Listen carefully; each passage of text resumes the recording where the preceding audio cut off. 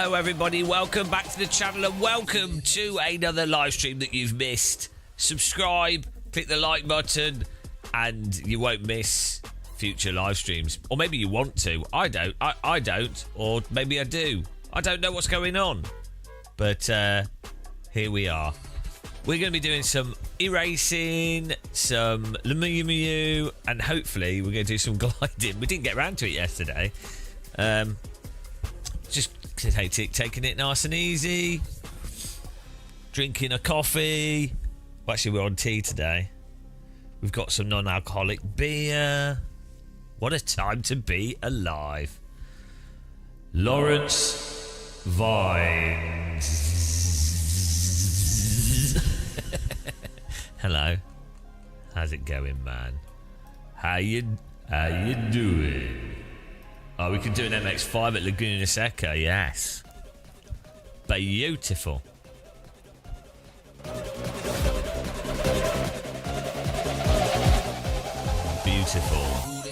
Beautiful. Get in your MX-5. Power, speed, and no roof. MX-5 is where iRacers learn to drive. It's the MX-5, it's the MX-5, a car that likes to jib and jive. It's the MX-5 theme tune. Hello, Lawrence. You're good. You're doing so good. Unacceptable. Fuji for the Super Formula Lights. Formula 1 600 at Road Atlanta. How's that meant to work? VIR. Is it the full or is it the mouse? Oh, it's the mouse.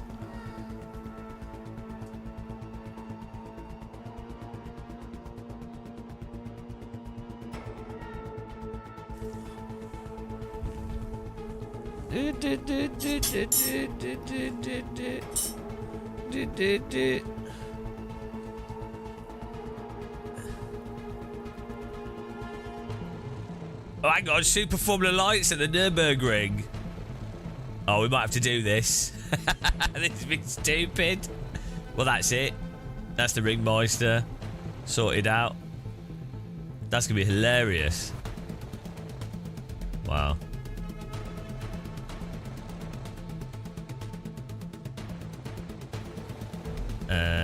Where's GT3?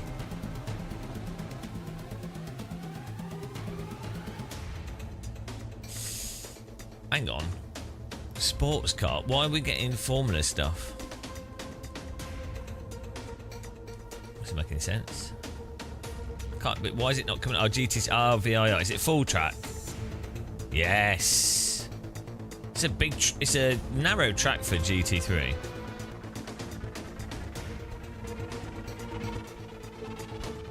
But I like VIR. It's a good track. Okay. Right, we're going to do the Ringmeister race. That'll be hilarious.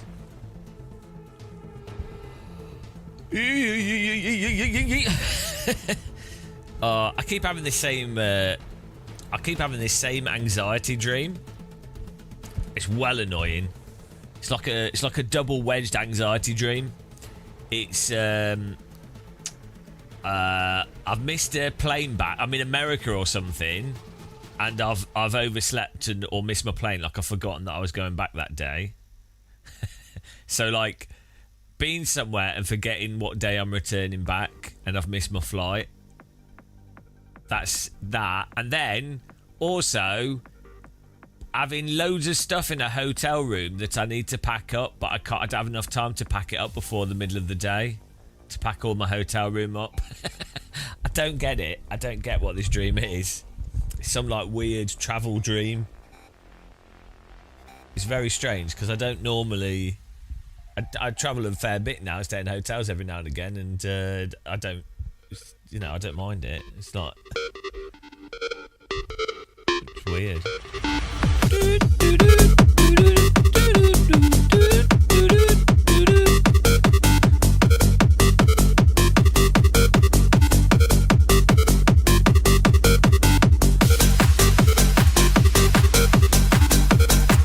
This is what we need every morning.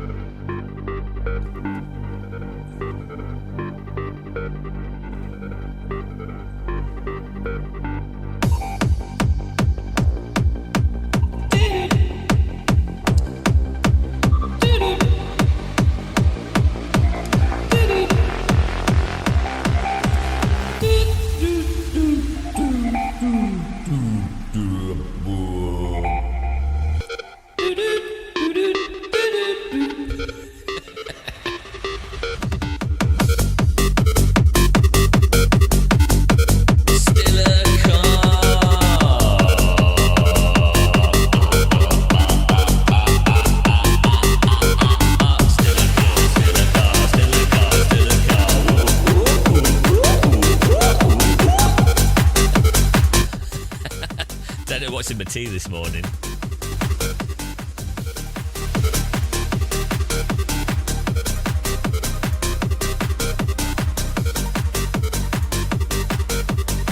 OBS. Hang on, we should get MDM cup of tea. We should get ChatGPT to generate a new wallpaper. What should we have?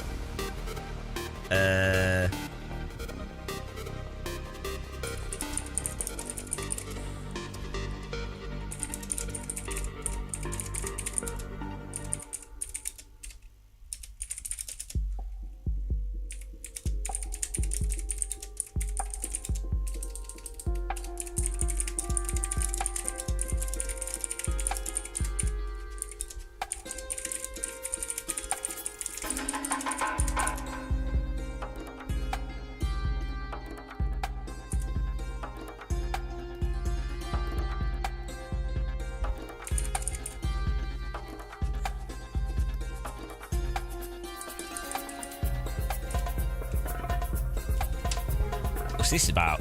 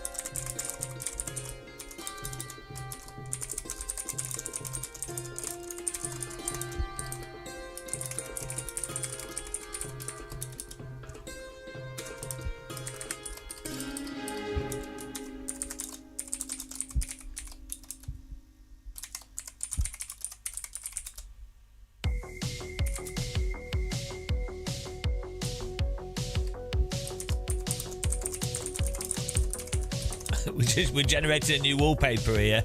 Pretending to type.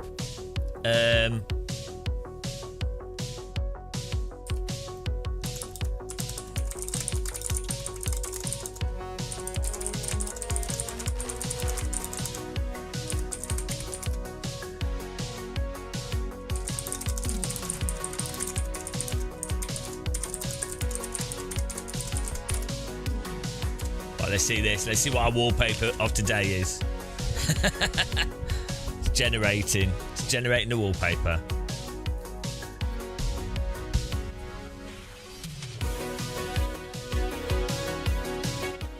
Yeah, so we're going to do this MX5 race. And then we're going to do the Ringmeister in the Super Formula Light, which I think should be quite good, actually.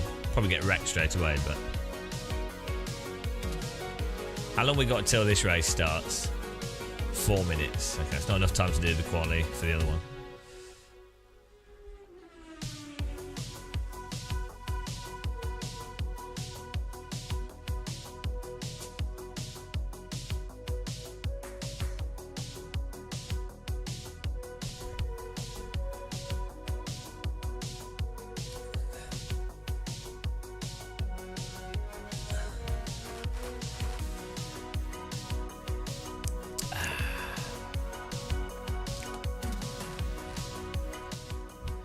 Good morning, everybody that's joining us. This is the worst time to start a live stream, actually.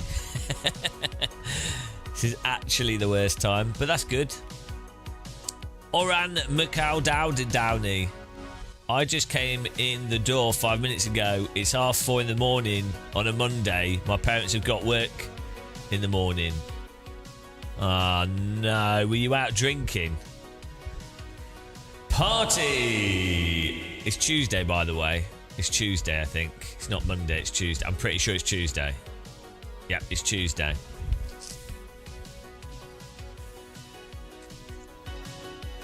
I think you're a day behind. Yeah, you've forgotten what day it is. Same, yeah, basically the same thing.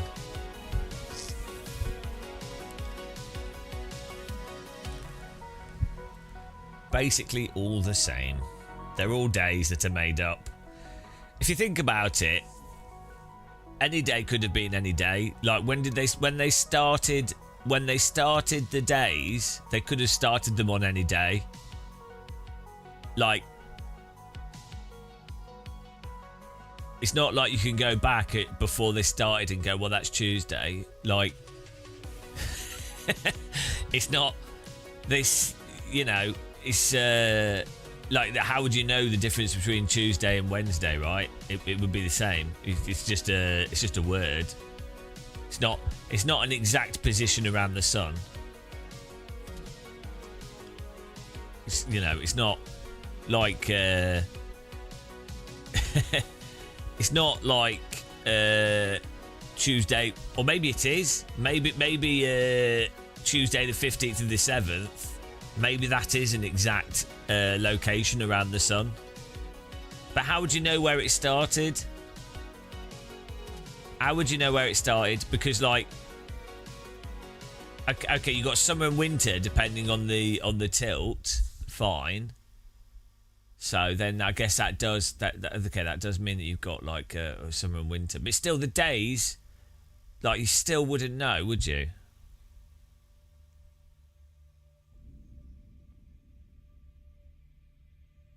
The angry, the background.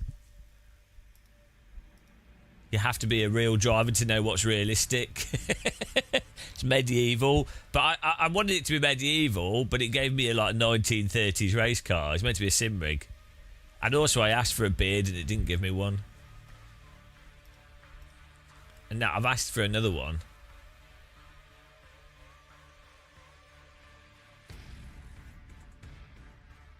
Oh no, ChatGPT's gone to GPT-4.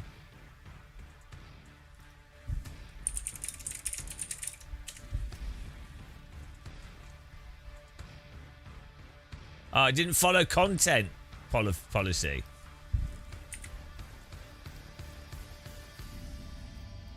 Oh, I didn't.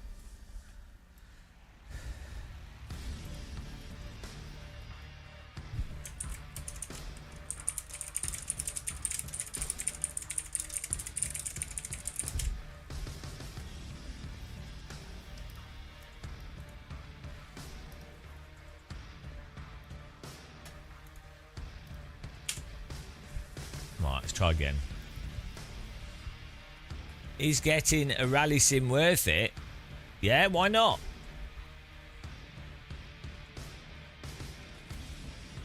Of course it is.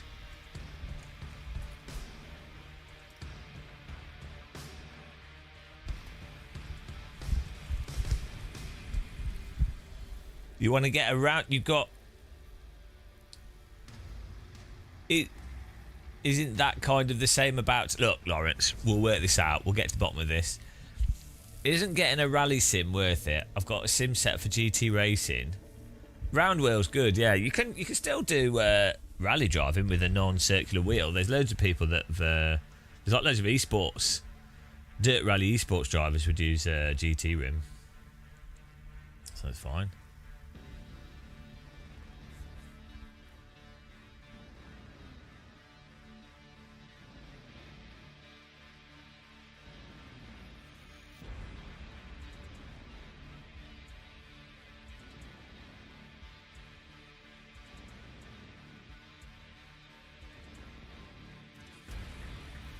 at this. It's not making my image for me.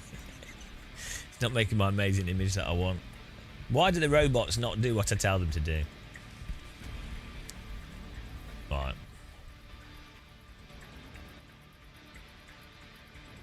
Just play. You can play Richard Burns Rally. That's all you need.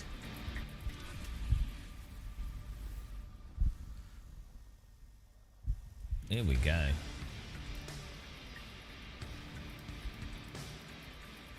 Right, we're all good here. Hello, Filing Account. How's it going, man? Filing Account! Woo! He's an account that they put the files in. Woo! It's made of steel and tin. They could put them in the bin, but instead they put them in the filing account. Ooh. Have you got a file? Use filing account.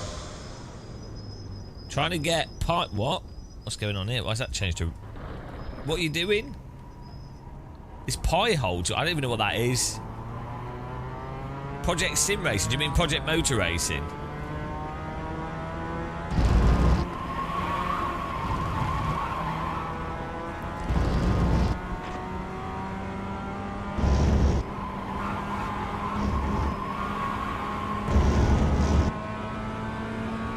I think it's interesting, yeah.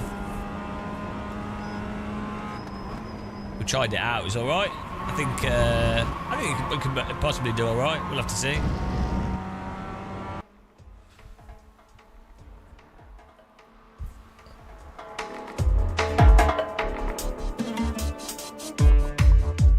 This is iRenting. Hello, Justice for Peanut.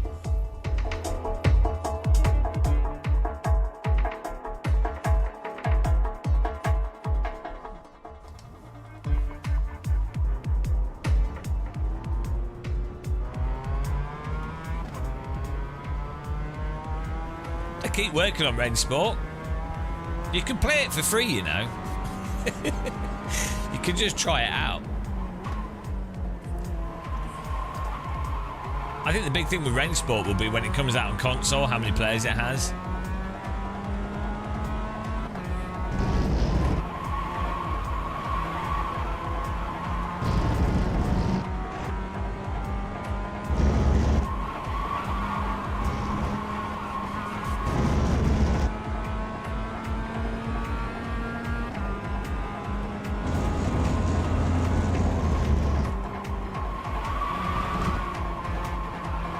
Yeah, we did loads of VR stuff years ago, like 10 years ago.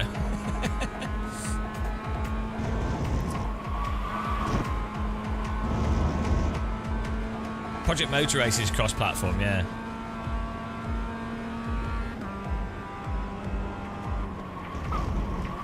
I like to give Apexes a rest.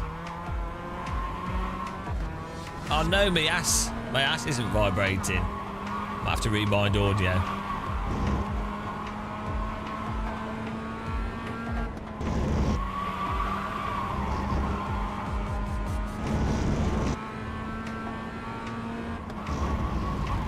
Green flag, green flag.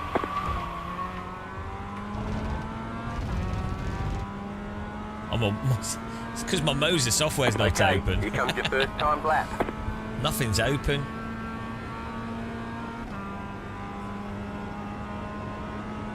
You get burnt out on it.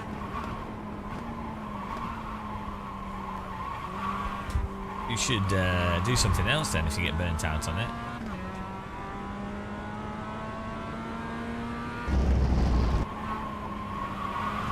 I live life burnt out.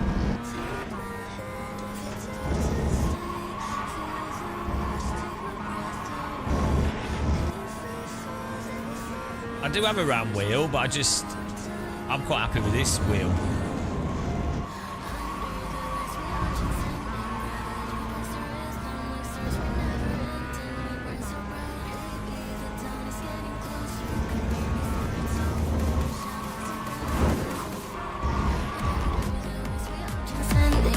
like a Base Hunter rip-off, this song.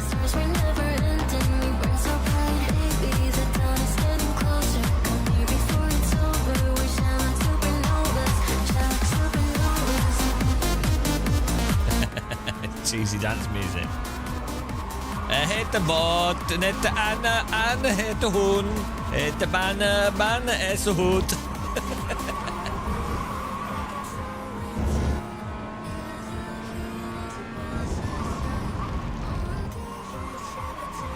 Hyperfixation.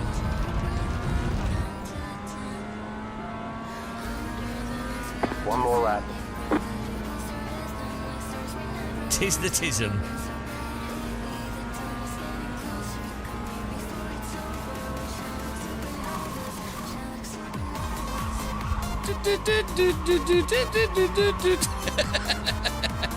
How bad is dance music?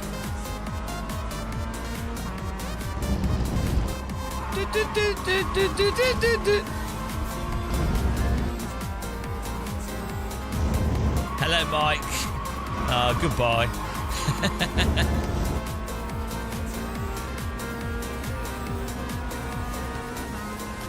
Het is viele hele welle dokter. Het is viele hele dente.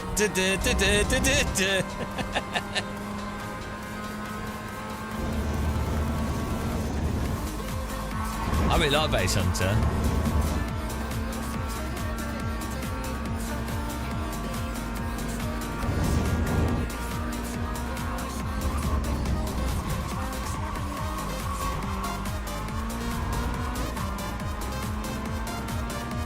Not got a German woman yet.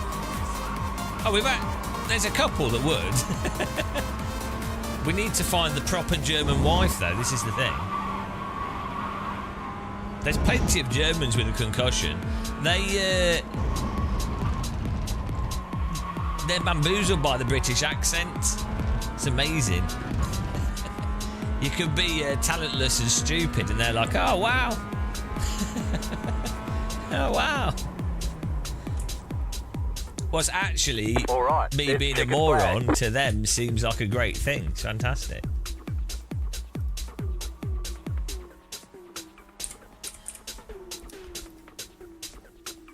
See if we can get our bum vibrator back on here. Sim Hub.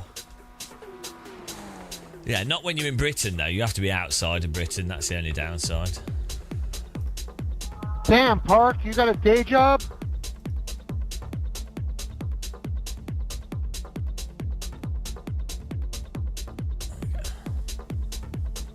That lap's slow as fuck. Here we go.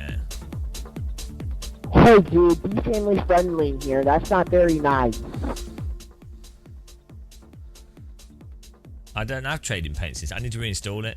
What's not very nice? Oh, where do we come there? Oh. You said the F word. Fuck? Oh. Yes! Why are you saying that? That's so bad!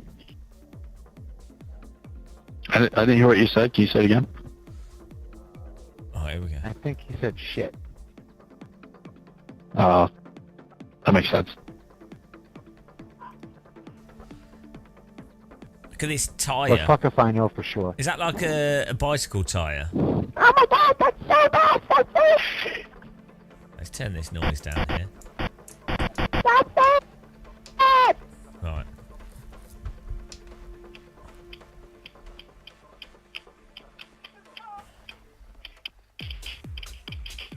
Look at this. It's a bicycle tyre. The Firestone bicycle tyre. The Dunlop Bridge was a lot better, we have to be honest. Alright, here's the real question of the day. Why do they make us take 6.3 gallons of fuel when you only need like 3.4 gallons of fuel for this race? Real question is, what on earth is a gallon? What's that? Do you remember when we declared our independence on July 4th from the UK? And then descended into tyranny. Yes, I remember. We enjoy tyranny. We're playing the long game. We're playing the long game. We've created a triangle of nations around the world, and little do they know that the triangles will be connected via electricity to open a portal into the teabag dimension. We will take over the universe, but it will take a while. I mean, I would expect nothing less from the country that brought us Benny Hill. There we go.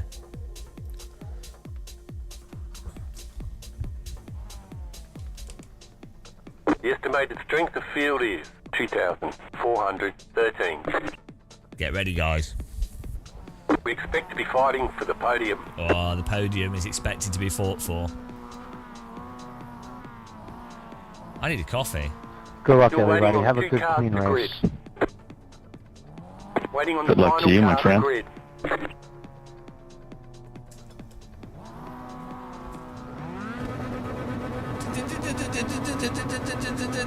Green, green, green.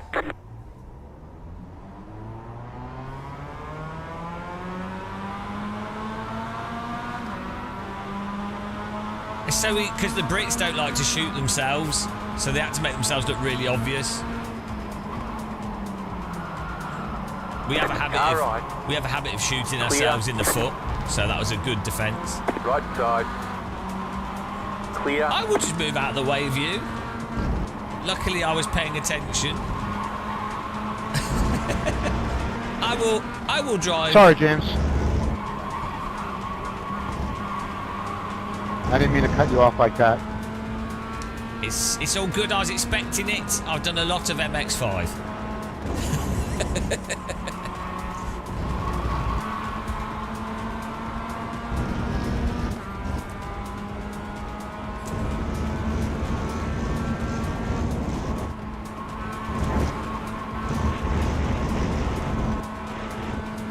James, the track doesn't go that way, Palio.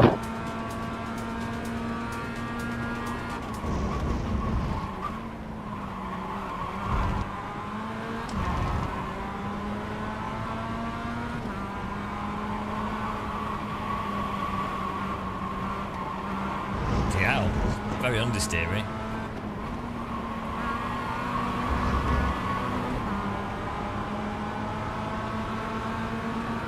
Car right. You're on the left. 3 wide. Car right. 2 wide. You're in the middle. 3 wide. Still hold. I like the 3 wide. Still hold. Left side. 2 wide. Clear. That was a bold move, James. All my moves are bold to shave my head every day. Car right. Clear.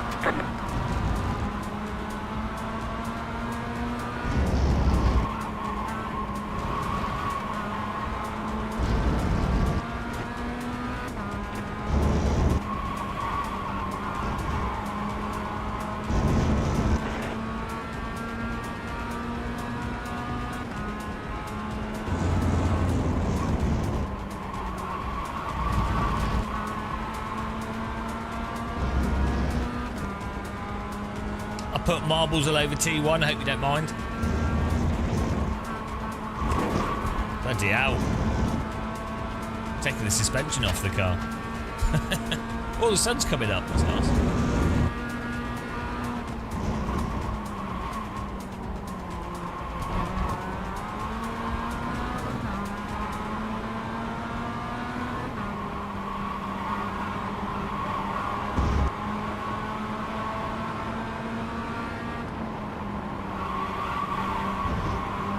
I ain't gonna be mad at you for that pass. That was pretty well done.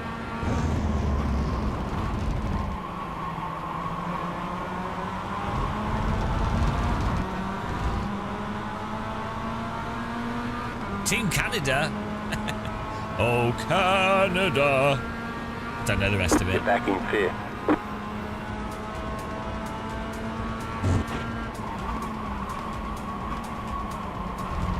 Car right. The vortex of Clear. doom has been penetrated.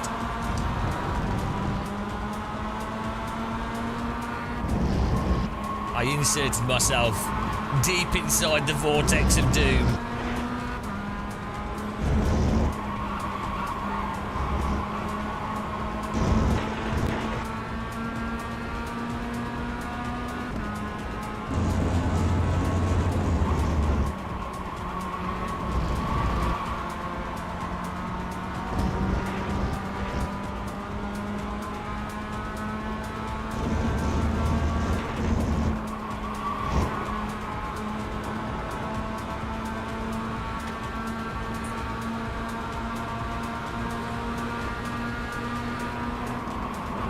right side. Stay on the left. Clear. It's a very hard track to overtake on this.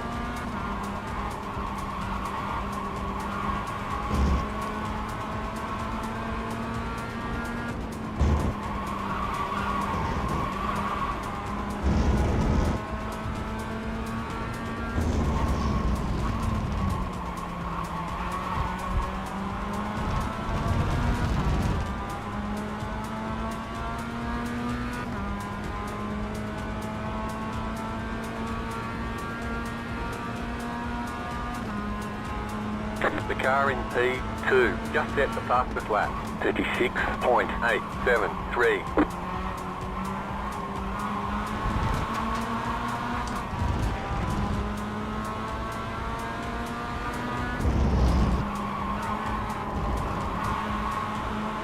Can we get another car?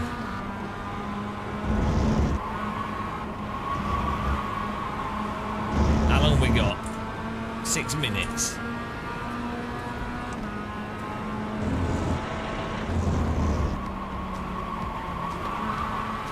We're going to do the Nordschleife for Super Formula.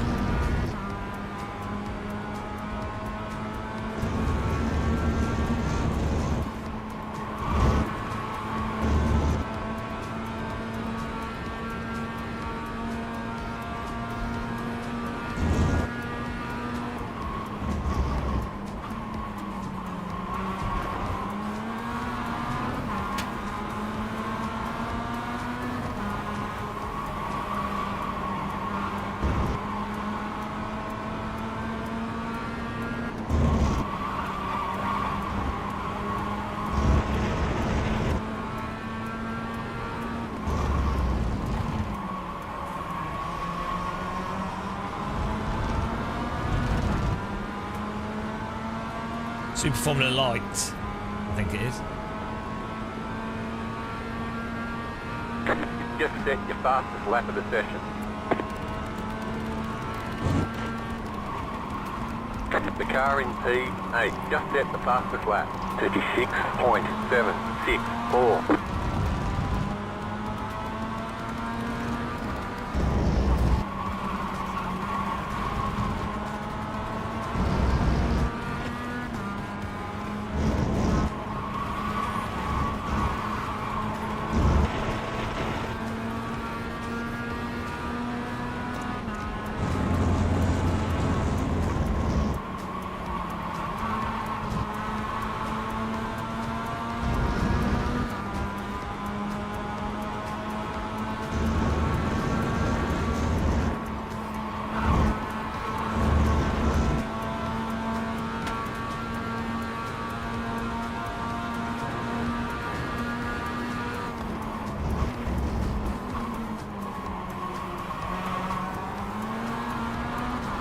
It's a very hard track to overtake on.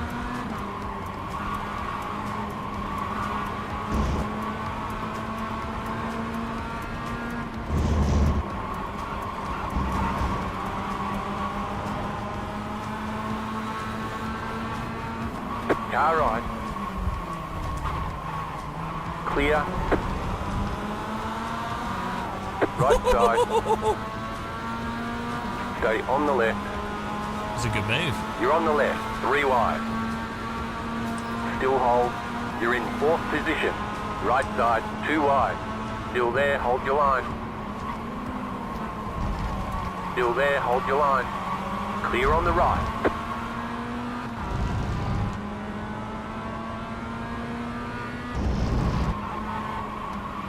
It's pretty sexy.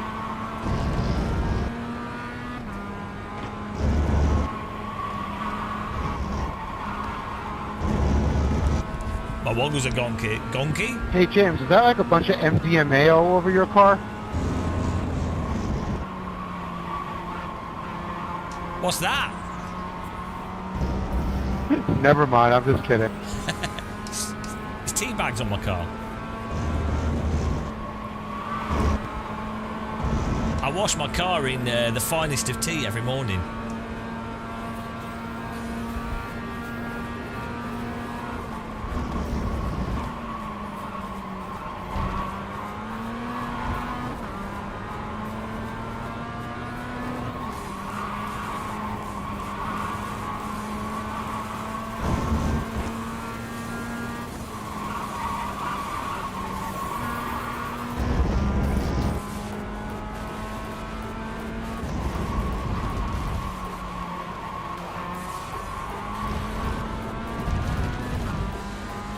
Let's go. The leader is running 37.709. There's an incident behind. Getting a bit of a drift there.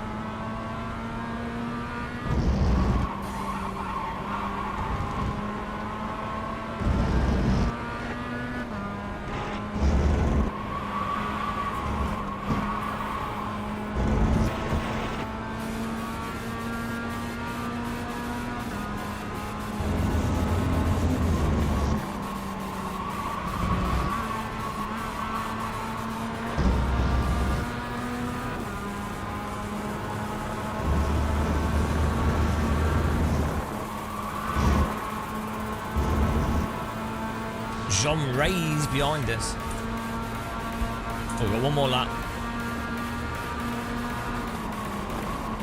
Car right, still there, hold your line. Clear on the right. Car on your left, clear on the left.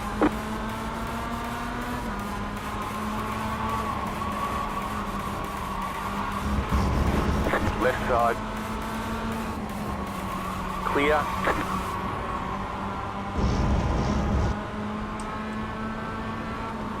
Car right, white flag, stay smooth. Keep to the left. Stay on the left. Clear. Oh, they're driving into each other.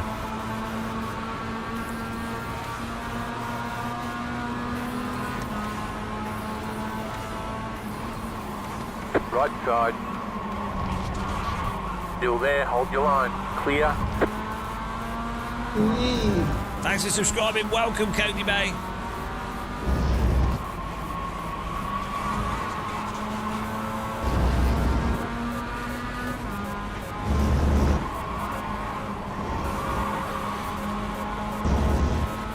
That was exciting.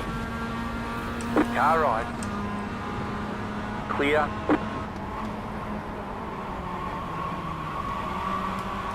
Car on your left. I had to come off my brake there Still to there, avoid it hold your bloody line. hitting me. Clear on the left. Right side. Still Jesus there, hold your Christ. line. Clear.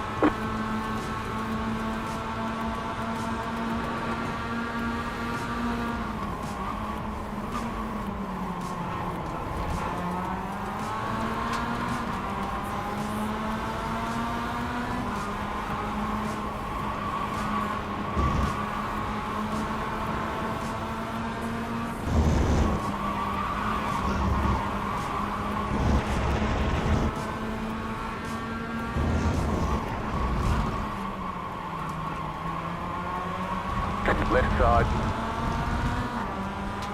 Clear. Car stopped on the Good right. racing. You got it. Slow car on the right. Go left. Is it Car right? stopped on the right. Car stopped on the right. In the immortal All right, words of let's Homer pick a flag. Simpson, Good job. Go! Very good job.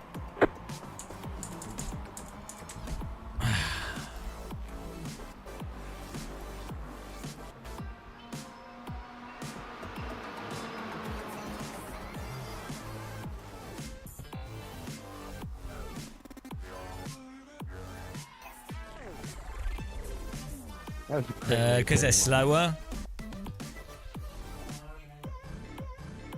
They're slower, so I the give up a lot netcode of doesn't positions, affect them I as should know. much. Basically, it's the netcode, and also they're generally driving much. They're under the limit a lot more.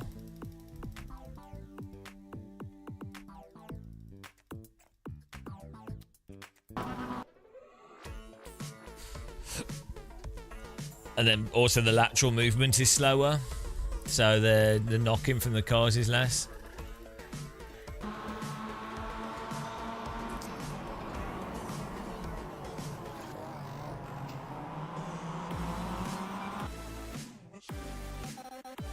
Yeah, it's good racing. It's good fun.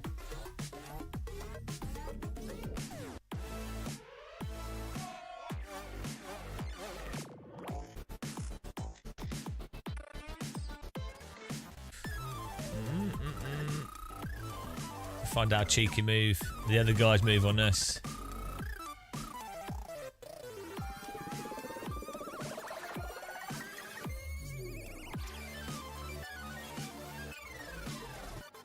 There we go.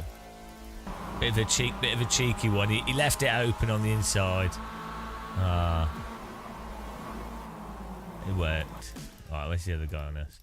This was good. Squeeze him through.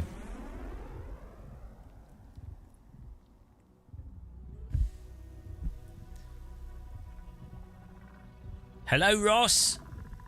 How's it going, man?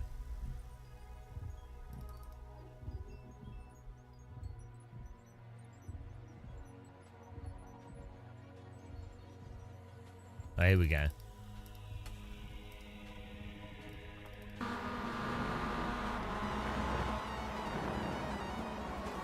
I came off my brake here because I was like, he's gonna hit me. He'd actually slowed it down though. I could have actually stayed on my brake.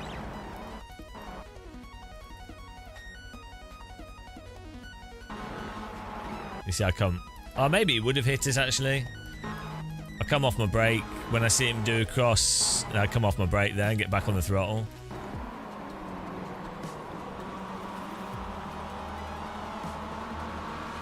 But probably could have stayed on the brake actually.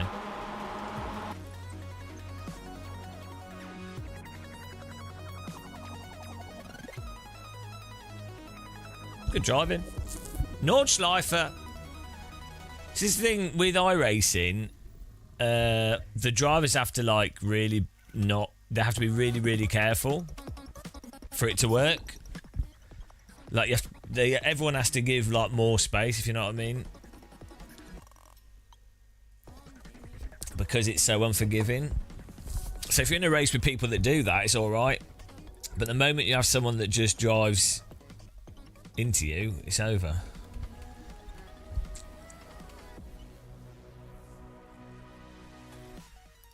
Nice. I need a coffee or something actually.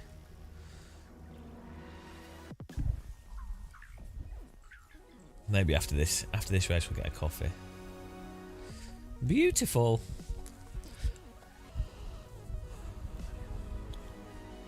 Woo! I need to record our Microsoft Flight Sim glider settings as well. We need to do a glider flight. We could fly around Mallorca, could be nice. There's a load of mountains in Mallorca. Wrists are alright actually today. My knees hurt today. Yeah, the wrists are fine actually. I think what the wrist thing was is that we did... Oh. Okay, trying to do this over. I think what happened was is we did that 2-hour race at Interlagos. Yeah, and I think that just hammered my wrists. What to eat? Every access... Well, beans on toast. Ross, you have a question about iRacing purchasing strategy. Is it worth to focus on a specific series? I would say someone shouldn't get into iRacing unless the amount it costs is irrelevant. So it's hard to know with iRacing what to buy because it's hard to know what you'd actually end up playing. And then also they change stuff around because they're a bit scummy like that. It's a bit of a scummy business.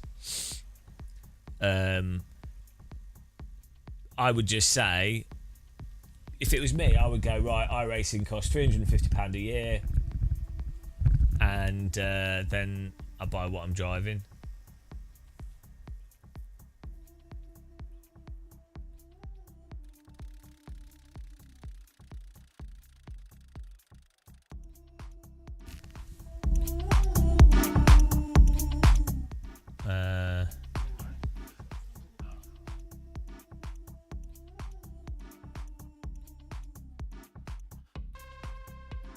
Yeah, you could do that.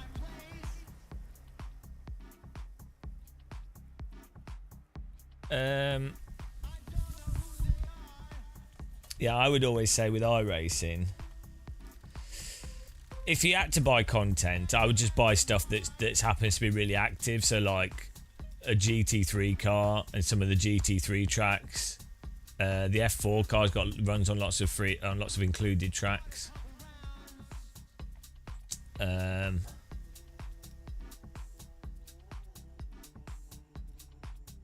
You know, and then Super Formula Light is on similar tracks as well. You like to be efficient with it. Well, you wouldn't play iRacing then. iRacing's a waste of time and money. That's the iTrap. It's like motorsport though. They're simulating motorsport quite well. Motorsport is basically a waste of time and money. Like, you have to. Should we build a school? Should we have more malaria netting for children? Should we have more clean water?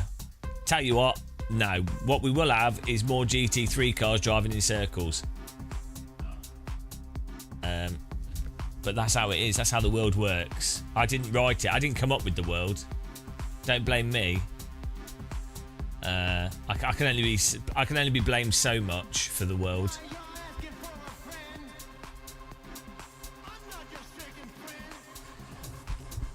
This is the man's world.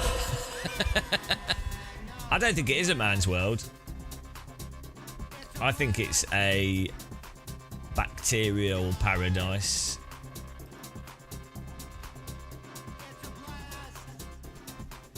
When they're both the same tax write-off. I'm a tax write-off. My face is a tax write-off. It actually is. If I do an event or marketing or something, my face is literally a tax write-off. Tax write-off. Genius. Yeah. Tax write-off face. I'm growing a beard and I've got more face, then I can charge more. That's how things work. I charge like £1 per centimetre of face, and I measure my whole face. So every inch we get of beard, it's a few more. That's a few more cups of tea.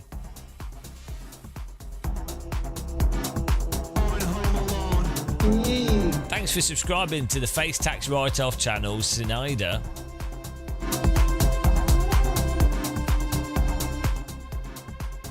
Insure my face. I actually was talking. I was speaking with my bank the other day, and they were like, "Oh, would you like some insurance?" And I was like, well, "Insurance for what?" And then they were like, "Well, we have insurance for this, insurance for this." Like, I already have insurance for those things, but thanks for offering me insurance. Appreciate it. I thought the bank person was gonna. I thought the manager was going to be offer me some exciting insurance. I don't know why. I just thought they might. I thought they might offer something I'd not thought of. Yeah, but no, it was all the boring stuff.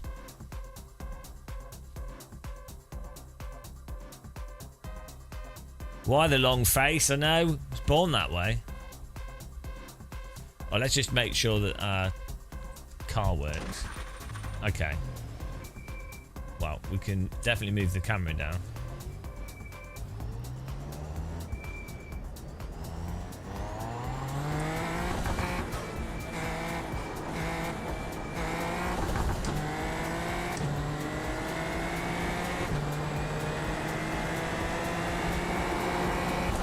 Okay, I can definitely turn my full speed back now.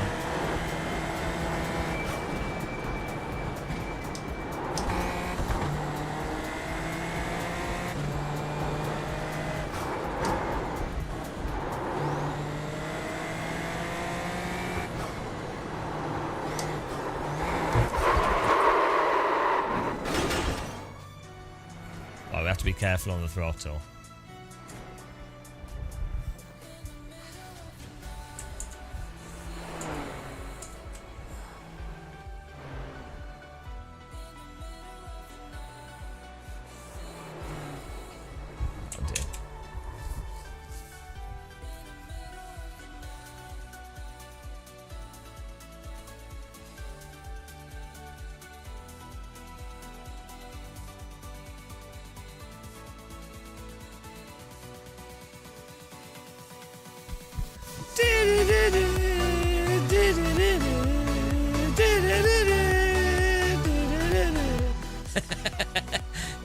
All this music drives me crazy. It's the same songs.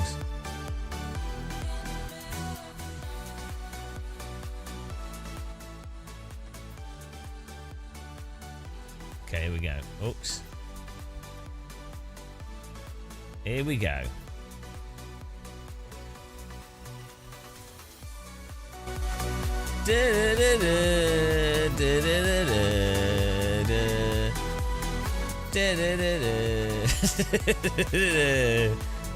Oh my goodness. Right, here we go. One lap to green. Line up on the right side. The estimated strength of field is 2,479. Pit road Oh is my god, closed. the leaderboard's working! The leaderboard's working on YouTube! Leaderboard's working! Woo! We've got a leaderboard! Yes! We're on the leaderboard program now. Look at that. MMK's third. We didn't have that. It's just the first day that this has happened to our channel. Thought YouTube had left me out. If you go in the chat on YouTube, you can see who's the person that's wasted most of their life.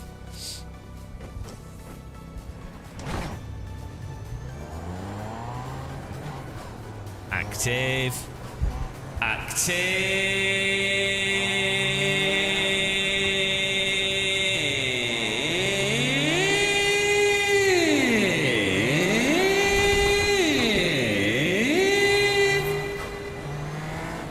Bilstein, brought to you by Jimmy Broadbent, Super GT, and Misha Cauldron. I don't know what his surname is. Bilstein is now. Hang on. What do you get if you combine Jimmy, Steve, and Misha? Everyone is going to go fire, Dan. Why are you being like this? Jim,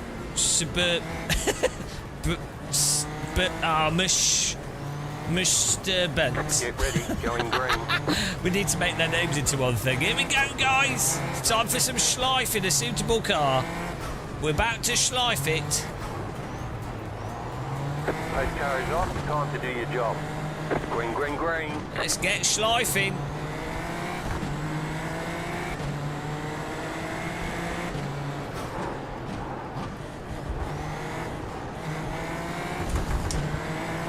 Right side.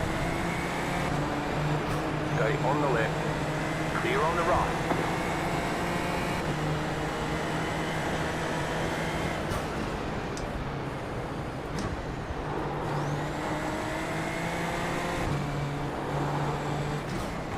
You got a slow car on the left. Car stops on the left. The leader's gone off. Go right. The next car's the leader.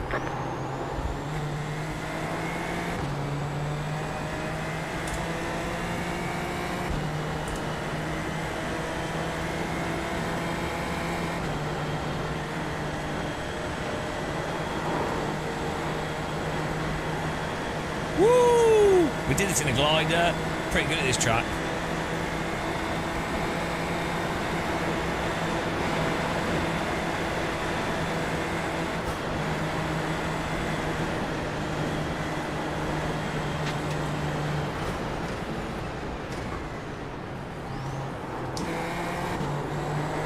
You got a slow car on the right. Go left.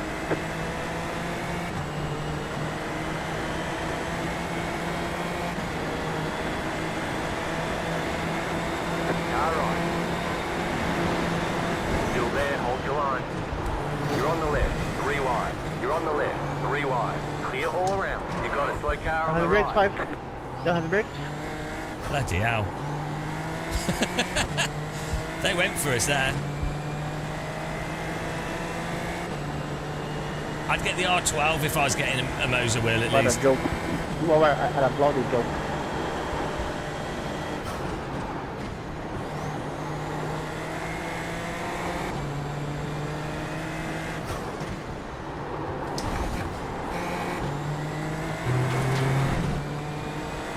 Yeah, it was a good takedown.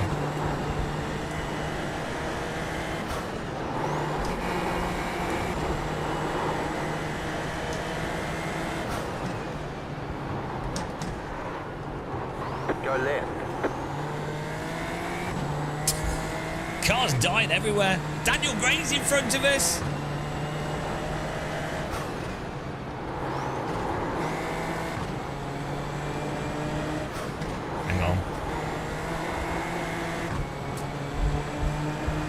on your left.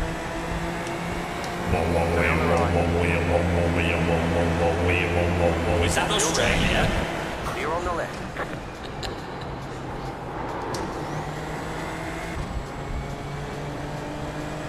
I can hear some strange noises coming from that car number 2.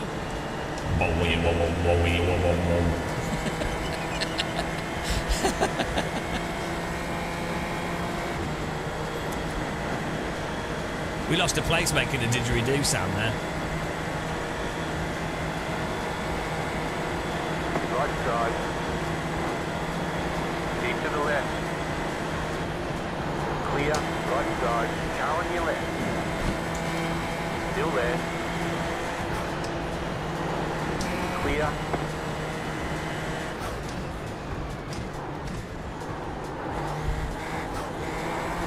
By the way, guys, give Daniel Gray a follow. Whoa! That was Daniel Gray's fault. Why did it do that? Whoa! Okay, I'm sorry. Hey, I'm sorry. That was my fault. Why did the car lose it on the curb? Damage. James. Road is over. Alright, I was even trying to give you the collision damage. Yeah, I'm sorry. This car does not do donuts. I'm sorry. the back of your car. Yeah, it was my fault 100%, sorry. That was not a donut. That was a drive into the racing line. Oh dear. What a disaster. The bloody car does not spin up. The car, I was trying to spin the rears onto the track to like rotate, and it just slowly drives. It slowly drives. It slowly drives onto the racing line. It's like I wanted it to spin on the spot. Oh my god! I was like, I'm in the way here as well. So, oh, Jesus Christ. Yeah, and then we touched the curb, and then we couldn't do anything. I'm unsubscribing now. I would do. I would file a lawsuit. Oh my god. It got stuck on the curb. I couldn't get it off the curb. Bloody hell. This is a low setup on this. Well, we got halfway around the track. Yeah, I needed to clutch dump it because this car doesn't spin up unless you absolutely welly it.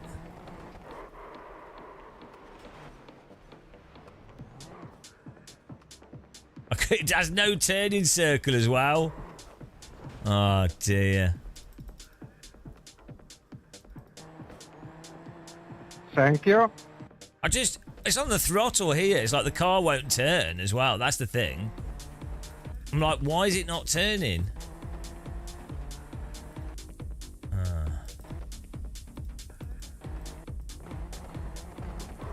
Yeah, don't go on the curbs. That's the lesson. That's the lesson for this session. We avoided a lot of punts though, so I mean, getting that far around is pretty good.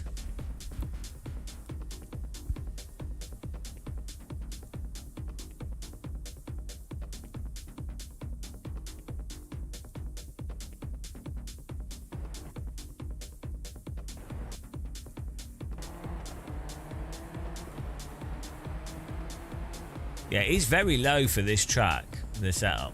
But I mean, there's nothing you could really do anyway. Like, you just wouldn't go on the curbs.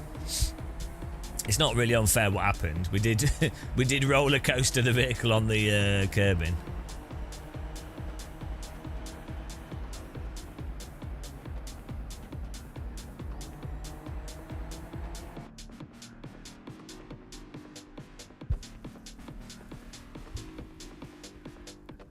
No, we didn't do 24 hours of Spa.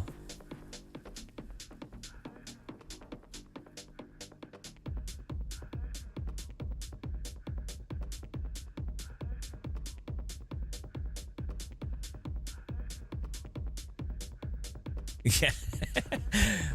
we got away with it on this one, but this has got like some stuff, but still, even this was risky. It's why they don't really run modern formulas around this track, because the curbs are pretty tall. Hello, Novotny.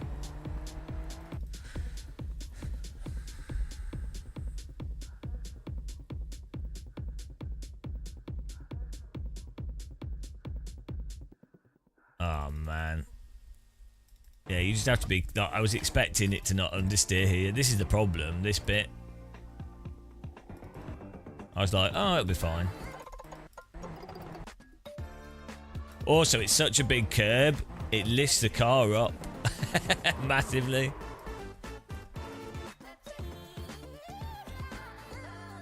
Let's see it from the guy we made it from.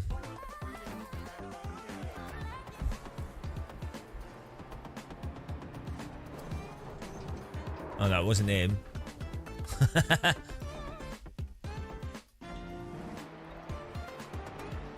Oh, no. Oh, he's so bad. Delete this. It didn't happen. Delete it. You're the #1 viewer of this stream. That's what you get for being the #1 viewer on YouTube. Oh, no. Oh, no. Look at this. It's so bad. It's so bad. It's so dumb. God. It's early in the morning, alright? It's early in the morning. The point was, I thought the rears would spin up. We're on the grass. I've gone the throttle. I'm trying to just spin it around on the spot. And I've just slowly rolled into the racing line. What's it going to do? I mean, if he'd have gone right, it would have hit us. If he'd gone left, it would have hit us. It was a perfect track block. I'm applying for a job at the local police station. Tonight on Police Camera Action, a bold police officer stops an out-of-control race car using the side of his vehicle. This is a dangerous move only reserved for the greatest of criminals and for the greater public good. Sadly, Officer Muscle received immediate paralysis and brain damage for these actions. Fortunately, he already had severe brain damage before taking these actions and had the skills of a fully paralysed driver. Therefore, nobody's noticed any differences in Officer Muscle since the incident.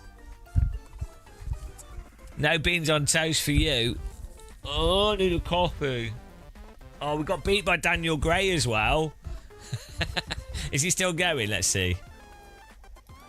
Get in there, Daniel. I hope he makes it to the end. He's in 4th place. Didgeridooing himself to victory. Look at that. Daniel Gray started in 10th as well. He's ponying it. Formula Gray.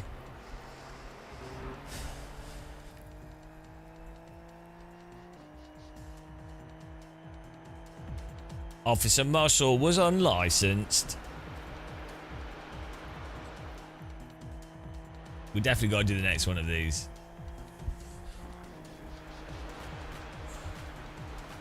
Daniel's not doing bad considering that he's upside down. Also, where does he fit his didgeridoo in this?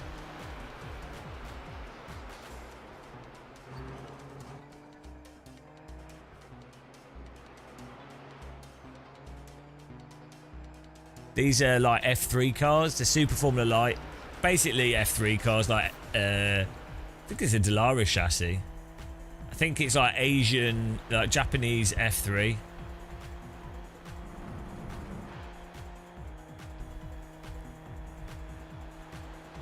No, they're F3. They're quite a bit faster than an F4 car. More downforce as well.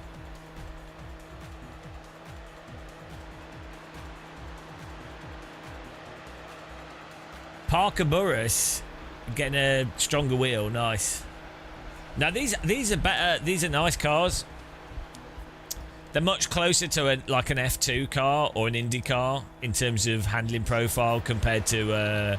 So the old F3 cars were closer to like 2000s Formula cars. These are sort of yeah. White flag, white flag.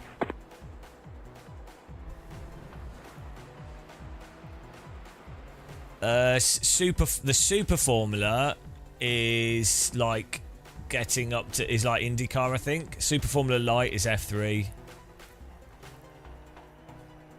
Yeah, it doesn't quite line up. I mean, you could ChatGPT is actually probably quite good for that. To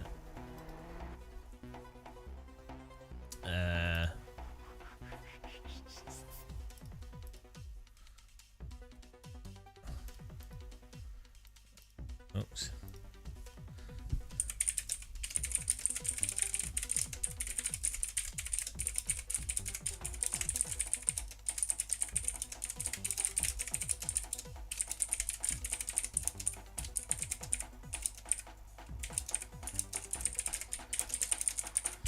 Let's see.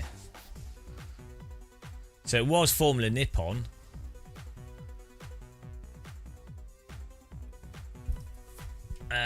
That was the top one.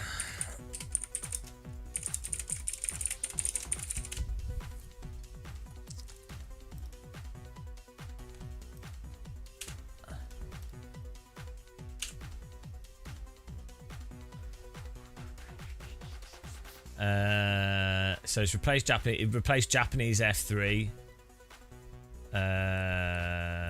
Here we go. So it's 240 horsepower. F3 was 380. Formula 4 is 160. But top speed is 260. It's slower than F3. But it's lighter. It's 80 kilograms lighter than F3 cars, so a little bit more nippy. Yeah.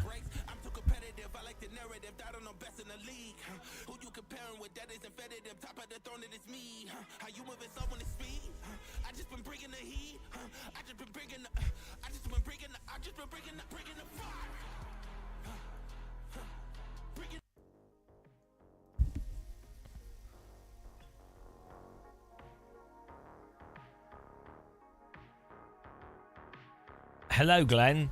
Do you mind putting your mirror in the middle of the screen? Yeah, you're not allowed to look at it.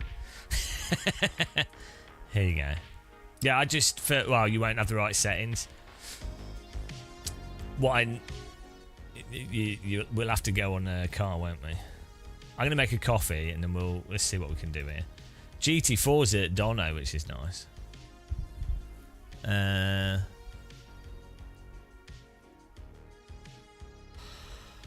Oh, I'm a bit dizzy today. Oh, they're doing Ringmeister every hour now. We can do the qualifying maybe. Yeah. Ringmeister used to be every 2 hours. Right, I'll be back in a minute. I'm just going to get a coffee. Look at this though. We have the YouTube leaderboard. This is well hype. Top fans. LPD Vines Who We Murdered, Nismo and Glenfirth are now our top fans. It's participation.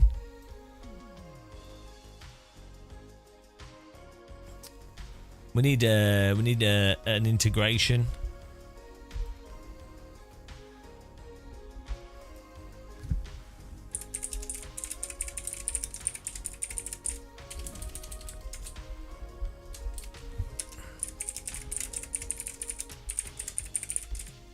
I can't spell.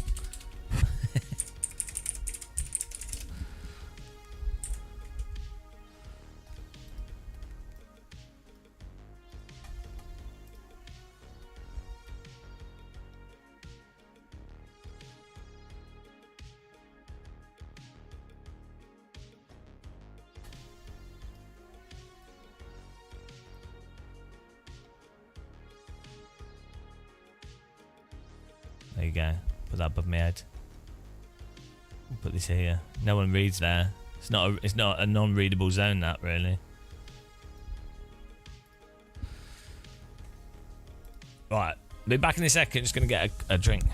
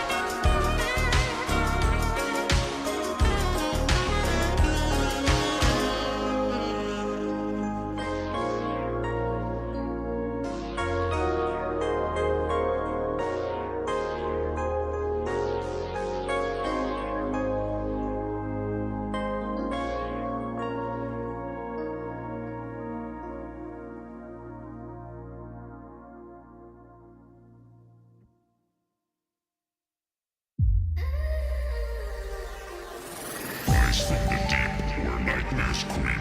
Ancient whispers disturb your sleep. A cosmic fear, a pitch black flame. Embrace the darkness that has no name.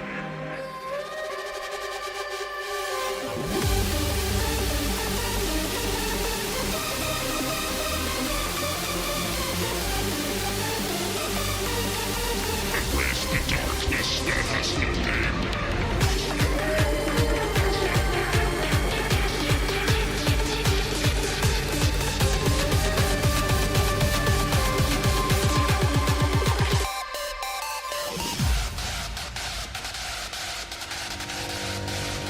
Embrace the darkness.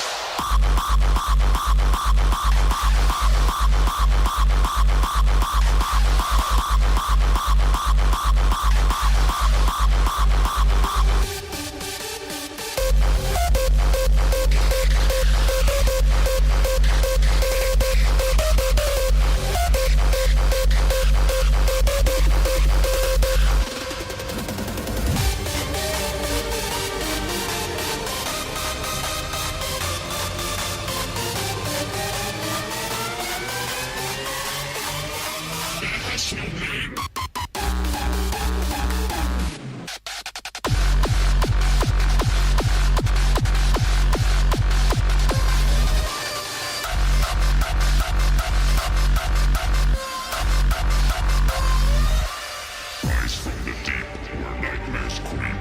Ancient whispers disturb your sleep. A cosmic fear, a pitch black flame. Embrace the darkness that has no name.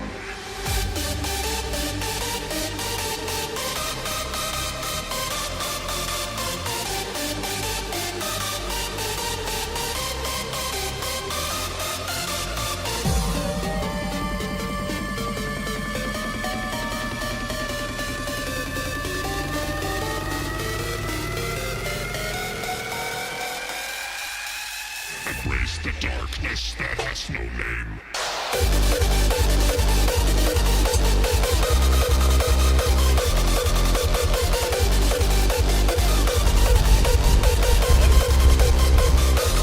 Oh, nice relaxing music.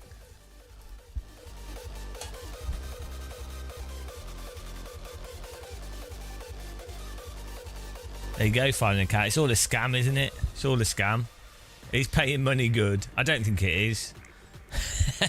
It's nice that people get points just for chatting, though. It's a shame. They should have, like, more crowns, though. Like, it should be a top 20. So you can see who's been interacting more in the live stream. Because, I mean, filing account is pathetically at 12. What a bloody loser. 12th place. Mike TTC's at 23rd. Oh, I mean, you know, it's disgusting. Absolutely disgusting how bad some of you guys are. Do you know what I mean?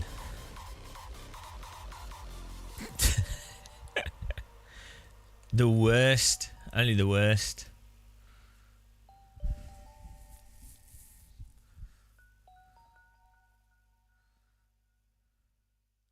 I've been in 4 races with you, and 2 of the 4 you murdered me. Daniel Gray's here! Did he win? How did you do in the race? Daniel Gray!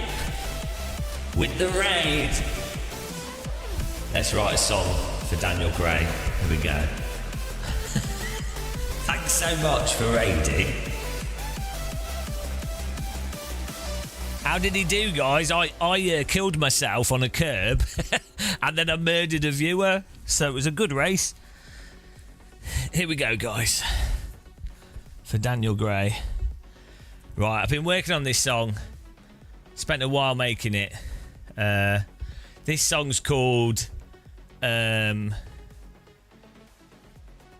song is called Daniel Gray Has a Propensity to Crash into iRacers. I hope everyone's ready for this. The car is out of control.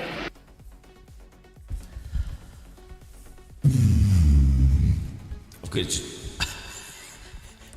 Just got to warm up my didgeridoo.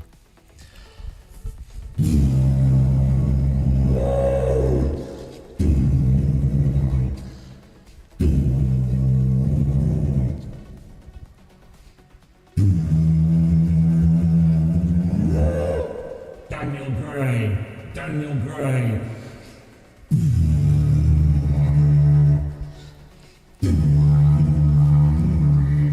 Daniel Gray. Daniel Gray.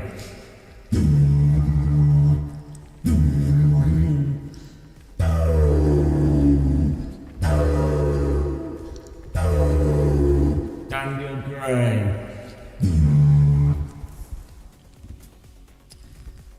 Hope you enjoyed that.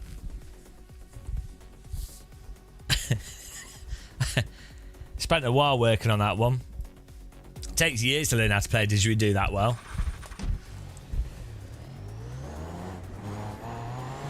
Hope you're doing well, Daniel. Appreciate the raid. Welcome along, everybody. Okay, it is 5:30 in the morning. It's a good point.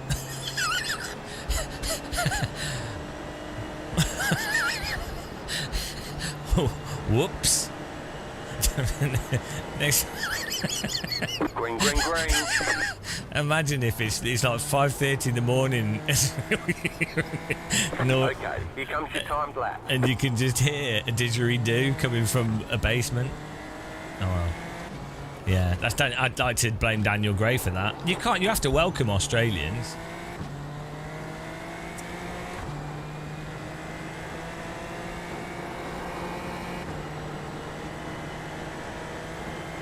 You have to, you know, you can't ignore them. That they don't understand anything other than the sound of the didge.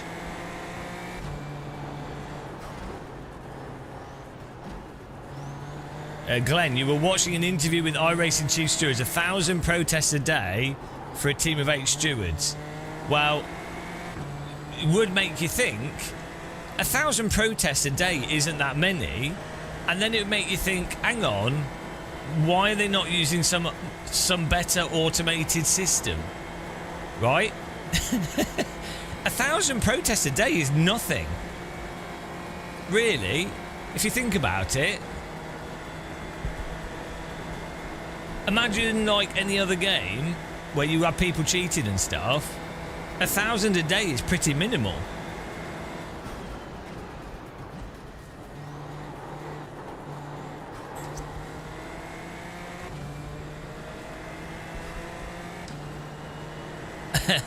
Okay. That loser.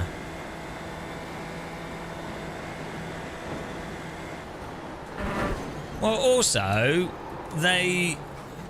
so the thing is, like I'm sure they'll use a system like this, but you'll be like, right, has someone been reported loads of times? Okay.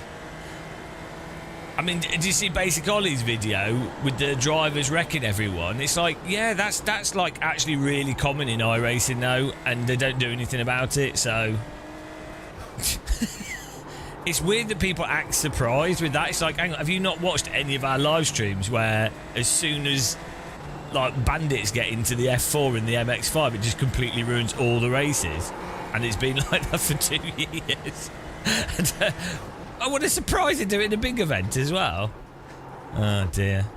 Spoiled people acting spoiled? What a surprise. It's really strange. People act surprised about things. Oh well. Oh well, that is life.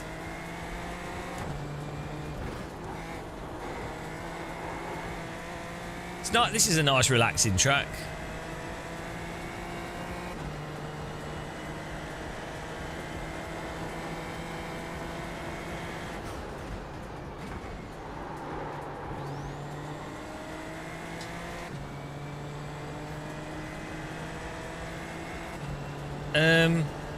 Yeah, but Glenn, like, the way software works, the price of servers has actually gone down.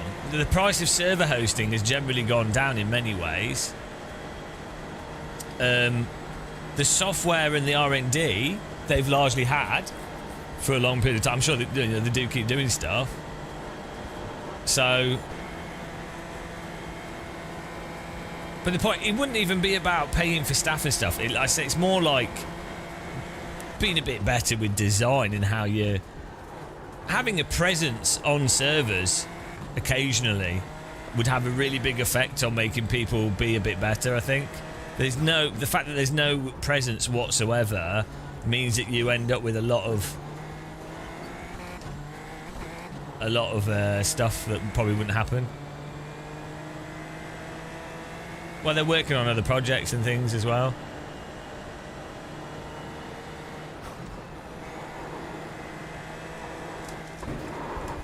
Bloody hell. You do not want to hit the curbs. Downforce saved us there. Yeah, that's the other thing is like... Okay, I'm pretty sure it does cost a lot of money, and obviously a mod and a free service is a different thing, but if you have a group of people doing something very comparable for free, you kind of have to think, you know, and sometimes free is easier than doing it as a business, weirdly, because obviously they're not having to pay people, and so there's no expectation, and so people do work. So free can actually be more expensive. That's a common misconception, but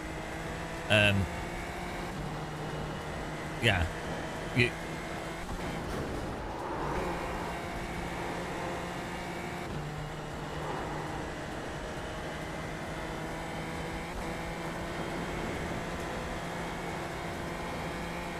well, or I mean, the other thing is, it's like you can't. There's no way you can defend the netcode, right, compared to LMU. Like, there are some design things, like LMU is way too forgiving. If your goal was absolute realism for damage and contacts and stuff, LMU you can just drive into someone and get away with it, right? So it is way too forgiving in a pure literal sense. However, the way that the contacts... If you had LMU but you had harsher damage, but the way the contacts, what they do is what they do, that's obviously way more realistic than cars ping-ponging off each other, right? So, yeah, you know, you have that as an example, don't you? But, oh well. iRacing are weird. They're like a golf club. They do their own thing. It is its own thing, which is good and bad. You know, there's good things that come from that. Like, you're not going to get arbitrary changes just to cash in on stuff in the short term, but then you also might not get changes that are needed. So that's the advantage of like private business. It's like the problems with Valve software. They're really good. They're generally consumer friendly, but we haven't had another Half-Life game for how long? You know, there's the balance, isn't there? All right, there's the chicken flag. It would be nice to have another Half-Life game. But who's stuck around from Daniel Gray's raid? We're like the most hated iRacer, but then again, Australians are more chill and have a good sense of humour, so maybe they stick around. Maybe the Aussies stick around. There's a lot of very sensitive iRacers. Aussies tend to be a little bit more like Brits, not that sensitive, or like the Dutch and the Germans. There we go. We got a quality lap in there. That's nice.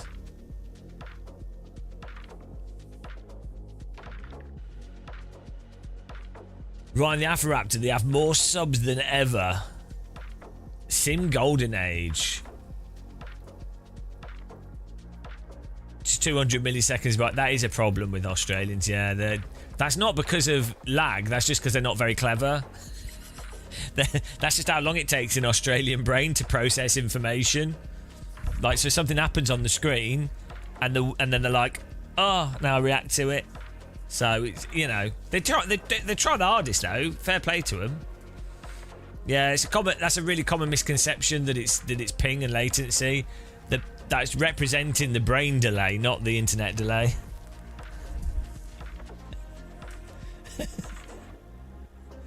Oh man. Put that in a video. I wonder if yeah, probably get away with it. Australians have a sense of humour. From their perspective, it's us with the brain delay. Then again, from an idiot's perspective, they think that that everyone else is stupid and they're a genius. So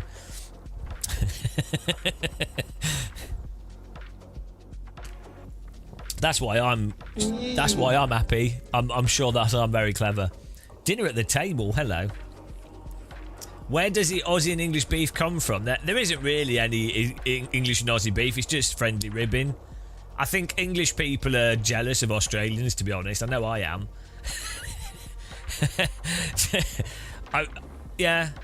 I can't think of a single conversation I've had with a British person that has been a genuine...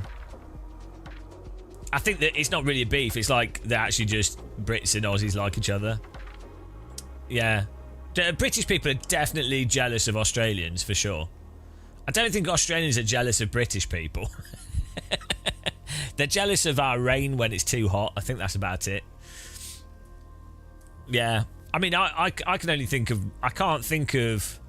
I know, well, there's the politics in Australia are mental and the whole coal thing and everything, but that's about it, really. Like, I think because internationally you only really ever hear about the positive stuff. You know, like actors and the film industry and all the, like, the amazing coast and countryside and stuff. So I think it's mostly that Brits are mostly jealous of Australians and Australians just think British people are stupid, which they're probably right. So, fair enough. Yeah, nah. It's no. Nah. No. No. Struth. I like that video. Nah. How does that accent happen? That's what's weird. How, like, different accents in different areas, how they happen is really interesting.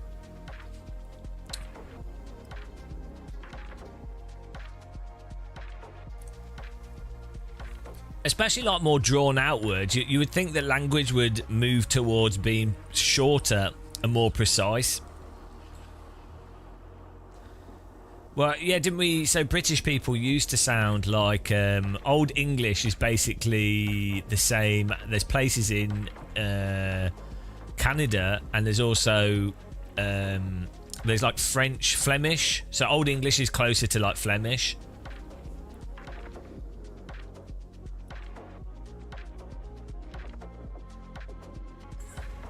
Maybe you end up talking like an Australian if you survive very long boat trips. The only people left on the boat. Like, boat trips are mental in the past. Skimmer asks if this race contributes to your sports license. I think so. Yeah, you can gain and lose license with this. It is an official race.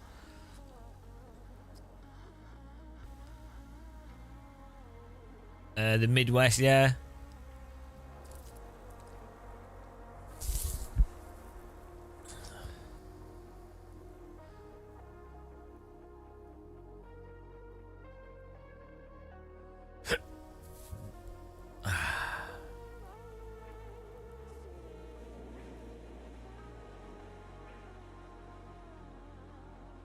You find Aussies to be like Brits if Brits were from Texas.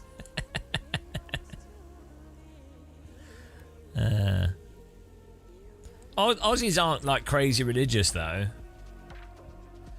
I think it's like settler. So if you have people that have always lived in a country, and that's that sort of thing. Whereas if the type of people that would go and settle somewhere, and then the feeling of being in a harsher environment, obviously that would probably change your perspective of how you deal with stuff and how you do community things and what have you. It's quite interesting.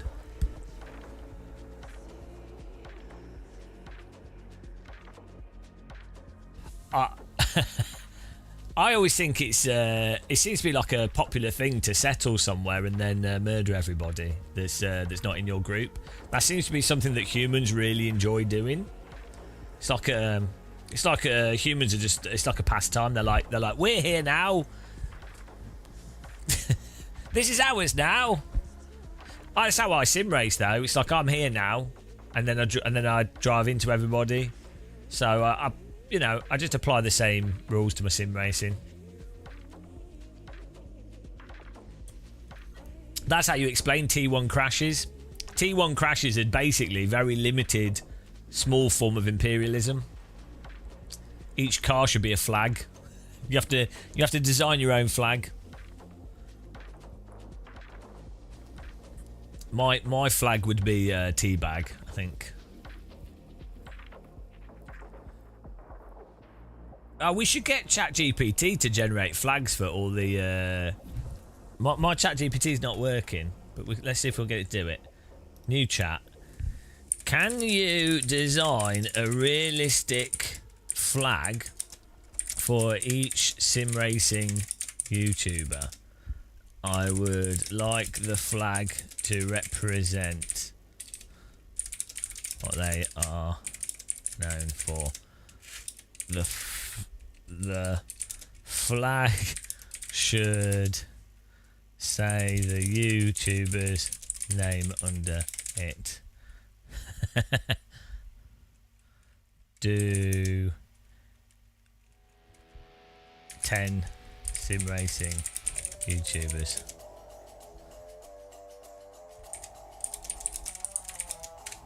Let's see if it does it.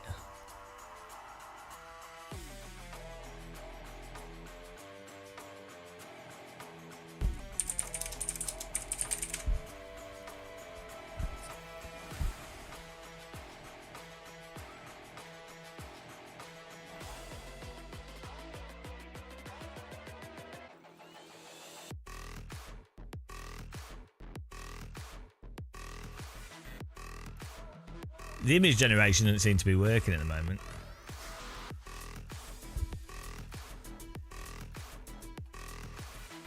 There we go. We have 10 minutes till the next race here.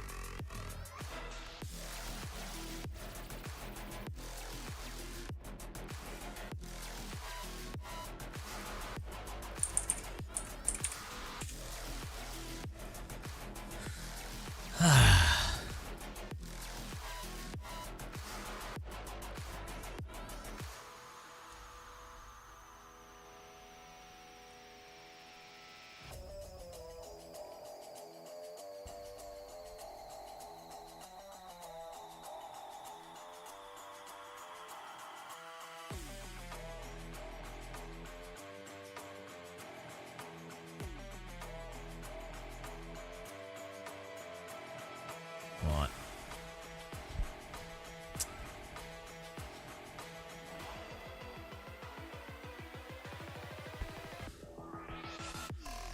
Linear Fusion, when do I sleep? Well, we got up at like 4 a.m. today, or 3 a.m, so...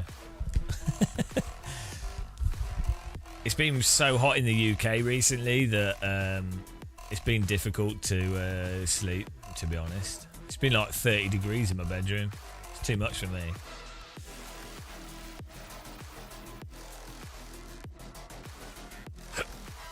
Seven minutes till the race starts here. Until we die again. This is pretty much the hardest, probably the hardest car track combo they've done with this.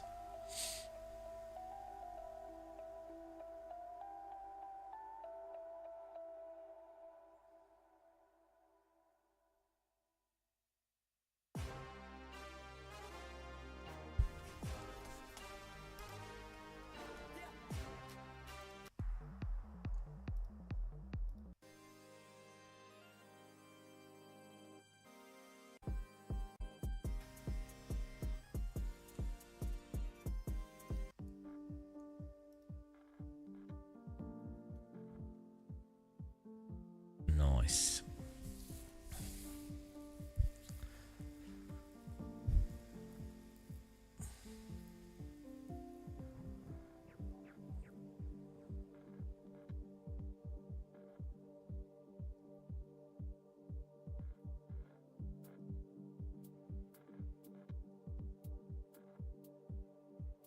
$66 people registered. It's crazy.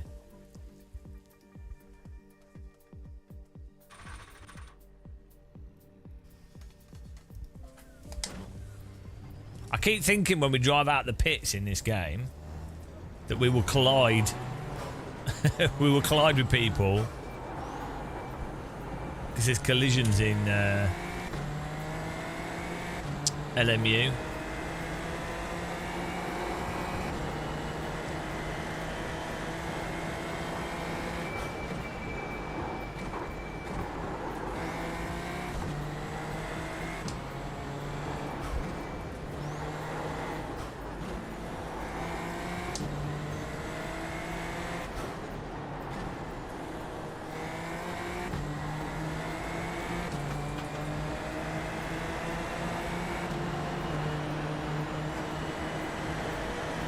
These cars have a lot of draft as well. Right side. Clear.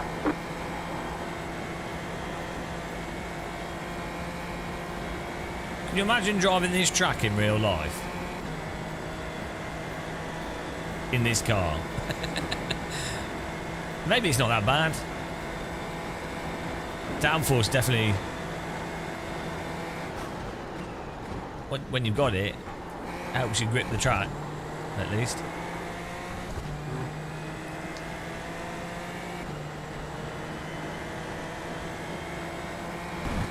You manage one turn, and then you'd be dead.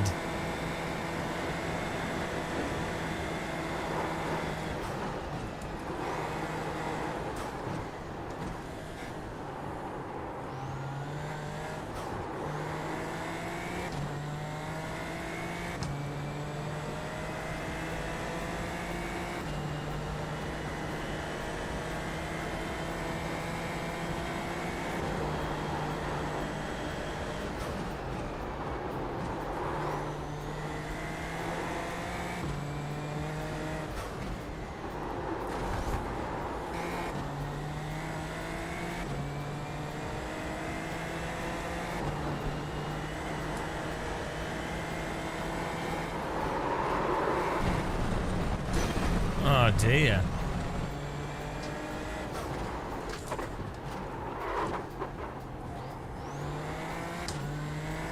Yeah, you have to be really careful you don't get drawn into the slide there.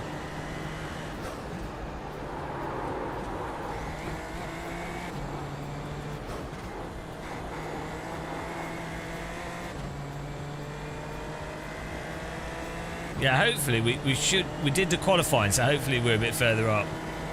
You kind of just want to be away from all the people that are just going to bin it like I did last race. What you want to really watch out for are those guys that just drive across the track wrecking everyone. They're the real ones to be careful of. They're the worst. Hello, Right Nose Race Room. How's it going, man? Guten Morgen.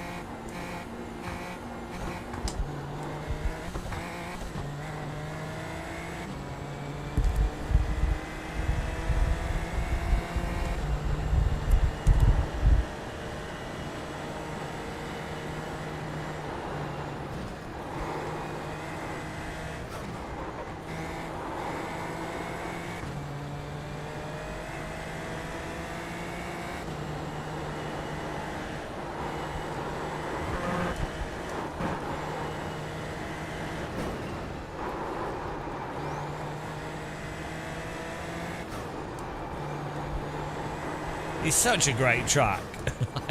Like, flying over it, driving on it.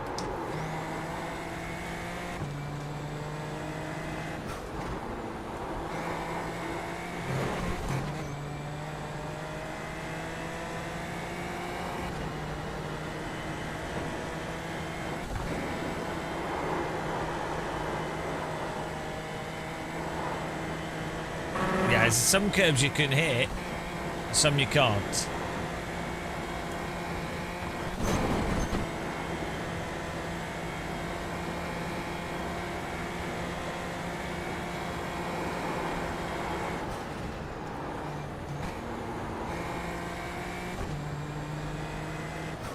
see how this would be really dangerous with a downforce car, because you're better off going faster and trusting the downforce, but if you're slightly off, you just don't have enough downforce.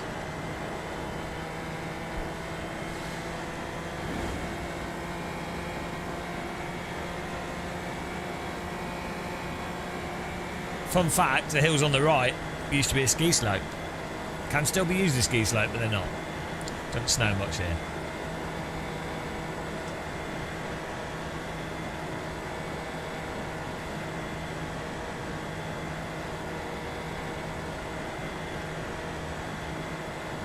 You have about 5 laps of fuel left.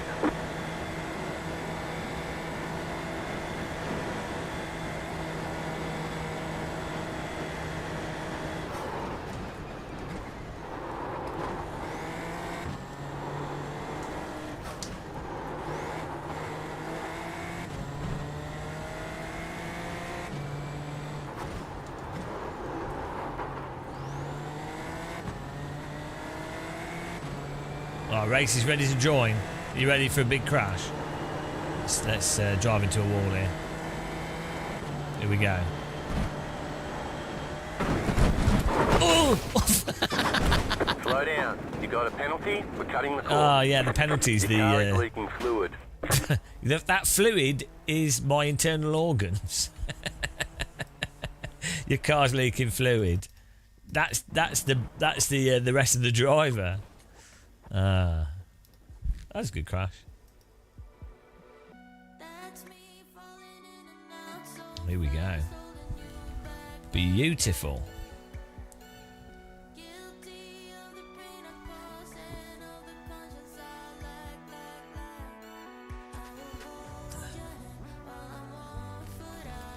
Get in there.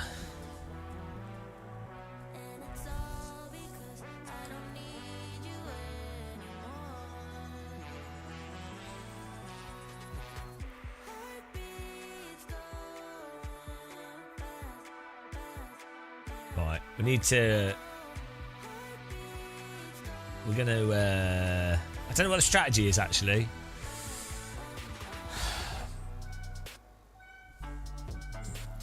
Where are we starting? Oh, 6th. That's quite good, actually. That's quite good. Doing the quali has definitely helped.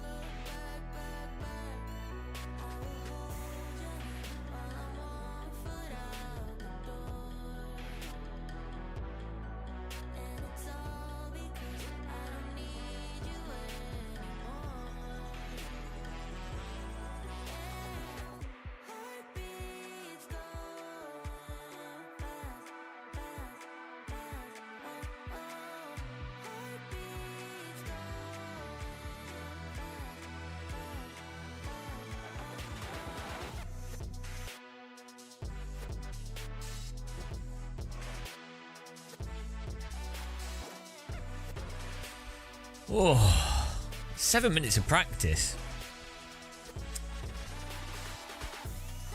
Nismo, first GT race down, spun out 3 times near the end because the car cannot hold the slightest bit of slip once the tyres start wearing a bit. What car are you driving?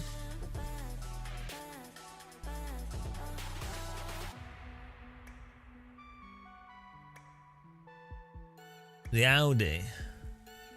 Yeah, we had the thing with the... Was it with the Porsche where we took the inside of poo on and the rear just gave out? But it's only after like 30 minutes of driving. So it's really weird.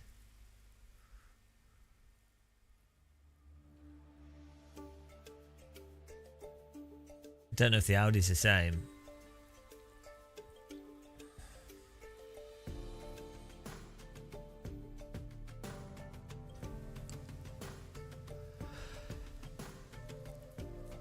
I think the thing is, the tyres could wear down. Hello, Osvaldo writes. No, we just got up early this morning. I think the thing is, the tyres could wear down But as long as you could catch the oversteer that occurs from that, it wouldn't make any difference.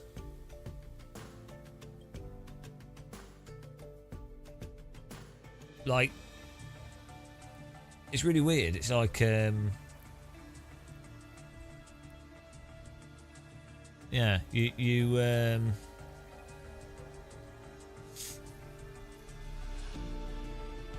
like the actual wear and the grip decreasing might be correct, but because you can't do anything with it, it then makes it very unforgiving.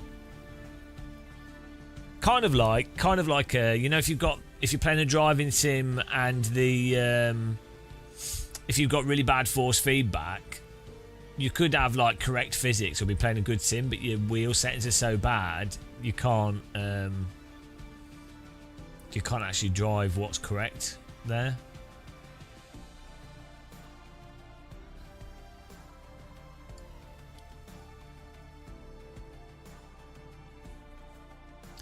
I wonder what, I really don't get why they don't. I feel like it's by design, but at this point, I don't quite understand. I don't get the. It would be really fascinating to understand the crux of it. Like if they went, yeah, we've done this on purpose because we're trying to make it so that esports drivers can't exploit overdriving or something. That's the reason. Maybe that would be it. But it would be interesting to know for sure. I mean, when I've talked to people from iRacing, they said they're really happy with stuff, but then a lot of developers will say that's their public facing, you know, they're not going to say, oh, well, some developers will actually be totally honest with me and say what the actual underworkings are, but that's not always the case. Like, some developers just won't trust you enough to tell you stuff. But yeah, like it is weird. It would be really nice to know, is it intentional, and then why is it intentional, or is it due to a technological limitation that they just can't work out?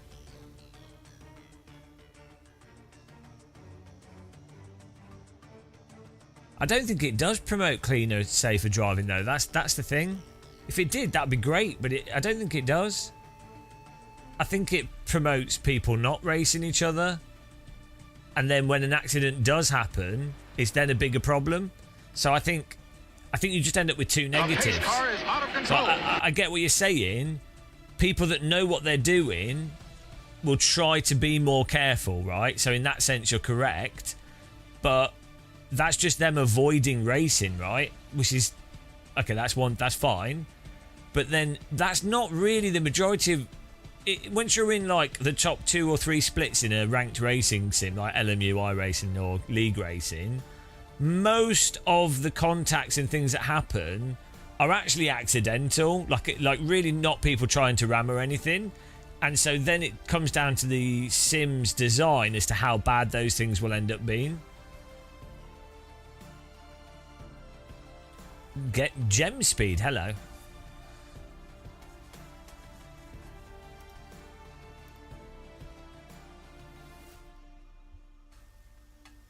Yeah, that's my. As I keep saying this, that's my only real. One left to green. Line up on the left My side. only real Pit road issue is with closed iRate, right like now. all of these games are video games, and The you know, estimated SOF is I play them as video games, 2,233. as we always say. Keep it clean. The DNF today would hurt our points a lot. The only reason we go on about iRacing so much and its problems, and what I dislike, is the just outright lying about its problems. Then I feel like I have to be more vocal about it. Like LMU developers have been very clear with the issues with LMU straight away. Like they don't pretend that they've nailed everything. They don't say we're the most realistic and stuff. Do you know what I mean? So LMU developers are very transparent about how they're designing it, how they're compromising things, you know?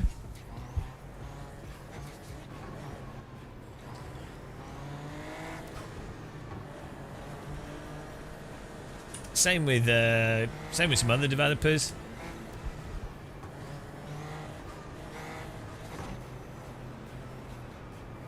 Like some developers don't really make a statement on it, which is fine. So like Kunos, they say they're trying to do a good job, right? But they don't claim, they don't make a bold statement that they're like, oh, we're the best at everything, right? We're the most realistic. They don't really do that. They'll say they're trying the best. They don't really point out their negatives necessarily, but at least they're not claiming that they're. Go green. Stay focused.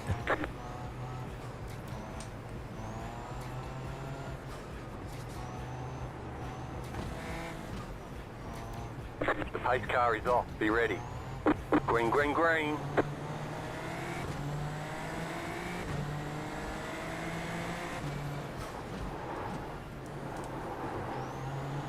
Here we go, guys. Strong and stable start.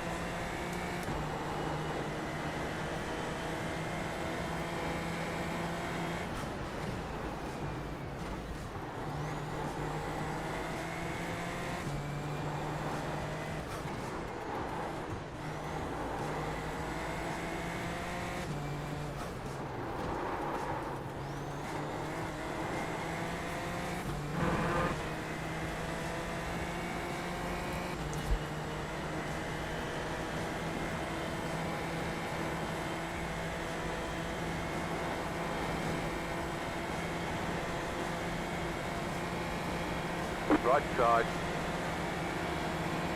Stay on the left. There's an incident behind. Keep to the left. Clear on the right. It's a lot cleaner. A lot cleaner There's an start. incident behind.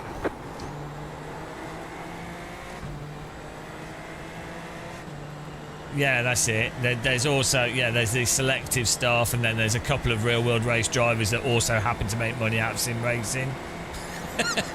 That then happen to be overly positive about one specific simulator, which is a bit weird, you know? It's almost like they're probably, they might like it for the competition and everything else, but there might be also other factors involved. It's not like they're lying or anything, it's just,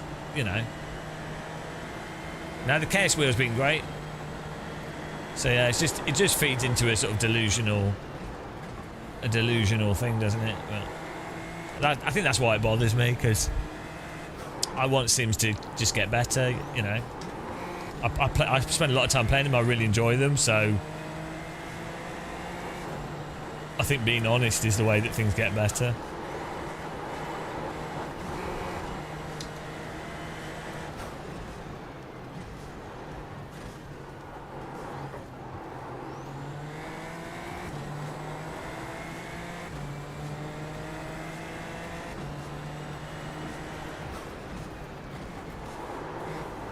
Much better driving from these guys than last race. Bloody hell, last race was mental.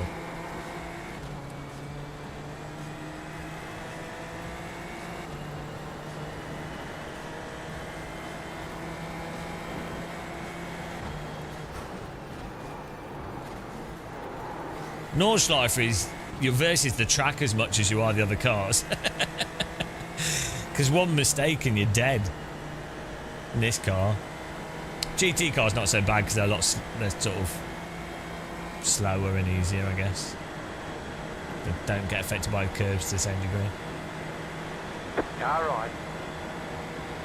Good luck in your race. On the left. Are you off to bed? Good luck Clear on for the your right. race in your dream.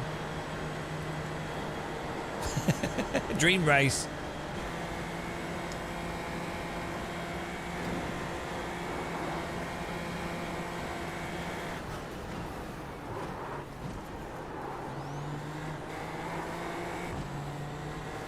Oh, not that again. I'm so used to running wide onto that curb. It's going to murder me every race. Oh, a car behind just drove into my ass. Come on. It's worth going a bit slower through the carousel because The pace car is out of control. if you fall out of the carousel, you're in trouble.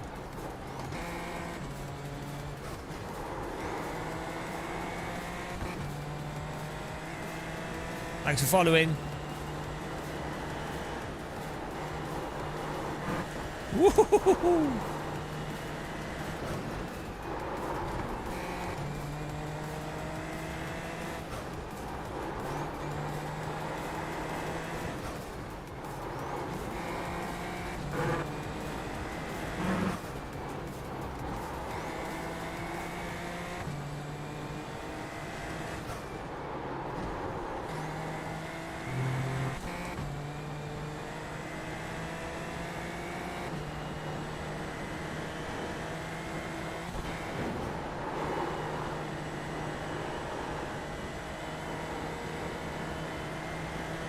The hot doggo. Shindogu. I'm the Shindogu of sim racing.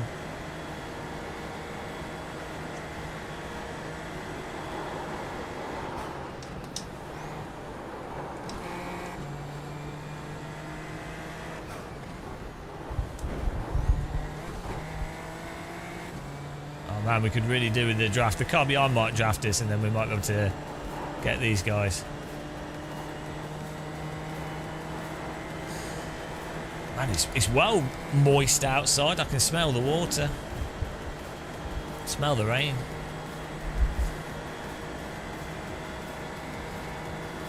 I don't know. I think they should let ACC die and just put all the effort into Evo, but who knows?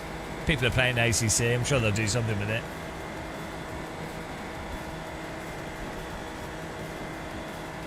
Oh man, shame we're not getting the draft here, but okay. Nice first lap there. It was good fun.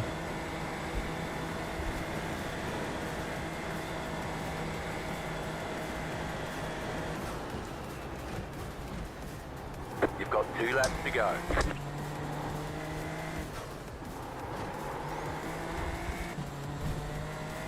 You have about 5 laps of fuel left.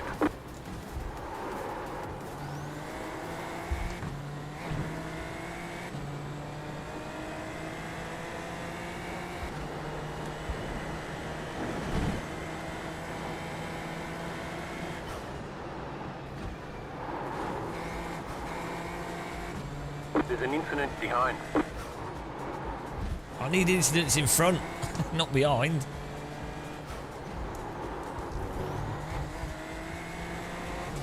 Going full attack here. If we can get the draft off this white car, it will push us onto the pink car, which is good.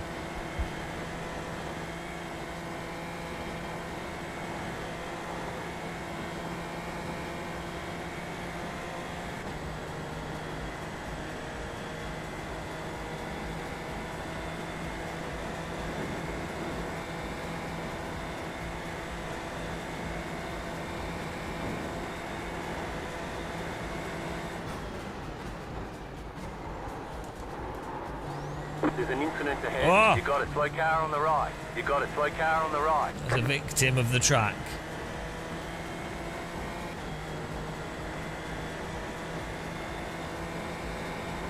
Well, I would say Kunos, it could be good for Kunos to do an Evo game that's all like whatever it is a generalised sim.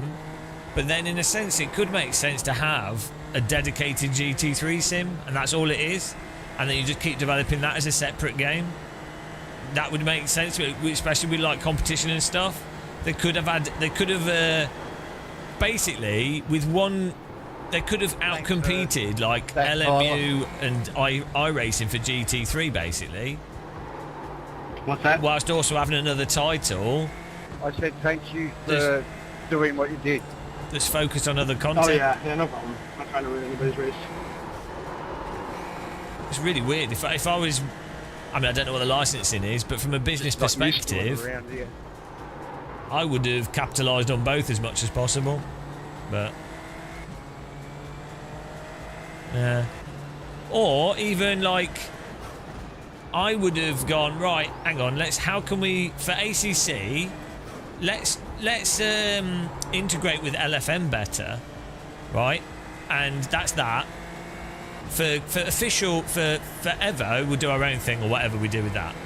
But for ACC, we will actually go out of our way to integrate Low Fuel Motorsport because they actually bailed us out of that game. Evo will have like proper multiplayer. Yeah, they've already said. Car right. Still there. Keep to the left. Stay on the left. Clear on the right.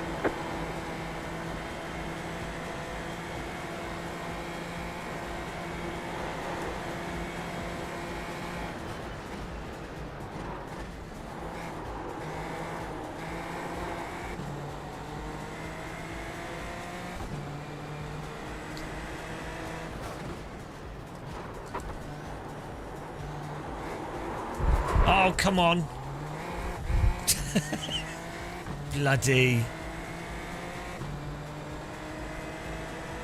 Does not like you pushing through that. Lucky we had enough downforce to catch that.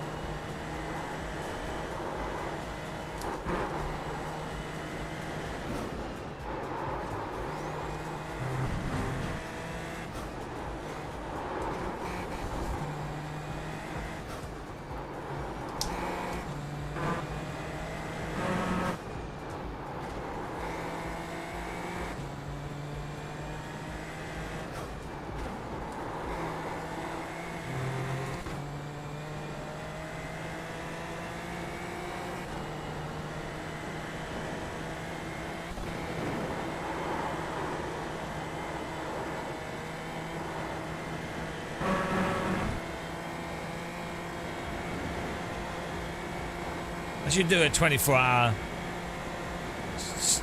Super Formula Light Nordschleife race.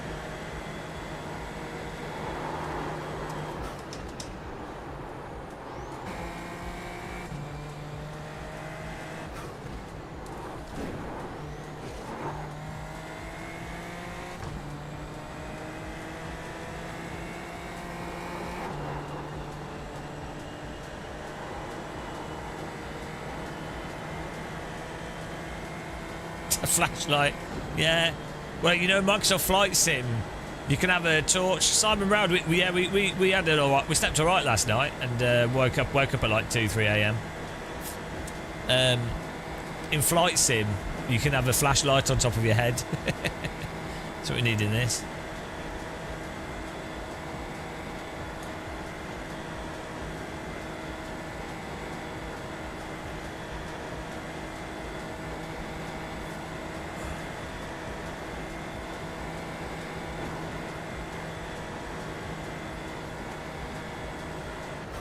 White flag. One more lap to go.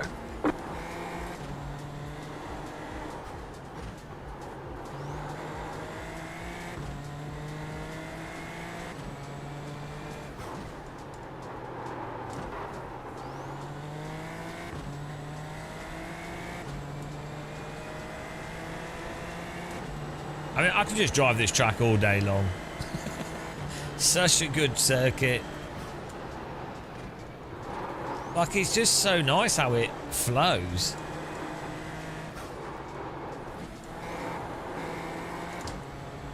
Also, the way that you have the start section, then the mid section, then the last part of the track, but the start's all windy. Just it's like the Bohemian Rhapsody of race circuits. Both take about 7 minutes, right? Coincidence? I don't think so.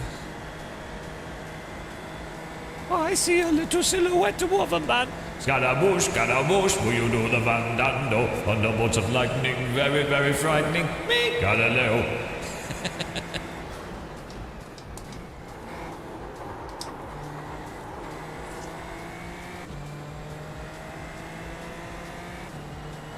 "24 hours at Nurburgring."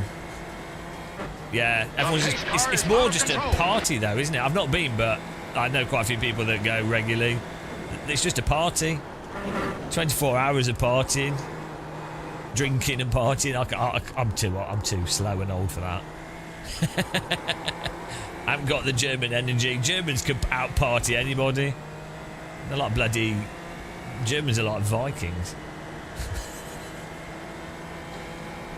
They train. They've done too much drink training. Especially this is when you start getting towards like southern Germany. Bloody hell.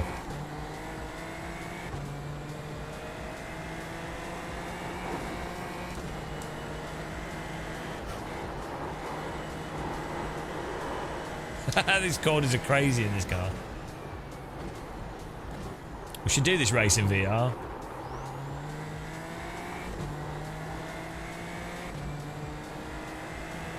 Oh, thank you. Thank you for following. I'm pretty well known for how good I am at singing.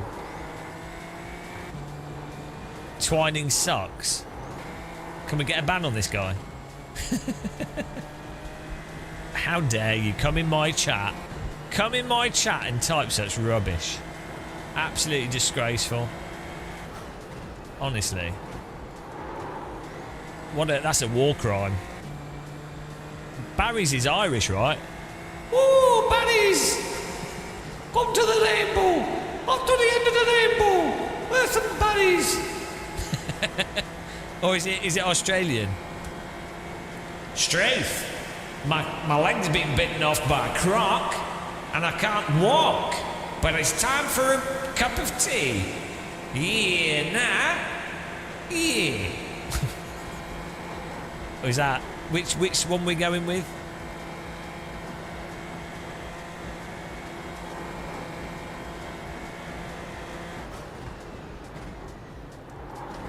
I don't know. Oh, let's not drive onto that. That killed us.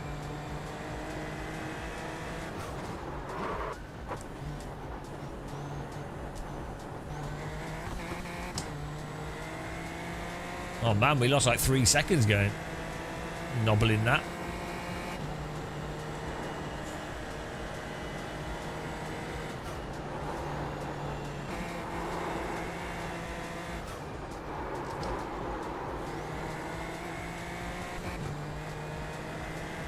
For the advent, yeah, still going. It's not worn out. The Colombian marching powder. It's all the leftovers. They find it in the woods. That's why they all go partying there. Like how you find like shells and guns and landmines. The marching powder's still in the woods. Barry's is like, yeah, I thought so. I think Lawrence de Soswa was saying it. And also Jacksaw was saying we need to get some. Tell you what, I'm going to ask them. I'll ask them to bring some to Sim Racing Expo, and then I'll bring them some. Something. We can do a tea exchange. Amazing. Whee! How good is this? We should just delete the rest of iRacing and just have this. Whoa, almost binned it. Whoa, the curbs! Christ. Curbs are just death. He's got damage. We might get him. He looks like he's crab walking. Don't want to do that for pace.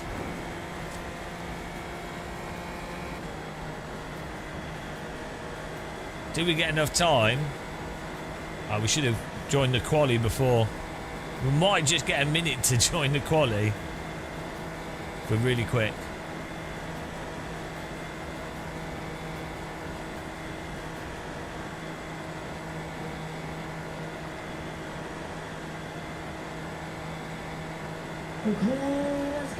Tim Bertie.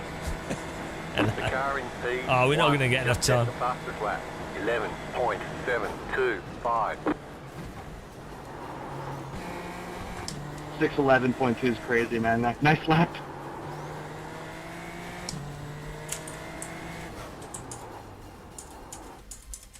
There's the flag. It's over. Good job. Very good job. Come on. Ah. Oh. Oh, come on. Whoa!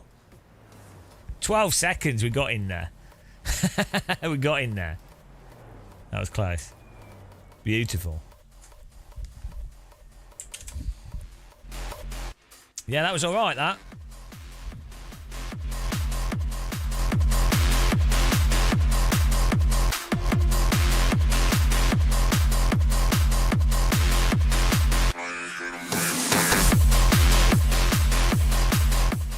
Good old hard dance. Let's have a look at the start of this.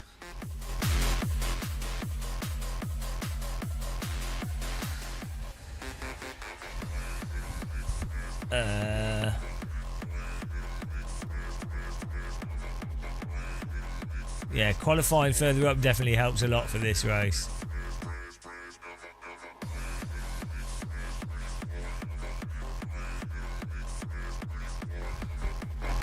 I think with this type of music,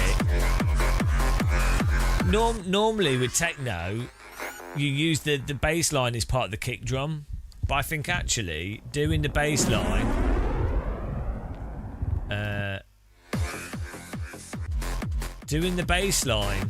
as a separate bass that follows on from the kick, so it sounds like it's from the kick drum.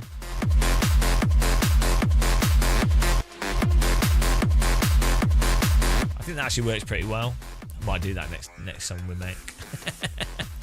Instead of trying to do it all from the kick drum.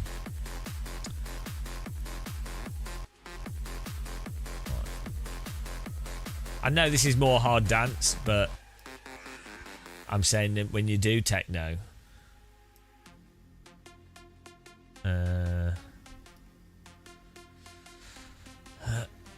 techno is normally all from the just the kick drum with a tail on it.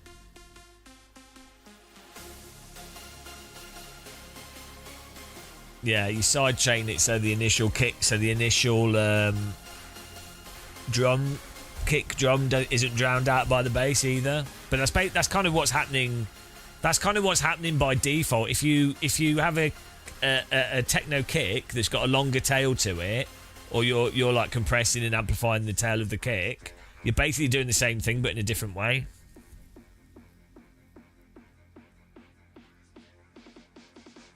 Bit of a Berghain loving assless chaps kind of techno man.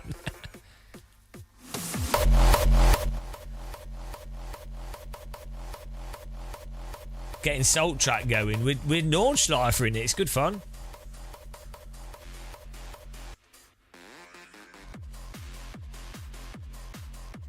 Ian Craig, hello. Have you seen the amazing? I don't have Kick 2 VST now. I just fiddle with kick drums and EQ them myself. We have the top fans on YouTube now. Currently, our top fans are LPD Vines in number 1, Nismo in number 2, and Ryan the Afroraptor in third. They've all got 150 XP. So I don't know how it's worked out that one is higher than the other. I don't know how the XP is being calculated here. Filing accounts moseyed up to 5th place.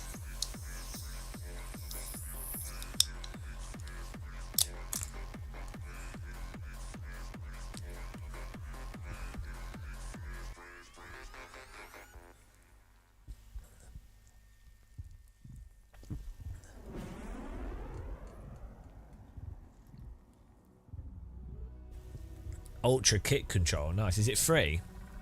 Not that it matters. Yeah, I was thinking I might make a lot more techno. Part of me is genuinely like, oh, you know what? Let's just quit sim racing entirely and let's just make techno music. It's going to happen. It will happen. One day I'll just go, yeah, done with sim racing. That's it.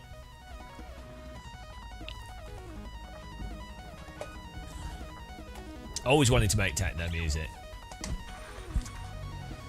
It's not exactly the most lucrative of jobs, though, is it?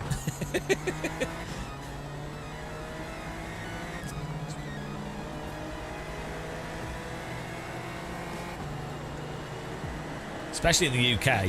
Nobody in the UK likes techno. It's all like, this is why Germans are superior. Germans, Dutch. Green, green, green. French is more like electro and things. Okay, here comes your timed lap.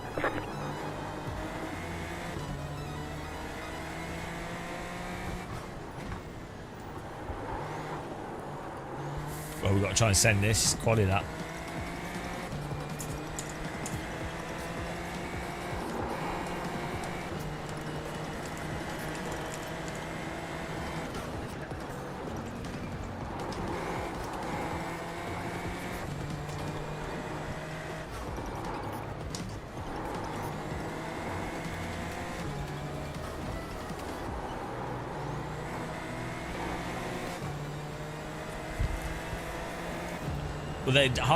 Well, hard start. I'd say hard start's more of a Dutch thing, to be honest. I mean, it's across Europe, isn't it? I'd say hard start and hardcore and hard dance is more Dutch. But yeah, German do, yeah, hard. I'd say Germany it's more techno, hardcore, hard. Maybe like Dutch is more like, yeah, house, hard dance, hard house. Germany's like techno, industrial techno. Stuff that sounds like a washing machine with a brick in it, Germans love. To be fair, it's growing on me. I never used to like it, but I listen to a lot of techno now. I find it relaxing, actually. I kind of just zone out. I guess that's... I think people listening to it are normally on stuff, so it's probably the same sort of thing. I think for me, I don't need to be on anything because I think I've got like a bit of an ADHD brain, so... stuff like techno I find like genuinely relaxing. Just sort of zone out. It's very weird.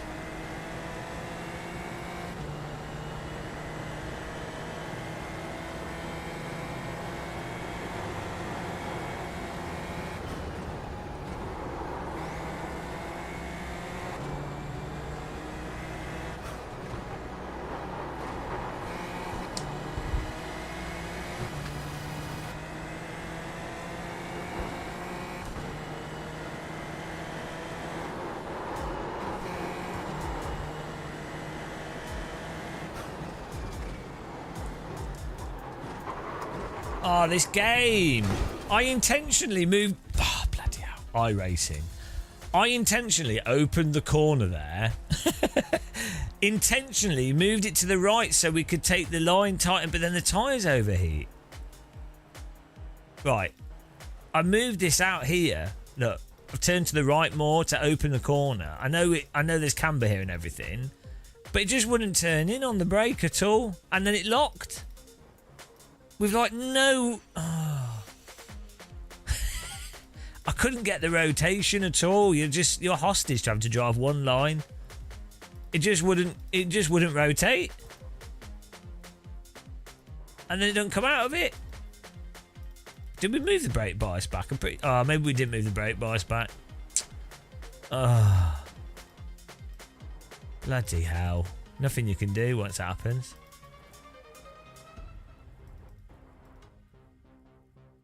Did I forget to... I probably could have done with more rear brake bias. Still. There's still a lot of camber here on the right of this corner. It's not like there's no camber there.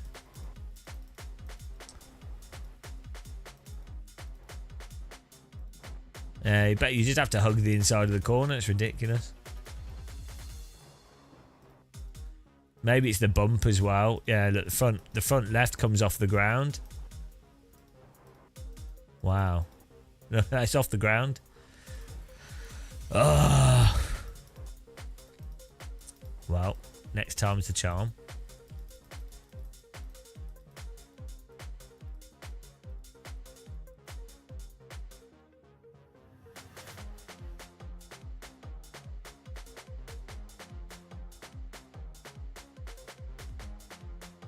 Look at that, it's just stopped. The wheels just stopped. Because it's off the ground. You don't put your wheel off the ground. But then why is it?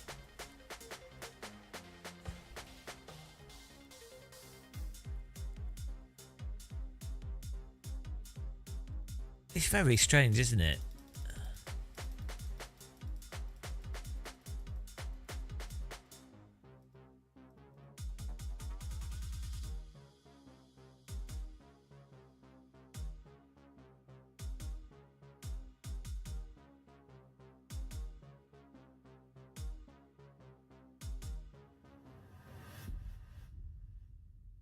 Why does it not start rotating again whatsoever? And it's it's actually the rear. It's the rear right that's locked up. I don't understand it. Why is the rear? I mean, the rear left. Why is the rear left locked up? I guess maybe that's lifted off the ground as well. But then we're hardly braking. Surely these two wheels should be like bit in pretty aggressively.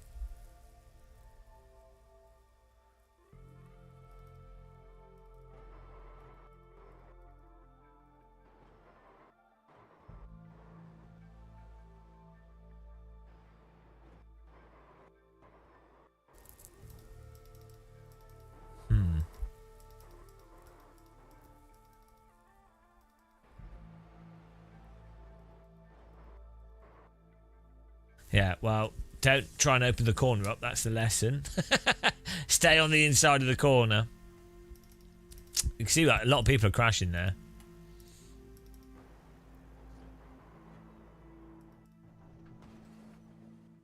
Yeah, it's fixed out, which is good because it means that your failure is entirely your own. Look, we're behind bars now, being arrested. for being too critical of iRacing's physics. We've been put in iRacing jail. It's a weird jail. The bars are made of the 2D bars, but actually they're very hard to break past because they're infinitely sharp. They're like razor blades. If you try to squeeze through them, you cut yourself. So iRacing might not be good at tire models, but they're really good at jail bars.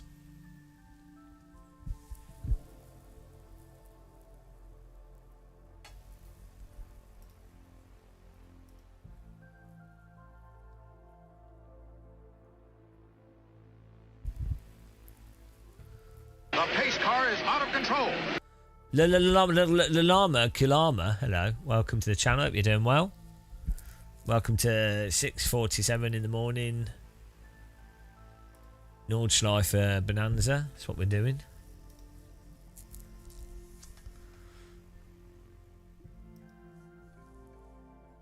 It's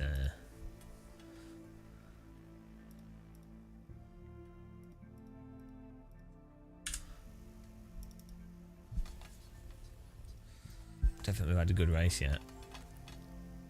I don't have trading paints. I need to reinstall it.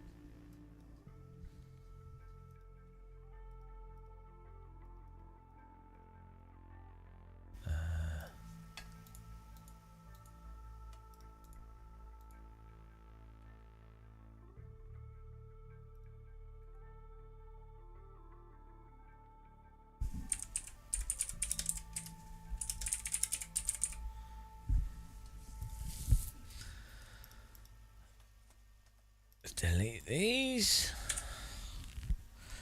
You have to brake twice on that corner or you will always lock up and go straight. Yeah, it's probably the what it'll be is the wheel lifts off the ground, and then if the wheels lock in iRacing, they get stuck over the limit. So you brake and then lift off at the point where the wheel's in the air to avoid it locking, and then get back on the brake. Which is weird, but that's how the cookie crumbles. It's a crumbled cookie. Crumble your cookie. Also, I was trying to go around the outside. I think you just need to be on the inside line. The advantage of being on the inside, even when it's slower, you always have a bit more track to run off. So if you do mess it up, you got some redundancy.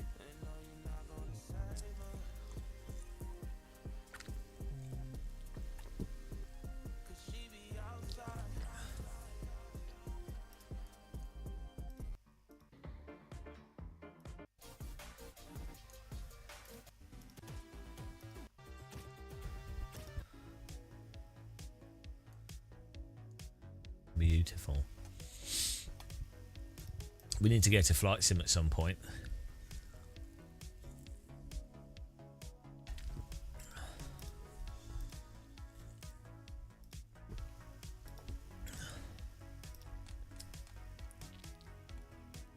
Kind of want to do this race, try it in VR.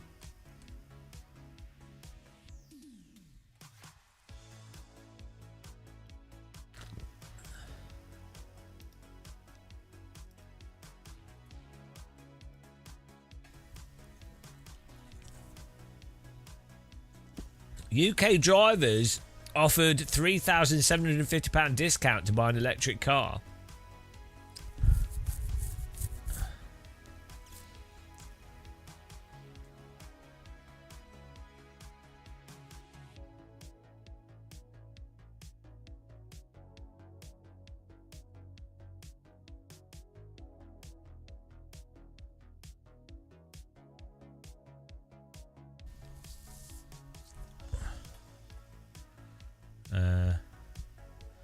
Cowboy, hello. Been trying to also get into iRacing for a month now, but keep getting missing track data.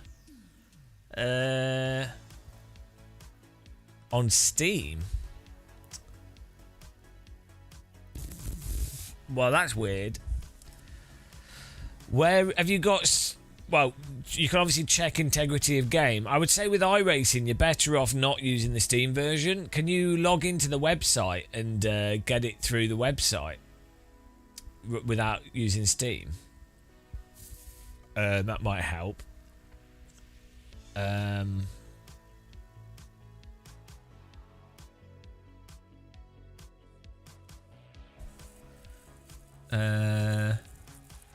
Yeah, have you tried verifying integrity of game by right-clicking properties and clicking that in Steam?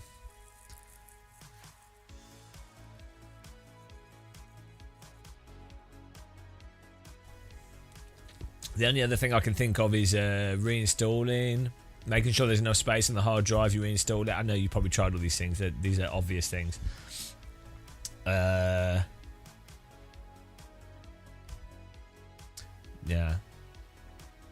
Weird. Guys, super dry, non-alcoholic acai beer, women's Ing 25. Ing 25. Ing 25. I don't know where this is from. It looks like doesn't look British. It's brewed in Roma, Italy for Acai UK Limited. Acai Super Dry. Why does it look Indian? Or like Turkish or something. Let's have a look. A-S-A-H-I beer. Acai Brewers. Here we go. Tokyo. It's Japanese. The Acai Group, Japanese beverage company, headquartered in Sumida, Tokyo. Predecessor to the Acai Brewers, Osaka Brewery. In 1990, it was acquired by an Australian brewery. Schweppes Austria bought it in 2009. Yeah.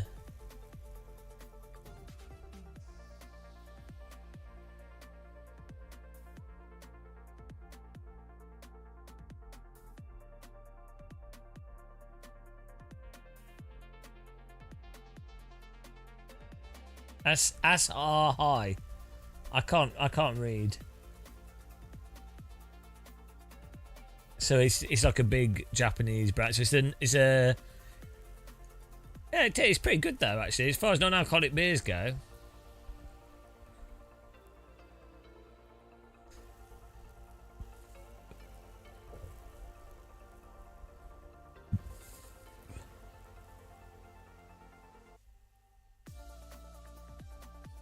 Oh, I've had their alcoholic beer before.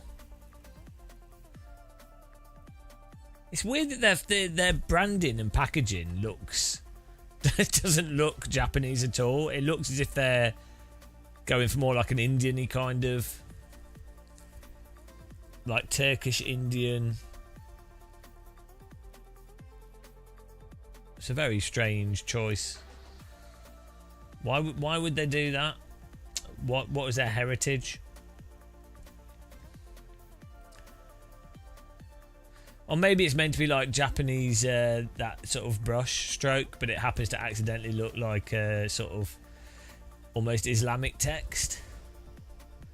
That's interesting as a font. It's not a font you typically see that much in the UK, apart from like Indian restaurants.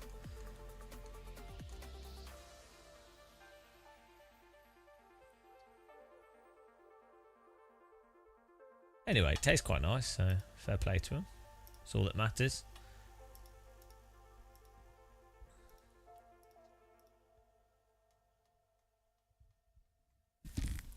Okay. 8 minutes here. Ah. Wow, Novotny. Maybe you shouldn't. Well, I'm quite hungry. I had a bowl of cereal, but I'm hungry. Kobe, thanks. You've been on iRacing support for a week and they're pretty helpful. Trying everything from reinstalling the game, cache, nothing seems to work. Yeah, move. That's what I'd say. There's no real reason to be on the Steam version.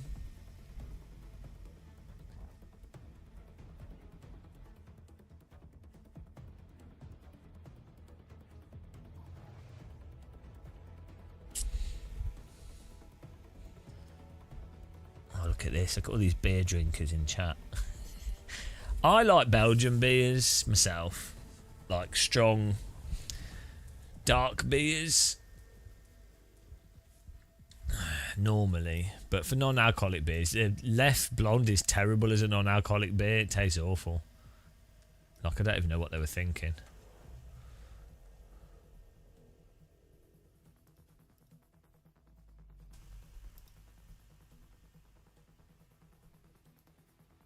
What were they thinking? What were they thinking?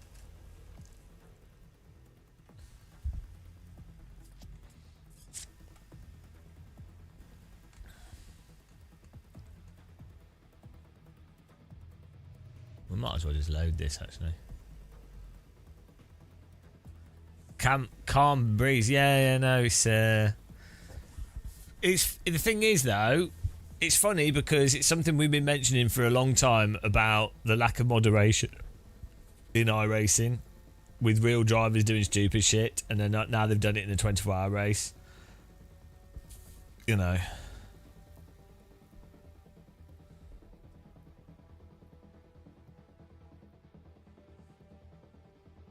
Also, yeah, I don't know. There's a lot to it that's just stupid.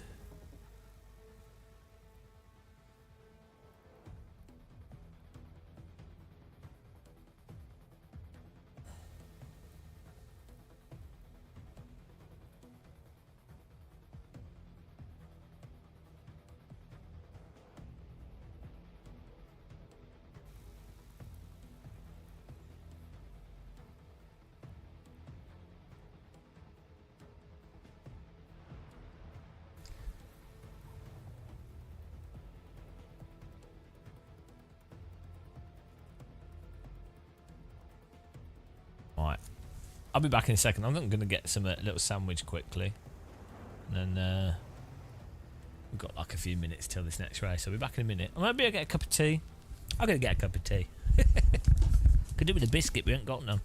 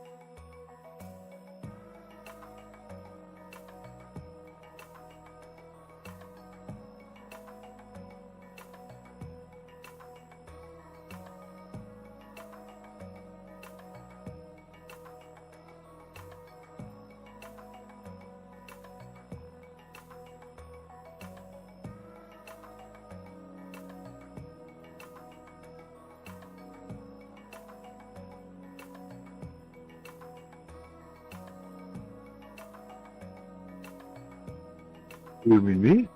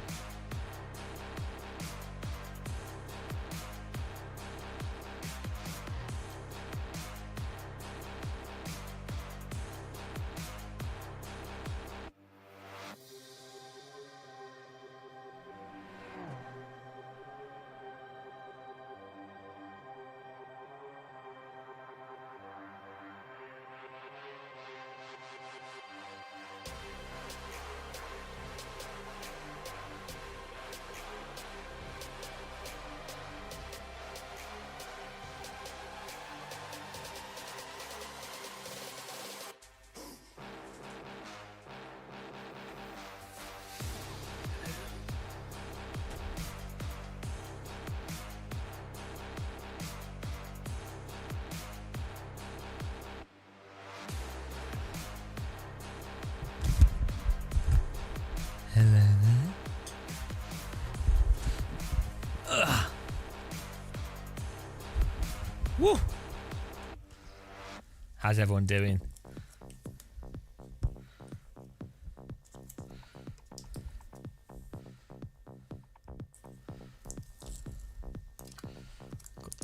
Got some yogurt here.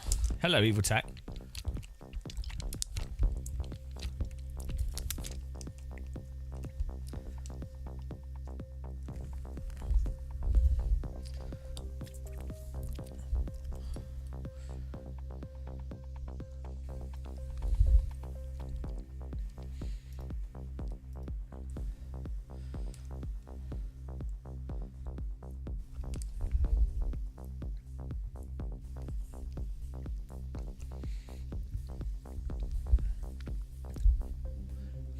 It is the combo of dreams.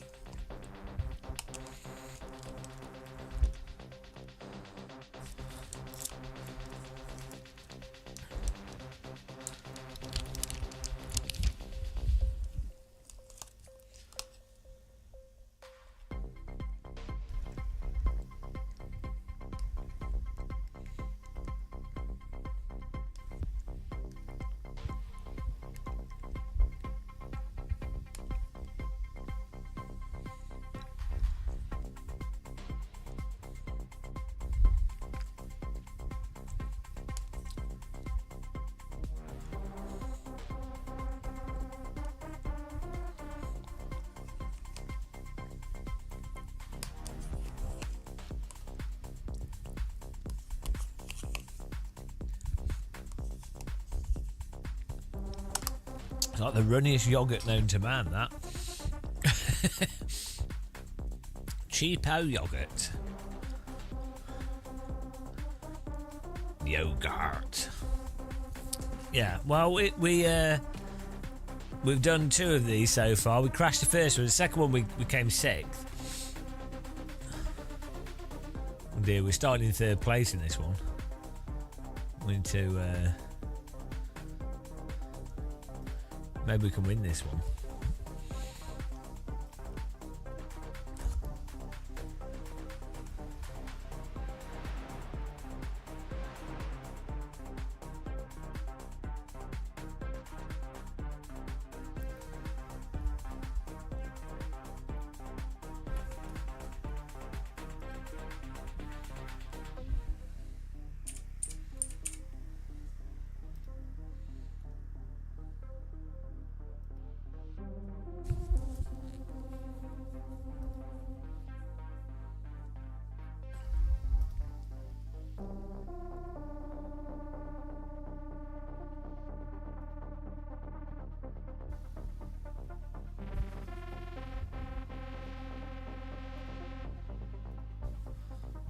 I'm ready.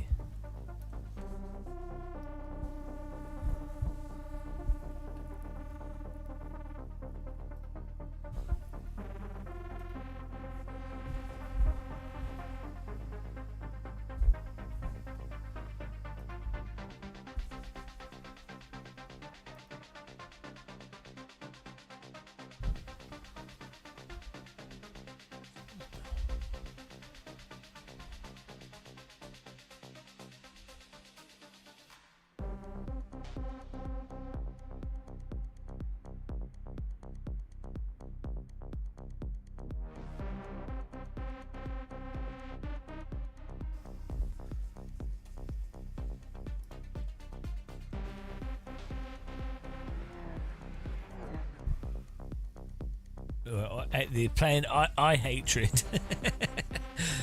Can you think of another sim that has so many names?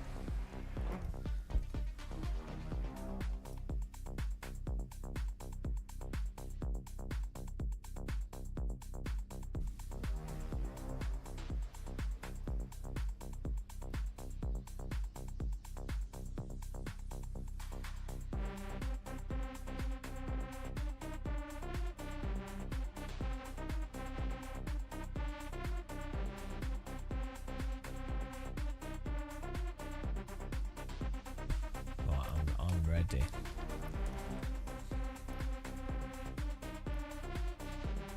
Okay, let's go.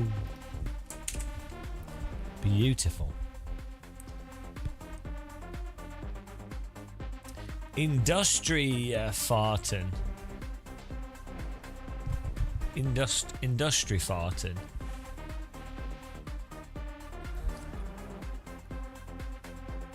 What does farting mean? Is that exit? No, it's like Ausfarten is exit. Something going, industry going.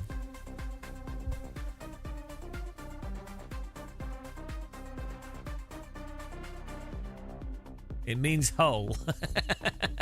What? Industrial? What is farten?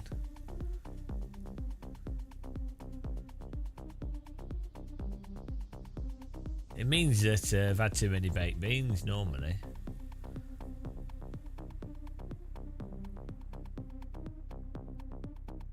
Meer Boden Aftung.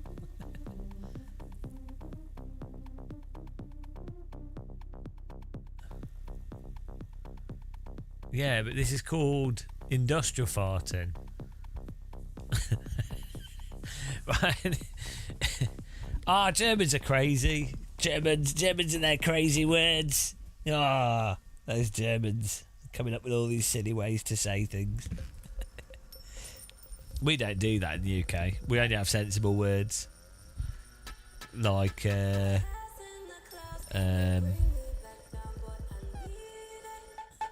look, I mean, all our words are sensible.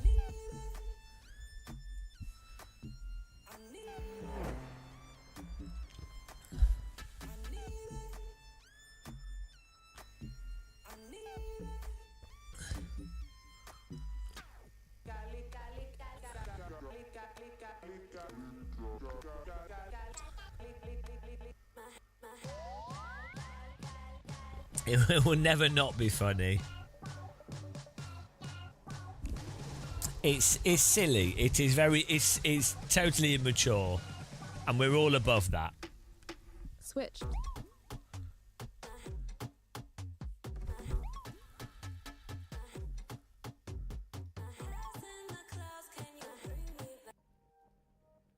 Oh, I'm ready, guys. Here we go.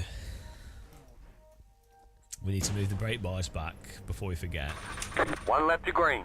Line up on the right side. 55.5. Closed. Pit road is closed. Fasten your seatbelts. The estimated strength of field is 2,382. Hello. We expect to be fighting for the podium. Oh no. I don't. I expect to be fighting for my life.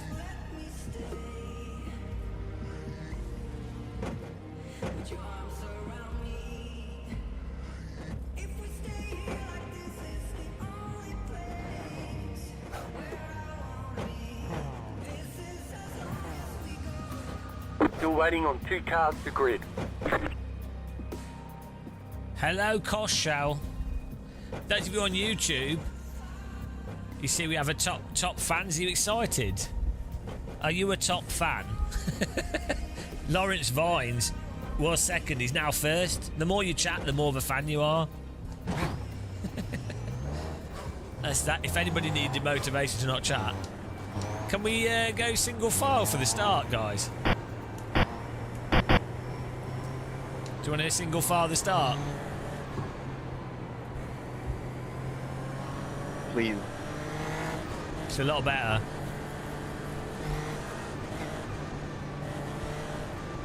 Smile is good too. Catch up 1 car. But it's the Nurburgring. How is everyone going to pass everyone? On the draft down the straight.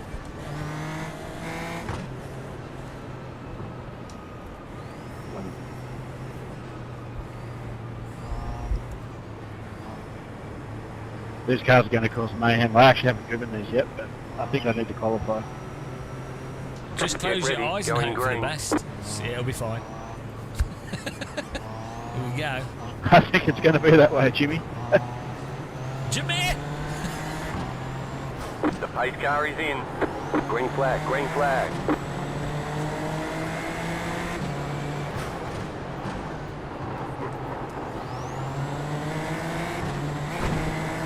What's the guy behind me doing? The pace car is out of control. Is this guy just going to wreck me and ruin the entire race?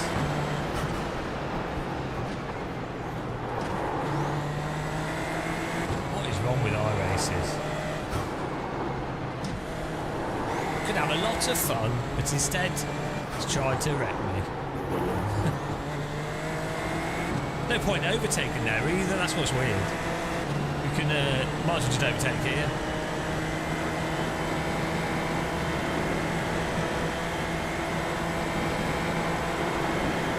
Oh, he's just killed someone.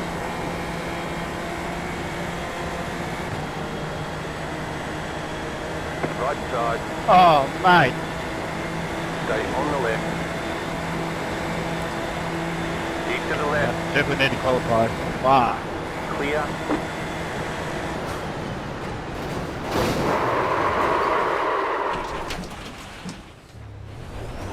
You've got wheel damage. Idiots in this game.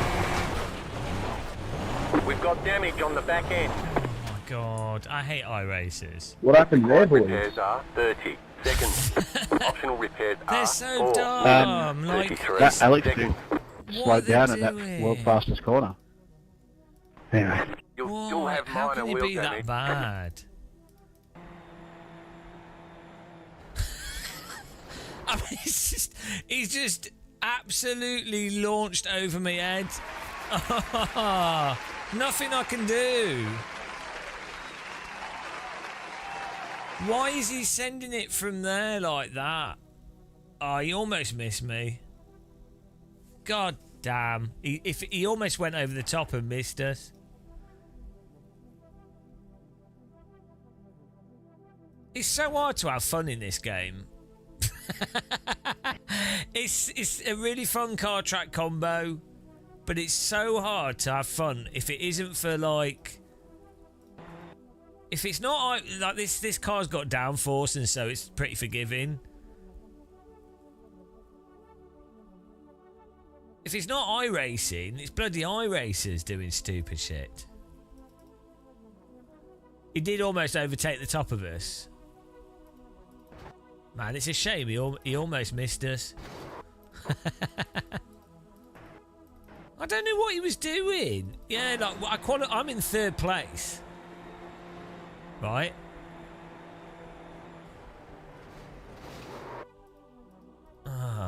Yeah.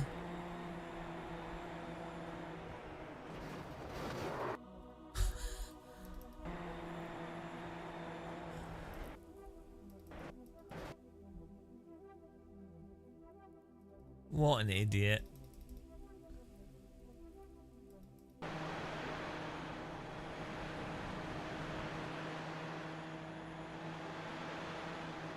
I mean, the thing is as well, he could have just turned to the right or something. It's a coach. Yeah.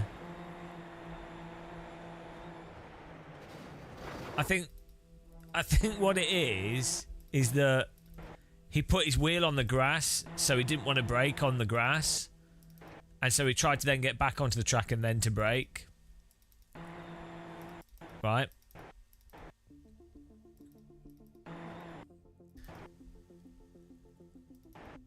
I actually would have moved out of the way. I didn't think he was going to hit me. I thought he'd just take the car out behind me. Yeah, what it is he's gone too wide here.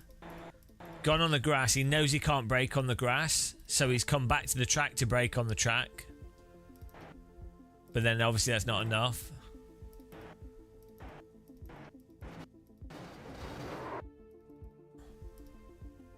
But there's no way we can avoid that. Really? Nothing you can do. Now we have to wait another hour. Oh. The thing is, there's no need to even be trying to make moves at this point in the race on Nordschleifer with the amount of drafting it has. You don't even need to be pushing that hard.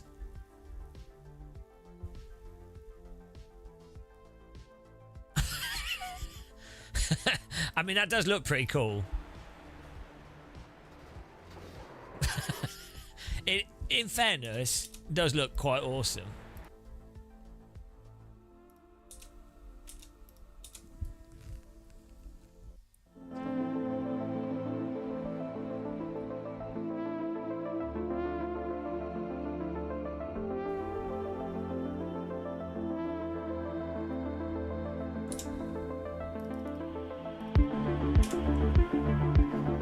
The pace car is out of control. He did say so. He said sorry. And no worries. No, I can understand what he did though. As I say, he accidentally went on the grass, couldn't brake on the grass. Then when he had to brake, it was too late. It's not that. It's not that. He can't brake on the grass. So he's waited until he gets back on the track to then brake, but it's obviously too late.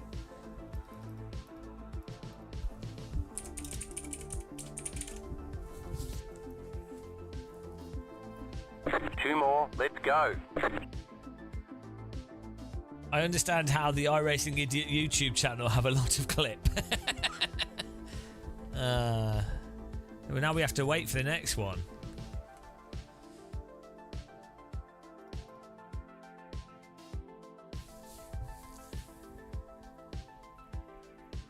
You're not expecting it to break.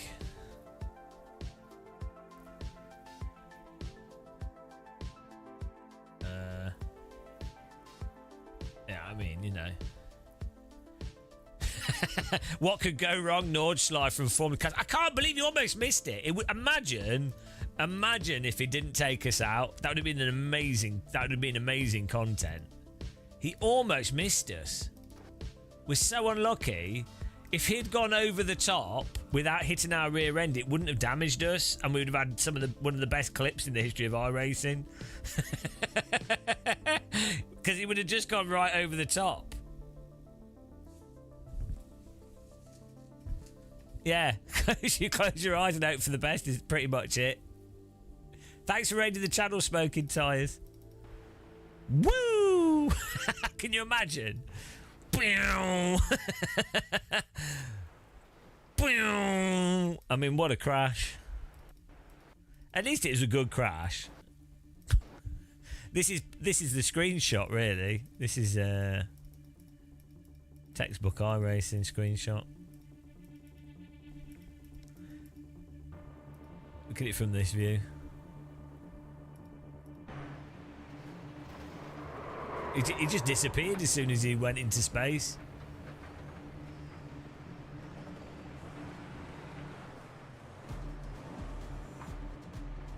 Oh well. That was a fun race, wasn't it? I mean, even qualifying in third didn't save us. Nothing you could do. Maybe if I put missiles on the back of the car. That could have helped. Yeah, like SAM sights, some kind of air defense. We could do an MX-5 and then maybe do the next one. Yeah, let's do an MX-5 and then we could do the next one.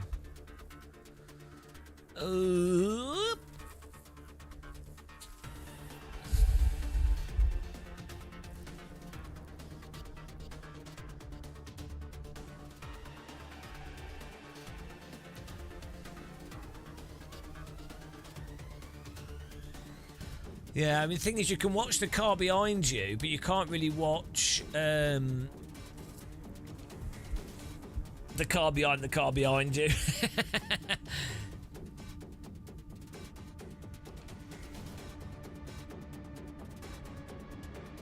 Well, this is what I say in AFI Cups is a big issue with iRacing compared to LMU. For people that have less time, the problem is yeah, like, I mean, to be fair, it's the Nordschleifer in Super Formulas. It's not going to be good, is it? it's not likely to work out, in fairness, but and that's part of the fun of that. But I think it's an issue with the GT3 cars and stuff more, you know.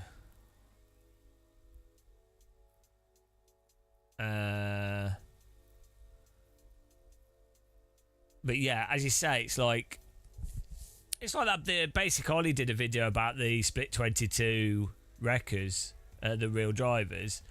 The thing is, it's like, sure, if you're someone that doesn't have a lot of free time and you practiced and you put time into it, and then you have the issues of iRacing's netcode, which are just over the top, the time model that's over the top, combined with drivers that are sometimes totally mental, or it's just accidents, to be honest. But like, I'm not even saying it's a fault of iRacing or a video game. It's like if you don't have much time, it's a difficulty for sims.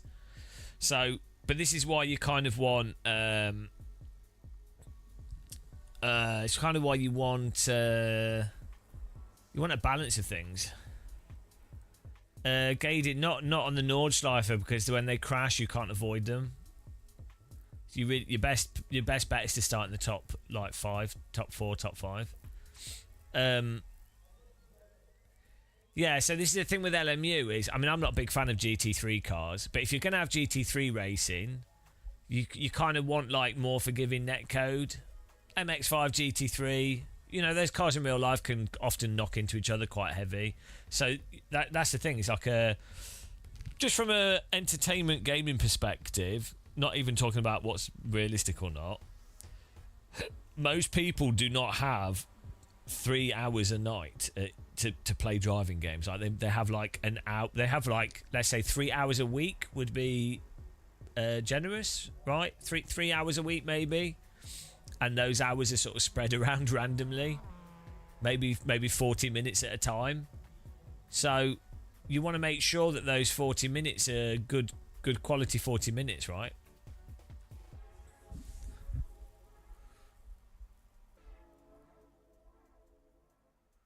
I And it does end up putting you off games when they're not. So like CS2 has so many more cheaters in it now that in the past you'd be like, oh, I'm gonna load up CS2, I'm gonna load it up and we'll have a game. It might not be the best game ever, but it's like, oh, you know, it was a game.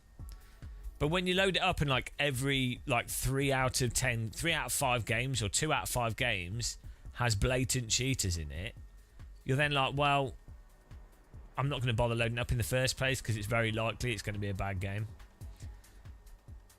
So it's so then what happens is, this is why I think a lot of people, older people with less free time, end up doing single player stuff because you can at least control it more. Melondi Praiseworth, hello. How's it going? Welcome along.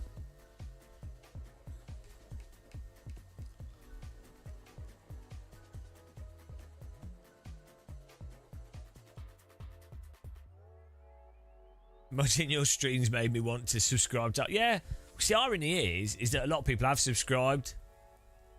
Oh, you want your money back now? You regret it. Well, look, I am honest. I do show what it's like. You can't blame me.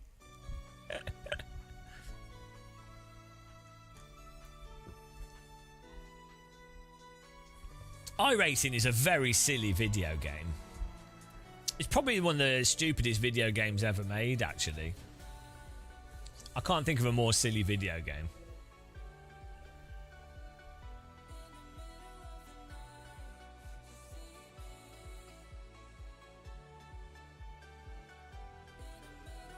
But I mean, I've said for years with iRacing, 2 big things. If they made it so the car contacts had less of effect on the vehicles in multiplayer, that would massively improve the quality of racing and massively reduce stupid accidents. That'd be the biggest thing, which is something they can definitely do. Because it has a really positive effect in Race Room and R Factor 2. Just that you can have contacts without being crazy. And then obviously the tyre model not just turning off would be a big thing. But you could do more trucking than racing. You should do glider flying in Flight Sim. We might do some in a bit, actually. I need to make a video. We can do the video whilst we're live streaming. I need to go through all the graphic settings.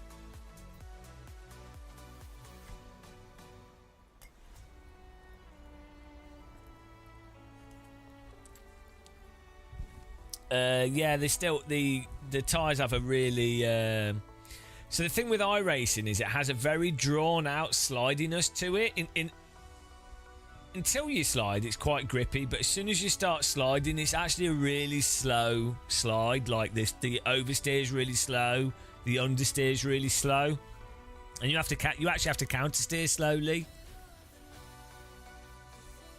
It's very strange. And they've never, even the new GT3 tyres don't fix that. But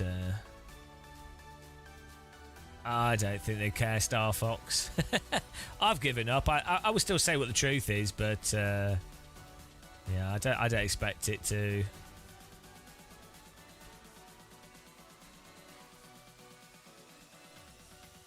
Well, that's it, Pan ID. Yeah, it is funny. Yeah, there's definitely a lot of like sort of arrogance around iRacing. That's another thing I don't like about it. It's not just me. I don't like authority, generally speaking, or like misplaced authority. I don't mind like authority from someone that knows, that's like being truthful, like if a doctor or someone qualified or someone's made a very good point. But it's not really, the authority is not the person. The authority comes from the fact that they've made a good point. So, yeah, I really don't like the presumptive idea that iRacing's like the best, or which is definitely the mainstream view. Anthems. Yeah.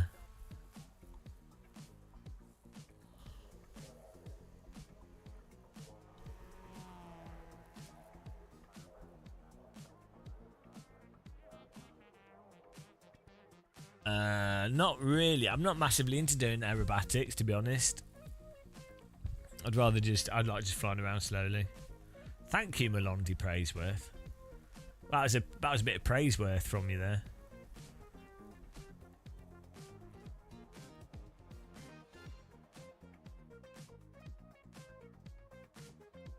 The Got Friends just updated. They just updated their glider, the 22 me and another one.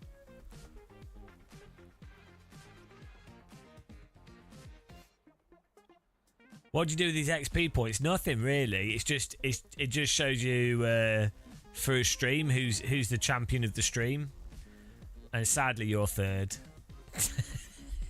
I think you just get points for if like people donate, chatting.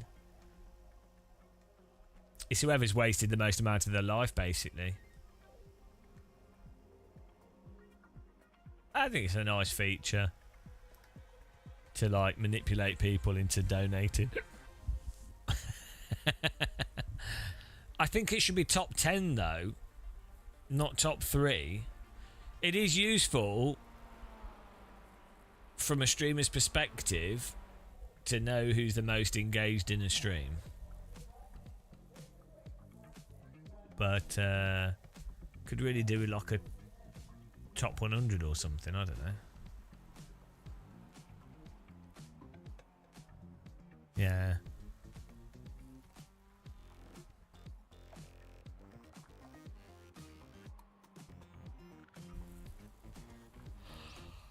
We do this race and we try another Nordschleifer. Oh dear, I'm recording pointless videos again. I really need to get another stream deck installed on this computer.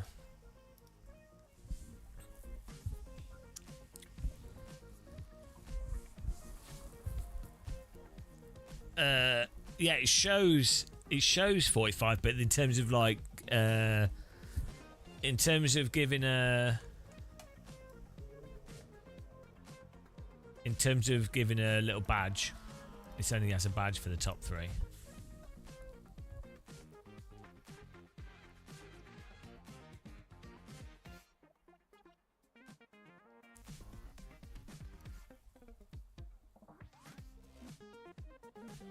Can you guys... The pace car is out of control. 49 Lone 82, thank you for following. Can you guys post some emojis in chat if you're on Twitch or whatever? Just do some emojis. Not you know what they're called, like the graphics, whatever. I want to test something. If you could do a couple, like the tea bag and things.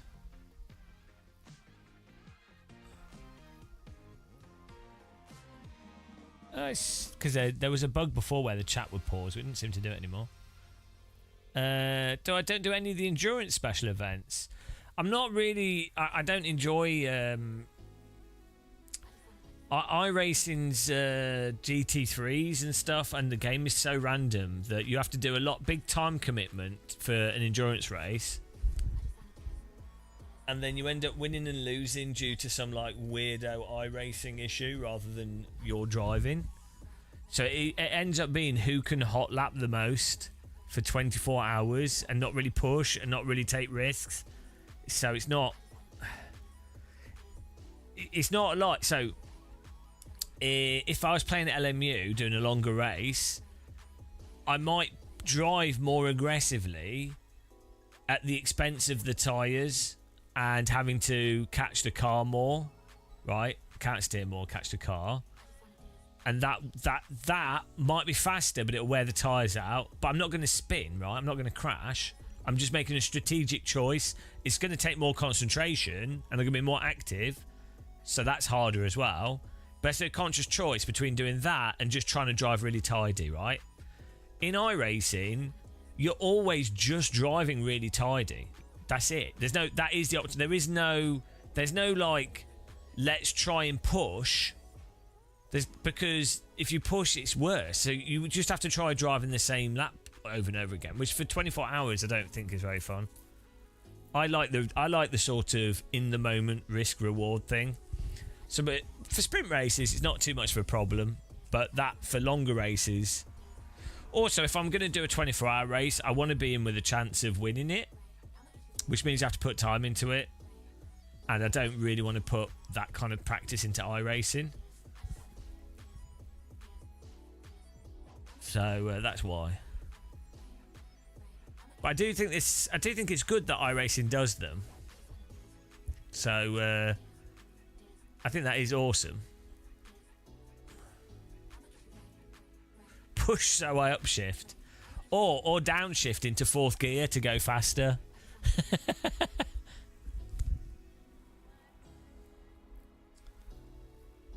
And then, and then there's the damage in iRacing. Inevitably in a 24-hour race, you're doing fine and you get random damage and that ruins your whole race. And it's like, well, how is that fun? You know? How do you prepare for a 24-hour race? Well, you need to just practice doing a bit driving at night, driving at day, get up to pace, driver swaps. You also need like a bunch of other drivers that know what they're doing, and then work out your stints and everything. So there's a whole, which is fine. I don't think that's a bad thing, but it's more of a commitment, unless you're just going to do it to dick around. Yeah, well that's it, because we have done a few of them, and the amount of times we had like huge damage from the start of the race from people driving crazy. And you're like, well, it's a 24-hour race. What are you doing? And then half the grid's gone anyway, by like 6 hours. So it's like, well, what's the point? They do it in real life as well, though. So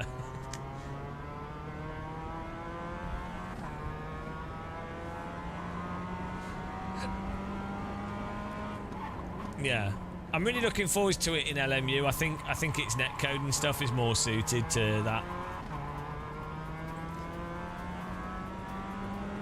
I do think it's a great format.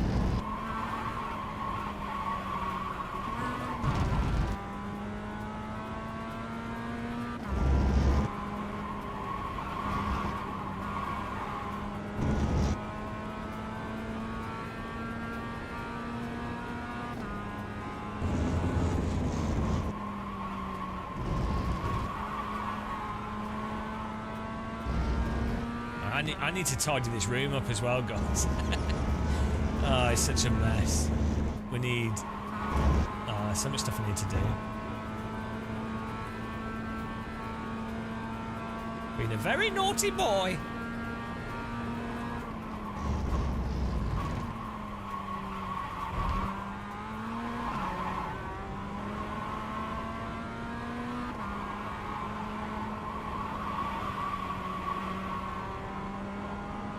But yeah, that basic Ollie video, it's got like loads of views, which is really good. The basic Ollie video about those real drivers ruining the 24-hour race. It's like, that is not just a problem in those big events. And I think iRacing have got away. I think I've been like the canary in the coal mine, really, and I think they've just ignored me, to be honest. Like,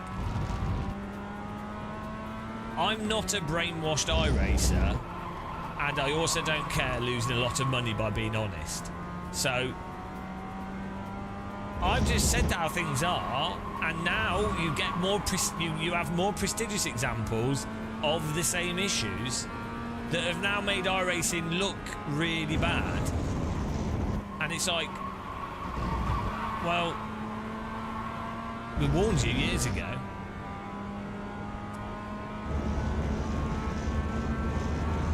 Well, yeah, you'd also expect there to be some way for like in-race moderation for 24-hour events, or something where, let's say, 80% of the grid can vote kick someone, maybe in a 24-hour race. Like, if you can convince 80% of a server to vote kick someone, that's very hard to do, you know. Like in-session reporting.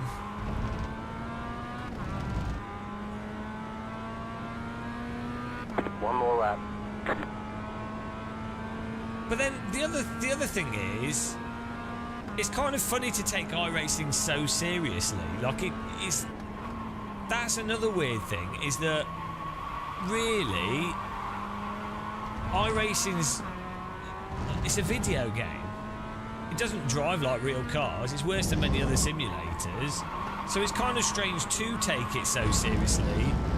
It's strange to be like really wound up by bad drivers, which is completely valid, but to not be wound up by the fundamentals of the video game that are ruining every single race.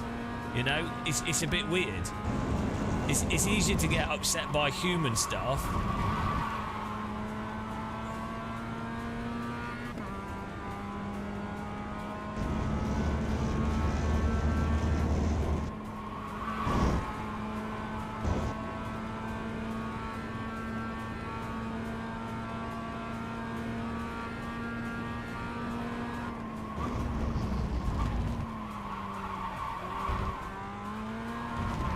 Yeah.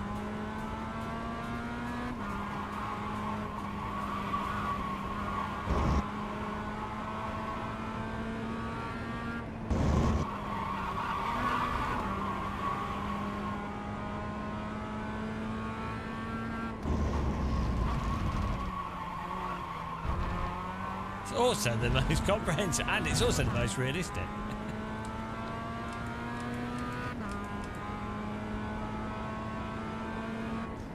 Oh yeah, no, I know, I'm not defending them. All right, there's the checkered flag. I think Ollie did a good job covering the points, so I did watch his video. I don't normally watch other YouTubers' videos, but I did watch that, and yeah, I think he did a good job. Like, it's the point is that people don't have a lot of free time, and for those big events, it's like a sort of like some people only get to do those events, so.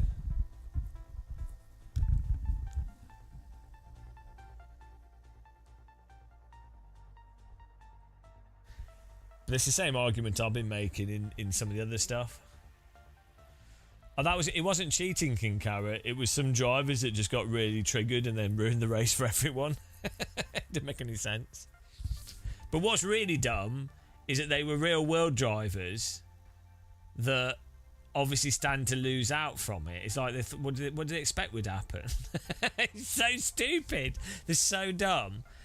I think what it is, I think there's a lot of real world drivers, they're so spoiled, like, because they've been spoiled from a young age. It's like, oh, daddy's bought me a go-kart, I'm doing go-karting. This isn't all of them. That you know, I know a few real world drivers that are like, they really appreciate the opportunities they've had, but there is definitely within the, like, it's what you'd find it in like anything where there's like spoiled shits, and you get them in everything, but go-karting kids can be particularly bad.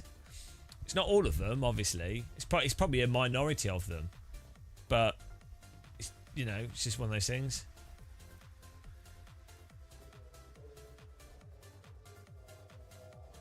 I've not tried it, Leo. I need to give it a go.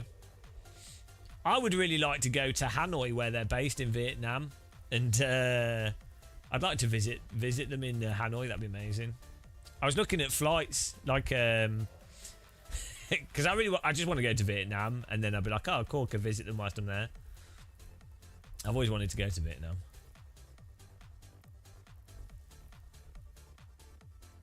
MX-5 Laguna is a good combo. It's really fun.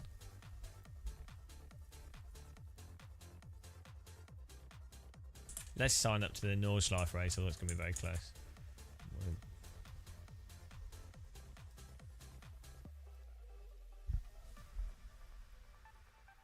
Yeah, well, I mean, it is a game, though, isn't it? That's the thing. I do think...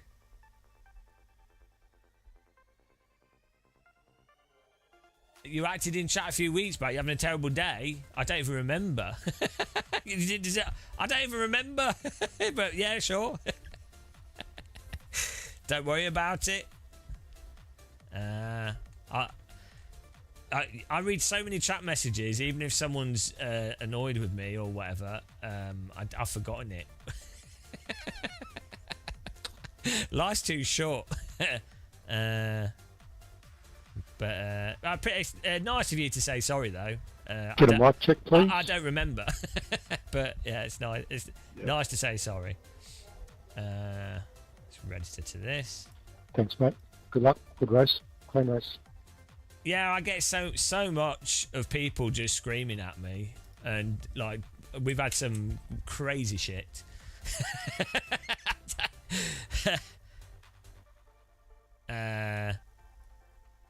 Yeah, I don't mind it really. I mean, this is all a video. This sort of stuff doesn't really matter.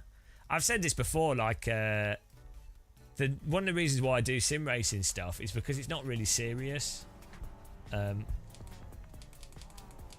don't really talk about. The estimated strength of field is 2,322. We're over ready. Green, green, green.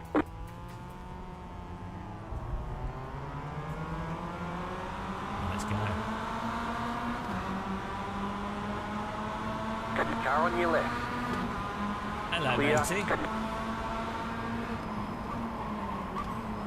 Right side. Stay on the left. Clear on the right. Right side. Stay on the left. Clear on the right. There's an incident behind.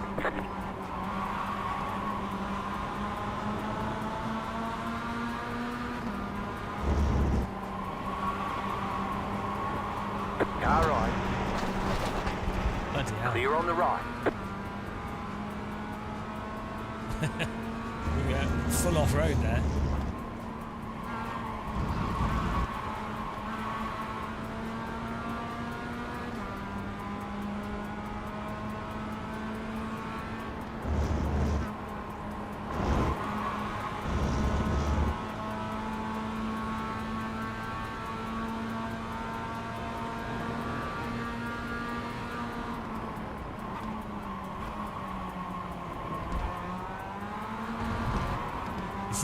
It's a very hard track to overtake on this. Man, I really want to do some glider flying later. We need to think of where we're going to glide. I was thinking it could be really fun to glide around Mallorca. It's all mountains on one side. That'd be nice.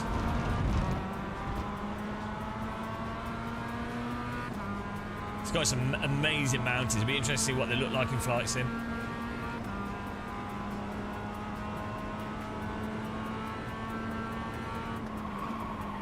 We've done New Zealand quite a bit.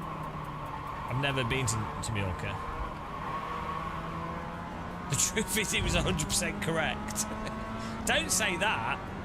I would like to think that I'm like 60% correct.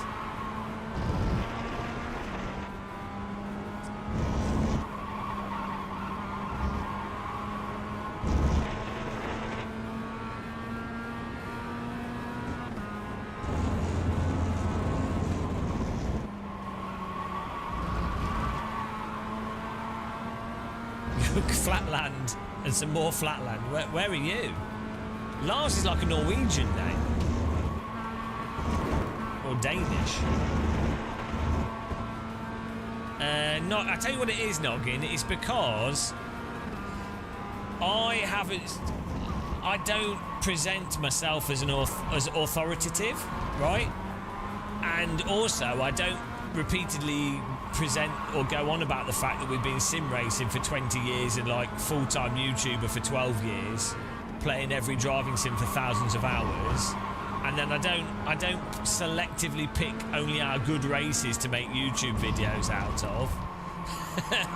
And then What was that, man? and then I don't sit on the fence for like issues in games. I say this is how it is. I don't like, I'll just say this is how it is. I don't care what the other, I don't care that that's maybe a sensitive issue for sim racing. So then what happens is, if you're someone that just looks at the channel, you're like, oh, this guy is an idiot. Who does he think he is to say these things? I've seen like 2 or 3 real world drivers say positive stuff and maybe a couple of esports drivers say positive stuff, and the developers say all these things. So clearly, this guy's an idiot, right? Because that's the image that we present. I don't present any authority because I hate authority. So I don't want to be an authority myself. I actively do stuff that diminishes authority. And so what it means is, anytime I make an argument that's outside of the status quo, it doesn't have any authority behind it. And so that then upsets people that someone that doesn't know what they're talking about would dare to say something so ridiculous. So it really winds people up.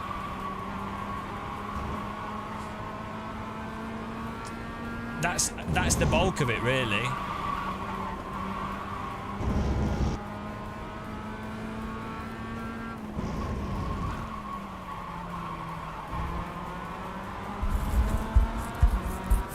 This is Dive Bomb City.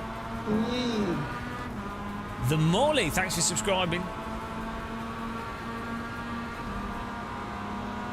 That's why we've got our 6KI rating away. No, that's just bad driving. Car right. I'm sorry. Clear on the right. Right side. But I'm still going to overtake. Clear. Sorry for the contact there. Vortex of Doom move. It's all good. I live in the Vortex of Doom. I built my house there.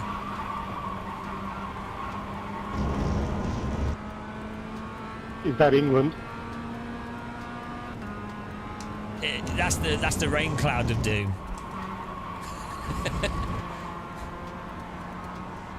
I like people to question. Vortex of death. People should question what I say, though. Like, I don't want anyone to on anything. I don't think people should approach life like that. I think people should question everything, really, and think about it. Not that they believe or don't believe something. I just think There's an incident ahead. it's more interesting. Go right. Go Sorry, right. Tom. Go right. Go right. Left side. Clear on the left. I'm going right, damn it. I think Nice one. I think it's more interesting Speaking if of death. it's just more interesting, isn't it, to think about Hold the things. brake.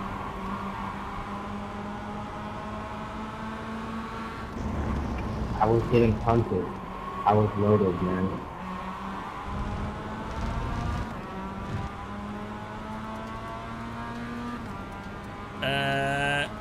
I think Kunos would do quite a good job on it, but You're in fourth position. I don't think nowhere it to will. go.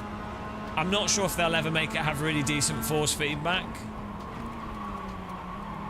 which is what I think it needs. If you have Car right. a more Clear. peaky tire model, I think you need more detailed force feedback.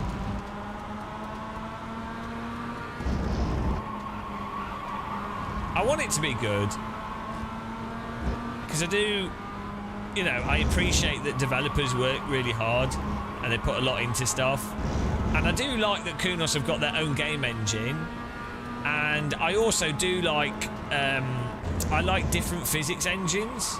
I find that interesting. I might not think they're good or I am whatever. the champion of the ninjas. Theo Vassar, thank you, Theo Vassar, for subscribing. Appreciate that.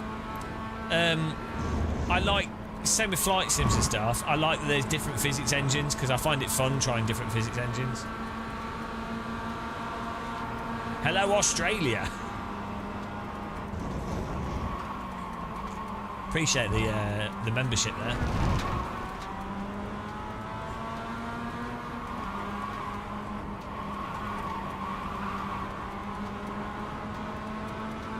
Yeah, I think the thing is, so this is another thing that I think a lot of people don't realise. A lot of people have come to sim racing Car on your left. Clear on the left. in like nice overtake. A lot of people have come to sim racing in like 2020. Is that sarcastic?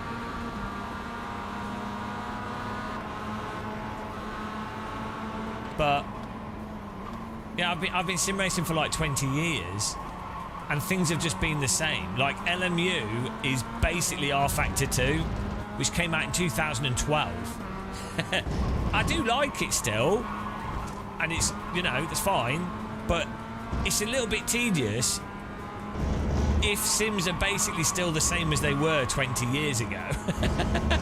Right? So that's another thing that a lot of people don't understand. they don't.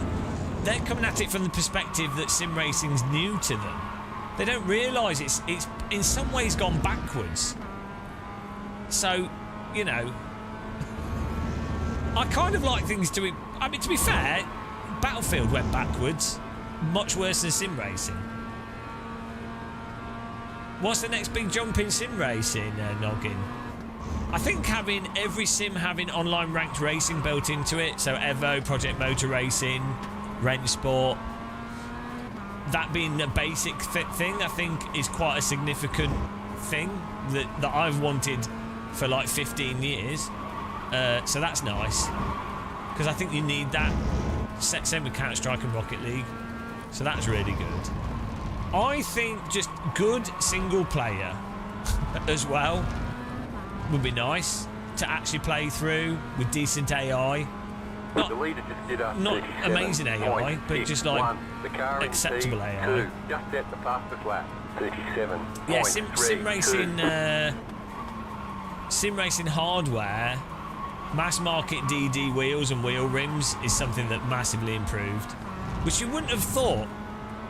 You would have thought that software, like you would have thought that software would have improved before the hardware, because software might be harder. Software can be harder to do than hardware in a development set in some ways, but you can do software with less resources in some ways, whereas hardware is like hardware's a lot riskier than software. So like, let's say you built a DD wheel or a wheel rim and it's got a problem, and you only find out that problem when you've manufactured 5,000 of them. Well, that's 5,000 times 30 or 5,000 times 200. You've just wasted a few £1 million with no way to recoup it. So hardware is a lot riskier than software in many ways. Not always. It's not that simple, but hardware can be.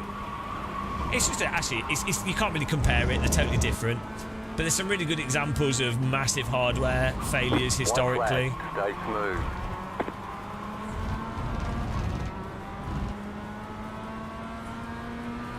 Software you can fix a lot easier. P2, just at the fastest lap. 37.311. Also, software scales easier than hardware. Yeah, we only use Marvin's force feedback app. It's really good.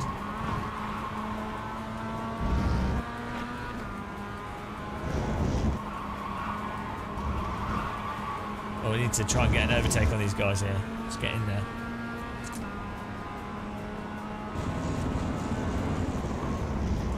Trying to pressure people into making fork Marvin's force feedback app because it's open source, and do a version for Le Mans Ultimate.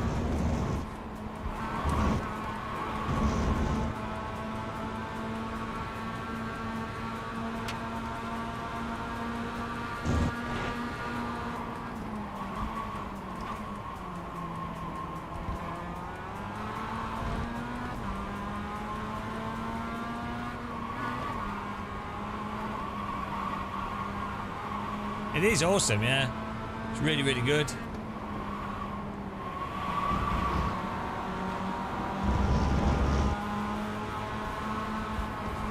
Car on your left. Still there. Oh, no way. Still there. Paul! Bro, you should have gone for the switch there. There was no room, and Paul got an overtake. Nice one, Paul. I hate you. Nice overtake, though. There's the flag. It's over. Bloody Paul. Great job. You did Good race. really well. Apart from the punt on the first lap that I topped, it was good.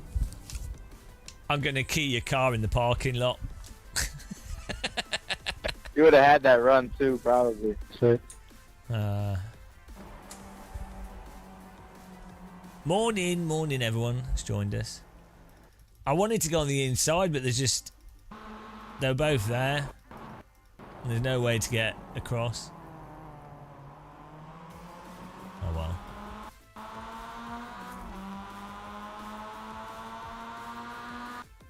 off we go to the Nordschleifer again. Woo!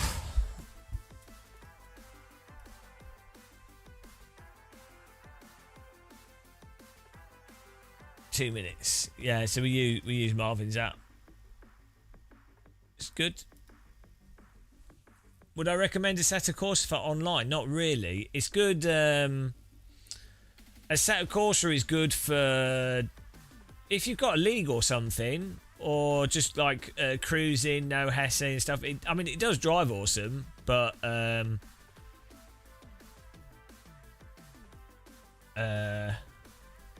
it's not really got ranked multiplayer. LFMAC's okay, but it's not that active. I mean, you can have racing on it, but at the moment for online racing, in terms of competitive online racing with people really taking it more seriously, basically it's LMU and I racing. The thing is, you really need at least 3 splits of cars for something to really work properly when it comes to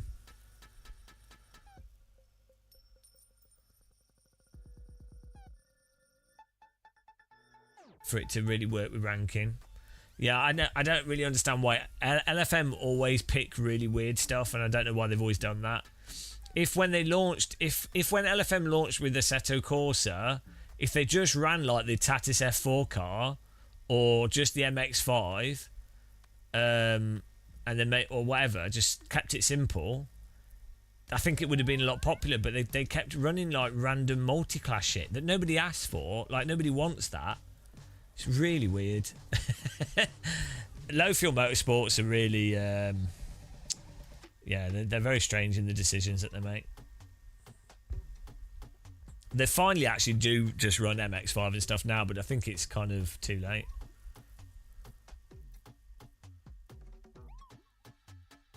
Yeah, you just have to keep it simple.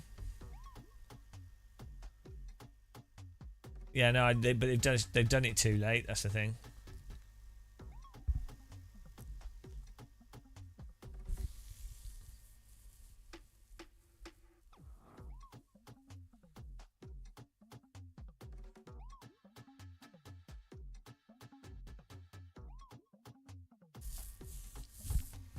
Right, here we go. Joining this. I'll be back in a second, guys.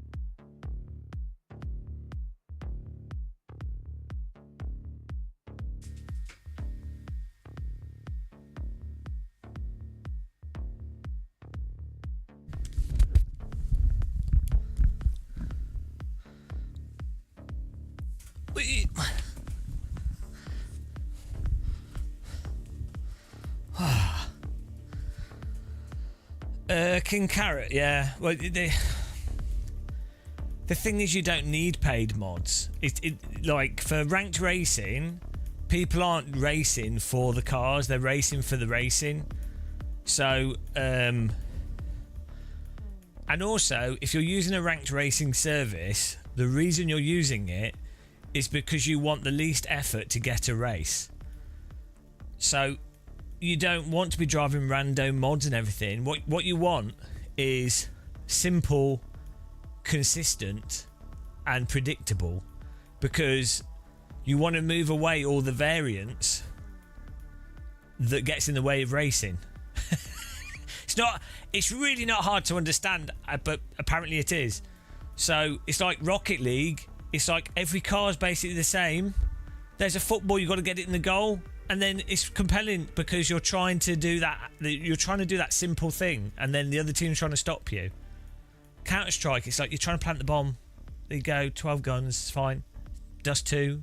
People play that for 20 years, 30 years. What the fuck are you doing, Tina? So, you know, there's also this really weird myth in sim racing that you have to have mod cars in AC, and it's like, but you don't, and the basic cars are... Are you fucking serious? Okay, it's a warm-up. It's a warm-up, mate. Calm down. You don't need mod cars. The basic cars in the game are fine. It's like 9 a.m. Call down.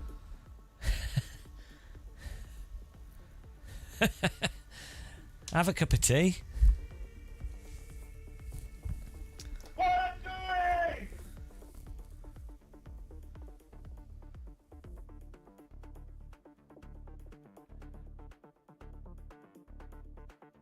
Go have a look at that, man. Come on, what are these people doing? Calma.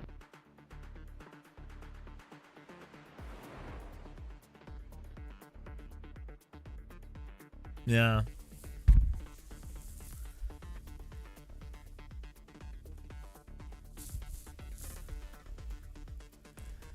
Yeah, also, it's like if you think, yeah, it's just weird that the whole mod obsession. It's just a different thing. Like, people going for mods are actually searching for novelty in the content, whereas if you're doing ranked racing, the novelty comes from the racecraft, not the vehicle. If anything, you want the most predictable vehicles possible, so that it's going to lend itself to there being more people to race against. You know, I don't know why this is like a crazy thing seemingly to people that host servers and stuff. Like, this has been a problem in Half-Life, Counter-Strike, Unreal, every driving sim. Like, as soon as you give people the ability to host servers, they run totally random crap, and they're like, oh, because we're bored of this. It's like, well, you know, actually, you know.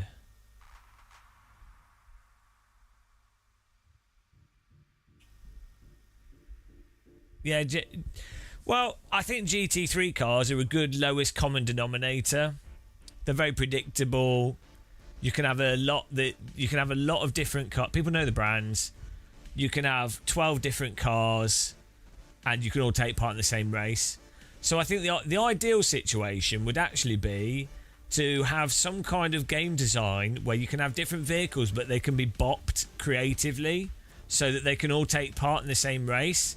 So that when you have ranked servers, you can do a ranked race with whatever car you want, and it's bopped fairly, so that you could be in like an MX-5 versus whatever. Obviously, there'll be a limit to how you can do this, but you know what I mean? You probably have to use some kind of elaborate system to work it out, but bop the driver. Bop them on the head. But I think that's it's kind of what you have in Gran Turismo a bit, but... One to go. Next time by, line up on the left side. Pit road is closed. The estimated SOF is 2,100. Yeah, AI is probably quite good at doing stuff like that. Can we do the start single file? For the podium. Good 5 try. cars left to grid. Also, if people wait for... So you've got the right-hander before the start line, and then the left-hander, if people wait for like 1 or 2 corners before really attacking, it will probably really help, because there's a lot of accidents happen on those first 3 corners, and then it just ruins the race for everyone. The long straight afterwards is a lot better place to try and pass. There's an incident behind. Someone's driven into the back of me already. And dead. I've got wheel damage. I'm so sorry, mate. That was me. I went to take off and it just didn't go. That is my fault, bro. I'm sorry.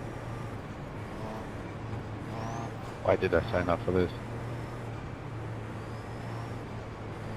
Mate, we were still stationary. You just drove off into the back of me.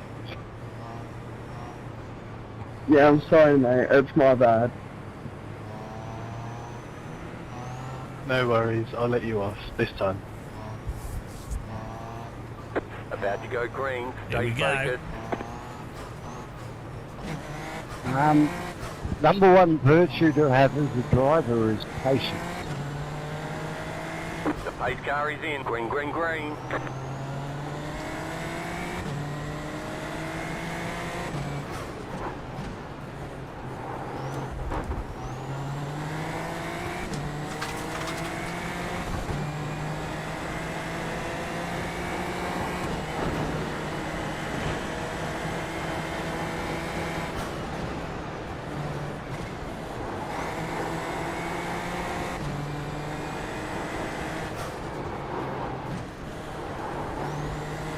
Morning.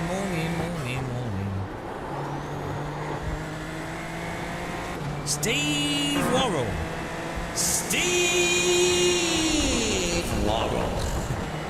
We got up at like 2-3 a.m. this morning, so it is early, I guess. Did you say, are you going to Gamescom, Steve?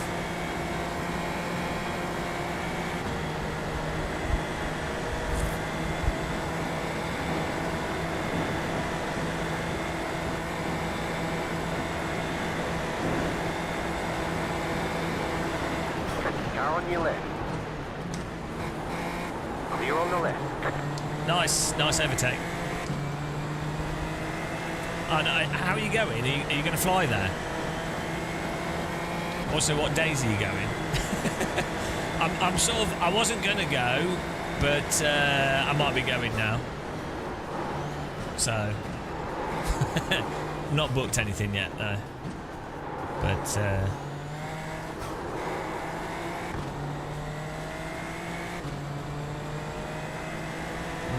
working something out.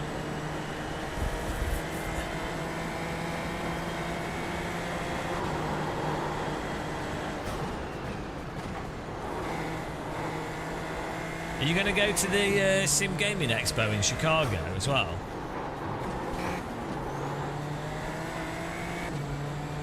Gamescom's in Cologne. Germans call it Cologne. It's Cologne. Cologne. It's great. It's really nice, actually. It's not that good for sim racers, though. It's good for gamers. There's an incident behind. Shit, that was my bad. Ah, nice. I think the overtake event's on the Wednesday, right? And then You have about 5 laps of fuel left. There's an incident behind. we're just working something out, so you always see.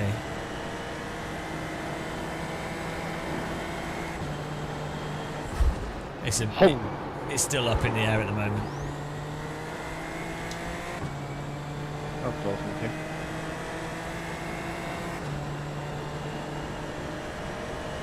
It'd be good to see, though.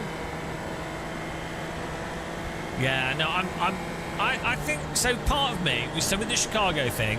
I really like the guy that's running the event. I've had a good chance to chat with him a fair bit. I imagine he hates me. So there's definitely, I can tell that there's definitely some. In America, iRacing is a lot more popular than in Europe, and there's definitely a lot of business interests around iRacing. And those business interests probably don't like a British guy that runs his mouth loose about iRacing, right?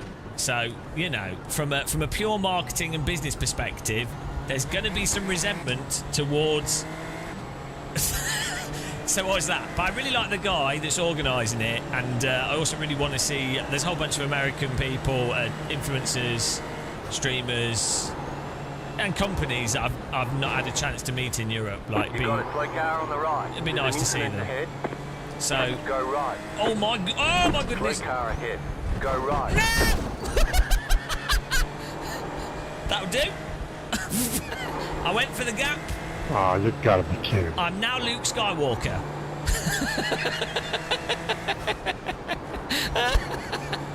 So what were we talking about? Yes, the Chicago.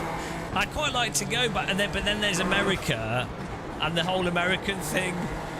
The whole thing that there's some interesting stuff happening in America right now that is a bit interesting, shall we say? Oh, please don't take me out after I avoided all that.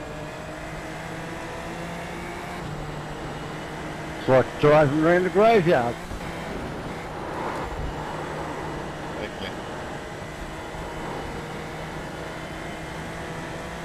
Yeah. But then it turns out you can get pretty cheap tickets to Chicago directly. It's only like £500, and then there's hotels at the expo that are £800 for like 3 or 4 days. Boys, these don't catch on So fire. it's not actually that bad, which is good.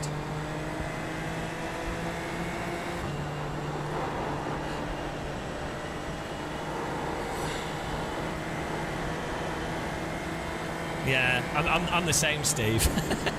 Because oh yeah, I've got to do Sim Racing Expo. That's become a ritual of the last 10 years. Left side. Still there. Hold your line. Always do Sim Racing Expo. I like Germany. Any excuse to go to You're on the Germany. left. September for the Chicago one, but I'm not quite sure exactly when. Yeah. And then Gamescom is end of August. Car right. Stay on the left. Clear. 2 more. Let's go.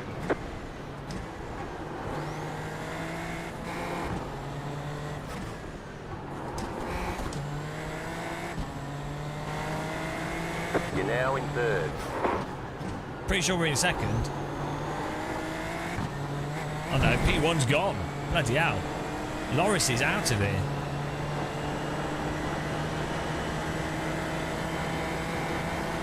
We've lost Loris.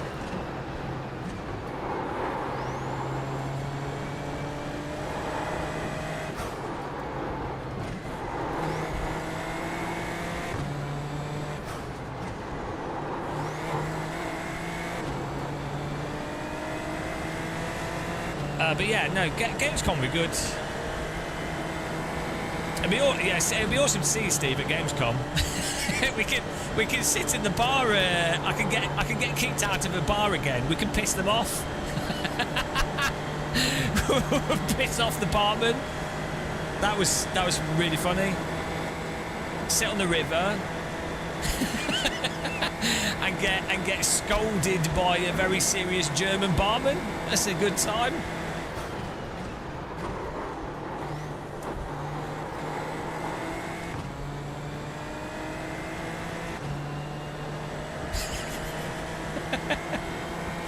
Oh, that was so good.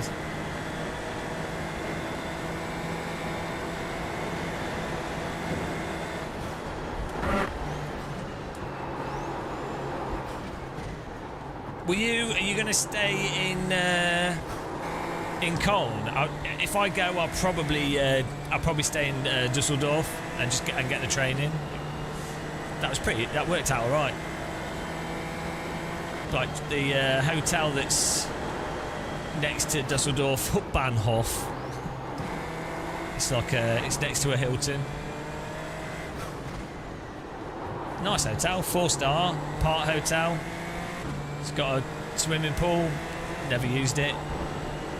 It's not even that expensive. It's like £70 a night for a hotel that has cooking, dishwasher, swimming pool, gym. Obviously, I use the gym. Right next to the train station, nice, clean. Good.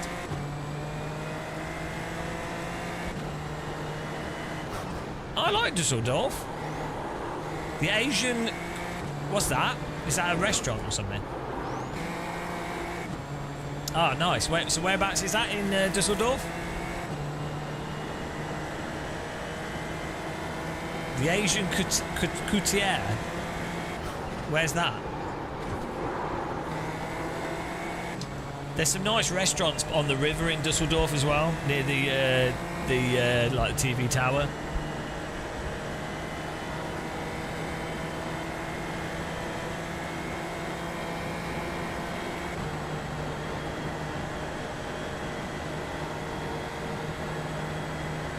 Postal zone.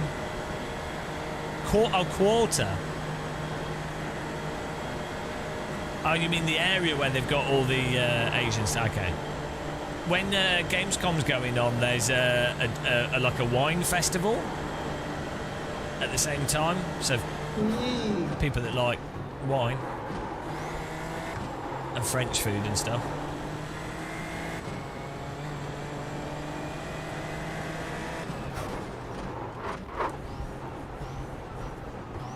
Okay, fair enough.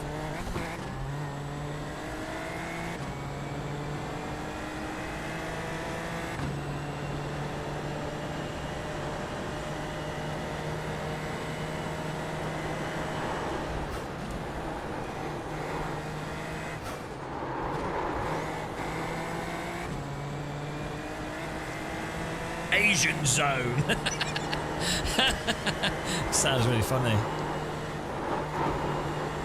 Like Chinatown or something. The Asian zone. You're entering the Asian zone. Everything is all noodles, anime. The Asian zone.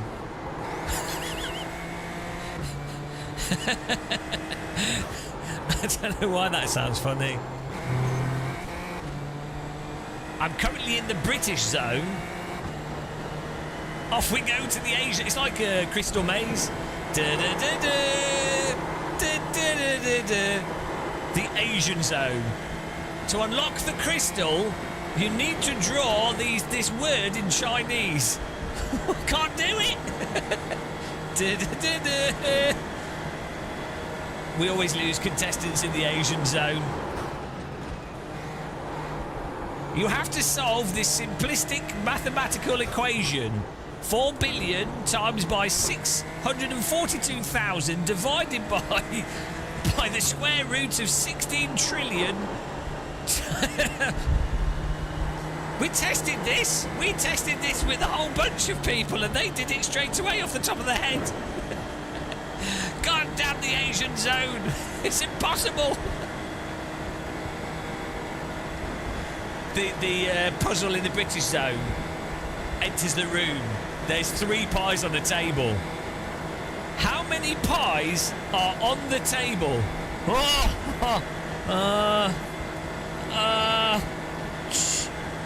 3. Congratulations. You passed the mathematical question in the British zone.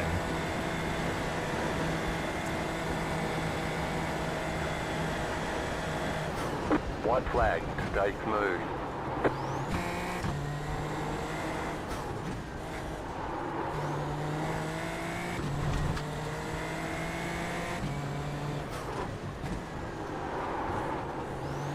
All the zones.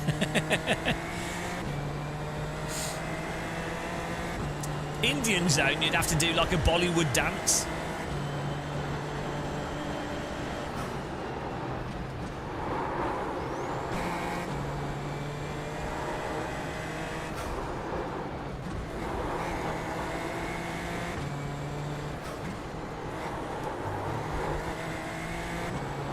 Which pie is the meat pie?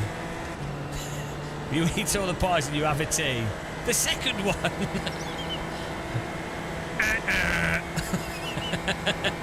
That pie was actually fish gizzard.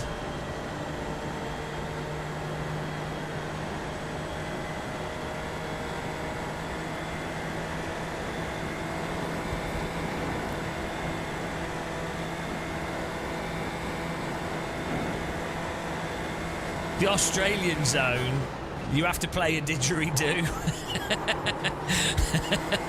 Whilst circular breathing and play the didgeridoo whilst saying yeah and no at the same time.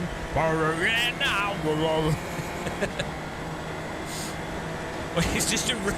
It's just a room with a really bright light, and you have to survive in there for 40 minutes without dying from heat stroke.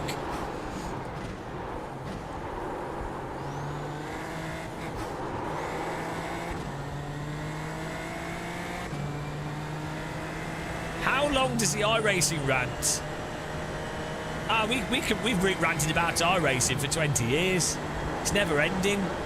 We're actually trying to get the Guinness World Record for the world's longest time ranting about a single subject.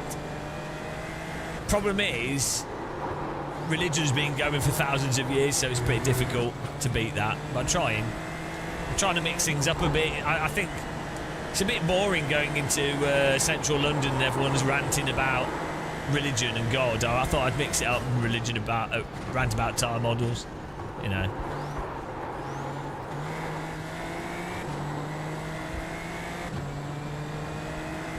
Hopefully, Steve.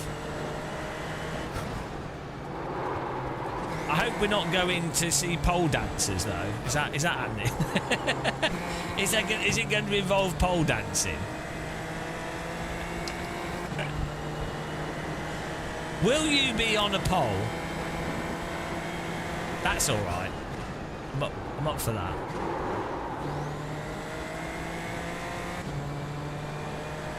That'd be good fun.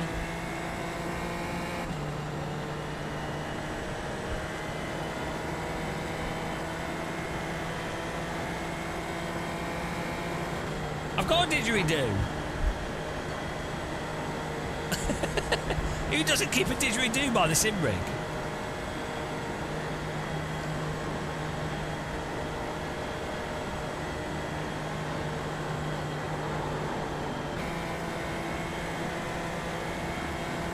Bet you weren't expecting that. Casually reaches over at 150 miles an hour down a Nordschleifer to grab a didgeridoo. Everyone keeps a didgeridoo in their Super Formula Light. It's an integral part of this vehicle. A lot of people don't realise it.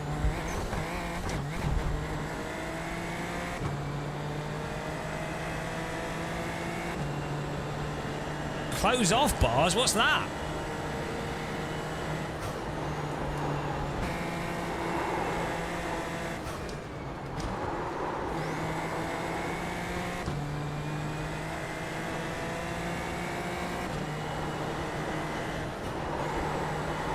Woo!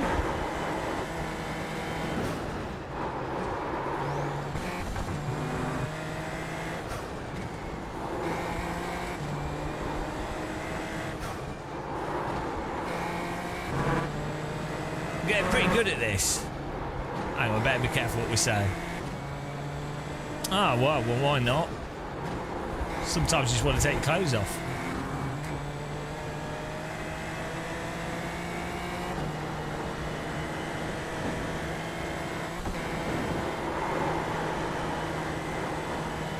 I mean, I think this is a great combo. Oh no! Isn't it more for like for gays? For the gays?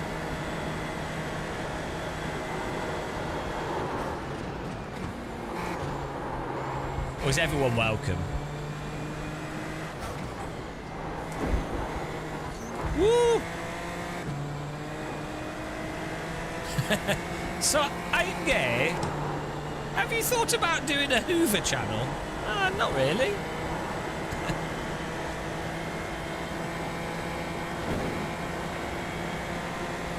This is gay bars. To be honest, I probably feel safer in a lot of gay bars than straight bars.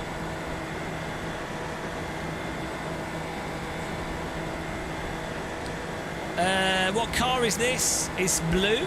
It's a blue car. Do you like it? It's a podium finishing blue car. 12. You can buy it off me if you want.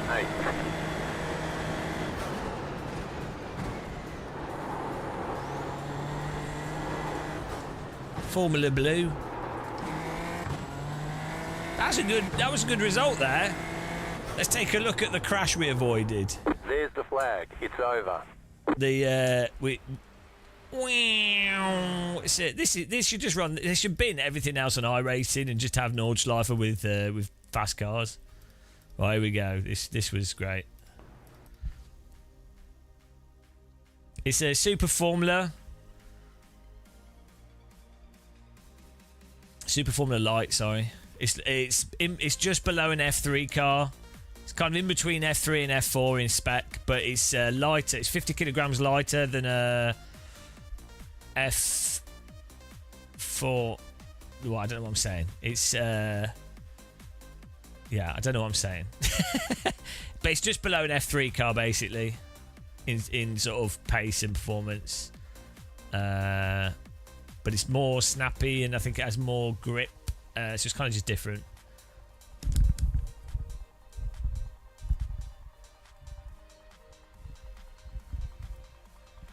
Hello, Jax. See, Jaxall's always up for that. Right.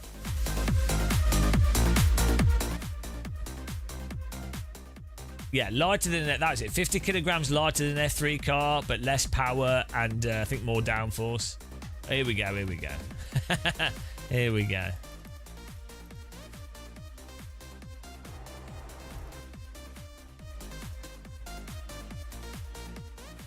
Oh, look at this.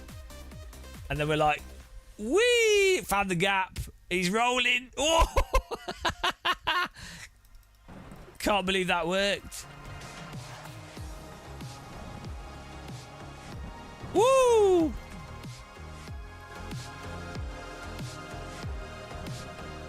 We just missed the curb as well. What a move. It all went to plan. We were busy chatting when that happened.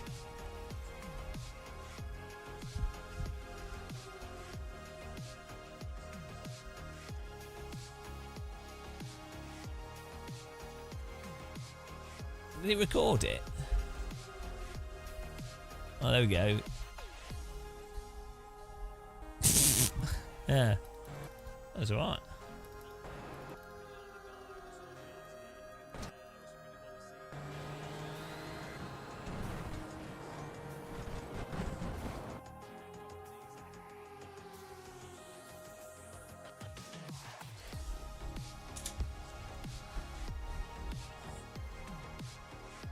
Yeah. We could have... yeah, I don't think we would have been able to go around the outside. Because it would have... we would have run off the track.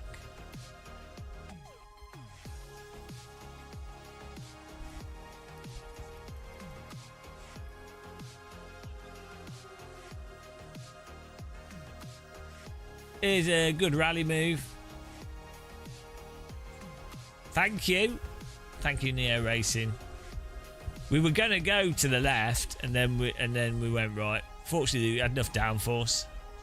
This is Super Formula Light. It's close to an F3 car.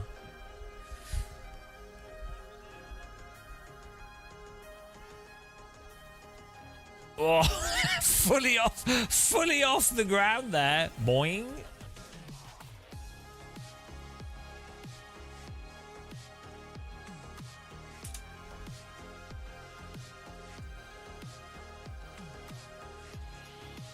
Nailed it. Oh, why we're on loop on that.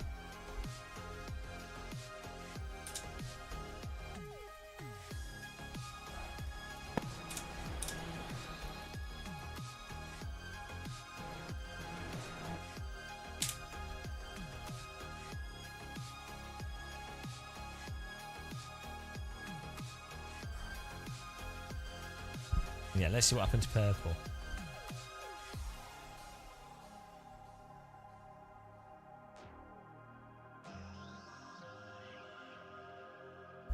I think purple found a way around the outside. Yeah, he'd already rolled off the line for purple. Yeah, let's see what happened to him. Yeah, it's easy for purple. He didn't have to struggle like I did.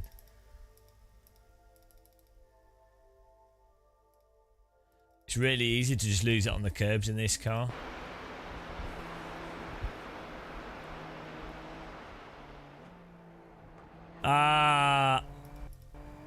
Oh no! Oh no! The car in front lost it on the curbs. We lost it here. You just can't go on the curbs, aren't you? Oh no!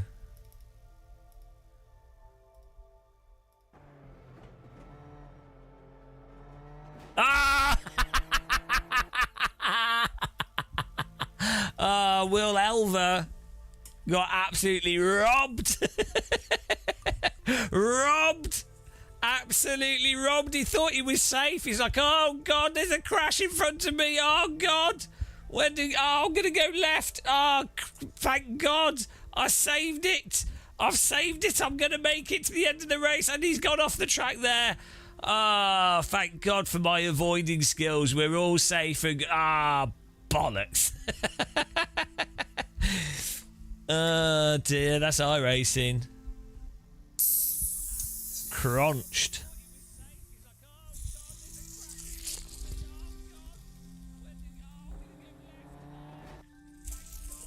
I mean, the other car could have stayed on his brakes, couldn't he? He could have stayed on his brakes.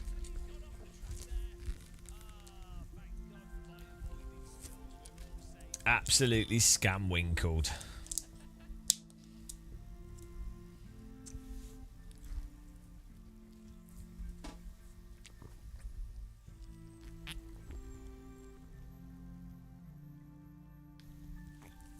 Yeah, you're better off being Neo. It's more fun. Right, should we do another one? I'm addicted to Nordschleifer races.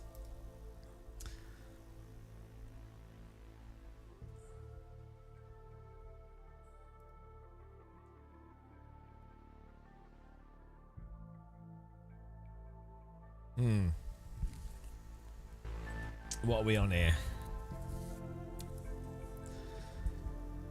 It's safer to just drive through everyone. Did we gain? Let's see if we gained rating from that.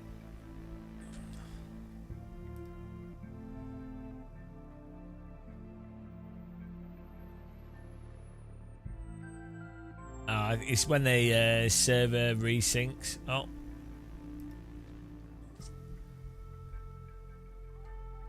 Yeah, you're better off just...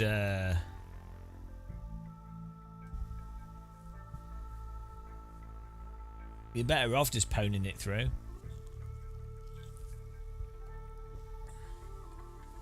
He's doing 612s.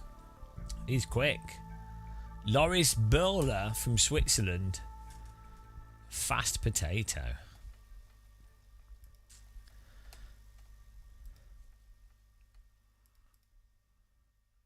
Not been much sold, to be honest, has there, in these races?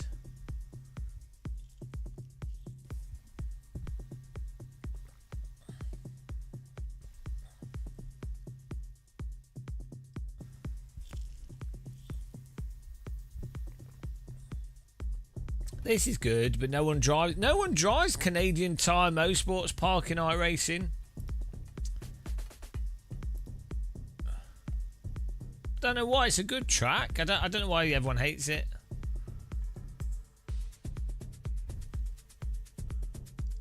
Oh, it's had 2 splits.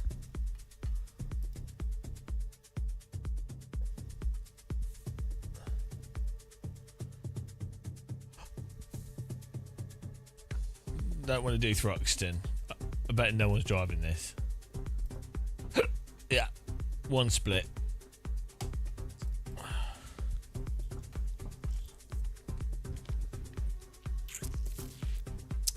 VIR's really good, yeah. Fun for racing, lots of drafting. We could do a GT3 race there.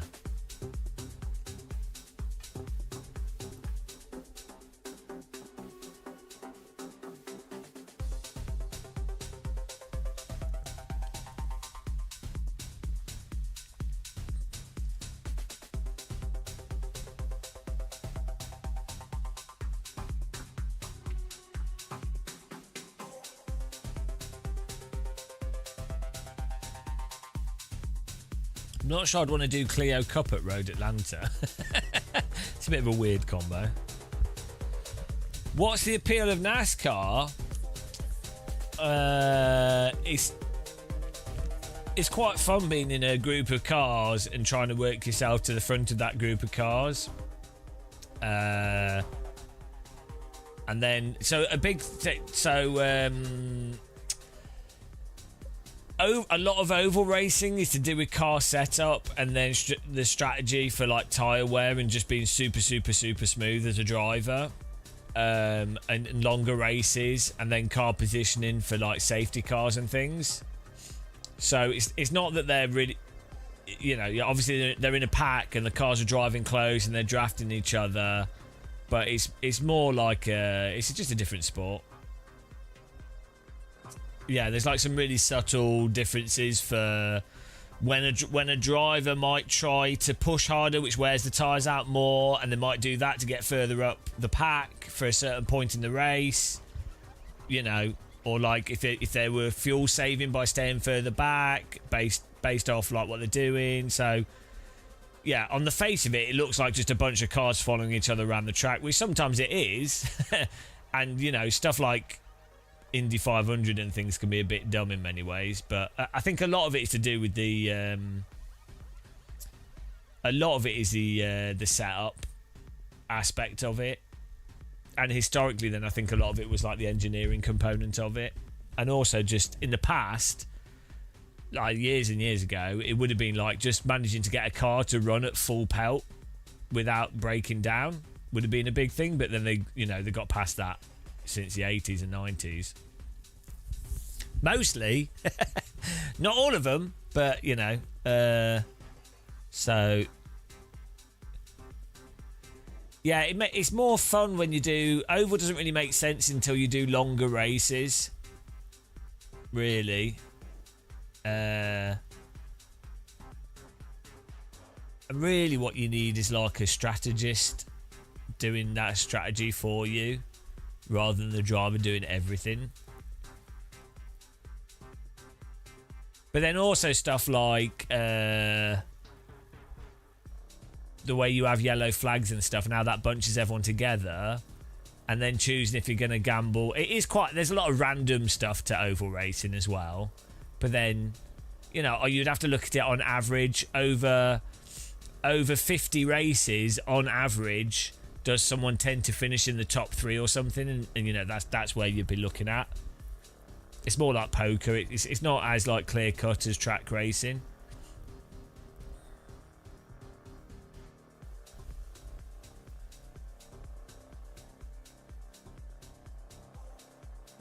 Well, the thing is, I think as a spectator thing, I think it is better than a lot of track racing. Like, shitloads of cars. You can see at least half the track from the grandstand.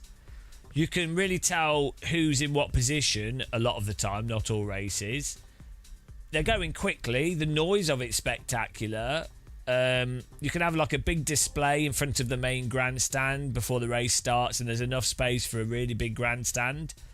I could totally see like being if I drank alcohol, I could totally see just sitting there eating crisps, eating a corn dog, watching an oval race, drunk.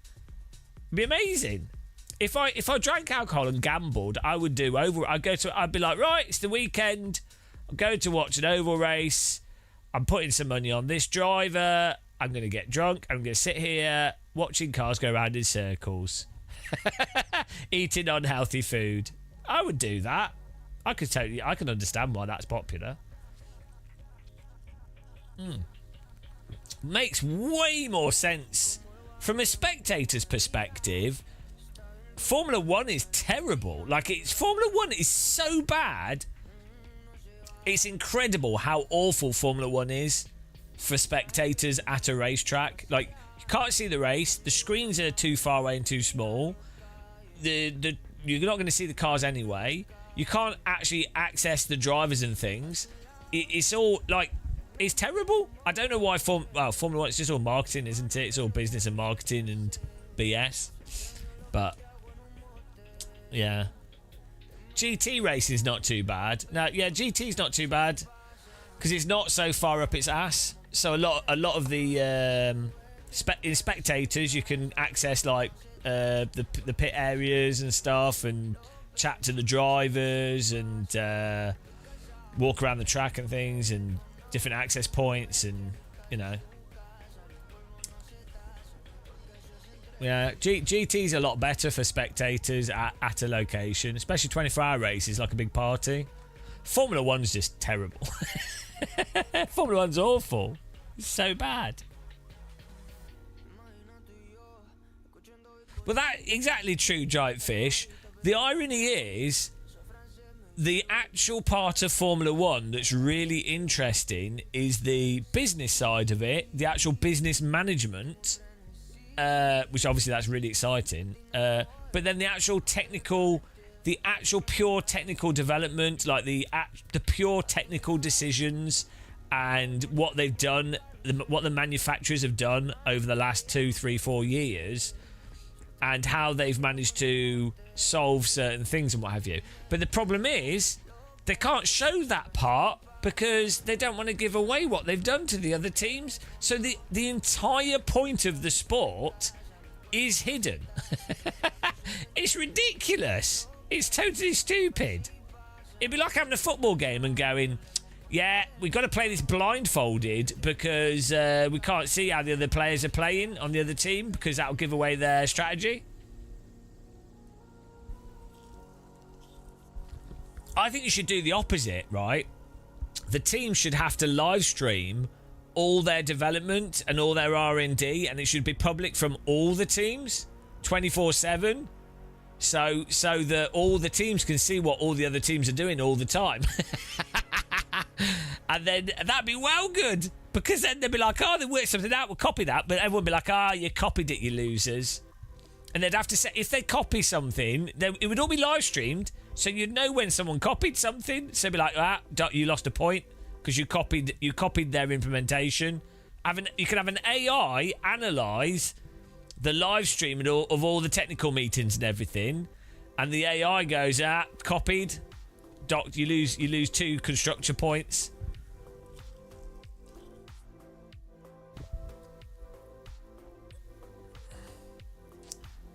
Well, but this is the thing. As I've said, the solution to Formula 1, we fixed it. We fixed Formula 1. It's easy. They need to do a Constructors' Championship, which they already do, which is either the Friday or Sunday race. And they need to do the Drivers' Championship, which is one of the races.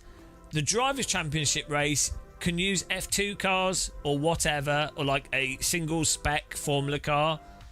And that's it. That's it. So then the winner is the team that has the most constructor and driving championship points. You're already doing 2 races. Do that. It's like, you know, that's fine. And you might not even do that at every single track. Like, you could just do it at most of the tracks.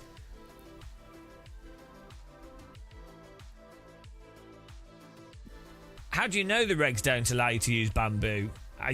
How do you know that my Formula 1 team isn't bringing the first bamboo car to the track?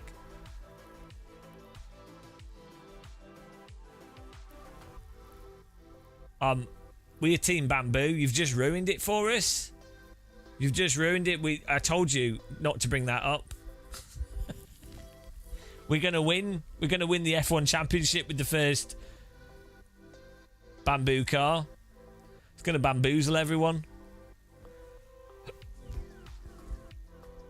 They won't know how to. They won't know what to do. They'll just see this bamboo. The car's going to be a tube. The driver sits in the bamboo tube. I mean, that's what a car is, but like really narrow.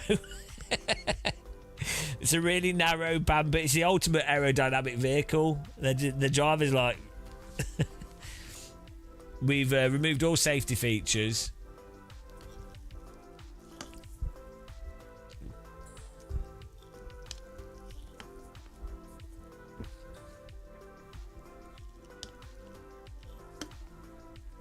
Formula bamboo.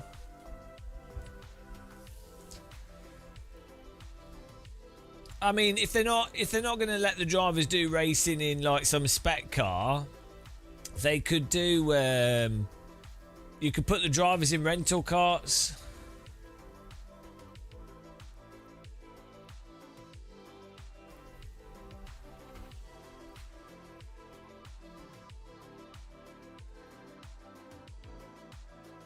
Or like I mean, you could get the drivers to do a lap on a unicycle. I'm not quite sure what the point would be, but just for entertainment. I mean, if you just think how much better it would be to have a Formula 1 driver on a unicycle than a Formula car. Unicycles have very good turning performance as well. They also don't need differential. So, you know, already there's benefits.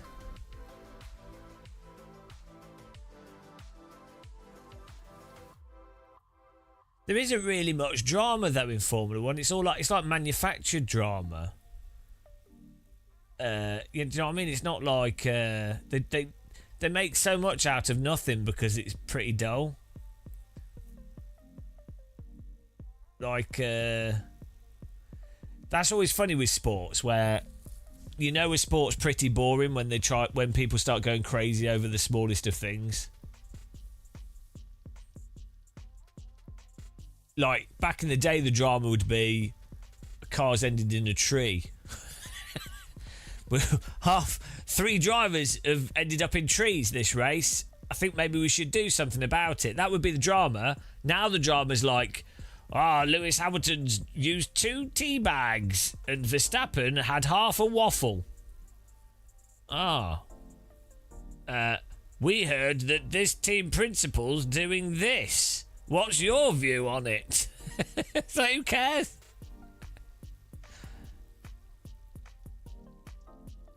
Oh dear. Yeah, motorsport.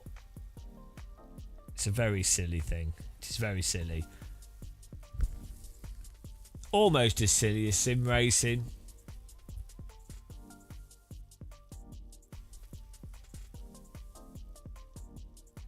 Would the world be better without motorsport? I think it would be. If you had to get rid of it entirely. If you were like, right, we're entirely getting rid of motorsport. I think the world would be better off. Like less pollution, less noise. We could still do sim racing.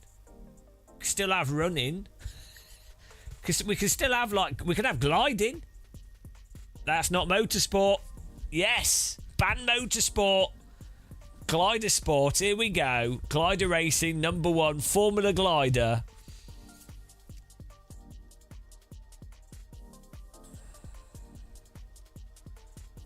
They already do that, Anthems. That's just how it works already. What do you think an Amazon factory is? They don't need to hunt them down. They put all the poor people in buildings and slap them and force them to do work for them. They've optimised the hunting. They've turned it into a form of farming. Why hunt when you've put everyone in a building? The paws are cattle.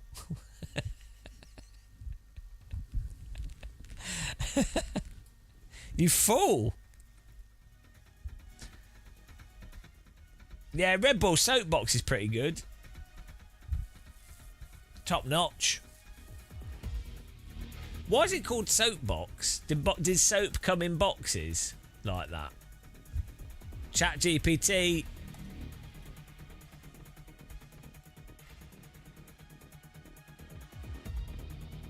Why is it called Soapbox Racing?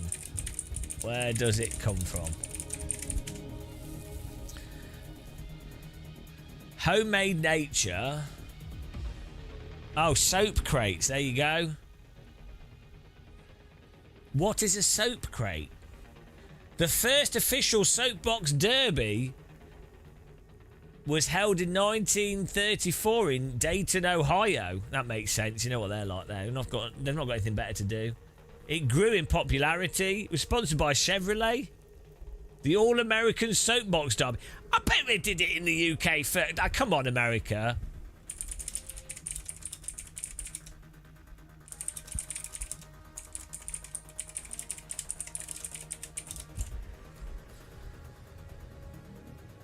Here we go.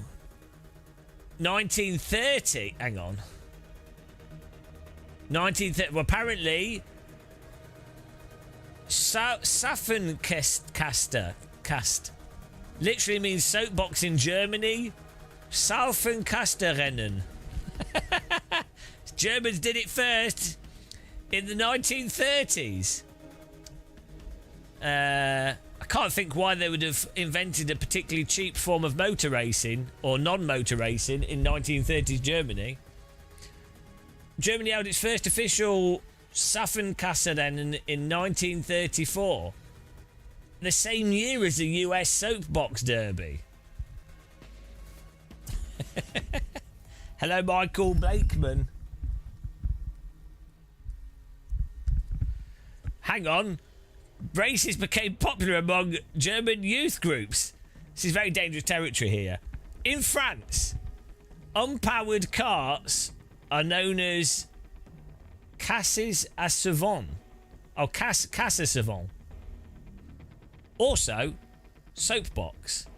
Races were held in rural, hilly areas, often during village festivals. Here we go. UK go-kart, gravity go-karts. The UK homemade unpowered vehicles were sometimes called trolley carts, bogies, go-karts, before motorised karting took over. Yeah, we invented it. Let's be honest. Wow, so apparently bogies, apparently German, France and UK were all doing it. It was popular internationally. So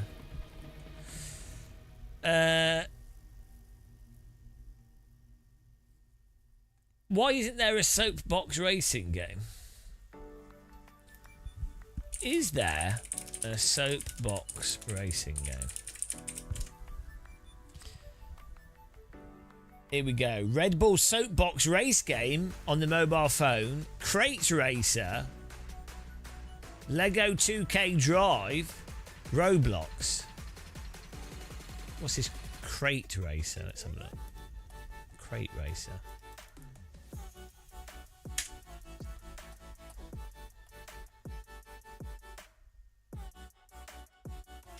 I think ChatGPT just made that up.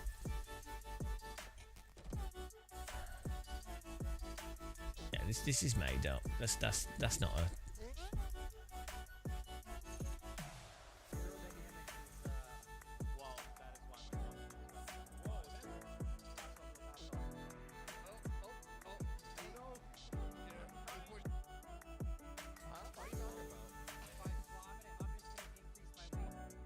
Just another terrible racer, Formula V on Mount Washington with zero fuel.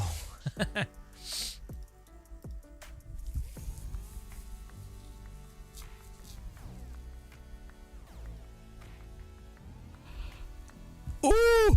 Zeg, this brings me back to the time we did soapbox at Bathurst. there is that mod.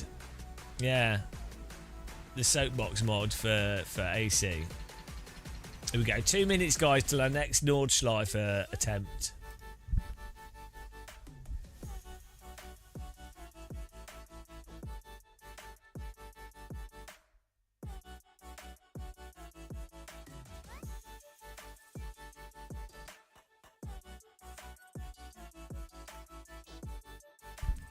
I'll just update this.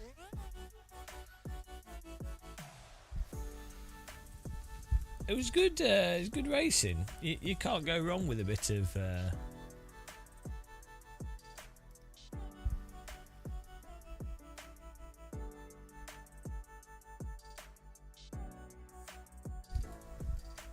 Can't go wrong with a bit of soapbox. It's not quite as good as gliders, though. Let's be honest.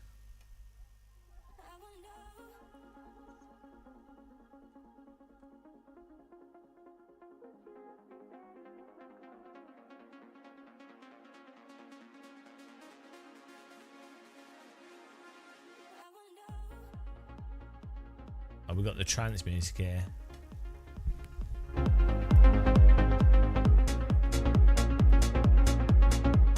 Let's get ready. Exactly, Matt. Hello, Church Hella. Good morning. We're not getting 7KI rating, that's for sure. Not anytime soon. Maybe it'll happen accidentally. Who knows?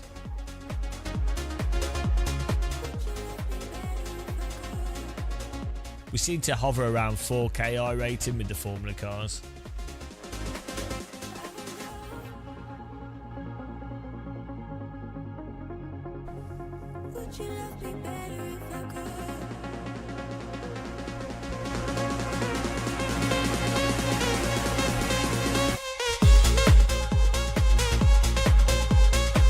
Here we go.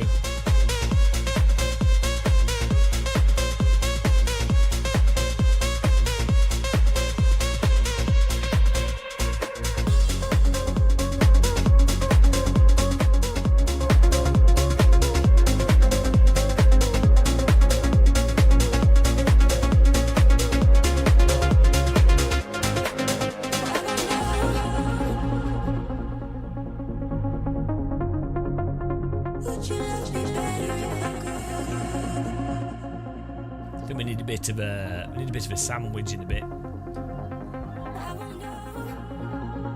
Sega Mega Sandwich.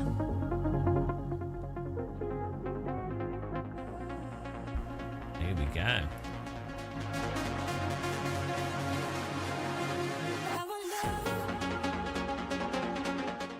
You try to keep up. Nero, you keep getting murdered.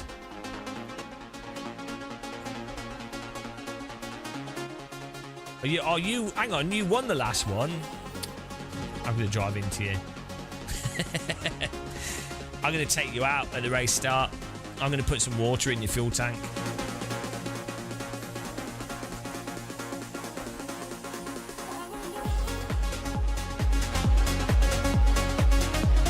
Well, yeah, you've obviously done too much sim racing. Never do too much sim racing. I make sure not to do too much sim racing.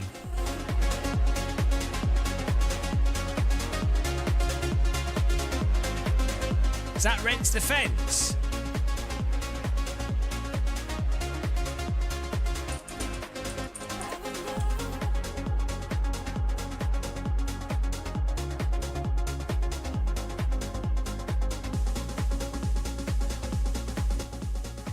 No. What is Rents the Fence?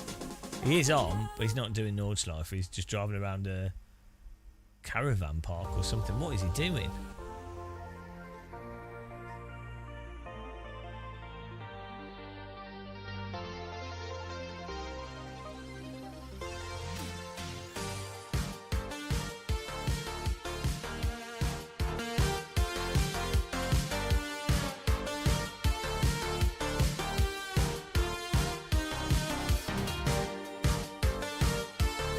Hello, Mercio, the legendary Platinum Underground game cat.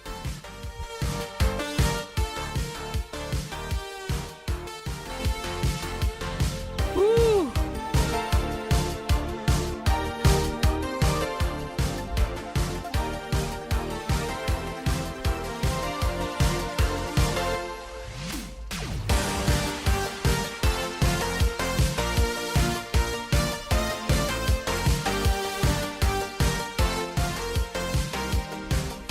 This is gym workout music in the 80s.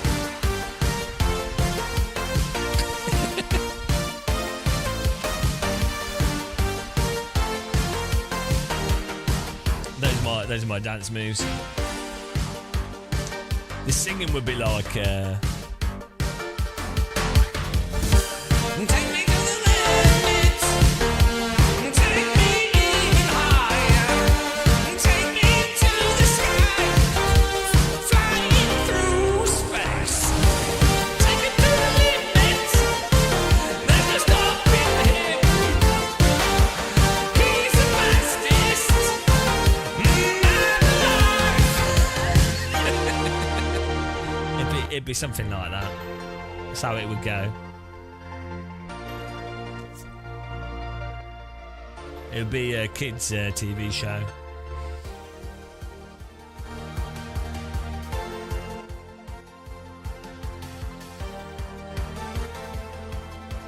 Yeah, highly motivational.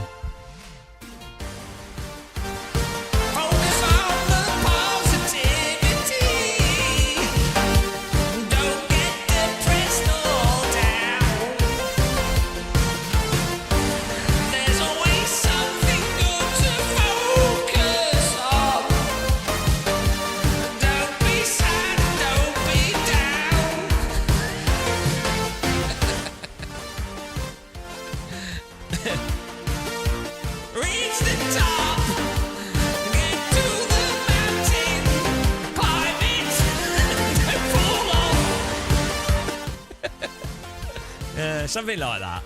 That would be the theme of the lyrics. Need more echo. Off to the gym again.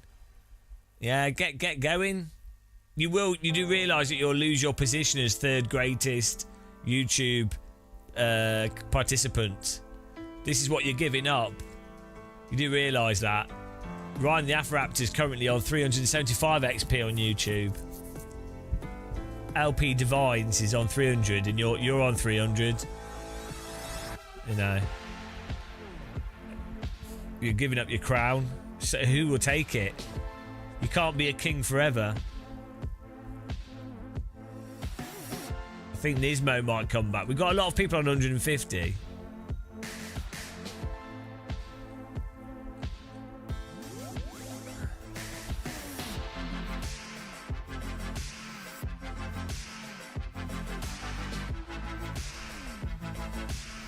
Nismo's full back. I don't know how many points you get for a donation. Or like, if you like, just clicking the like button give you points. What? Someone click the like button and see if they get more points. How do you get on the leaderboard? Send live chat messages or super chats and super stickers. Why would anyone want to?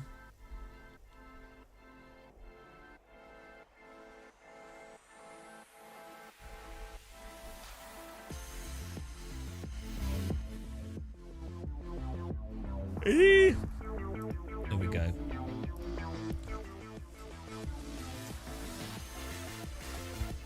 Fasten your seatbelts, guys. Hello, Counter Debate.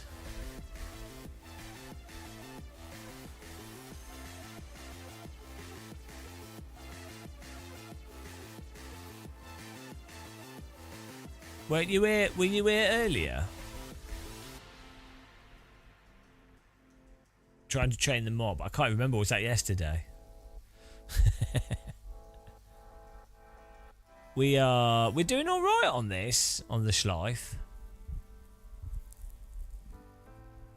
Schleifing ourselves to victory.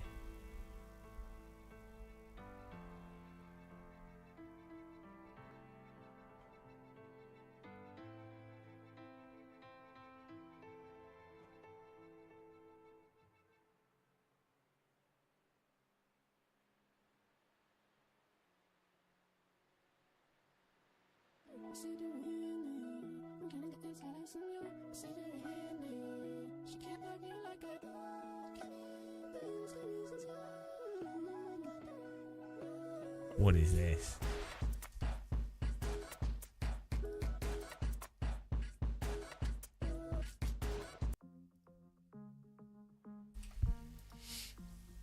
There's a qualifying session, and then there's also a I rating. One lap to green. Line up on the right side. Pit road is closed right now. Hello, can we start the race estimated in single SOS file? is 2,118.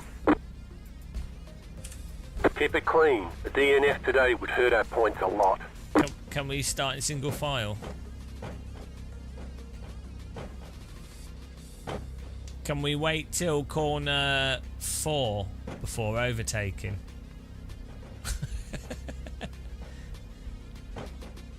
AC gaming only.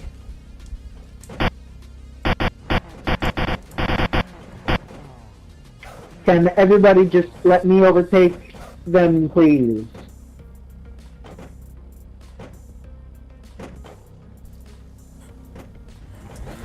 James, I love you. Sit here, Chris, and wait for you, mate. Catch that 4. Car. There's an Rest incident the time, behind. mate.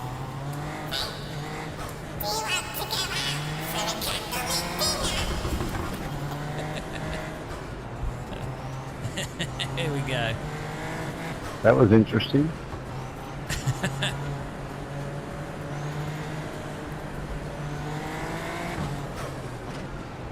What are they doing? So can we single file?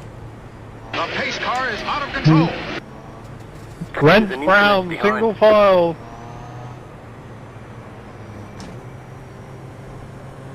Oh, I can already tell. This story seems like it's going to be terrible. About to go green. Stay focused.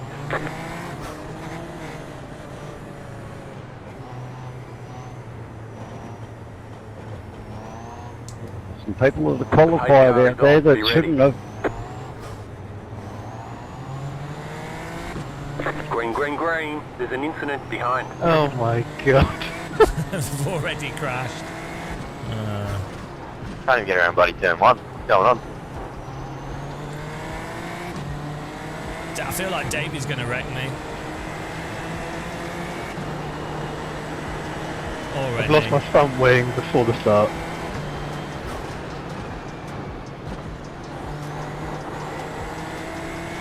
What's the problem with iRacing?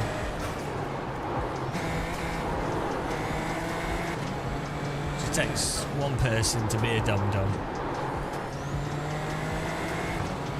And that's it. Yeah, good job, mate. Good job. Yeah, we've got to stay off the curbs. I'll go ahead. Don't lose them, I'll catch them. Right division, brother. Very smart.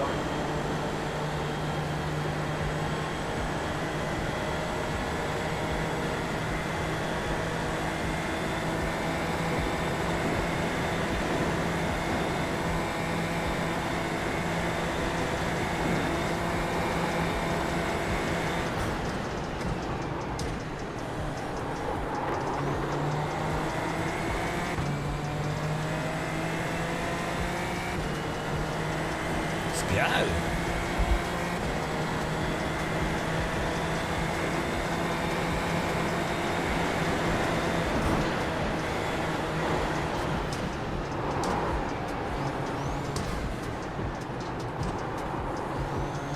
This green car's slow to find a way past him.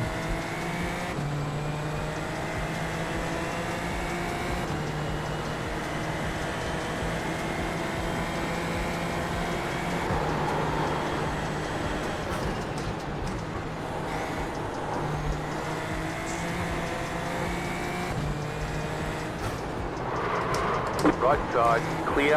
Car right, clear on the right. Bloody hell. It's so slow. Almost rear-ended him. The car behind almost took me out.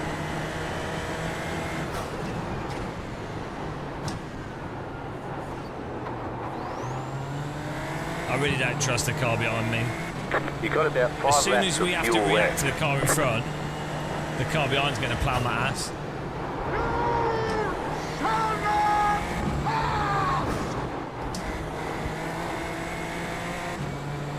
Slow car ahead. Go right. Bloody hell. Slow, slow.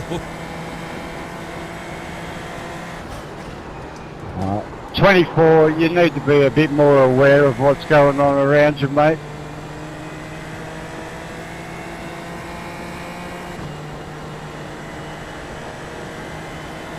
Don't tase me, bro. Are you serious? Oh, dude! Cheers for ruining my race, bud. Cheers, Car. Cheers for the 8x that you gave me in this race. Cheers, everybody. Good race. Cheers, everybody have a drink. Chin, chin, chin. That's what I'm gonna go and do. Chinny, chin, chin. That's what I'm doing right now.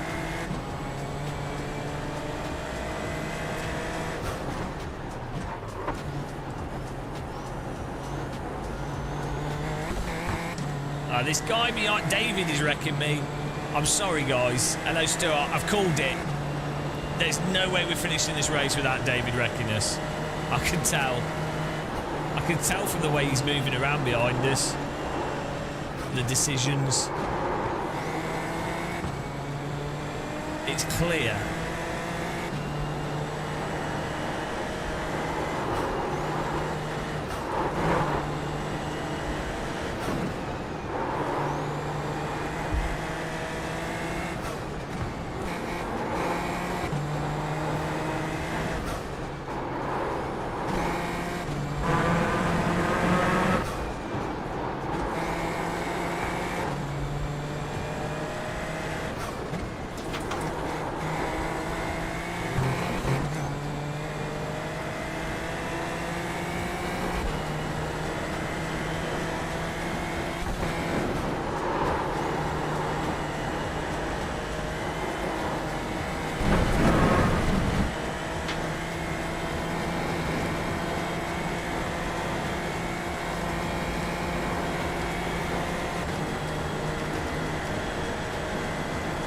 Jesus.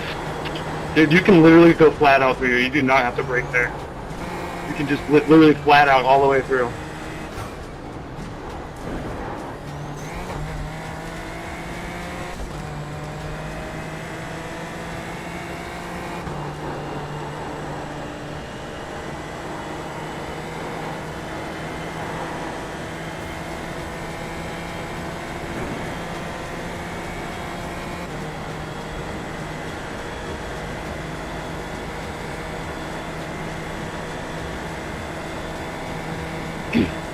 This car wants to go fast, guys. Drive it fast.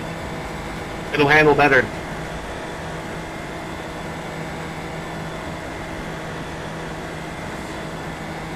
Thank you, Jimmy Billabutterby Jim.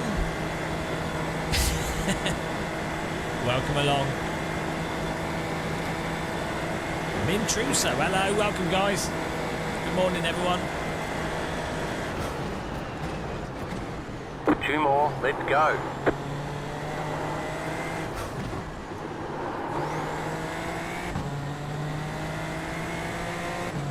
You're in 4th position. Oh, he's binned it behind us. Gone. Game over, yeah. Saved by the racetrack. Blessed be the Nordschleifer. Woo!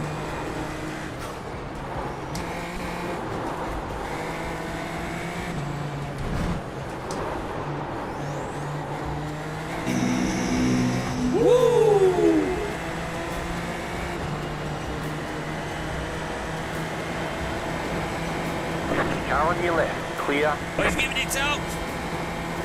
He saw that we were faster and he went, no. Can't hustle the muscle, we don't want to battle. No battle. No battle.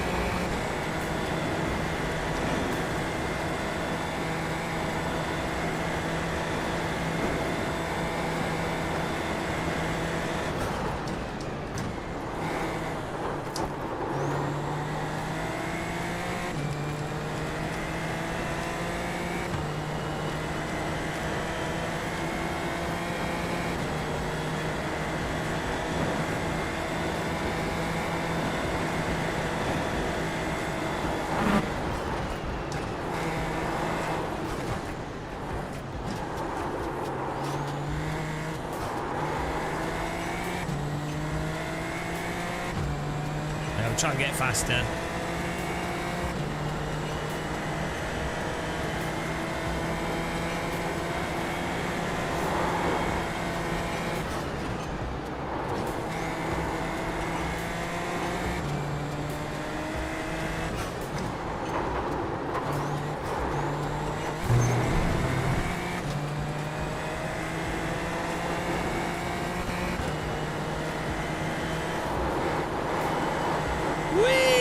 It's ridiculous.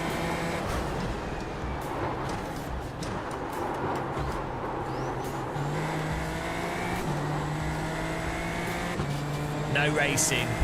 No battle.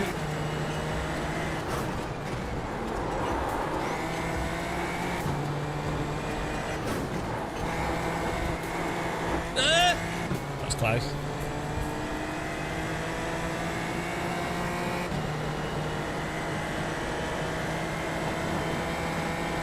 Mais pourquoi? Parce que c'est trop difficile. Les gens dans cette rue sont vraiment vacheful. Ça c'est pourquoi. But we're going.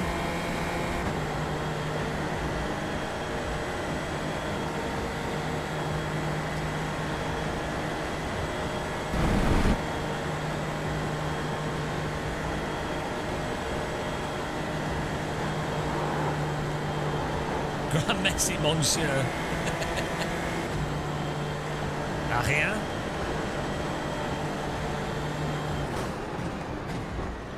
Let's go. Come on, come on, come on, come on, come on, come on, come on, come on. 7.7 gap. Carousel. Bam, bam, bam, bam, bam, bam. It's really weird that the track's on the left there and you're actually driving away from the start-finish line when you go up here. Never really thought of it until we did the glider flight.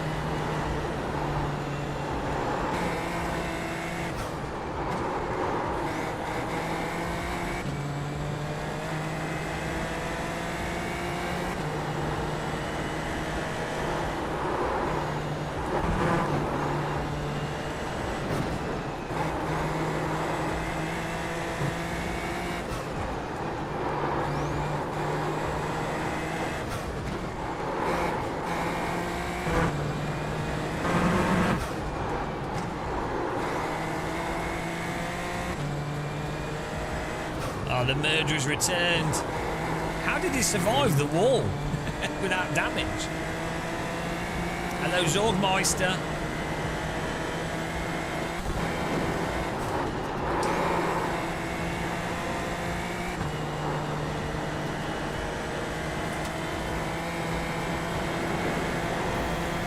Why am I so slow compared to him? What's going on?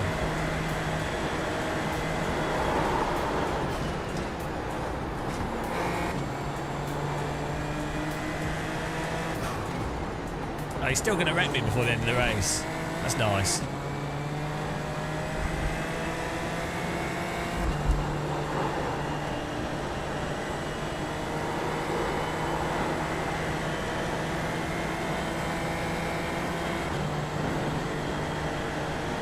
Super Formula is good fun.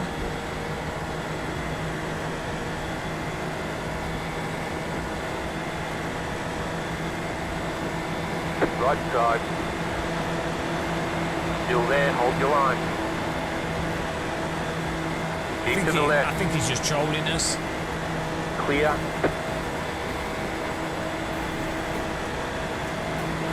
Car right. Clear. Typical guy. White flag, white flag.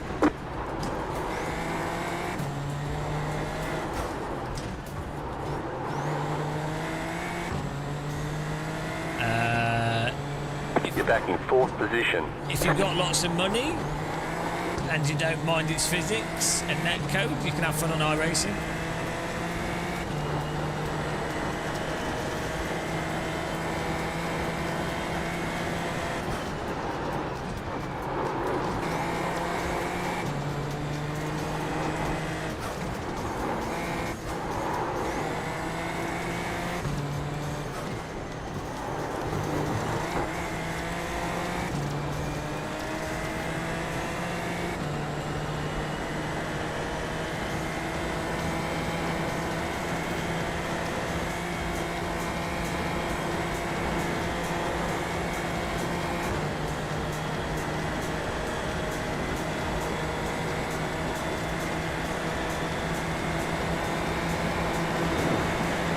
Car on your left. Still there. Stay on the right. Clear on the left. Nice battle.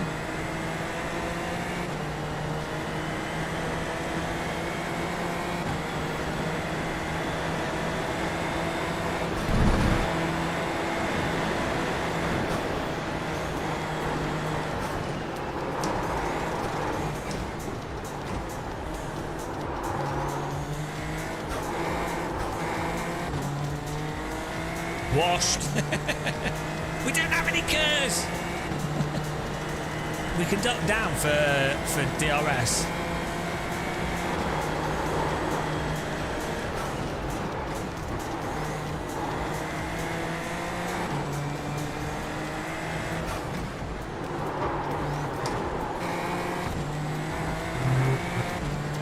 Super Formula Light.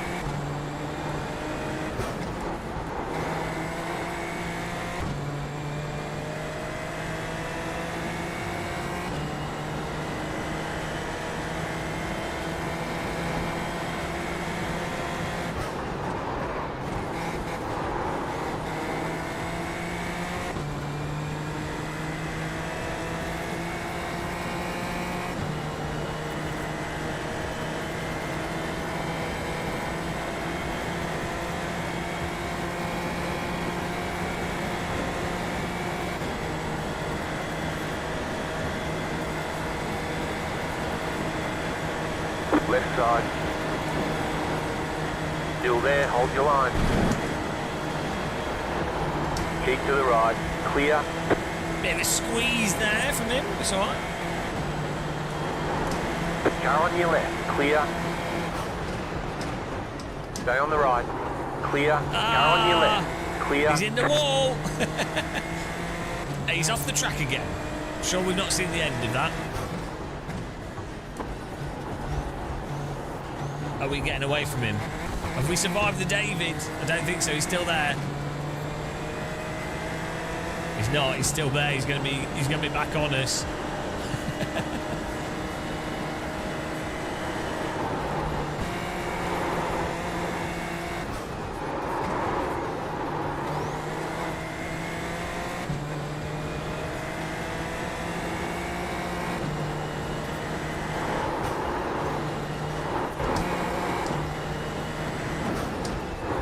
Car behind has gone off. Oh, he's gone off again. Come on. Saved by the track. 3 seconds. Here we go.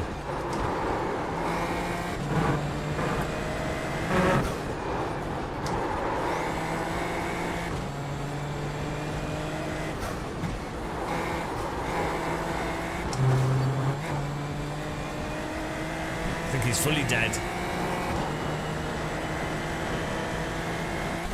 And I finished one, right? Oh, yeah. Nice work. Woo! The yellow flag for a reason. Well, kind of hard to see through a blind corner, but thank you for teaching me what to do there, buddy. I appreciate you.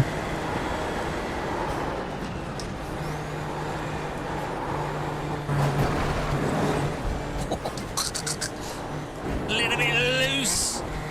I mean, I think if you were the one that crashed, I don't know how you managed to crash. I was in front of you, and I slowed down and made it through. It's kind of weird. Yeah. Salt dropped. Beautiful drive there. What a track. What a track, guys.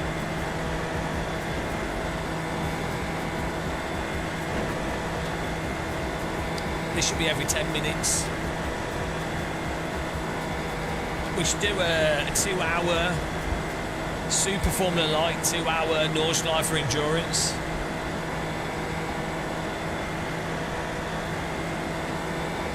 Oh! Hell yeah, P1 baby, let's go, let's go. Hello? P2? Hang on. Hang on. P2? Alright, there's the checkered flag. Nice run, solid work. Where's iRacing?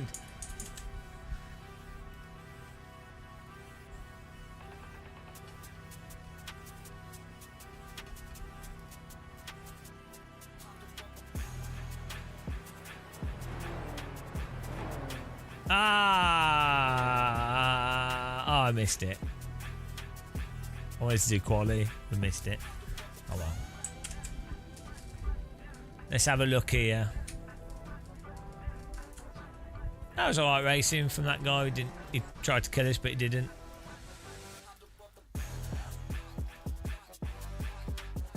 GG, GG. We'll have a look and see what happened to those other drivers.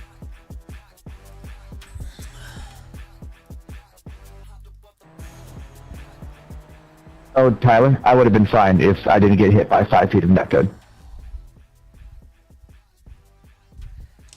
Can you say Gordon must be stopped?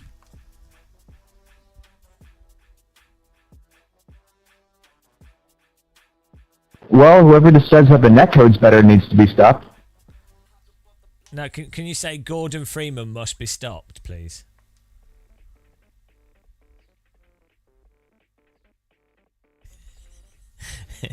He sounds like the soldiers again from Half-Life, but he won't do it. He won't do it. Yeah, we'll have a look at David being a naughty David. Oh, what happened here? What happened here? Ah, the old curb into the wall, then you're done. Unlucky. Unluck of E. Unlucky.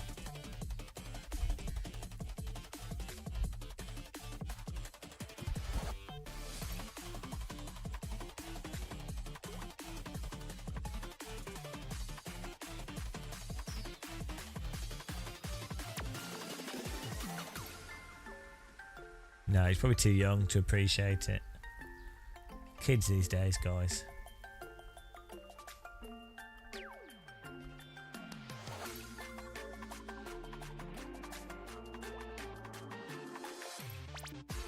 Also, I don't know why the 7 and the 5 decided, or the 9 and the 5 decided just to sit there instead of towing. Oh, he is.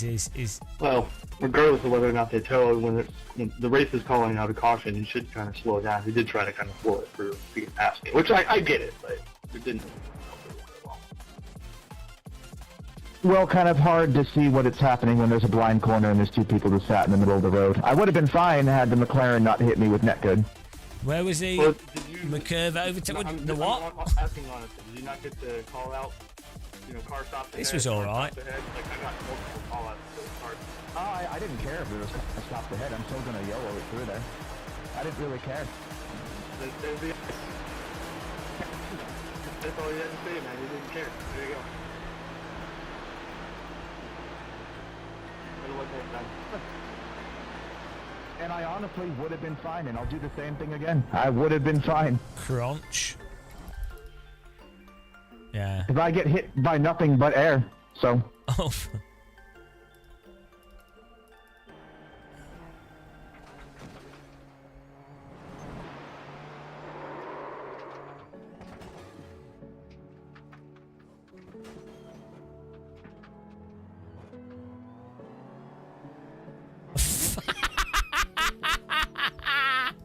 What was that? What was that?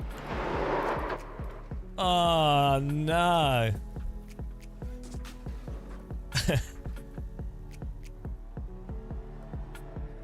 Is that netcode?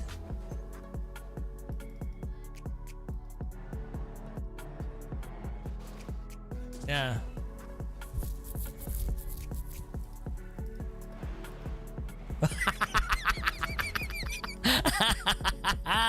He hits him afterwards. Hang on. Oh, this is so dumb. So this guy's spun. Then this guy's turned around the outside and net coded him or something. Then he's pushed him. Then he backs off, and then this guy reverses into him. And now they're blocking the track. And then he's driven into that guy, and now, I mean, that's pure iRacing.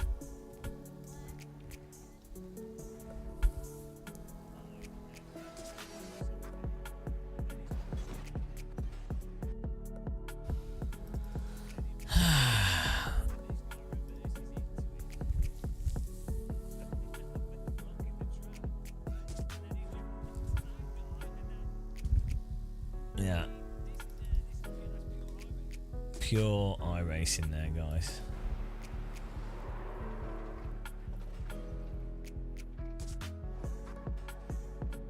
Well, it was nice of him to take out like a whole bunch of them. Oh yeah, the start. Oh yeah, because there was a wreck at the start, wasn't there? I need to get a sandwich, guys.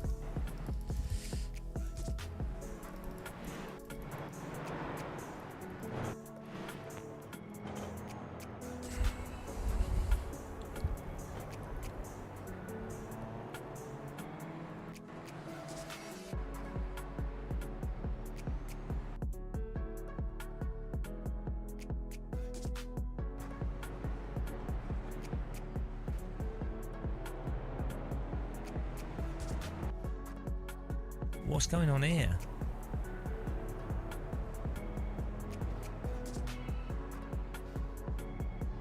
What on earth is going on?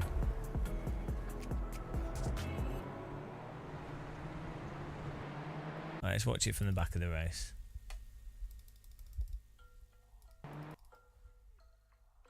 Right, how's he in the wall? Hang on.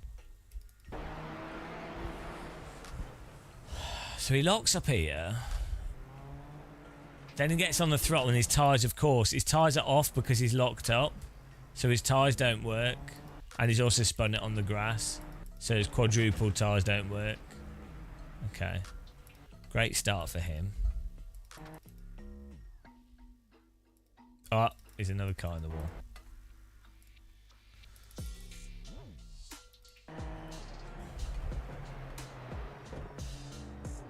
Oh, he's just curbed it. Oh, no.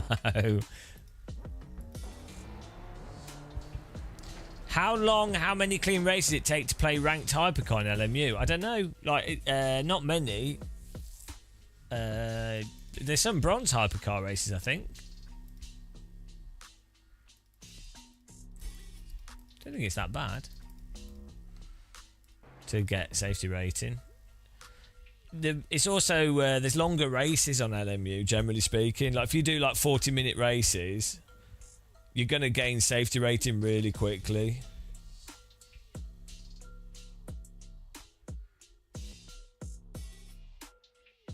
Oh, here we go. These Nordschleife, this is the best thing in iRacing of these Nordschleife races. When they pick a good car for the Nordschleife, because it's a car with a bit of downforce, because this track is fast, you've always got downforce, which hides the tyre model issue. So it makes it actually drive like cars. So you end up with just much better racing. And even though the track's mental, you just end up with... it ends up being a lot better. The best racetrack in the world after Alton Park. Ah, it's over the bump.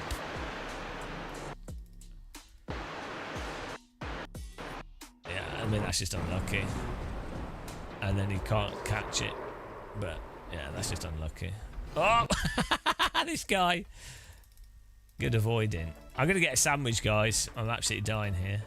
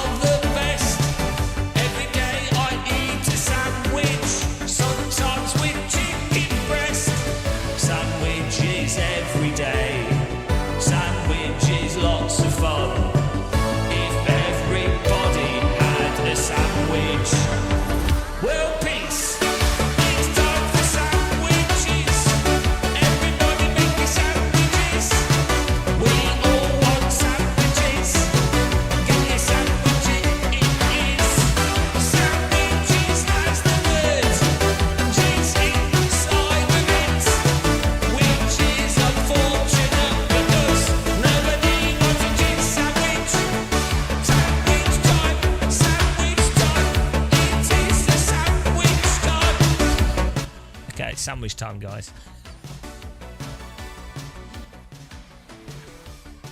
Did you like my sandwich song? It's a classic. Everybody wants a sandwich.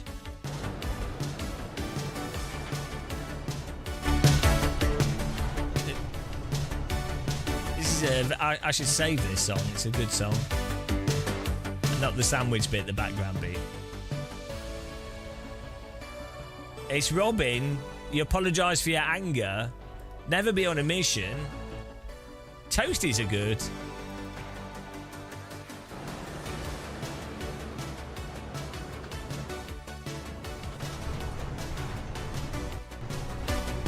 I like the downtown.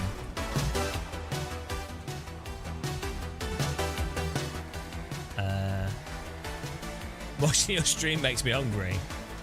Well, that's just because I'm a bit of a fatty lard tub.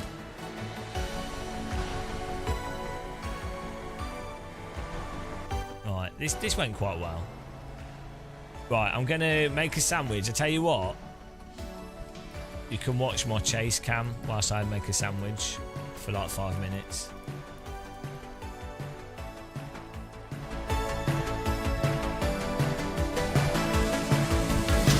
It's time for sandwiches, glorious sandwiches.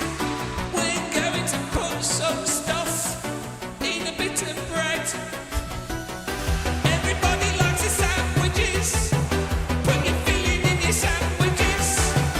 What are we going to have in a sandwich? I don't know. Tomato, cheese and pickle, lettuce, cucumber. I can't think of anything else that rhymes with vegetables. Put it in your sandwich now. It's time for sandwiches. I don't know. What do you run with cucumber? Northern side of Humber. He didn't take his pill. Not again.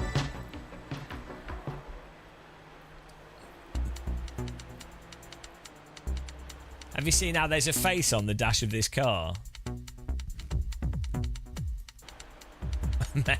We ain't on drugs. This is just how we are. Oh, kebab would be nice. Kebab is the ultimate sandwich. Right. Back in a minute, guys. Oh, they're the holes to access the pedals and the suspension. That's what they are. Just realised. Pedal adjustment and suspension settings. Right, let me get my sandwich. I'll be back in a minute.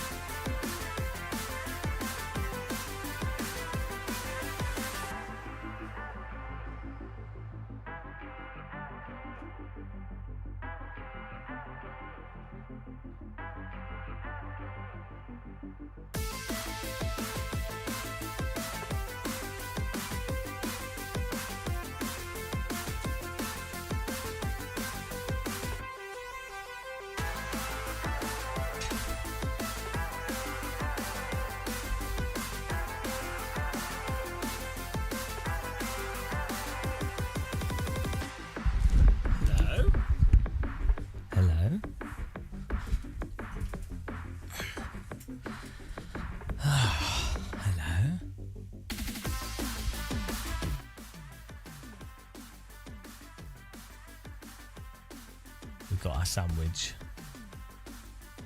It's not really a sandwich. It's a disaster. It's a pita bread that's gone wrong. It's the end of the world. It's the most depressing scene ever.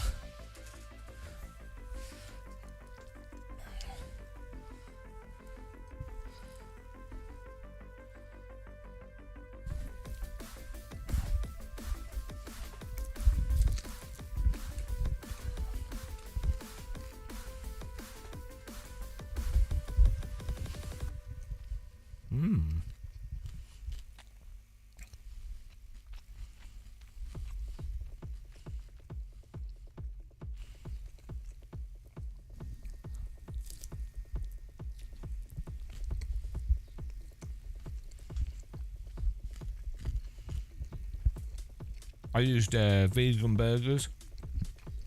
It's a vegan burger sandwich. It's a soy burger.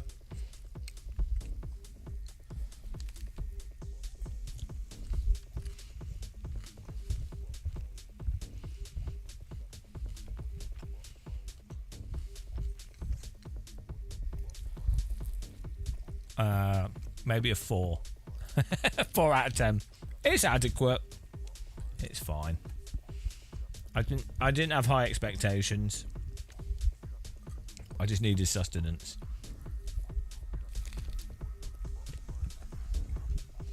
Hello, King Carrot.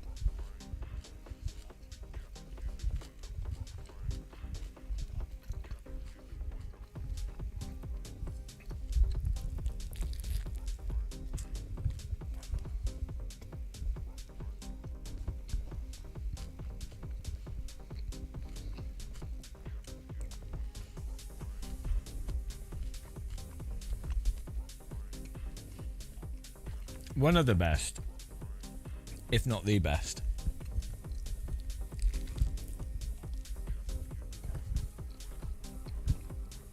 Lawrence is still king of the chat.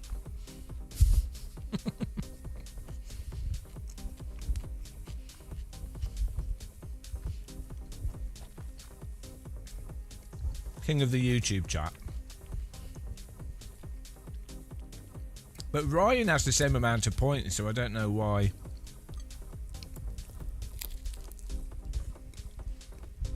I mean, all it would take is one super chat to dethrone him.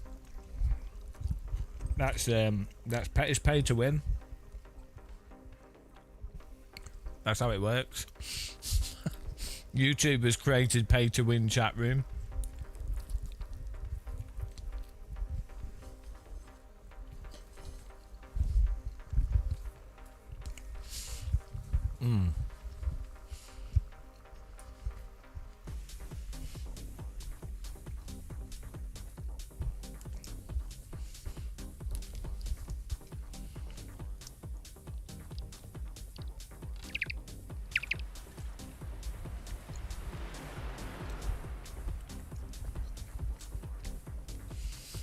Soy burger tastes a bit like cardboard. It's not that bad. I don't know whether they put more pepper on it though.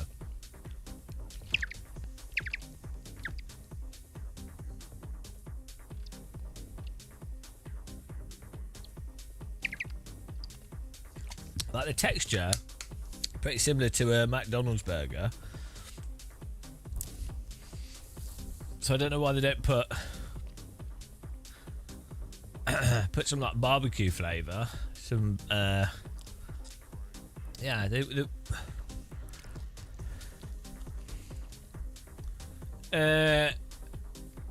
You won't get a warm feeling. You'll get a cold feeling. The realization that you've just wasted money.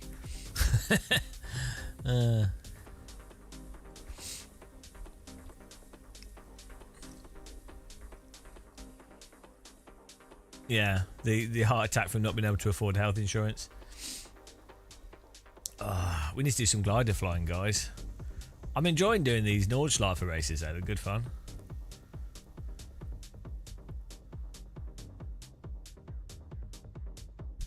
Not bad. So I've never... The Devil's Diner has never been... it's never been open when I've been here. The bar's been open. But I've never seen him ever serve food. It's really out of the way, so I'm not sure how it's supposed to be a viable business. Germany has loads of like rando restaurants and things all over the place that seem to be weird, like that in the UK would not be viable businesses. Maybe people go out to eat more in Germany.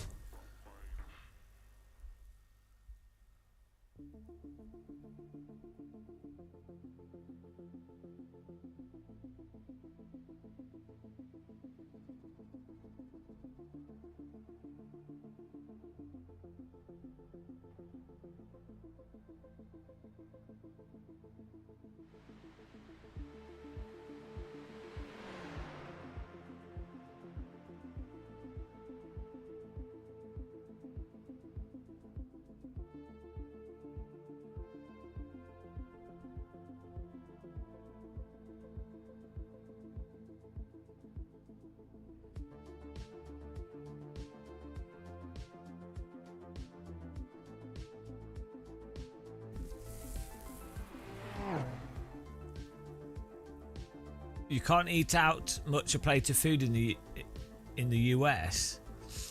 I found in America when I've been, the prices just don't make sense. So like a random diner is the same price as like a restaurant, which is weird. And then the weird tipping thing, like a sandwich, like a rando sandwich shop costs the same as a place doing other nice food. So it's really weird.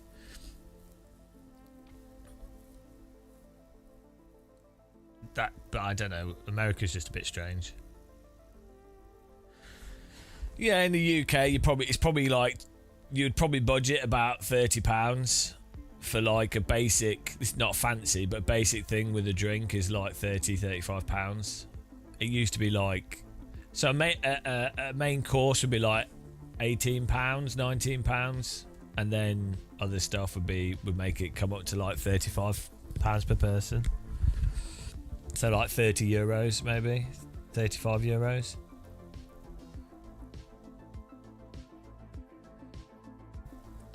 Depends where you go though, it depends what you have.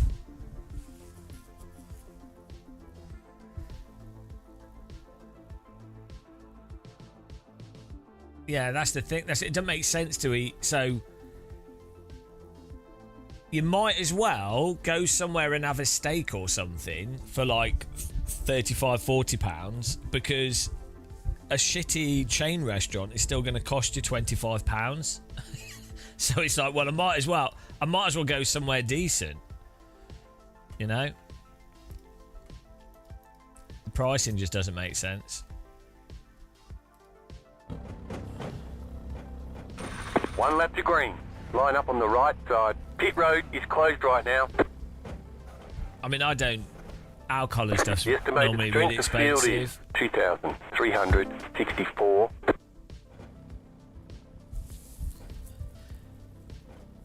Weirdly, there's quite a lot of Italian restaurants in Germany, and there's quite a lot of like random like food in Germany. It'll be the same in the UK. You find random restaurants that are good value with nice food that aren't chains, but you have to look around. Thanks for subscribing, Shift. Welcome. I mean, even McDonald's is mental. Yeah, like The only time I go to McDonald's is because I'm dying of starvation and I've just come back from somewhere on a plane, and I'm dying because I need to eat something, and my train's about to leave, and I need to eat something. That's about it. To be honest, now, just finding like a Marks and Spencer's or a Sainsbury's or something is like, it beats out McDonald's by far. That has actually, in fairness, like the you know, like the ready food boxes, like bento boxes and stuff, are like not just sandwiches but like salad boxes and stuff. A lot better quality now. Still quite expensive, but you can get a really good like rice box for like £5. You can have a really nice About to go green. Stay little focused. salad box thing, which they never used to do that in the past. Yeah, Marks and Spencer's ready thing. So that quality's gone up a lot. Even if it's expensive, it's actually Post car is off. Green flag. Green flag. it's actually nicer than a McDonald's or something. Oh, I forgot my brake bias.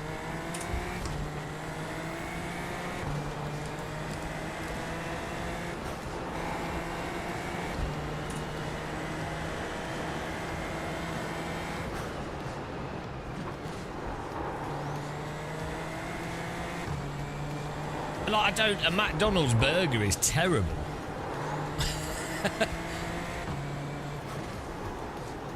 And the chips aren't filling and they're just grease.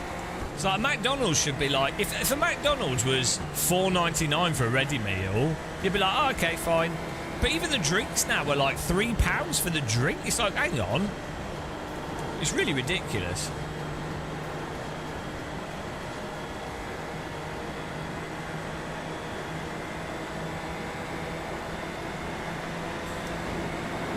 Car on your left. Stay on the right. Still there. Clear on the left. Yeah, McDonald's was good when you're like a teenager and you had like £3 or something to buy a ready meal. Like a quick meal thing, not ready meal, you know what I mean? Like a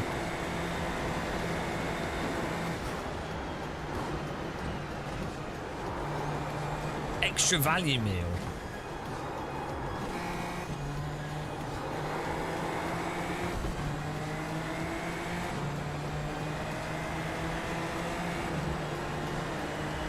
Left side. Keep to the right. What is this blue car doing? Still there. Hold your line. You idiot. Clear on the left. Left side. Bloody hell. Still there. Clear on the left. Blue car just forced me off the track there. Jesus Christ.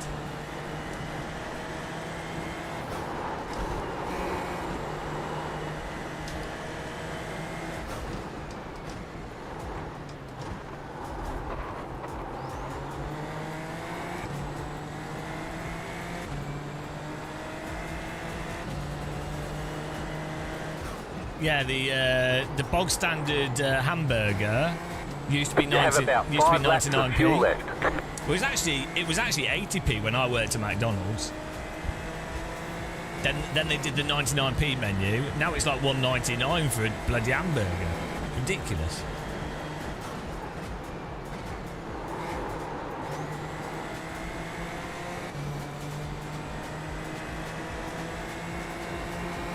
Car right. Still there. Still there. Still there.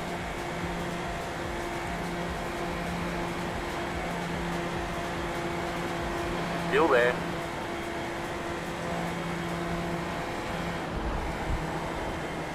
Clear.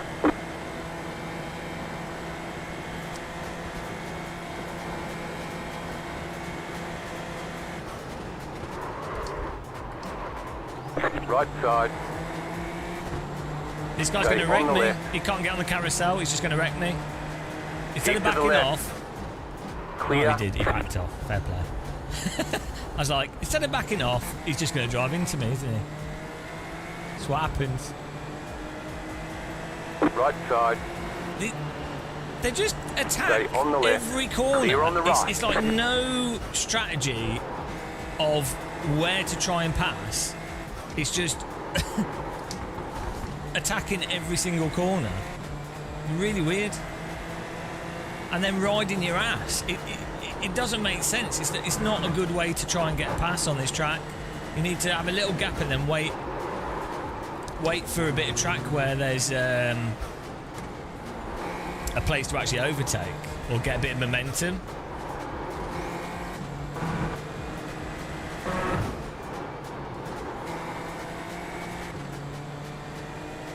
Oh my god, I avoided an accident.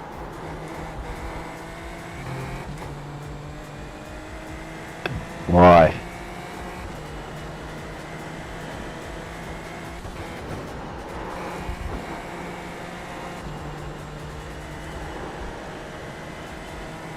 Well, it's weird because it's not even good for their overtake.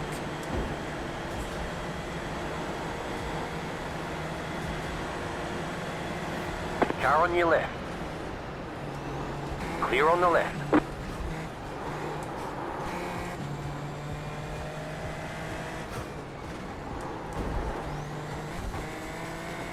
These guys should just redraft us.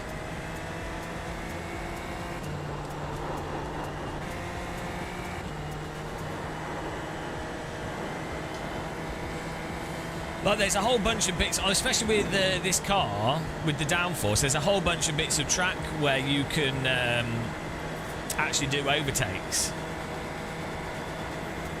But you need a little bit of room. I'm just giving draft to the guy on the right-hand side because he's furthest back.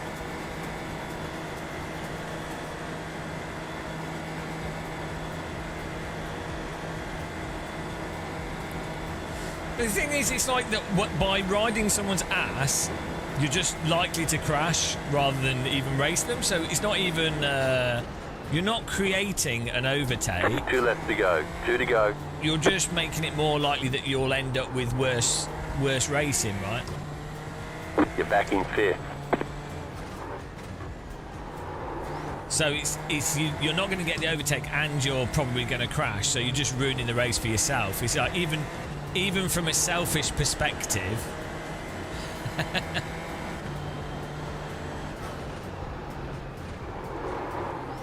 it's actually not worthwhile. That's why it's so weird. If it's worth doing if you're really good and the car in front of you is really good.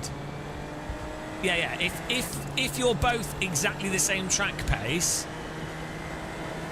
and you're both really good, then it makes sense because it's pressuring a mistake that you might be able to take advantage of.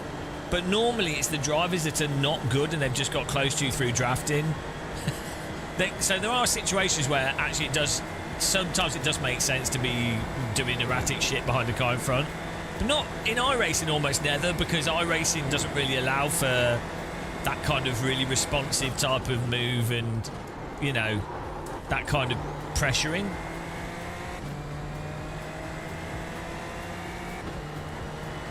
It's not exactly chess though, is it? Like, this is the whole thing with motorsport and race cars. The presenters go on about, oh, it's chess at 200 miles an hour. It really isn't. It's really dumb. It's not. The strategy in race driving is so dumb. Like, it really isn't complicated. Like, okay, there's lots of variables, but compared to, you know, actual clever things, it's really stupid. Like, compared to other sports, where you're playing with a team and there's all this movement, like ice hockey, football, whatever. There's much more fitness and stuff involved in that, and differences of, you know, a whole thing. That's like massively more complicated. Oh my Being God. in a race behind another vehicle where you pretty much know that you're either faster than them or not, with corners that are pretty obvious what you can do. you know, race drivers as well are not exactly renowned for being the brightest people on earth. If anything, race drivers tend to be the dumbest people that are historically willing to risk their life. So that is true, Doofer. You checkmated me there. That's the chess. Well, that's how dumb they are. They put the chessboard on a flagpole. That's exactly how stupid drivers are. They didn't know what to do with the chessboard, so they put it on the pole and they started waving it. Race is finished. You're like, what are you doing with the chessboard, mate? We're meant to put the pieces on that.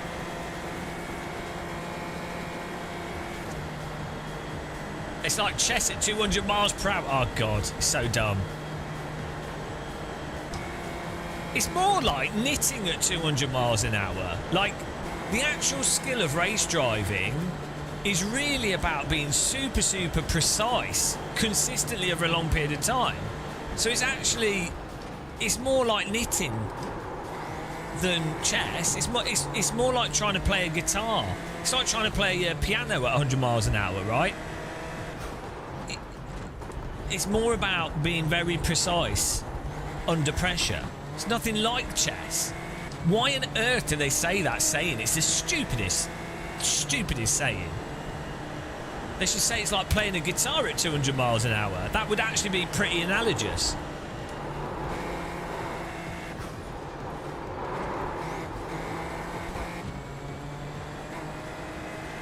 Yeah, it's like watching Netflix at 200 miles an hour.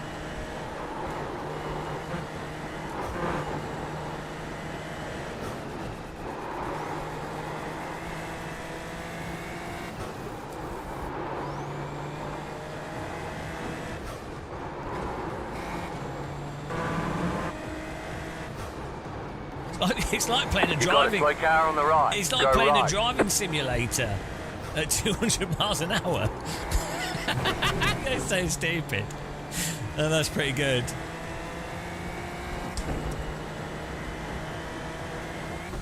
Okay, Schumacher's pit stop was not really. That's not playing chess. That's breaking the rules of the game. That's like me. Schumacher winning the race in the pits is like a chess player getting up towards the end of the game and kicking the board on the floor and going, oh, I've won now because I've decided that this rule wasn't in the rule book. So I've done something totally arbitrary. Ha! I've won. So again, that's not chess. That's just finding a loophole in the rules, which someone on his team probably suggested it, or they thought about it 10 games before, or 10 races before, or a year before, and they were like, oh look, this loophole's not been closed, let's keep that. Maybe we can use it. That's not chess. All right. That's exploiting the rules. Still there, hold your line. They didn't go, there's 40 variables for us to pick from. Hold your line. And we need Car to weigh right, all the 2 variables wide. whilst driving. Still there, hold your line. Jesus. Still there. Still there. Clear on the right. Car right. Clear. White flag. Stay smooth. Yeah, no, I'm not... Oh, dear, bloody hell. I'm not saying that's not a thing to do, but the point is that's not... that's not a genius move. It's a pretty obvious move if you know that thing, right? Yeah, but I'm not saying it's not in any sport. Bloody hell, we sunk through the floor. That's true, we're not a real race driver. The idea that race drivers are like some kind of genius is probably one of the stupidest things created in order to promote a sport. Hello. Exactly. You can break down. So, exactly. It's mostly for 99% of race driving in a track race. It's mostly be calm. And be consistent with something that you've practiced at getting good at, and not making stupid mistakes. That's most of motorsport. That will get... It's like poker, actually, in many ways. In most poker games, if you play the mathematical game of poker at most cash games, and you're consistent, you don't get emotional, and you just play mathematical poker, on average, you will do really quite well. And given the thing with motorsport is, because there's so many other variables outside of what the driver's doing, Go left. in terms of like mechanical faults, weather, everything else, if a driver approached every single race in terms of that they're technically fast at driving, so forget the strategy part, they're just a fast driver, and this has been borne out in Formula 1. There's been so many drivers in Formula 1 that are very quick drivers, but as soon as they have to battle people, they're shit, right? So, but the point is, if you're in a fast car, and if you can be consistent under pressure, and you basically make it as like, I do a basic overtake if there's space in an obvious overtaking position, you'll probably win most race. That, you know, the bigger... The car in front, gone off. The bigger Slow car element ahead. of race driving is raw pace. And that aspect, which again comes down more, rather than tactics and strategy, it's more about insane consistency and being calm under pressure. The same, and you see that with like rally drivers as well. Like the ones that, like the drivers that are really, really good tend to be super calm all the time. They're like dead inside, which is probably why race driving suits people that are a bit dumb, because they're dead inside. What's the point of the conversation that race driving is not left. chess at 200 miles per hour? Stay on the left. It's people doing stupid moves all the time. Still there. Yeah, you could probably break down the 30 most likely race Still there. situations into 3 variable choices. Clear.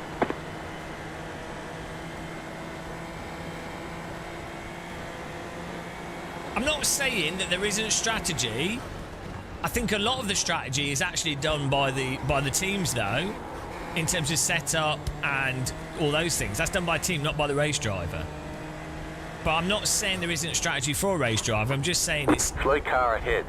massively overstated for the sake of trying to make out that race drivers are like something that they're not. No, you can't, Zorgmeister, because it's... No, because it's obviously 2 varying degrees. No, you've just made... That's a fallacy. I can't remember what fallacy that is. You've just... I mean, you could say, well, you could... was it like reducto absurdum or whatever? Or you could... yeah. But, I mean, that's... No, because you're just saying you're wrong. But there obviously are different things, right? So you could quantify the degree to which something is more or less strategic based off the variables.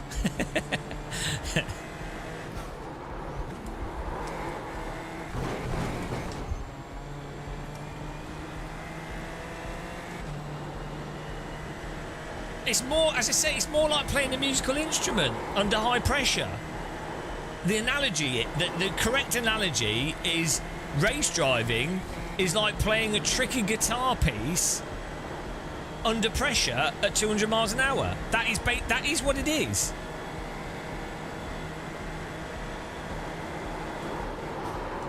Oh my goodness.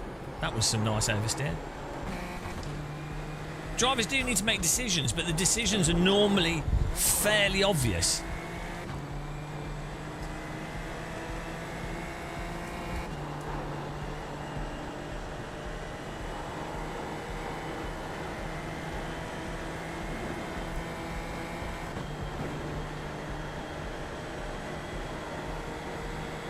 Operator machine to it. From the driver's perspective, they're stationary.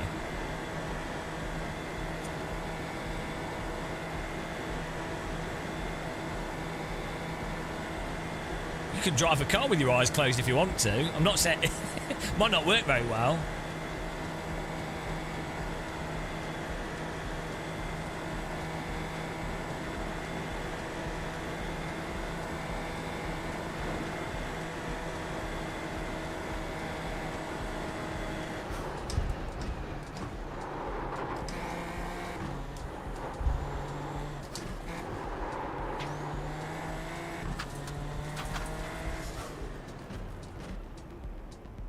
Well, I mean, All right, there's yeah, checkered flag. it could be like doing some Nice improv run, drumming. Solid work.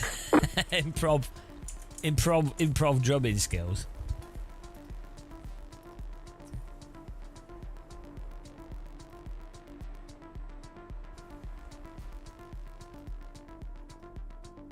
They could have timed this slightly better.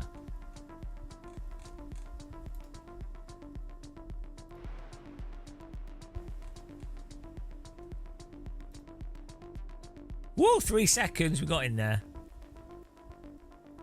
Beautiful.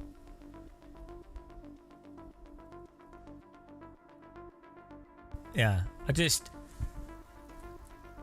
how many races, like, there's so many,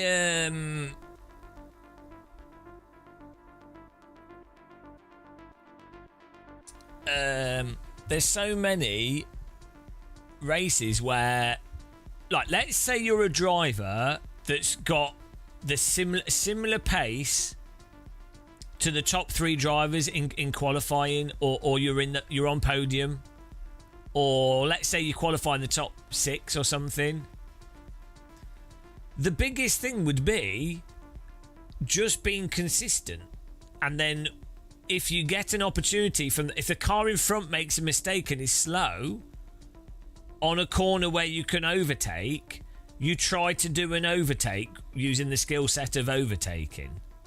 It's not like there's that many other options. Like, the options are kind of pre-set, right? Like, okay, sure, you might not do an overtake straight away because you're in longer races, you're saving fuel, or you don't want to wear the tyres out. But in all those types of races, that strategy is really well known. Like, the whole thing with the Formula 1 race is that they've run loads of simulator laps beforehand, and, you know, they generally know what the performance of the car is going to be, so they know what the pace is going to be relative to the other cars for the most part. So, again, the driver is literally just driving.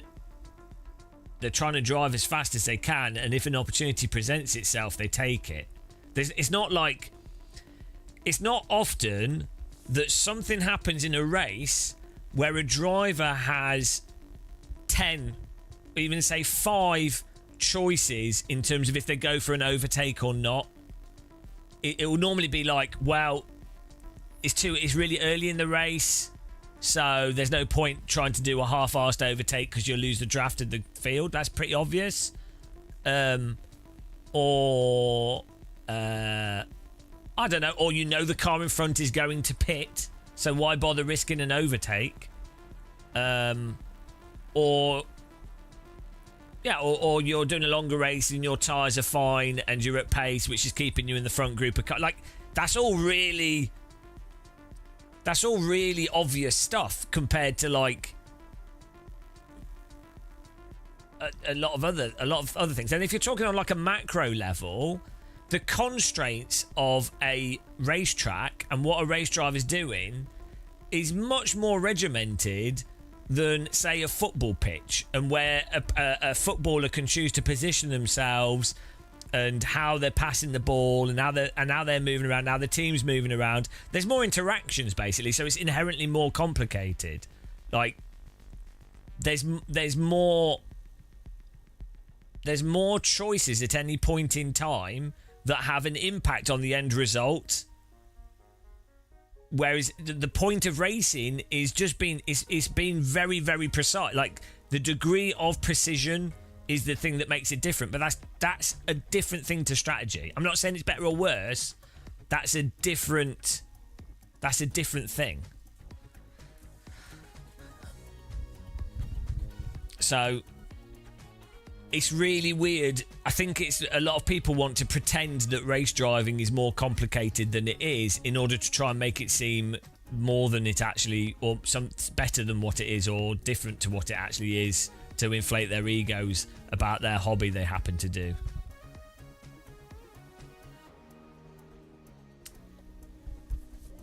Yeah, I mean, even the aspect of, like, Formula 1 and stuff, where you have a team telling the driver the strategical parts.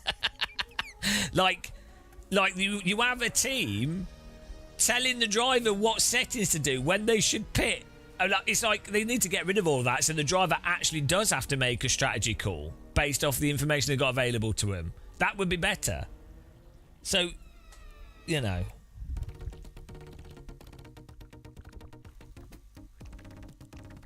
Jimmy Bob Jim, yeah, but if something goes hand in hand and that's the same for everything, then that's not the factor that's a differentiating factor, is it? So precision and strategy go hand in hand in every single sport. But some sports have more strategy component that affects the end result than the precision component, even though they both go hand in hand. So, you know, you just said something that doesn't really mean anything.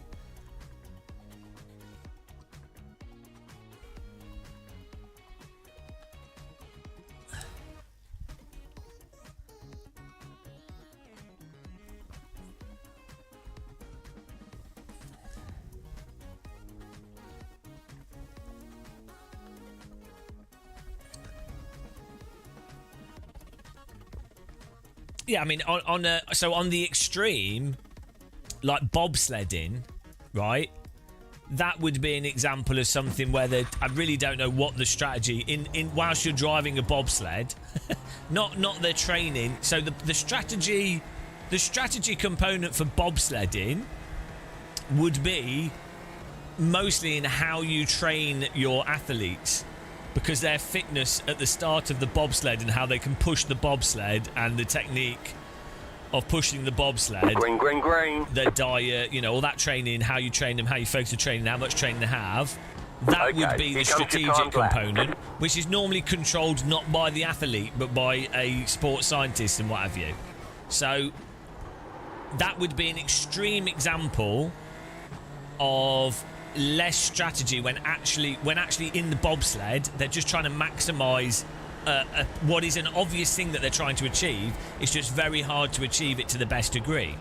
But you know, the strategy, there isn't really this, you know, they're not taking a corner differently for the sake of some grand strategic plan, because they're not racing anyone side by side, they're not playing with a team, you know. So duck down and hope. So it's very skilled, it's mental, but that's an extreme version of it. I'd say there is more strategy in motorsport because you have other cars on the track and you have a throttle and tyres that wear out and a whole bunch of other stuff, and there's more variables. So I think you need variables is what creates strategic opportunity. The point is, though, race drivers are not playing chess at 200 miles an hour. It's such a ridiculous analogy. I realise they're not being literal when they say that, but it's such a laboured and ridiculous point.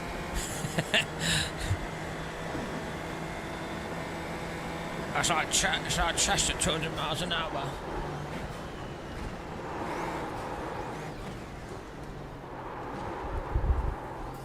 Guys, scuba diving is like chess underwater.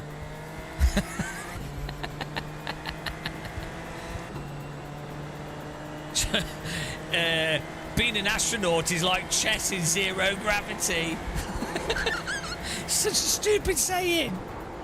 Fishing is like chess on a riverbank with a fishing rod. Oh, I hate the saying so much. It is such a stupid saying. And the reason it's picked is because chess is this pretentious activity. Oh, bloody hell.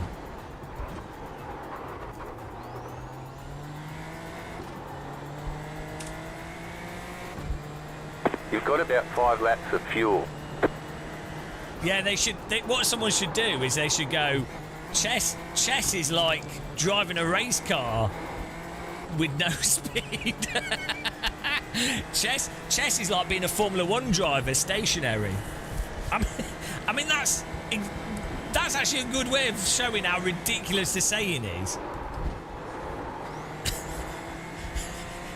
Here we are, and we have the world's greatest chess players sat down to take part in one of the greatest activities of mental prowess. And it's important that, ladies and gentlemen, understand that a game of chess is like driving a Formula 1 car whilst not moving. It's like driving a Formula 1 car at 0 miles per hour.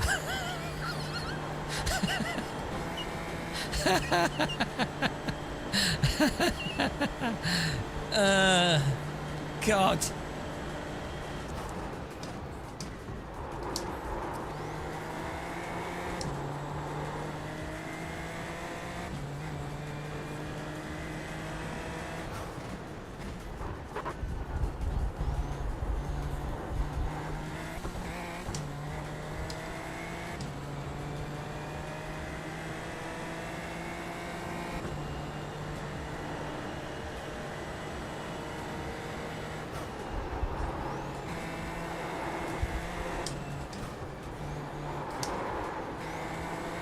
I think every time a commentator says something stupid, they should be thrown off a building. Starting with the ground floor, and then we can, each time, they're thrown off a higher story. That would sort things out very quickly.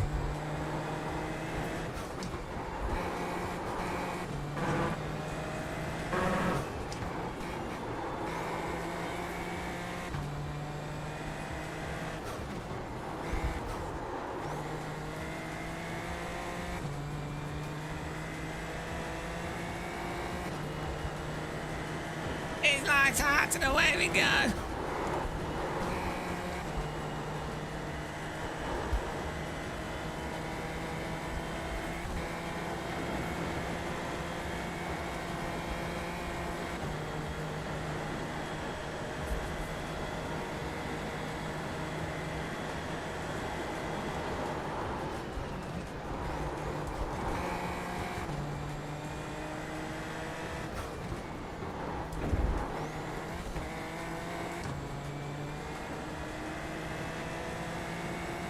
Why are commentators always so bad as well? Like, what? They're not all bad. Some are actually quite good, but commentating seems to attract terribles. Like, it seems to be a pretty universally awful thing. It's very rare that you get good commentators. I can't play chess because I'm too stupid. We could do poker. But I don't want to promote gambling at all because I'm really anti-gambling. I think it's a very predatory industry. It's not a problem for me. It sounds like what a gambler would say. It's not a problem for me. No, it's a horrendously awful industry. So I don't want to accidentally promote it. There's the flag. It's over.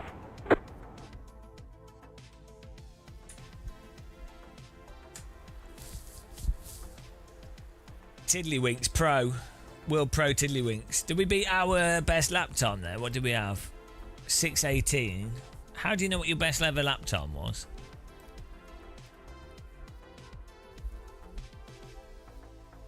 I know, Sloxy. It's only affected me, so it's okay.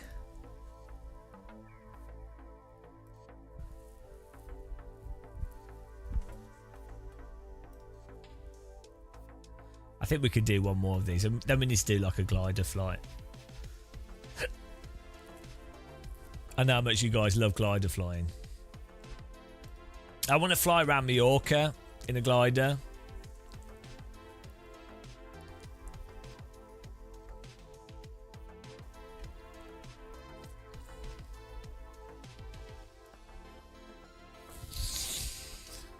It was an okay lap, I think. It wasn't the best. Like, we slipped a bit too much.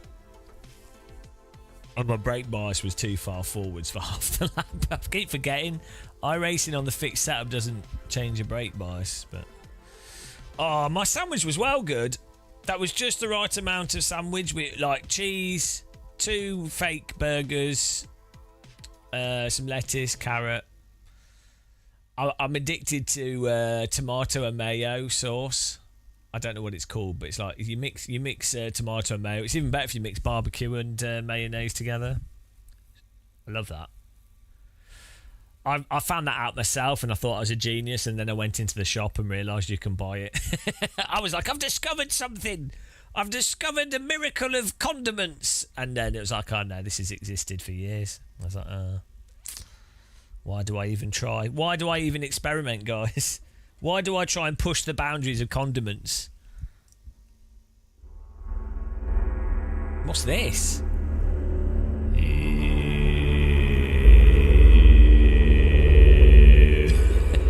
Welcome to the cave of sim racing.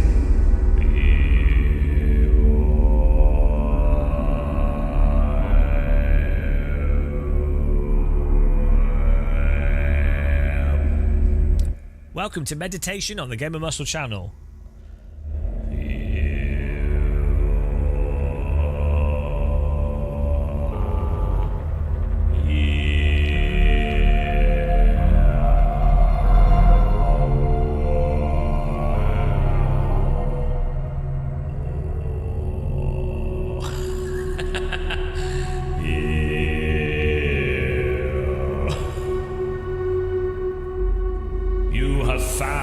Dark cave of secrets.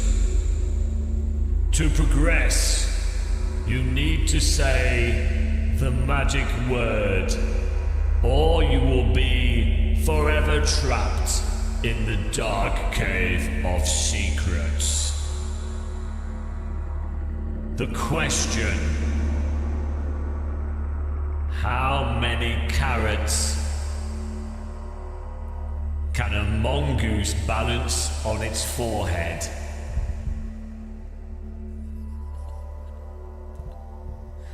Not that question. It's always that one. I never studied the answer to that question. We'll never know. We're trapped in the cave of darkness for eternity.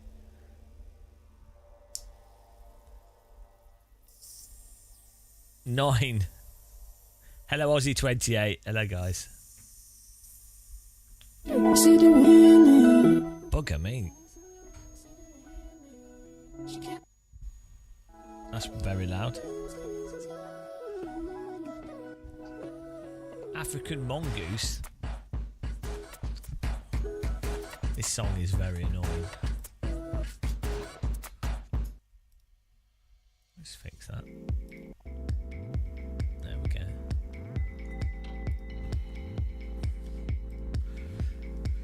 How many slices of tomatoes? All of them. I'm alright.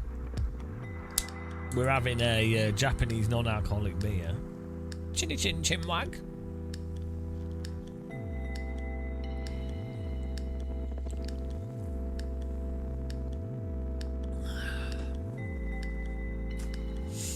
Imagine being forced to listen to annoying music all the time.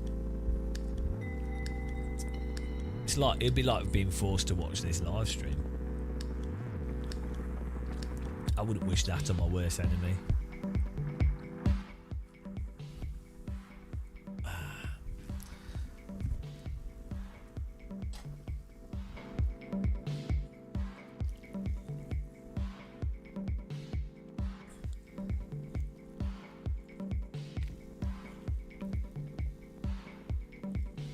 My idea of hell.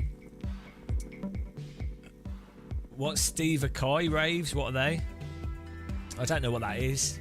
I'm going to get copyrighted.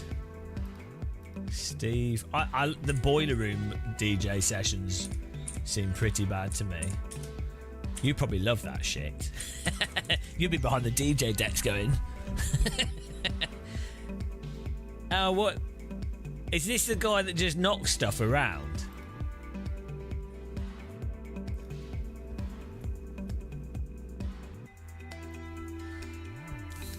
Miami main stage. Oh, we'll get copyrighted if we play this. What's he doing? Oh, he's DJing. Hang on. I'm just gonna pause the audio so I can listen to it.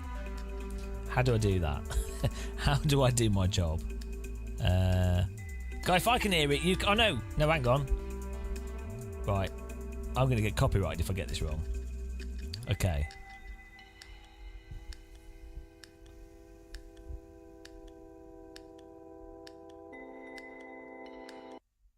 Right.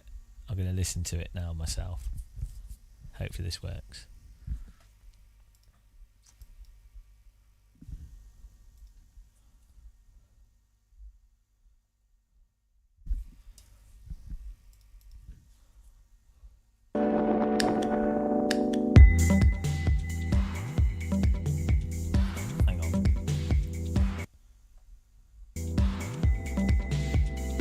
No, hang on.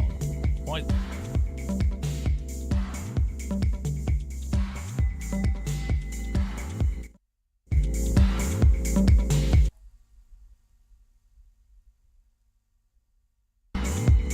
Why can you hear that? That shouldn't work.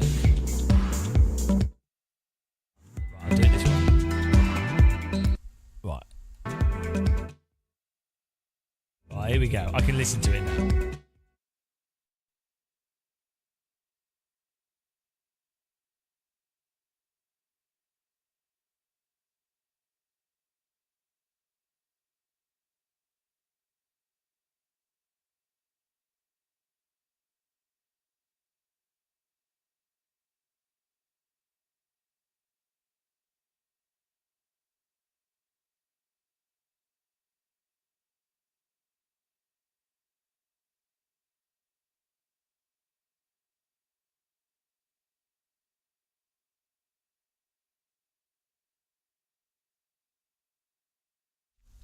Why do you hate him, Steve?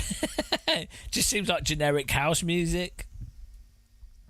It just seems like very generic house music.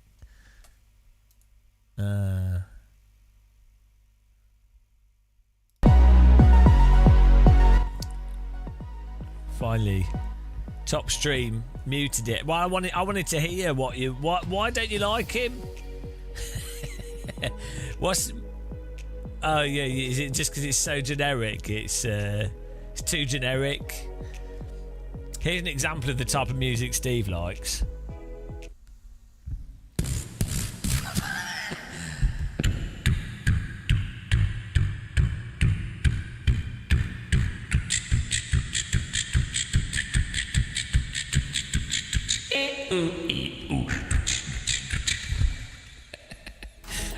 To be fair, I'd listen to that.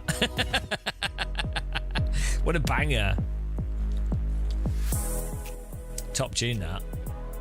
Oh, is he a pompous, arrogant knob? I don't know him. I've been spared knowledge now. So Steve's just introduced me to that. He didn't need to. Thanks for that gift, Steve. I really, really appreciate that. I did not know about this pompous, arrogant knob, and now I do. So you've just made my life worse. What a great thing.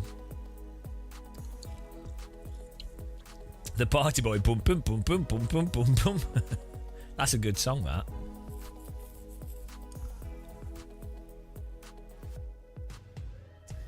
Yeah, I don't know what it is with DJs. They're worse than commentators. There is something about DJs. Like I watched loads of DJ guides and then watched DJing, and for some reason it does seem to attract the worst people on earth.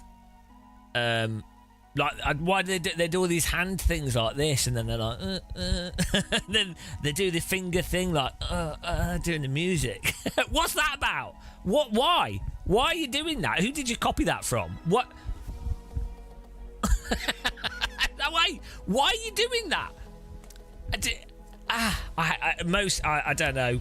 And then they do the they've got one knob they can twiddle, just one. There's just one knob because all they're doing is changing the pitch. They're not even doing anything. And then they're like, oh.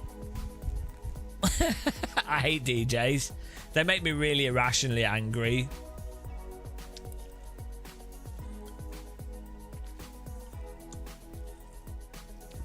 I can't play that on the stream. The hot knobs. Here we go. This is more brick in the washing machine type music. I'm going to start a new DJ, but my DJ name, we got UK West, but we're also going to call our techno brand is going to be brick in a washing machine. And our music's going to sound like this.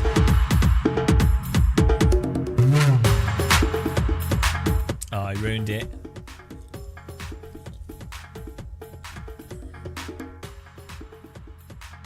I think DJ Brick in a Washing Machine could catch on. I think it's a good DJ name. Have you seen DJ Brick in a Washing Machine? Oh yeah, his set was well good on Friday night.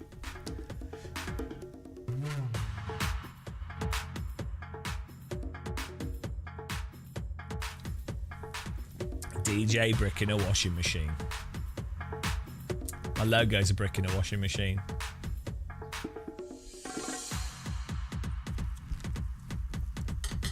I quite like techno like that though. I've been listening to it quite a lot recently. Yesterday, I listened to techno for 3 hours. Techno for 3 hours, and it was literally this for 3 hours.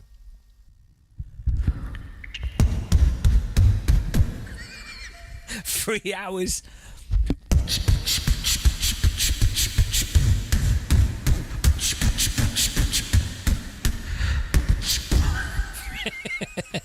Three hours of that.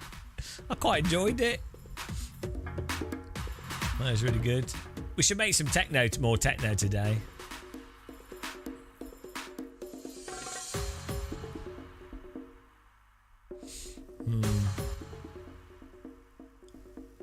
You need help.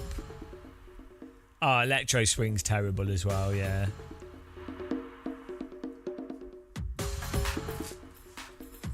I don't even have Fruity Loops installed on this system, so we can't even make some techno whilst we're sat here waiting for the next race to start in 3 minutes. We should make a techno song about the Nurburgring. I'm sure it'll be a #1 hit. Germans will love it. Anything about the Nurburgring, Germans appreciate.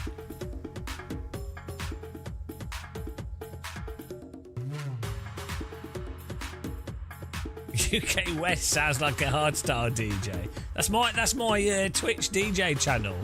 The West is spelt with a 3. It's because UK West sounds like a power network. I thought it sounded stupid. It's like, why did someone call us UK West in a game? I think that's what it was. Oh yeah, it was in iRacing. Someone was salty at us and they kept calling us UK West. UK West. Here at UK West, we deliver power to your house. Oh no, it's an annoying song again. Anytime there's a squeaky sound in a song, you know it's going to be bad.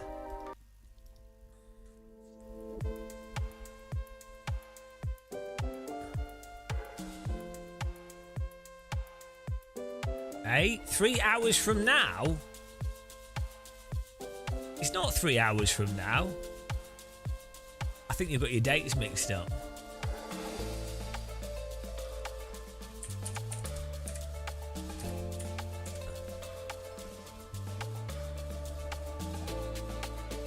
July the 22nd. Yeah, he's got his dates wrong.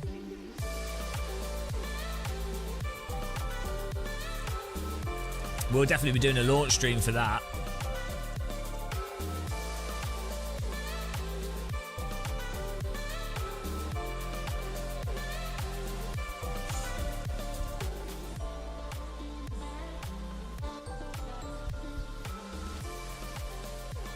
Vand.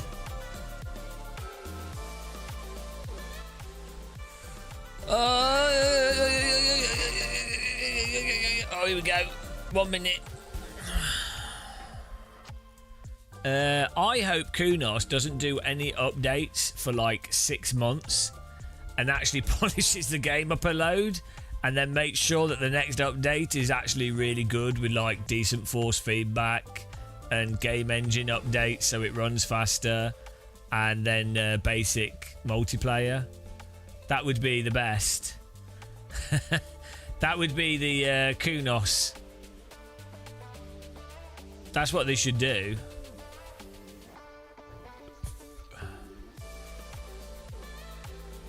Yeah, I do. Well, we've said this in a video. I do not understand. Like their Sim Racing Expo demo was really good. That would have been perfectly fine for them to do that as an early access and go, look, guys, here's a sample of what we're trying to do with Evo. Here's the graphics engine. Here's a quick demo of like accelerated time so you can see day and night and some cars and stuff, whatever, right? But it's like, keep in mind, guys, that this is just a preview. It's, you know, it's really, really early. We wanted to do an early access. We wanted to put this out there as like a demo, whatever. In fact, do it as a demo. Don't even charge for it. But whatever. And then like a year, like 6 months, 8 months after that, then do a soft launch and keep the hype up. But I mean, it doesn't really matter actually, because to be honest, if they just keep updating it bit by bit, they'll keep getting coverage from YouTubers. So doing whatever they do now is fine. It works for business. They'll keep, you know, don't really matter. There is the real risk though at the moment. You have Le Mans Ultimate, Project Motor Racing, whatever else comes out, you know. It's going to be quite crowded towards the end of this year in terms of realistic simulators, all fighting for supremacy, and also cross-platform. Like even with Rennsport, it being cross-platform still means it'll be quite significant. Like, and same with Project Motor Racing, just having games being cross-platform just massively increases the user numbers if they've got crossplay as well. Like for Hell Let Loose is quite a niche title and also not something you'd expect people on console to really take to, because it's really quite hard compared to console shooters and stuff. It's you know, it's pretty tricky game. So you really would not expect that to sell well on console, but as soon as that did crossplay, I mean, obviously, I think first-person shooter is more popular than driving game, but crossplay for Hell Let Loose completely transformed how active that game is. Even with like, it's got like stutter and it's got a whole load of bugs in it. It's got some massive issues.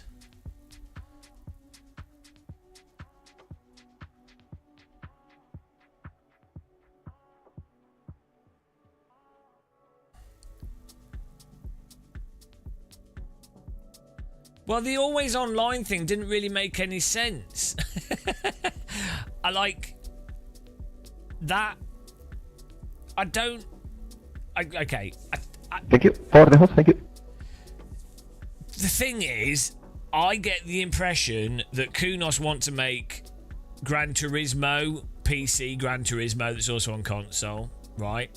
It's like Marco's Gran Turismo obsession, right? So they probably wanted it so that you can, you know, the game has to check what content you've got and make sure you've got the right content, and it's all done online and everything, which isn't necessarily a bad thing. But like, I think you actually have to decide. I think you actually have to choose as a developer. Are you making a game that's about modding, and that's the point of the game? Therefore, it is basically a sandbox for the most part, and people access the content. It's a sandbox, and it's all sort of it's all offline sandbox. Great, you do that. That's like AC1 or even BeamNG and stuff. It's like a classic traditional PC sandbox type game. Fine. Or you go, right, we're gonna do a curated experience. And it's a polished, curated experience, because we know we can produce good content, and Kunos can. They did it in AC1, and as much as I don't like ACC, it's polished. The content's quite good quality content, right? So it would actually make more sense for Kunos to not support modding in Evo unless they did exactly what Flight Sim does, where the modding is through the game, so mod teams have to get authorized by Kunos, like with Microsoft, to be in the Microsoft store, the Kunos store. That is what they should do. But the fundamental gameplay loop and game is basically not about modding. The actual fundamental game is a polished game. And that's what people want. And also, I don't know how Evo is supposed to compete with AC. Like, unless you can get it to run twice as fast as it currently runs, how on earth is it meant to compete with AC? Like, maybe on console. So maybe that's what they're thinking, but... Jax, are you in the race? Oh, nice one. Let's make sure we crash him. Mr. Bastard is in here. Oh, we're in second place. This is terrible. What's your name in game, Jack? You're not Jack Wayne. Well, I can't remember what your actual real name is. Oh no! Deleted. He's been YouTubed. Oh, you are Jack Wayne. Why did I not know that? You never told me. It should be Jack's. It should be Jack Zor. That would be a good name.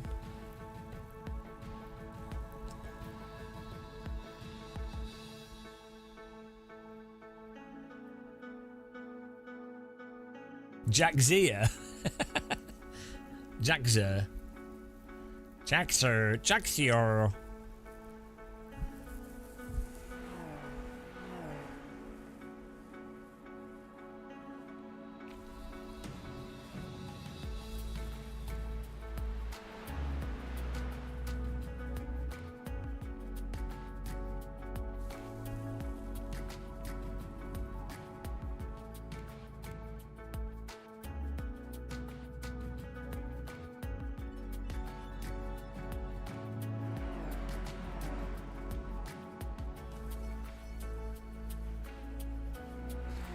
I don't know what you mean, Steve. This looks super modern to me. This looks spot on. Flat trees are so 2025. I appreciate being able to play games that feel they combine retro gaming with modern gaming at the same time. You know?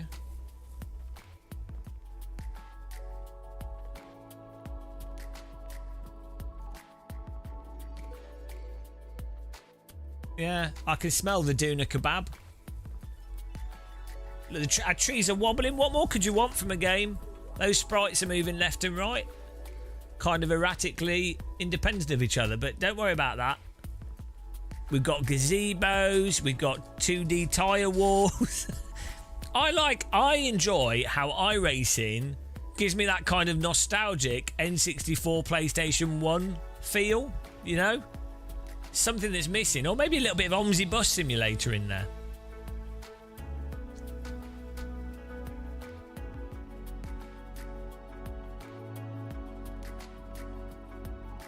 Yeah, when they get the open...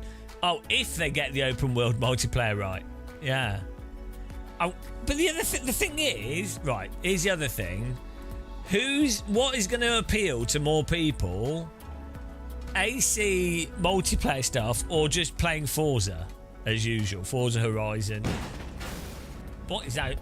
Oh no, we're starting in bloody... Why are we starting up here? Why am I starting in second? We're going to do some gliding, Steve. Thanks, appreciate it. Only 3 people like our gliding videos. We're going to fly around Mallorca, I think, after this race. In the glider. I'm excited. I'm trying to make gliding exciting for people. No one cares about it. Absolutely nobody has any interest. Hello, ladies and gentlemen, and welcome back to a beautiful Nurburgring in the Super Formula Lights. Thank you for the hosting.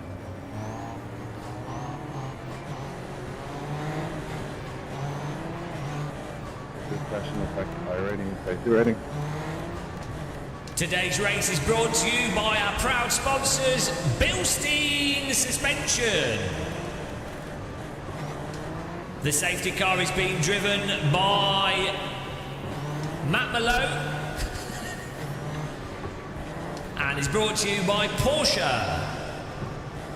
Driving safe and fast. Here we go. Number 7 is single file, bro.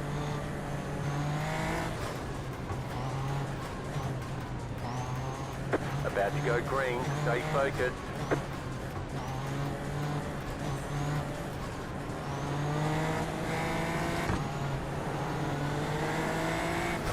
Post car is off. Time to green, green, green. Pit road's open.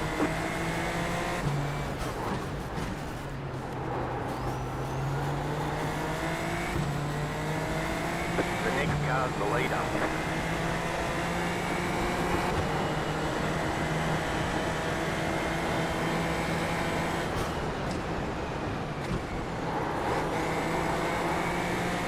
P1's too much faster.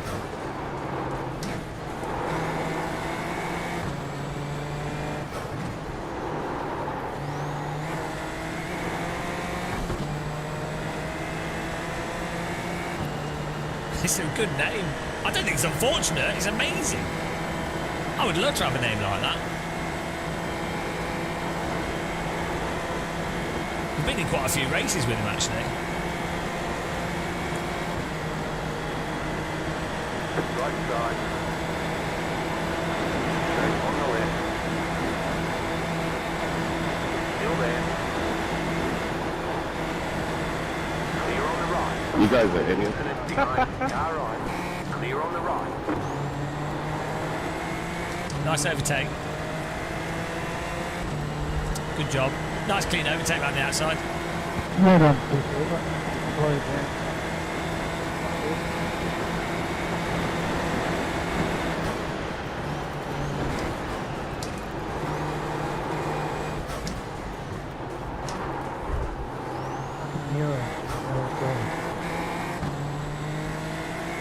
And that is why you don't go so wide and short and tight. Thanks for subscribing, LV. By the way, guys, give Jacksaw a sub. The guy's he's absolutely killing it with live streams, doing really well. He's a horrible person, though. I had dinner with him last year at Sim Racing. No, it wasn't Sim Racing Expo. It's Sim Formula Europe. Terrible guy, absolutely terrible guy. Check out his channel, give him a sub.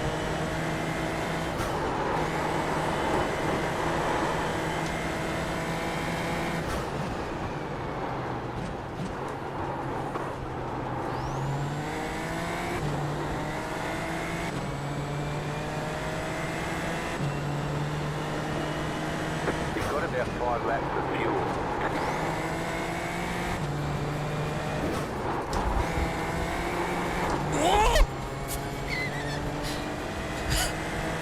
It's all fine, it's all under control. I'm trying to push it, these guys are too quick for me.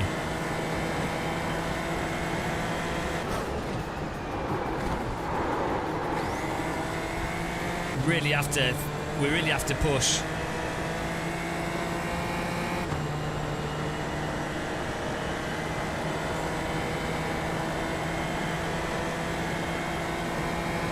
No problem, Dwayne. I don't know why he took us 3 wide either.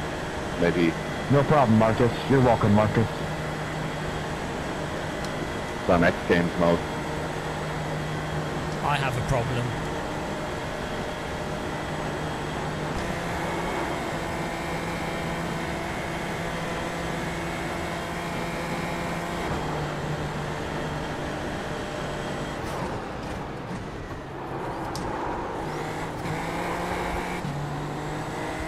Oh, you got to be really careful on that curve.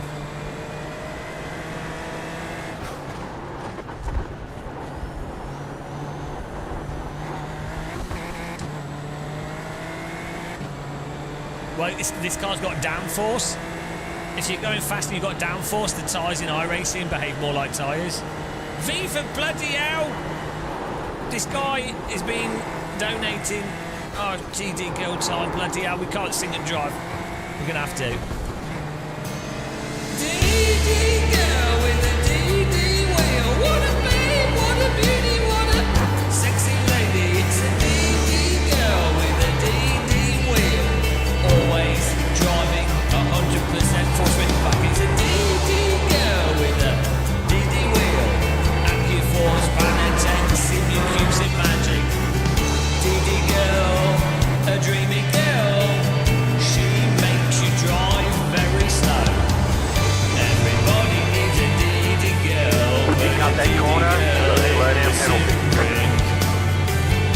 Everybody wants DD girl, but if she gets in your back, turn the power off, or she will fry. DD girl with a Left side. DD wheel. What a Clear on the left. what a beauty, what a sexy lady. It's a DD girl, the DD wheel. She's costing me places. I can't sing and drive quick round this track. Look at those servo motor Car hips. behind has gone on. We've got a battle now. Woo! Oh, I'm going to have to turn that down. It's too hard, too hard. Thank you very much for the channel membership donations there. Bloody hell. V for Vitty gifted 5 subs. Thank you so much. Really appreciate the support. Absolute mega. Matt Jones is now a member. You're all hostages now.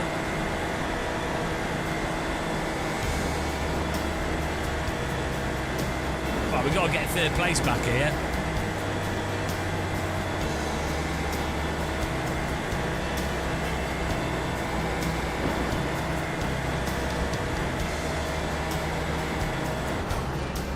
F. These guys don't have to sing and drive at the same time. It's not really fair, is it? Can I give it back? No, that's it. You're trapped. Forever amateur. What a disaster.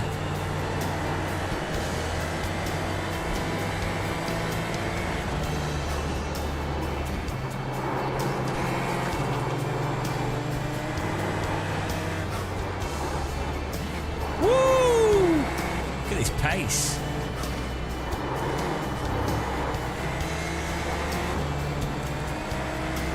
Remember my word, forever amateur.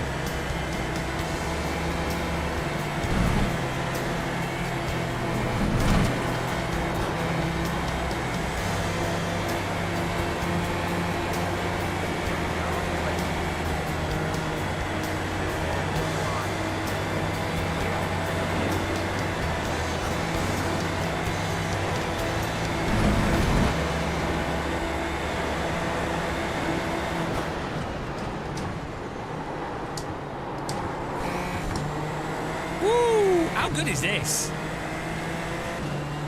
All you need is Nordschleifer and a bit of downforce.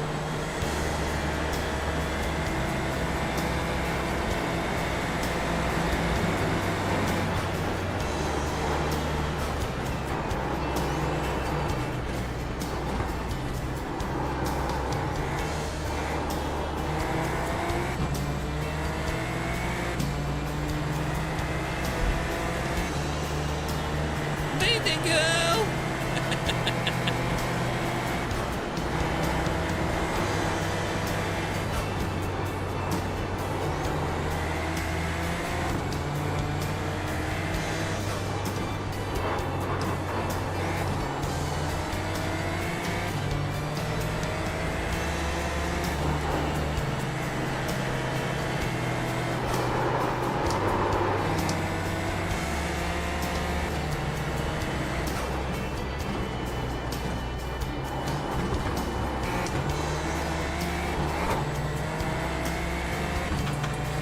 You will, don't worry.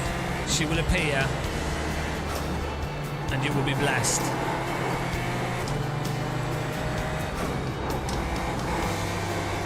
We need to beat Carlos, come on. He's got a good pace though.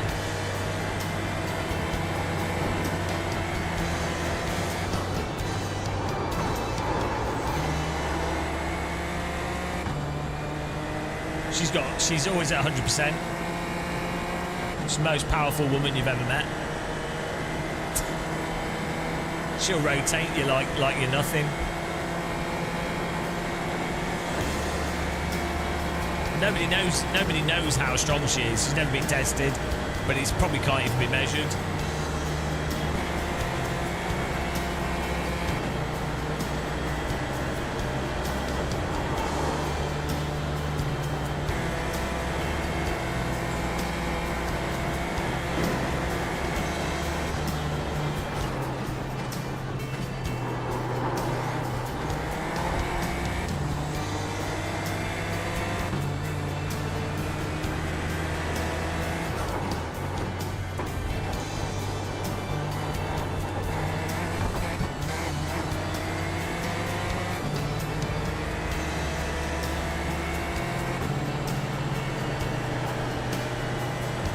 It's getting away from us. Time to make a push.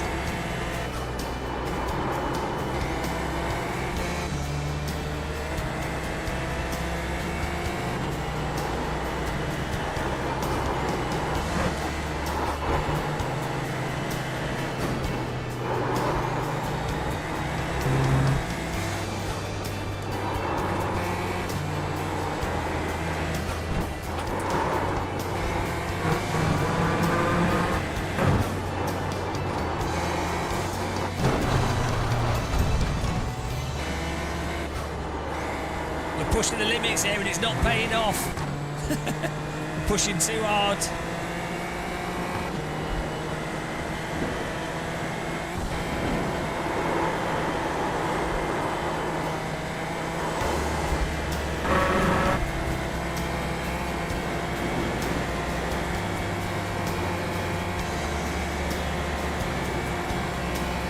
Ragev, thanks for following, appreciate it, welcome.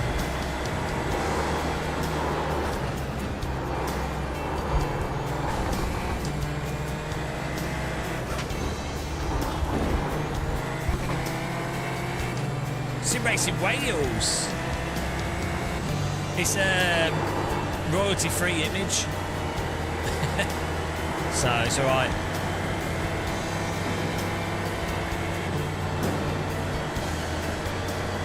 Get him up the back of our car.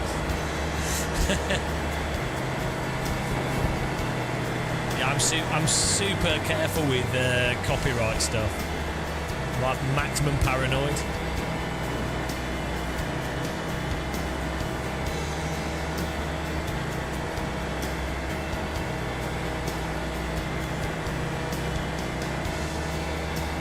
Come on, we can get third place here, guys. The chase down.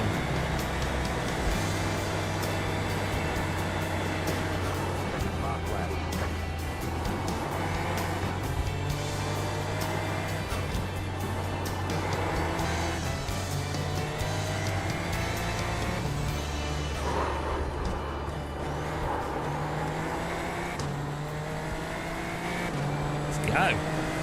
Thank you very much again. Thank you for all the memberships, gifted subs, members, that's the word. Thank you very much. Really do appreciate the support. James, slow down, I want to show you.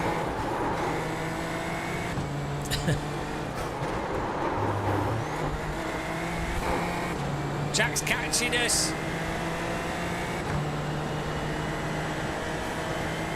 Everyone knows who DD Girl is.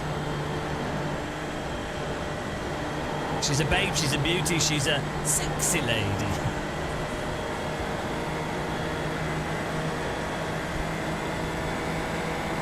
Mega suck!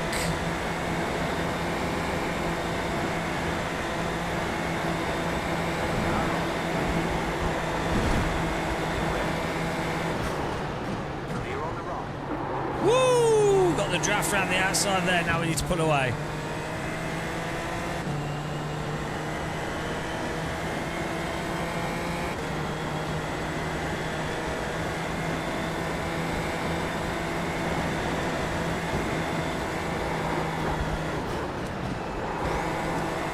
Vamos.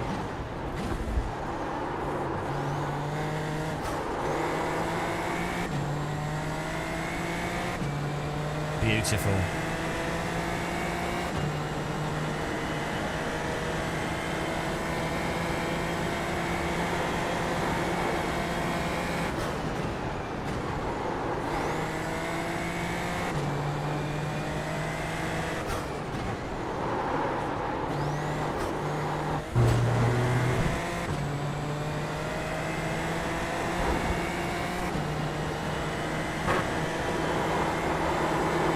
Oh my god, those corners are crazy in this car.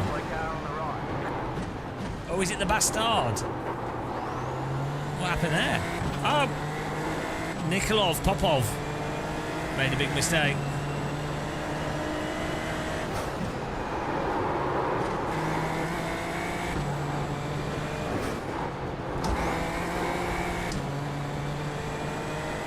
Oh, they're battling.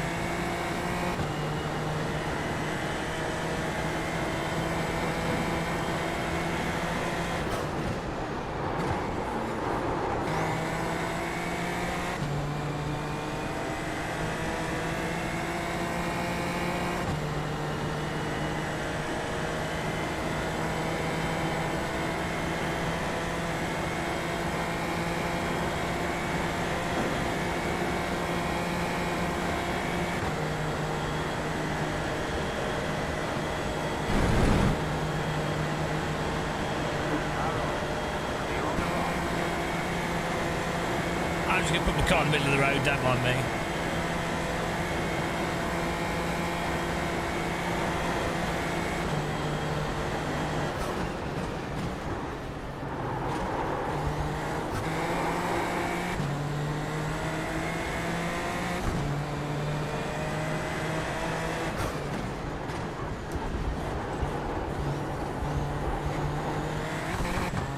I know, the laugh is always on you.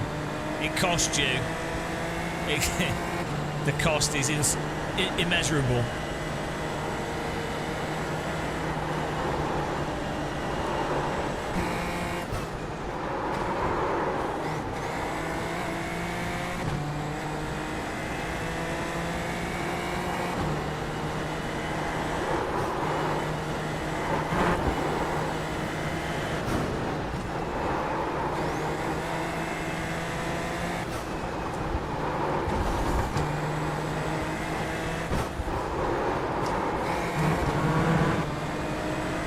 That should be a 1X because that is part of the track.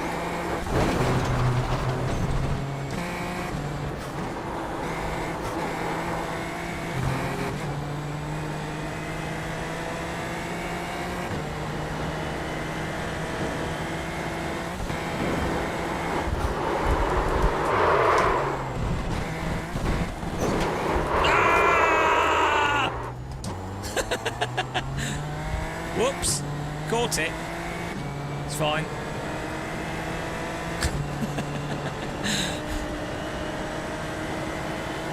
Should we have a drag race with Jack? Let's wait for Jack. I'm waiting for you, Jack. We're on a drag race. Are you ready? Are you ready? Drag race. Side by side down the Nottingham home. Are you ready? Get next to me. Get next to me. I'll go on the left, you go on the right.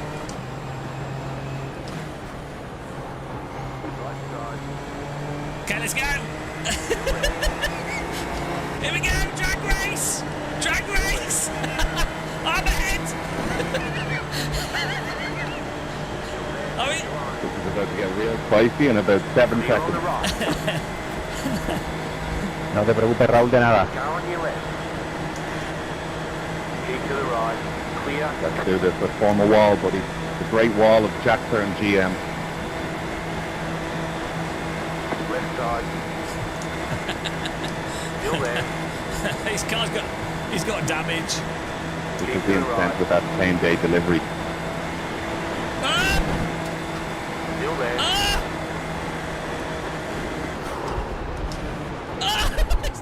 Clear on the left. Clear.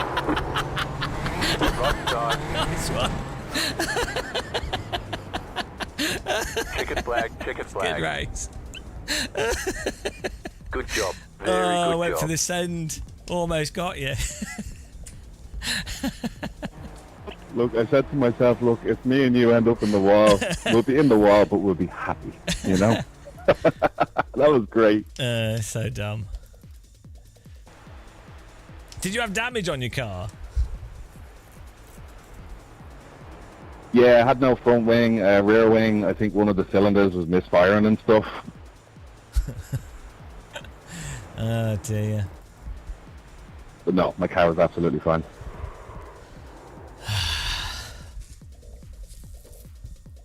It was worth conceding the points, guys, for the chance to drive into Jacksaw. We had to give him a chance, and he took it.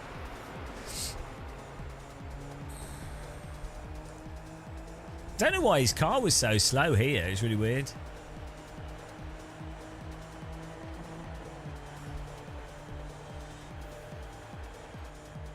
So I thought he had damage.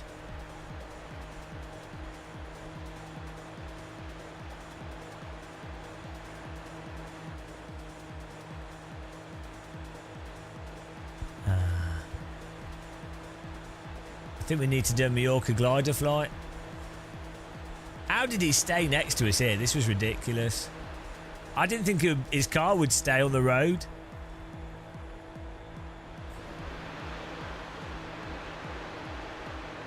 I thought he was done here. Yeah, you get so much grip through that. It's crazy.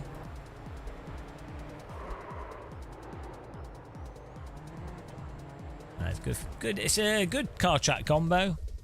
The downforce means that the car actually responds to counter steer, so it means you can actually, you can actually drive somewhat naturally, and like overdrive a bit, which is nice.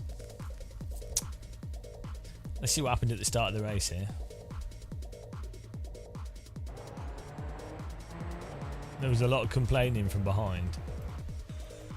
Oh.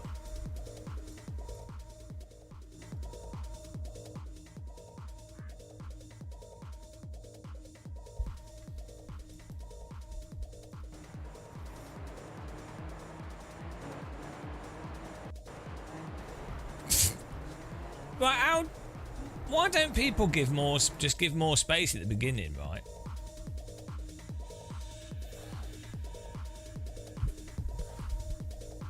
Ah, someone walled it there. See what happened. Oh my goodness. You found DD girl. Oh no. We do technically have two DD girls. Oh no. Jack got away with that. How did he survive that? What were these guys doing? 3 wide. Franco. You don't go 3 wide through the kink. What was he doing? Like, what was he doing? Why would you do that? Well, if you're this car, why would you? You've got the draft, but what doing? What doing? Why would you? What doing? Why would you try this? He's not like he's even made the corner at all. That's what's weird. If you're trying this, you would squeeze the car on the left, right? You wouldn't go right. Why would you turn right there? I can understand maybe doing this if you're staying close to the car on the left because you're like, well, you know, I'm going to try and make as much room. But why would you move this far to the right? Maybe it's lag as much as anything else, but that is really dumb.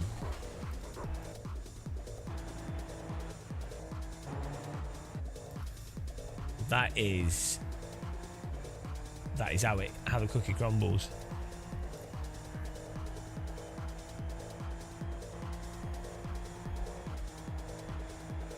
Why not backing up?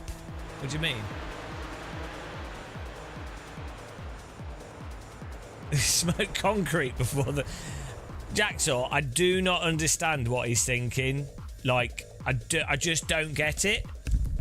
It's one of those things where it's like, this happens repeatedly in iRacing, and I just don't get it. I just don't understand. It's like, I just like this guy. I mean, the only thing that could do this guy should have squeezed you more so the car behind can't go for a run. But he's not done anything wrong. Why? I think he's reacted too late and then moved to the left, and this guy wasn't expecting that. So I think part of it is probably a bit of lag. This guy reacts to this guy too late, but then why this guy turns right so much here, like he's not noticed the corner or he's lagging. This guy turning in, like, it's just weird. Like, this guy should just be further on the left in the first place. But why? It doesn't even matter. 3 laps of Nordschleife. You do not need to pass here. Oh, well.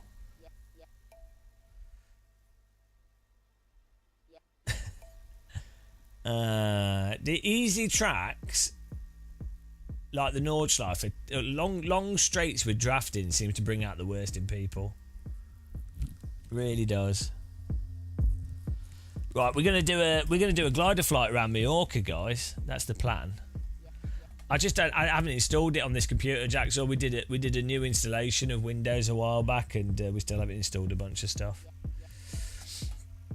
Good racing though. It's fun, stupid race at the end there. Right. Let's get my pedals on here.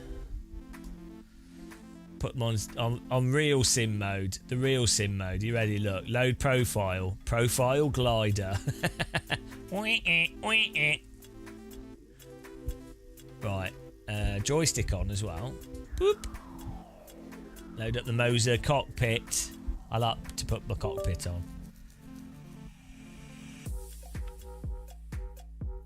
Yeah, my joystick's wobbling. Could do with a yogurt or something as well, actually. Oh, my joystick's coming alive. This has a bug where we have to unplug it and plug it back in to make it come up. Look at that. Don't know why it works that way, but it do. Right. Settings. Load glider 2. Glider profile 2, where is it? Load preset. Confirm.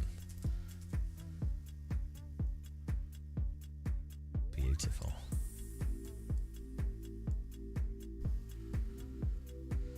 I'm just using the M booster pedal, but then the accelerator is just the house invalid accelerator, which is good. Flight sim, flug sim. Let's go. Oh, we also need to go through the settings in this as well.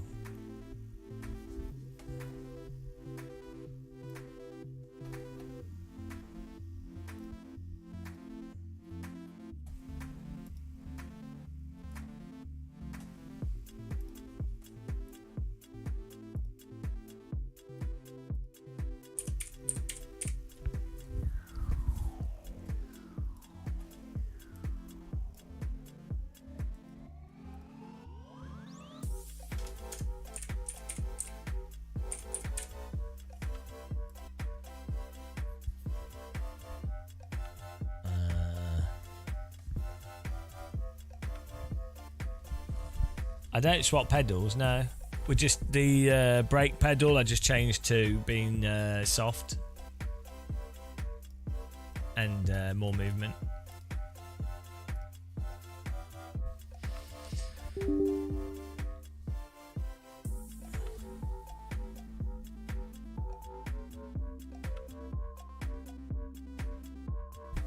Beautiful. I'm not sure why Microsoft Flight Simulator also takes a load of time to start. Like to begin loading. It's very weird.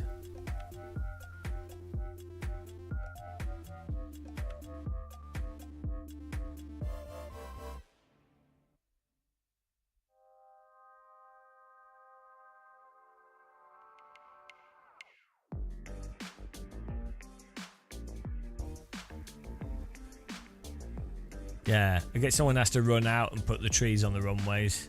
It's quite an important job. It's loaded on the wrong monitor.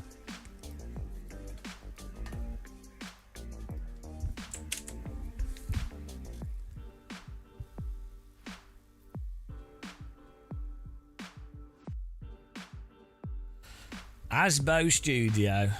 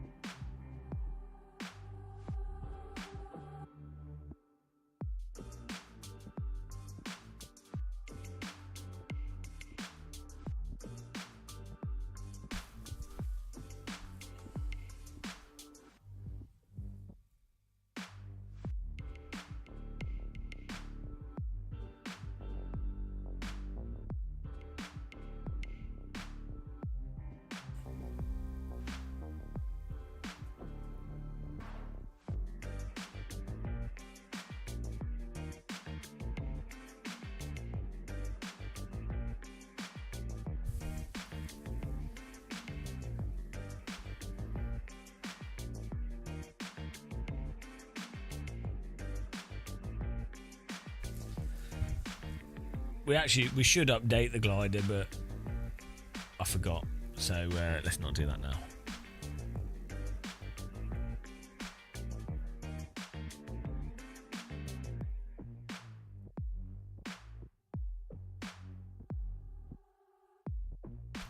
Here we go. Might grab a little sandwich before we start, but we'll plan this out. So we need the wind coming from the north.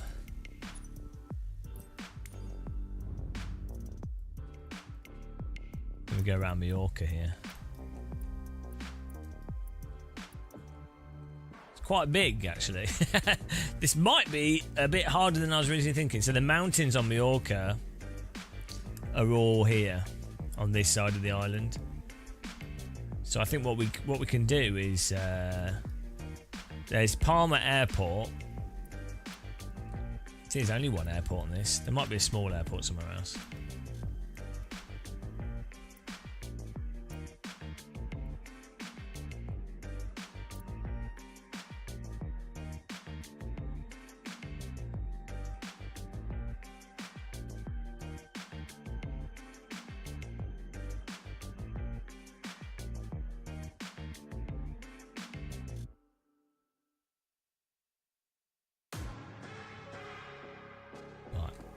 So we'll start off here. We could do a winch launch from Palma Airport. There must be a small airport here somewhere.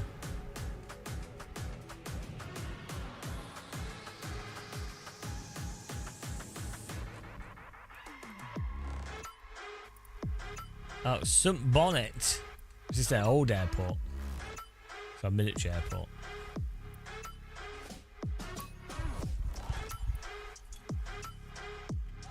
So we're going to have the weather from the north.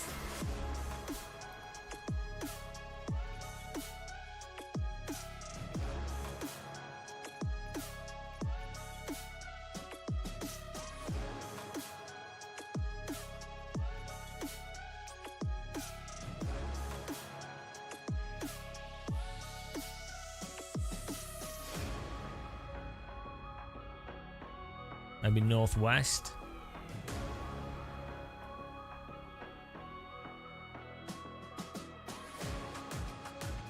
Yeah, northwest.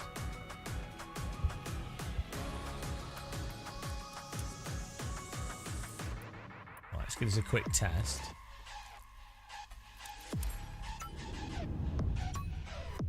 Oh, I didn't check winch launch, but hopefully this works. Hello, Overtake. How you doing? The new Need for Speed Underground. This is Need for Speed Overground. we're just going to do a flight around Mallorca, hopefully. Yeah, that worked. Let's check the wind direction, then we're gonna come out and plot our flight. But the settings all worked, which is nice.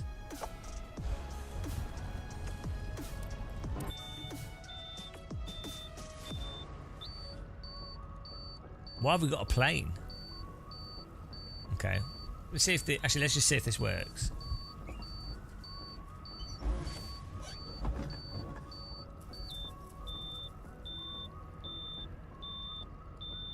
Get the digital. Oh, okay. Awesome. Thank you. I'll check it out after this stream. Oh man, I love gliders. I'll give you a bonus point, Mr. Oh yeah, this plane's not working again. I'll give you a bonus point if you can tell us what the thing beeping at us is called. Yeah, we're gonna have to change to winch launch. The plane can't take off because we're too heavy. We've had too many cups of tea. Oh dear.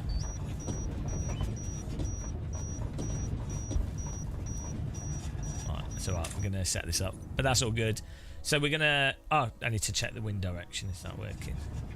No, the wind's coming from the wrong direction, I think.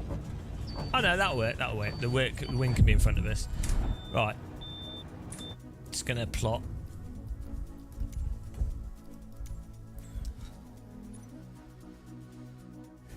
The peep-to-boopter. Yeah, so we'll do this.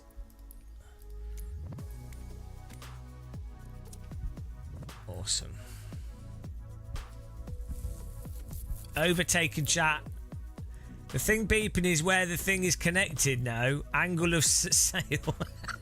No! The thing beeping is the flarm. It's the flarm. That's what it's called. I don't know what it stands for, but it's to avoid air collisions with other vehicles and ground objects. So it's like an electronic transponder that shows you LEDs for where it's basically Helicorsa, Glider Corsa. It actually is. You could actually do probably a better, more minimal Helicorsa. Kind of, I guess you do have some apps like that. It's basically that, but it beeps more aggressively, and when you get within it's done on time rather than distance. Once you get within 6 seconds of a head-on collision, it starts going mental, so you get 6 seconds before you collide with someone. But you can yeah, it beeps so you don't boop others, exactly. They're not, it's only like they're not that expensive either. I'm surprised not every glider has them. I think most do now, but why can I not... Oh, no. Why can I not change the... what's going on here? There you go. Why can I not... launch method, there we go. The English word. English is just German with an English accent. There we go. We're gonna winch launch. We're gonna go for this, the bog standard winch launch here. I found out yesterday that you can launch gliders. You can launch two. You can tow two gliders behind an aeroplane at the same time. You don't have to just launch one glider. I didn't even know that was a thing. Flight alarm. Alarm. That makes sense. It's a sensible thing to call it. Right, get the weather right here.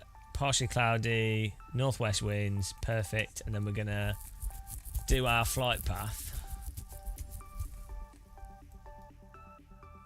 Plane, stairs, machine, launch it. You could do. You can do like a towed launch behind a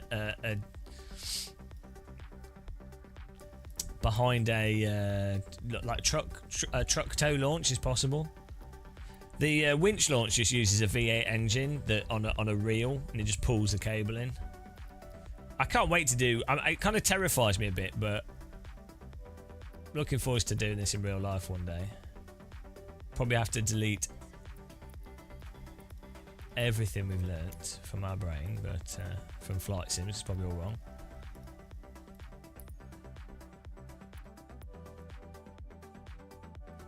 Hang on. Some helipads up here. We can land back at the same airport. Oh, there's an airport. We can land at this one. We'll land here. So we're gonna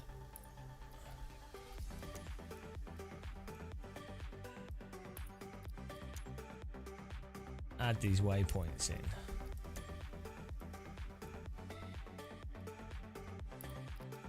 I've been here in real life a little bit, like this part and up here and some of these towns. It's a really nice island to visit. It's mental hillsides here. It'll be interesting to see how good they are in this sim.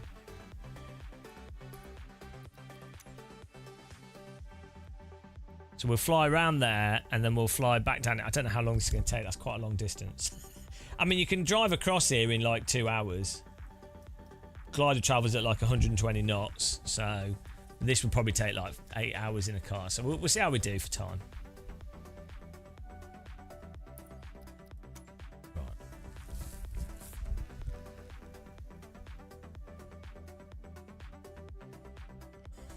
Croatia's a bit far from here. Okay.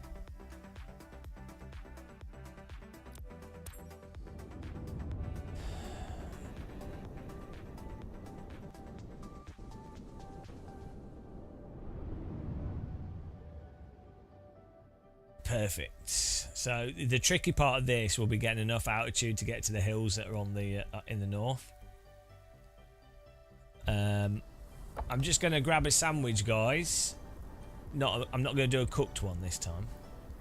That's weird. We set 10 knots of wind, but it looks like there's like 20 knots at this airport.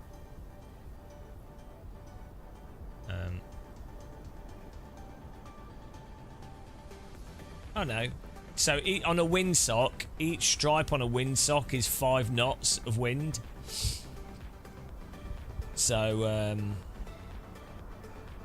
it's a quite handy way of knowing how fast the wind's blowing. So you can see there it's just 1 and a bit stripes, so 10 knots. Right, I'll be back in a second.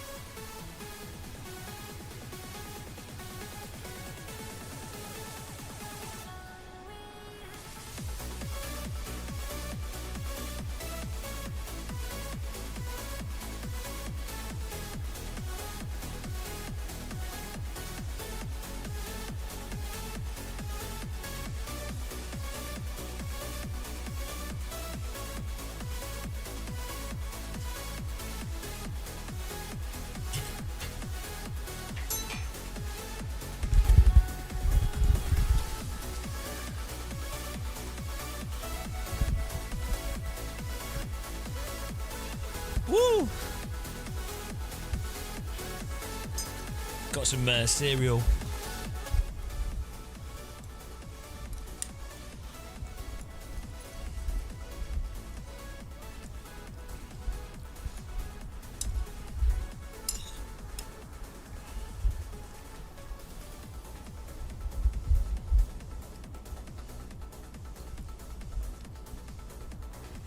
This is how you get ready for a flight.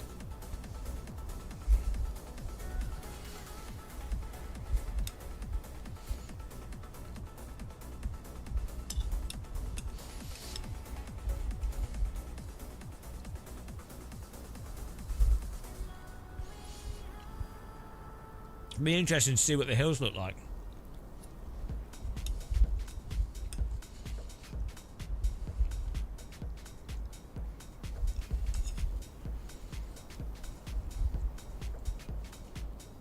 Yeah, you got to load yourself up.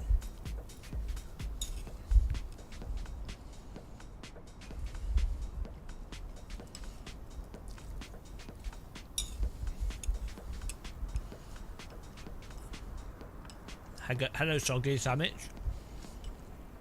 We're just going to do a glider flight around Mallorca.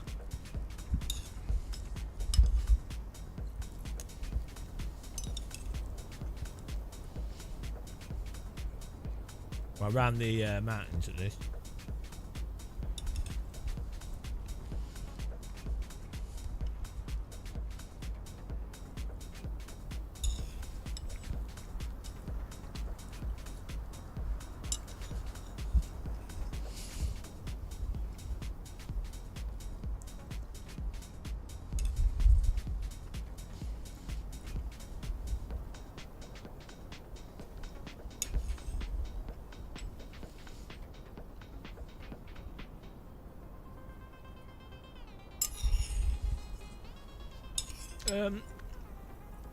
Should be visible to other players.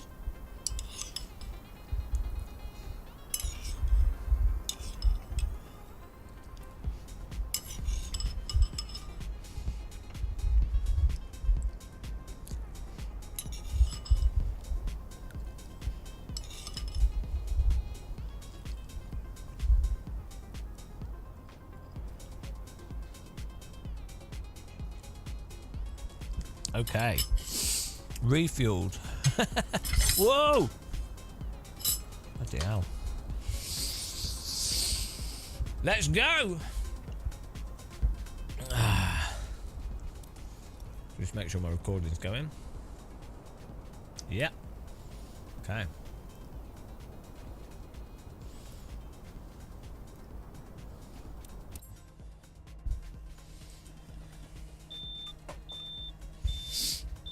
Turn this off. So we're gonna winch launch. We're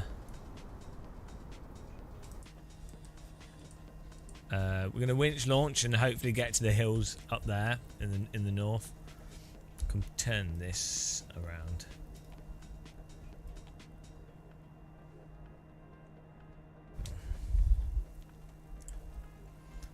This out. There we go. So that's the flight path.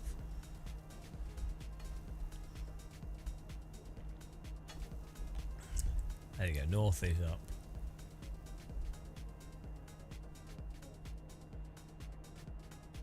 Wind's coming from over here. It's all good.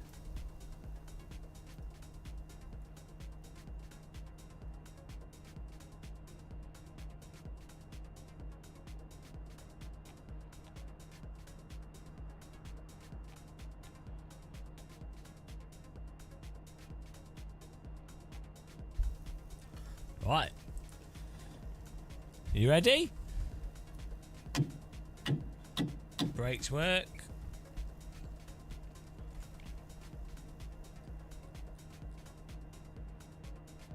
Okay. Let's go. Don't know why I pushed that. Didn't mean to push that.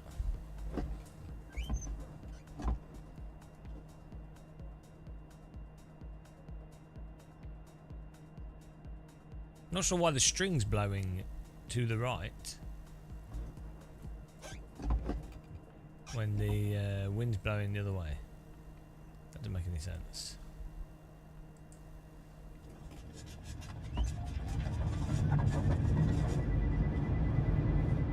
Whoops. Bit delayed on the release there. Oh no, what? Oh no! Okay, we're gonna have to do that again. We had our breakdown. Abort the landing, we'll do that again.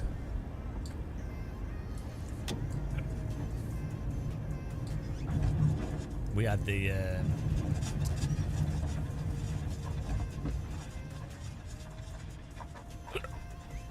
the brake on for some reason.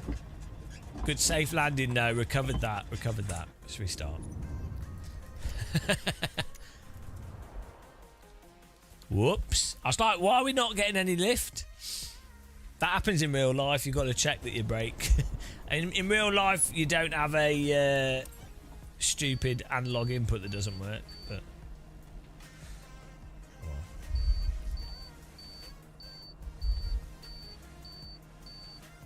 Let's go again. There we go.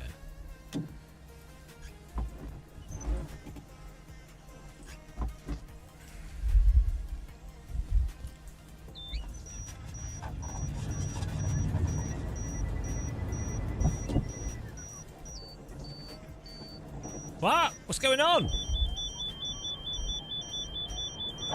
Oh, it didn't detach. Well, we'll try that again. The cable didn't detach. Bloody hell, third time lucky, guys.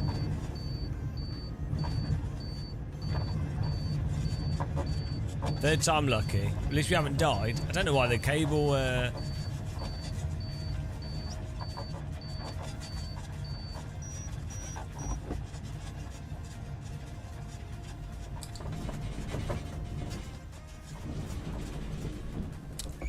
Not sure why the cable didn't detach then. We're getting there. We'll get it eventually. Third time lucky. Yeah, good practice to be calm. Well, that's how you get good.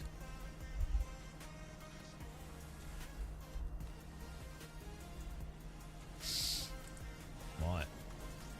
Brakes up. Okay.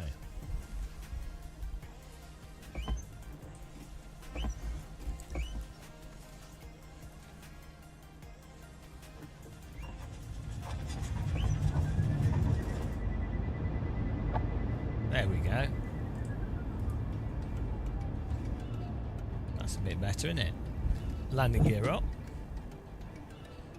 Now we need to try and find some lift.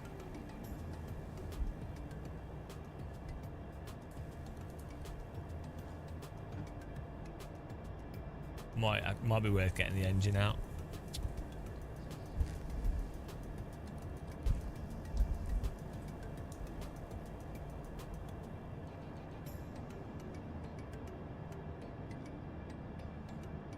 Normally hope to get some lift over these houses, but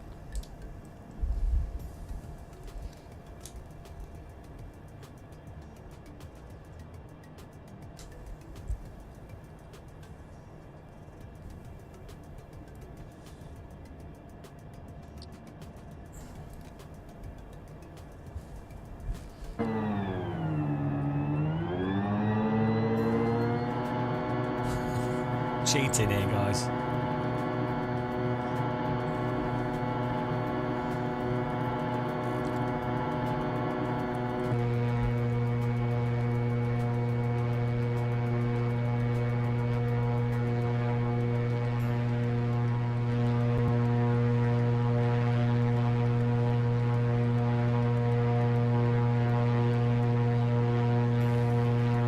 It is. It's a new blender, glider blender.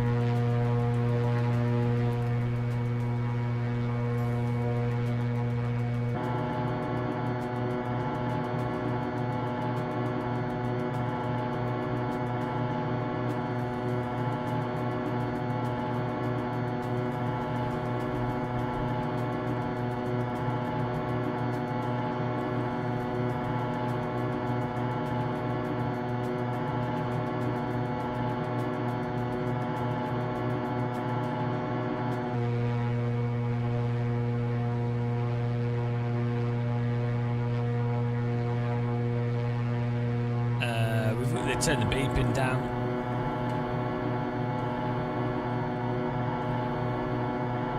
The engine's so loud. Oh. Motor's overheating.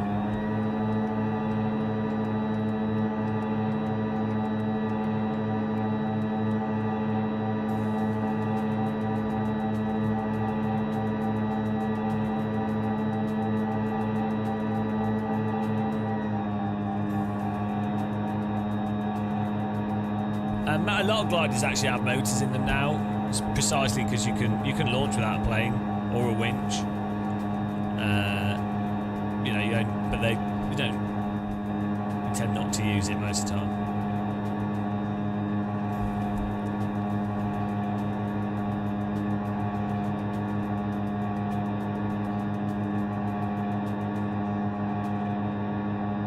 But like in this situation. So far from the airport's quite far from the hills that you could glide.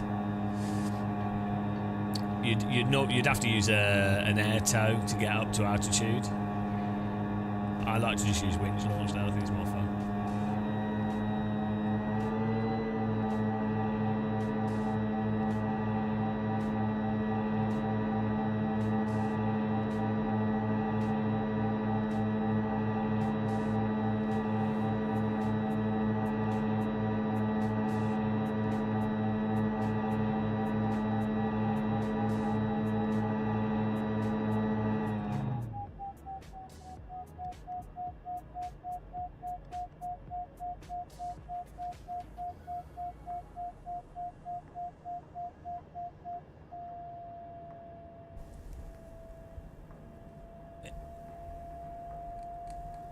Yeah, we're flying along the mountains, hopefully to get some.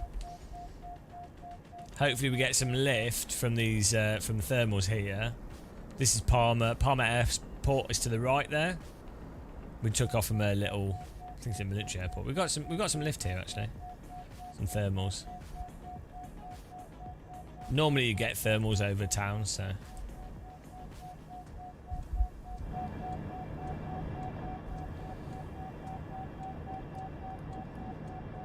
Turn this down a bit. I'd like it on the smallest setting. Yeah, we're getting some lift here. Flying a bit slow, but once we get over this this in front of us, so the wind's coming directly from our right. So once we get around this corner, we should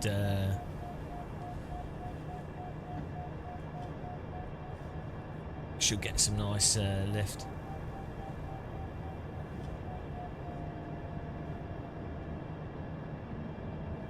Look at that. Actually getting some surprise lift here though. Under this big cloud in front of us there should be some lift.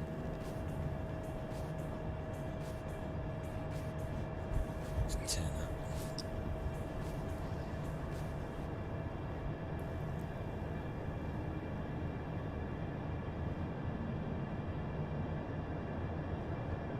Fly a bit faster. Go to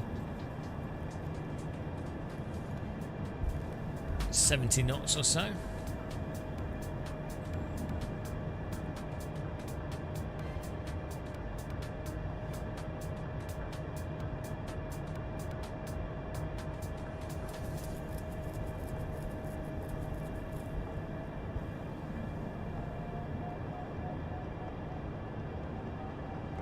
We're on the other side of these hills though, so there should be sink here because the wind goes over and then down the other side.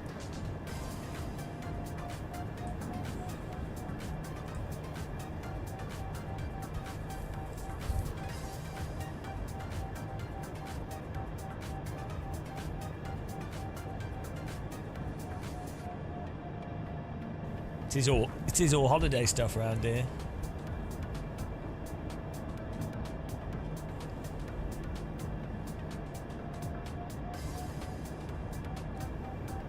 I think we put a checkpoint on the we put a checkpoint on the corner of the coast.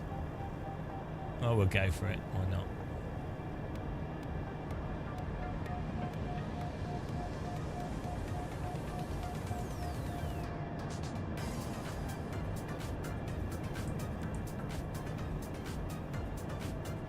These are all holiday villas. Yeah, he's really nice.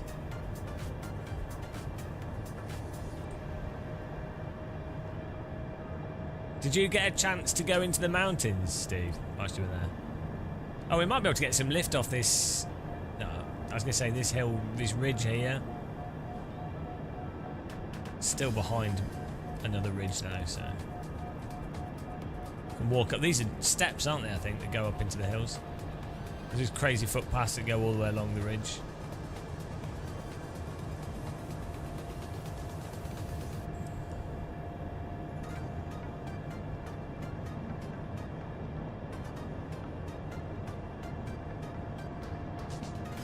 Man who hates on iRacing plays iRacing 7 hours. We've got thousands of hours in iRacing. I don't hate on it. I'm just fairly critical about very obvious issues it has that other people aren't willing to talk about. It's not really hating. I still play it because I enjoy parts of it. The drive in the north side of the island. Yeah, I think I went there. It's the little town. Yeah. Yeah, I've been there. It's nice.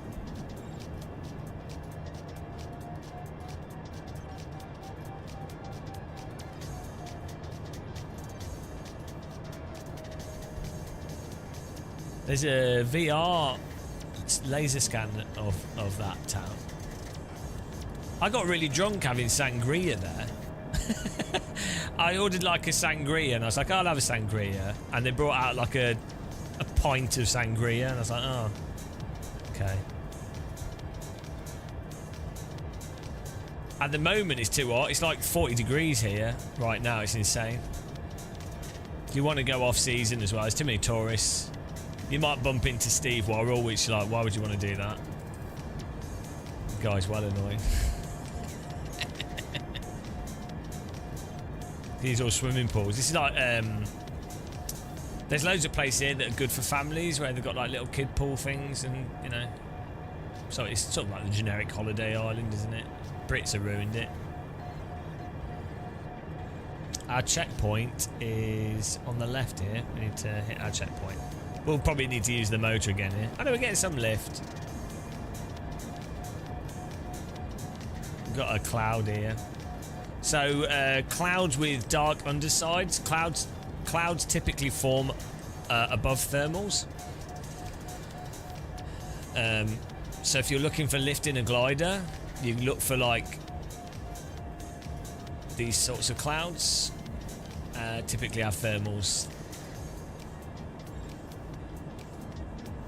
We're in Mallorca. And I'm flying too slow, we're going to stall.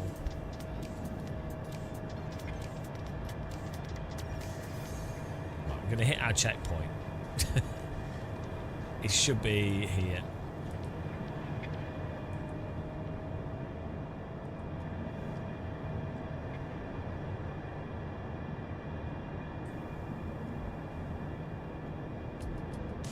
Once we've hit this checkpoint, the wind is coming off those hills, so we should be good there.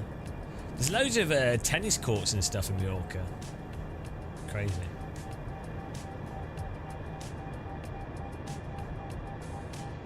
If this works, we should get a little beep for hitting the checkpoint. Oh, did we miss a checkpoint already?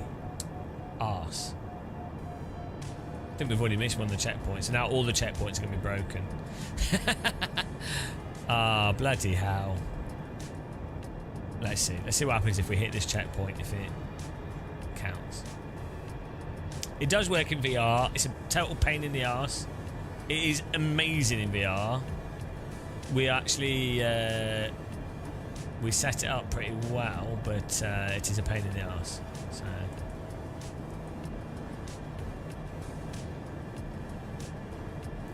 gliding's great in VR though.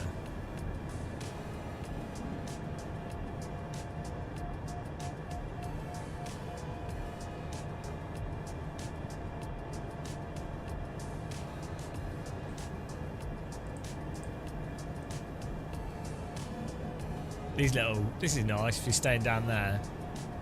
Little rocky beaches. Come on. I really hope this checkpoint works.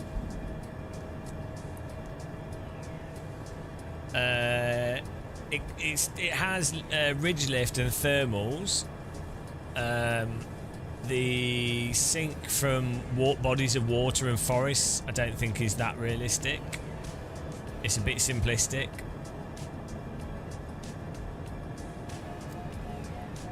It doesn't have wave lift or there's the type of lift you get where hot air comes off land and then collides with cold air on the ocean. It doesn't have that either.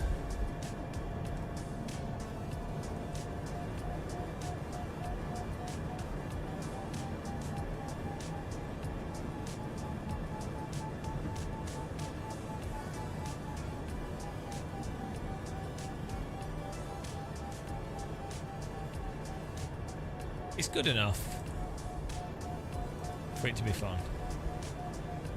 It's a bit simple, but it's fun. And it's got nice scenery for you to look at.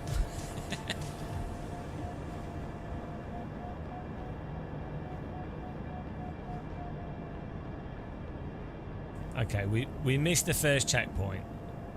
Hopefully this one still triggers. If not, we're just going to ignore the checkpoints. Well, we'll use them as a guide, but we're not. I don't know, there might be a button you can do to skip a waypoint. I don't know how you do that, but yeah, I don't think it's... We'll just...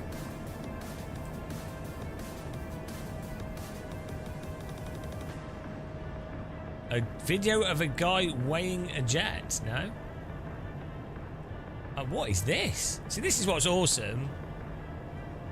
You come across like weird geographical stuff that you just wouldn't be aware of.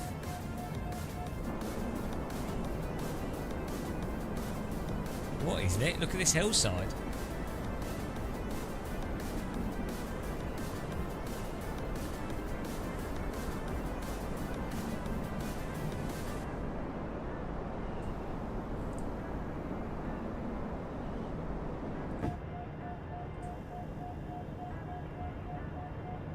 Fortunately, we're going to have to get to the other side of it. Oh no, we're still getting some lift off this.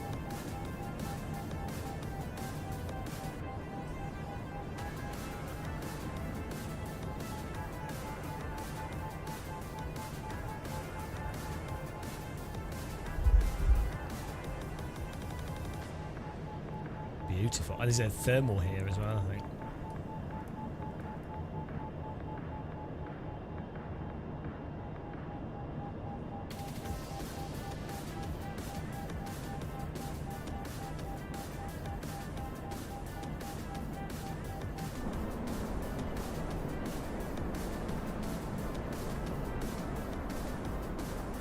Does that give you vertigo? I mean, this is like a huge cliff face. Bloody hell. Mega 2.4 foot per minute of lift. We'll circle here a little bit, see what lift we can get.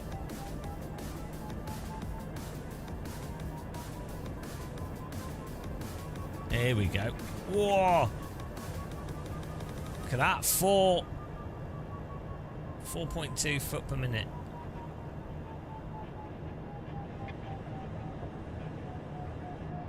Circle a bit here.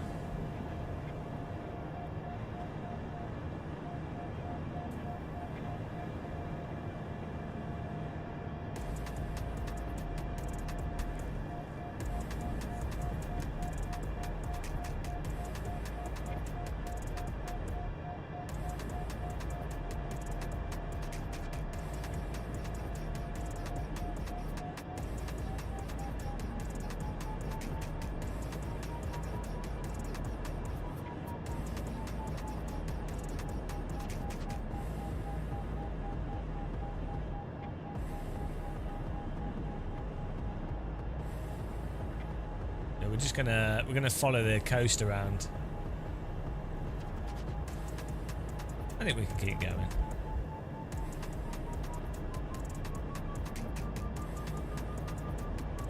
not sure why there's so much lift off this here. It's a thermal.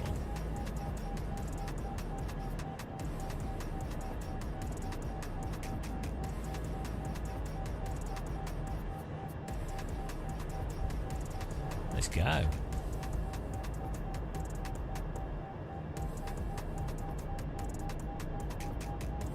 I'll take it. If it's going to give me the lift, I'll take it. There's quite a few nature reserves on Mallorca.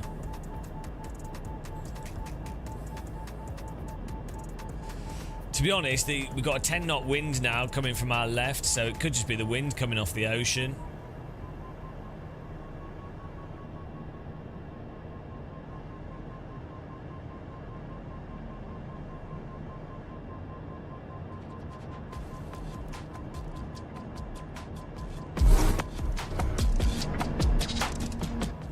Going to the beat then.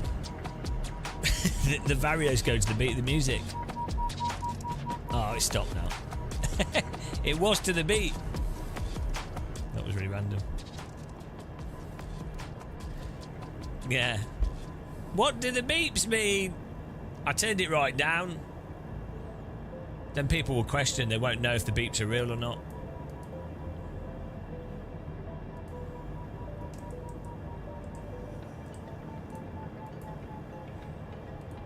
Be going faster. So you have an optimal speed for traveling that's optimal for like performance, basically, for lift. It's probably around 70 knots.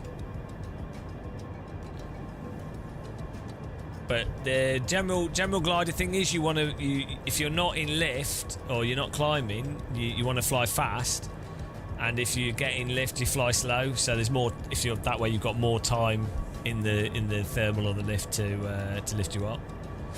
Less time in the sink, more time in the lift. On average, you end up going higher. Check this out. Oh, this is we're just climbing here. How cool is that?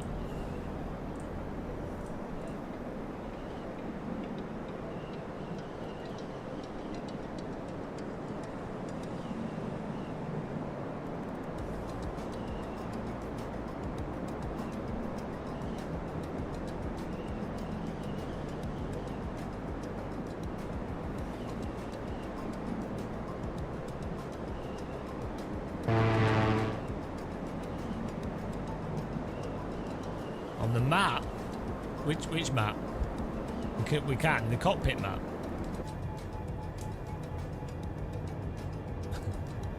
I could put a map up.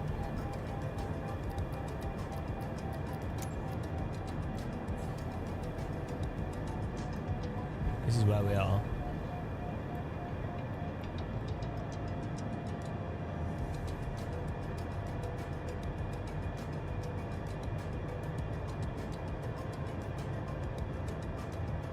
Shame this can't be made smaller. I don't know why Microsoft made this so clunky.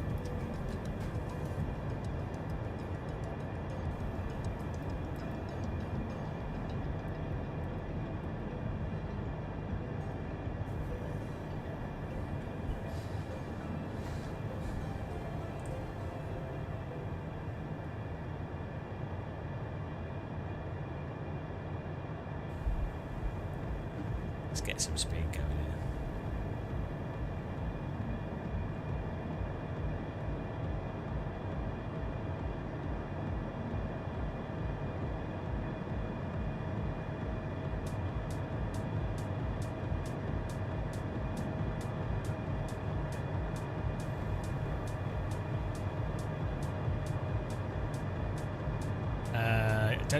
No, you have a fan. You can open that to allow more air in. There's no aircon in a glider though. People put like foot heaters on, so at higher altitudes, the people's feet tend to get cold. It'll get cold in a glider, so people put like warmers in their shoes. I guess you could have a solar-powered seat heater. Would probably work really well in a glider. You have to think it's a big perspex cockpit, so the sun is probably... And you're probably only flying generally on a sunny day, so it's probably quite warm. And then if you want it to cool, you can just let more air in. I don't know, actually. That'd be interesting to... interesting to experience.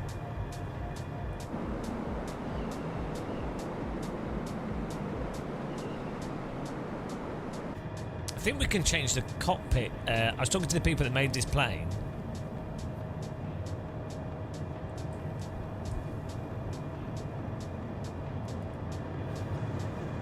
I think there's a way to change the cockpit colour.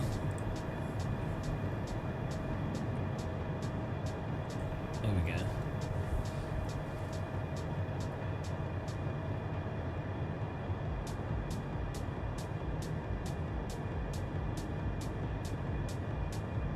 I mean, this... Oh, here we go. There we go. It's mental, isn't it? You can simulate having headphones on.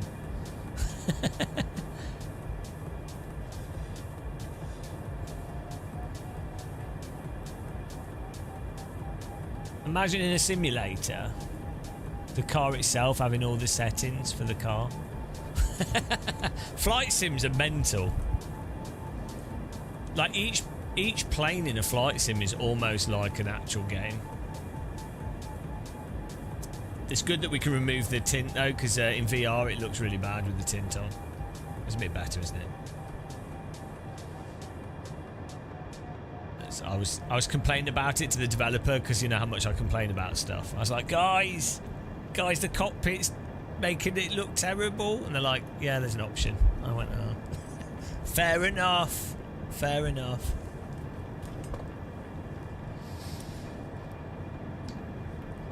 It does make sense to have all the car settings in the car, right?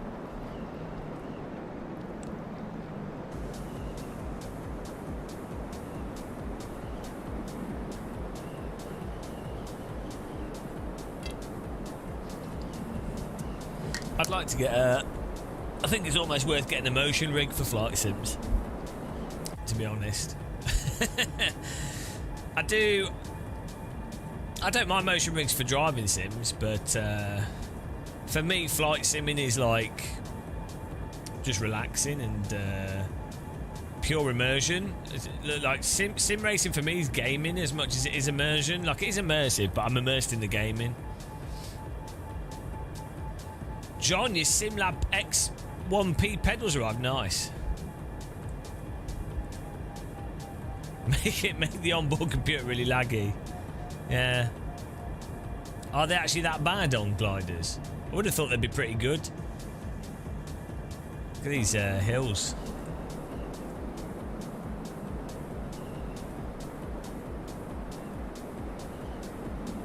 They're probably not laggy in a glider, to be honest. I mean, it'd be funny if they were, but...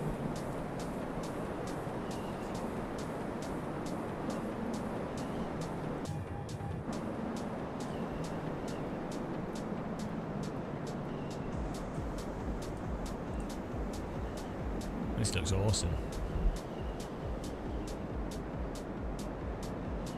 So actually getting plenty of lift from the wind blowing off the sea here, which is nice.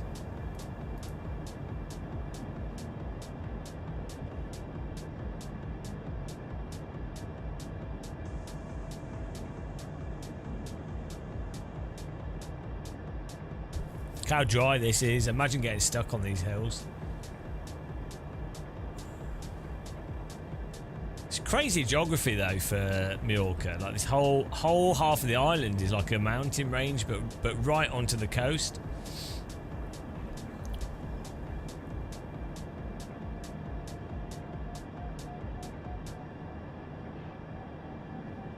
Let's pick up speed here. Look at those hills. So I'd quite like to walk this one day.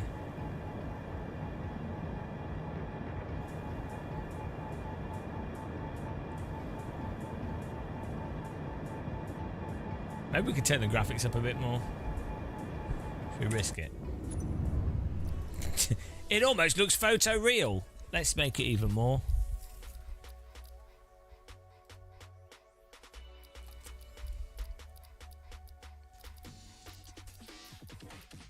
We do have displacement mapping on.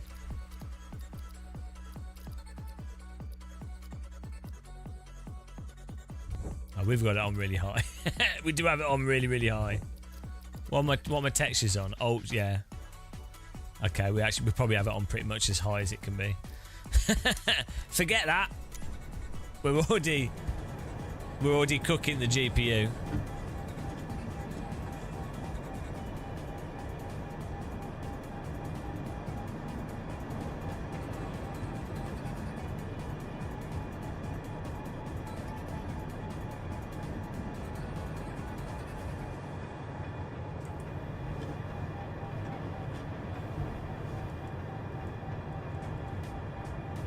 Caffeinated idea.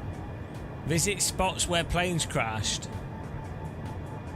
A history and physics. Well, I'm an idiot, so yeah, everyone loves a good disgrace. Yeah, I'm not really someone to talk about plane crashes because I don't know enough about it. I mean, I could talk about the history of them reading off Wikipedia, but I wouldn't be able to go, wow, this is what they, you know. Visiting famous plane crashes is a good idea, though. To be fair, that is really like the crash in the Andes, or like stuff that happened a while back. Otherwise, it's a bit, it's a bit poor taste, isn't it? Like disaster tourists. It wouldn't have to be plane crashes. It could be like disaster, like famous disasters. So like Titanic. Here's a view of the Titanic. But you know what I mean? Here's Chernobyl, here's whatever. Yeah, maybe not that. Yeah, maybe not, you know. We did Area 51, we did that already.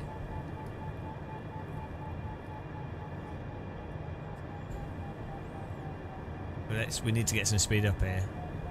If we try and do 120, we should get enough lift for that.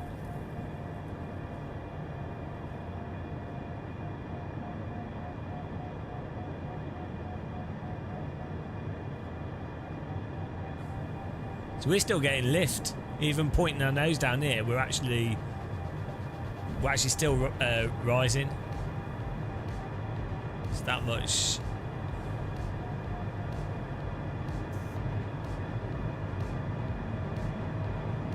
No, I know KHMP1. I don't like them. I think it's just a bit. The worst ones are when it's like a real pilot, and they're like, there's a good one. There are some good ones that do this. But there's loads of really bad ones, and it's just like they act as if they're not being exploitative. I don't mind a pilot explaining what happened. What I think is really bad is they're like, well, respect to all the victims and stuff. It's like, well, no, but you're literally exploiting it. Just be honest. It really annoys me when YouTubers act as if they're not exploiting something, or they pretend as if it's not in their benefit. It's like, just be honest. Hey, like that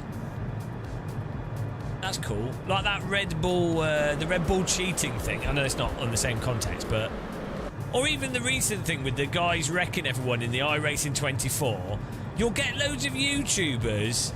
They'll be like, oh, this is terrible. We have to work together as sim racers. I can't believe it's so bad. And it's like, but you guys, you love that because you're going to get loads of views talking about these things. So just be honest. Just be like, oh, yeah. Do you know what I mean? It's really weird behaviour. So the plane people do it. I say they do it. It's like, this was a terrible crash where everybody died. Condolences to all the victims, and of course, this is to learn from the accident. It's like, no, it's not. It's for you to make entertaining YouTube content off. Just be honest. You can still say, oh, it's terrible that people died. But don't pretend you're not, you know. Anyway. Yeah.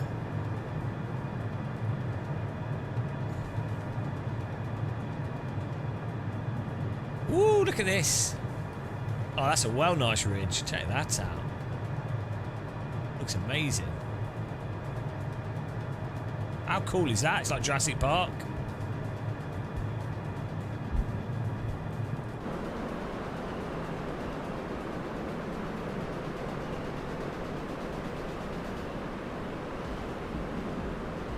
We really need to get the Xbox controller set up so we can pan around the glider more. There's this little road down here.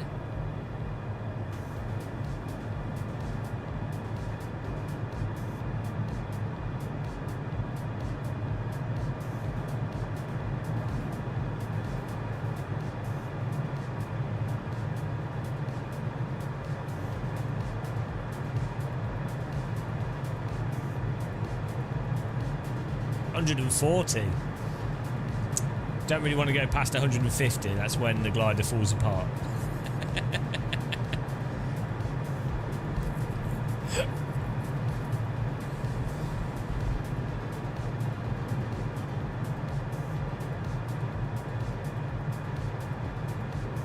I think they might be doing another one.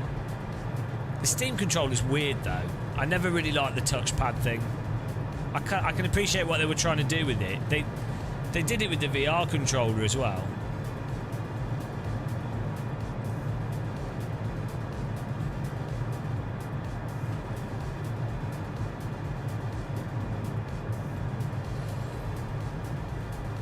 This is fantastic.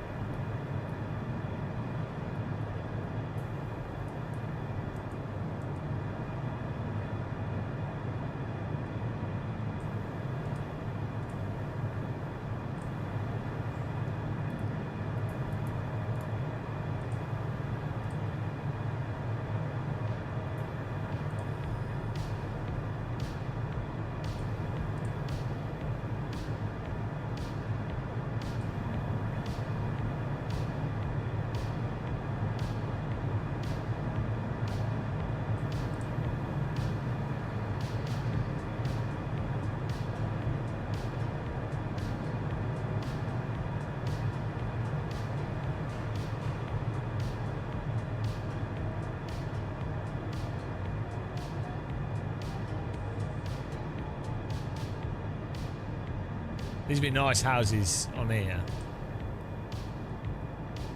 Bit far away from the water though if you want to go for a swim.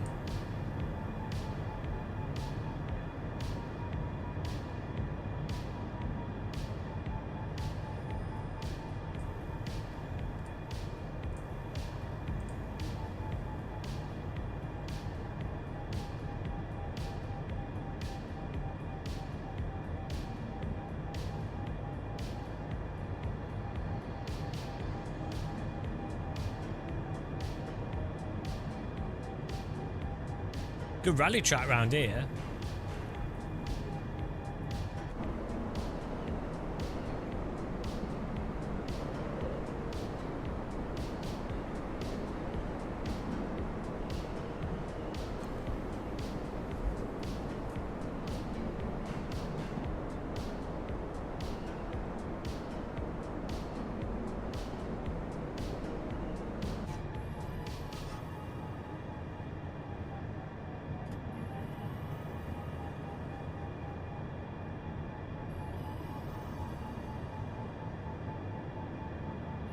It's the most realistic simulator.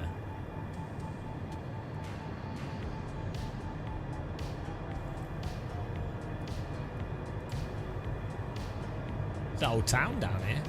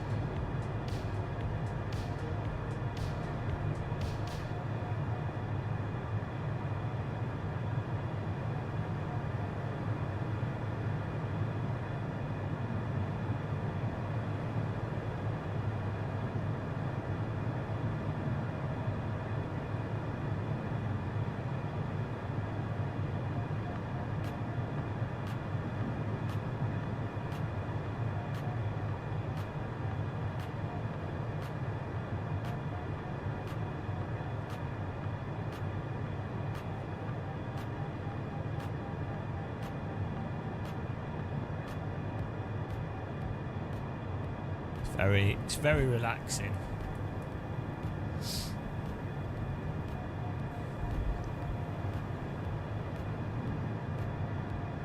If I go inland a bit, pick up some lift off these hills here.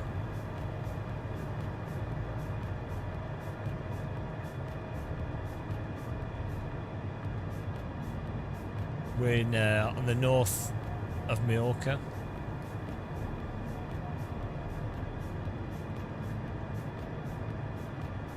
Not many places you can land though if you have issues. Not even beaches. You could get stuck on this side of the mountain and you're screwed. It's quite funny actually.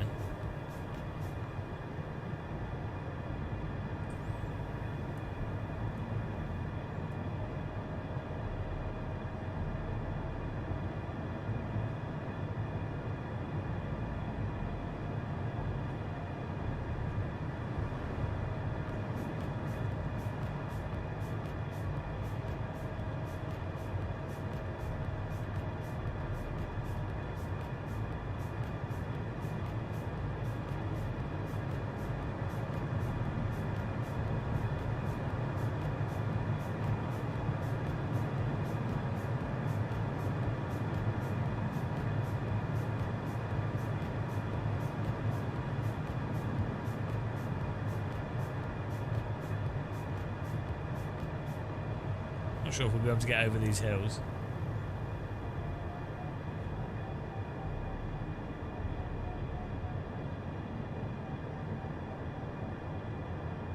See if we get enough lift up. The problem is this might be blocking the wind.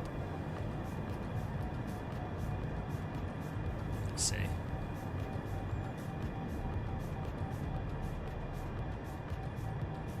Might have to turn around here, go round the other side of the hill.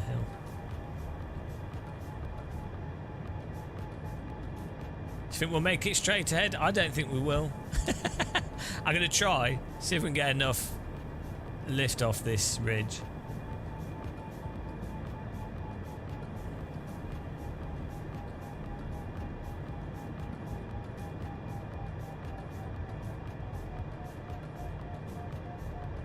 This is F1 2020, yeah.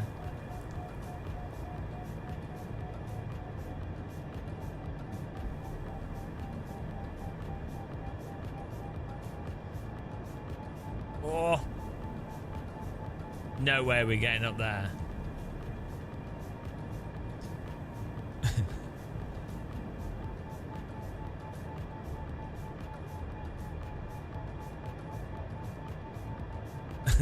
this is cutting it tight. We might just be able to get enough lift. Yeah, I know we can see the wind direction though on our computer. Okay. Yeah, we're gonna have to go around here.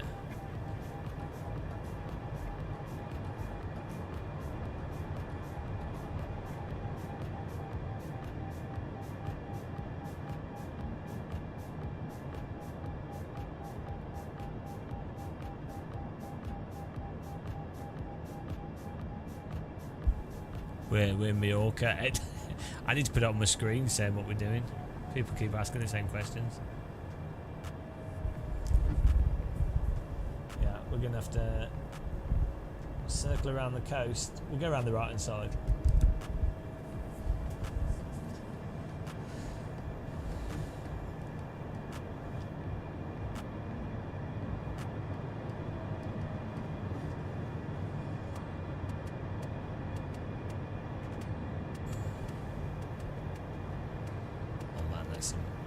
Sink.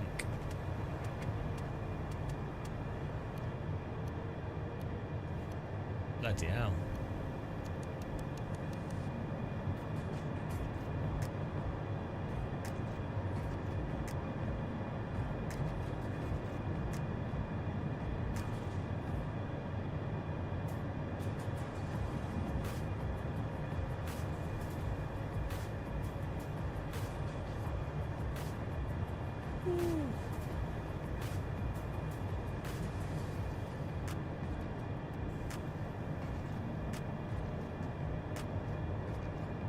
Yeah, you don't really have anywhere where you could land if you needed to. If you're on this side of it, I mean, you could land in the ocean, but it's probably not very safe.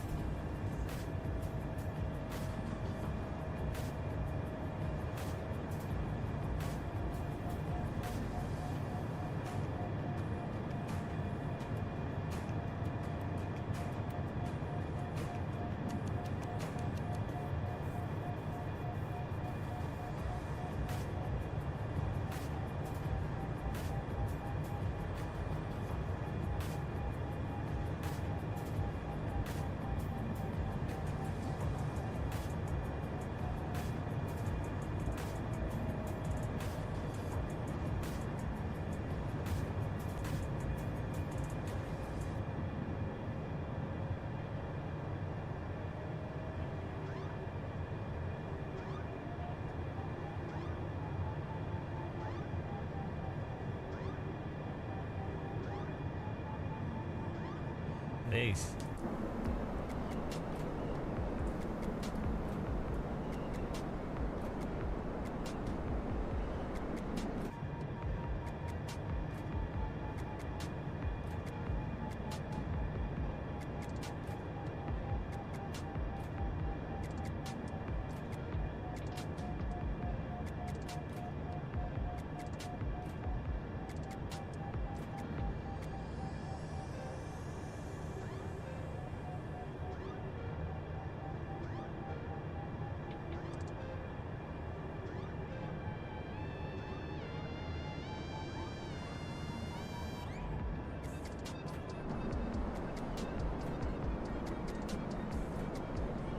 Very rocky here.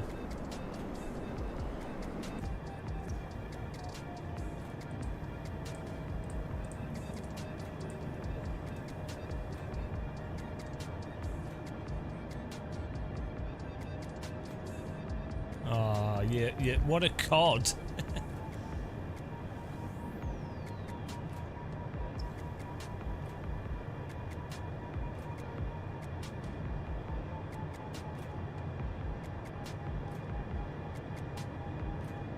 It's interesting how you sort of go from like lots of trees to then totally barren rock.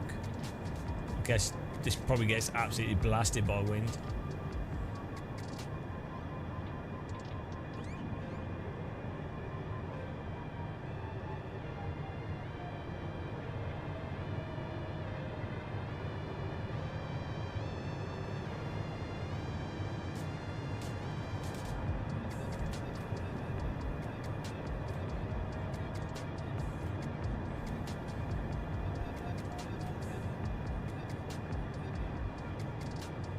No, hopefully we will do it at some point.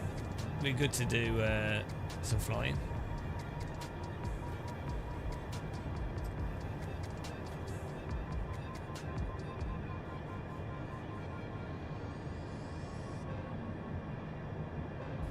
If I do, we'll make a video about it.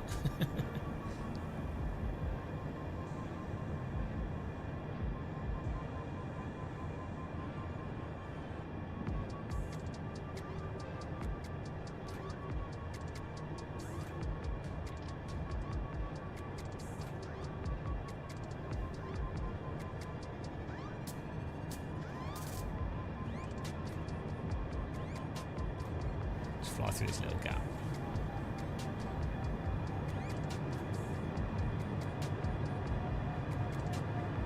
Whee! this is like kills the live stream. I'm well enjoying myself. I can just sit here doing this for like hours. This is like me and my. This is like me walking. This reveals too much of real gamer muscle. This reveals too much of the truth.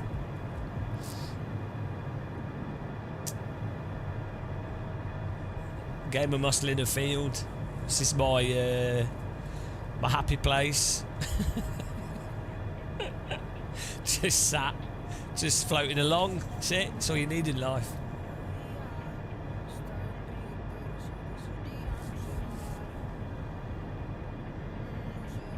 Trucks, yeah, I know. It's just relaxing though, isn't it? I think that's the thing with it's I mean, how dare you compare this to Truck Sim? Let's be honest.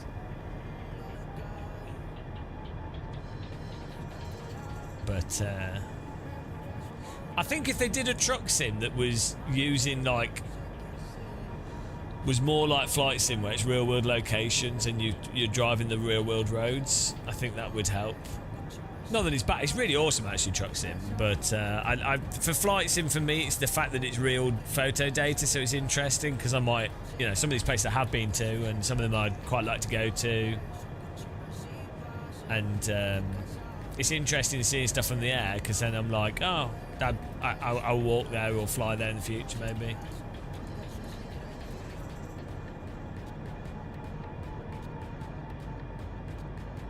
Hello, Joey Bolo. This is Majorca. We're doing the north coast of Majorca. Oh, look at that! It's incredible.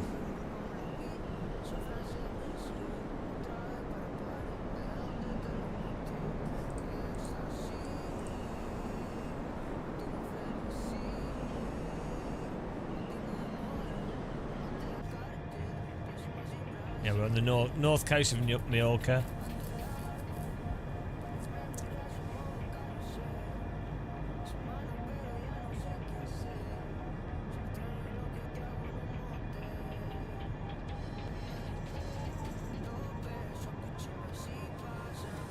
Yeah, it's weird, isn't it?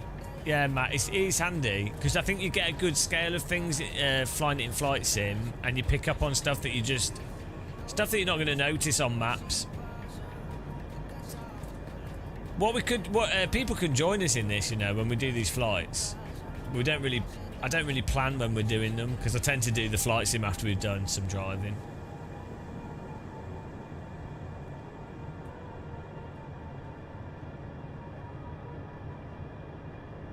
These are well good for lift.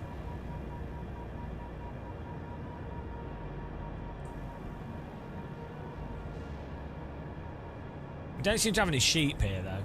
There's goats here in real life. They're all over the hillside. But yeah, this part of Majorca gets absolutely battered by wind. That's why you've just got little shrubs and stuff.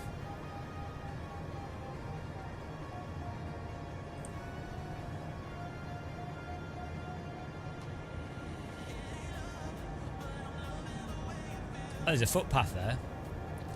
I'm not sure where we'll fly over a bit of something we've walked on before here. Should be like an observation post. Might have even gone past it actually. We're coming back the same way, so we'll come back at a higher altitude.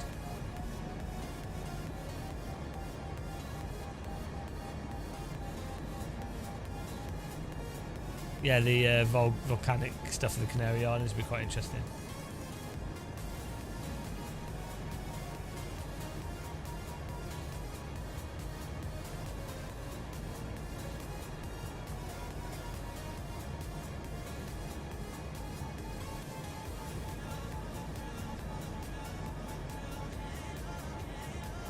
Look at that. Let's go inland. We'll go inland a bit. Do this ridge over here.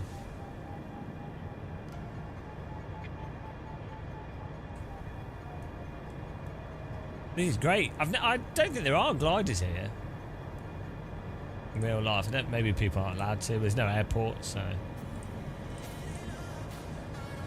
it's a satellite satellite data, and look at that. Bloody hell, that looks amazing. It's doesn't that look incredible? It's satellite data and height data, and then using like algorithms to extract that.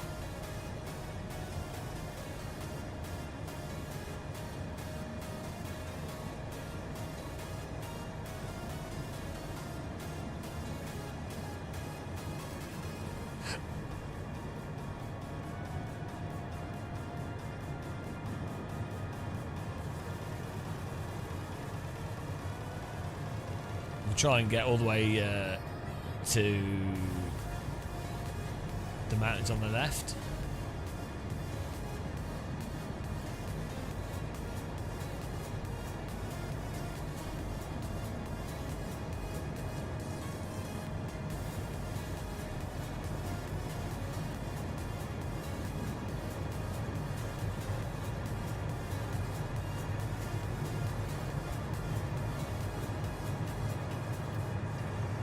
Yeah, well, it's like Google Maps data, but then also fun fact: this game uses the fuel. That's the game engine that they started with, the driving game. Yeah, it's all like data streaming in data from map data. No, there's no rules for. I mean, probably get into trouble, but you don't need a pilot's license to fly a glider. It's planes under a certain weight. Anyone over, I think the limitation is you have to be over 12 or something. But basically, you could buy one and just do what you want. But there's still rules like you're not allowed above a certain altitude. There's controlled airspace. You're not allowed within X distance of buildings. There's a lot of rules and stuff. But the thing is, you're gonna have to go to an airfield, and you're gonna have to get a glider or a light aircraft. But like,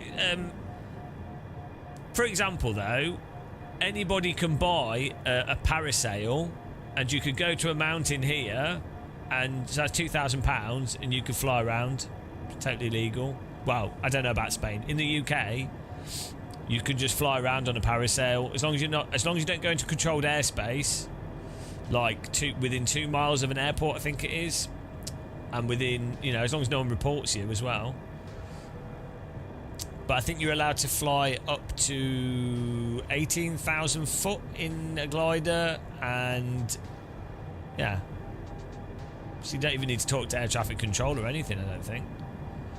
Surprisingly lax, but yeah, the thing is, it costs between £30,000 and £200,000 to get a glider, and so most people would loan them from a glider club, and then they would be a member of a glider club, and the glider club would only let them loan the planes if they have passed like a basic test for that glider club. So it's one of those things. It's like it sort of self-moderates itself, if that makes sense. Yeah, but the thing is, there's a lot of people that want to fly drones and do stupid shit with them, but gliding, there's not really that many people doing it, so it kind of regulates itself, which is nice. I've walked all the way around here in real life. Oh great, it's not really loaded that, has it?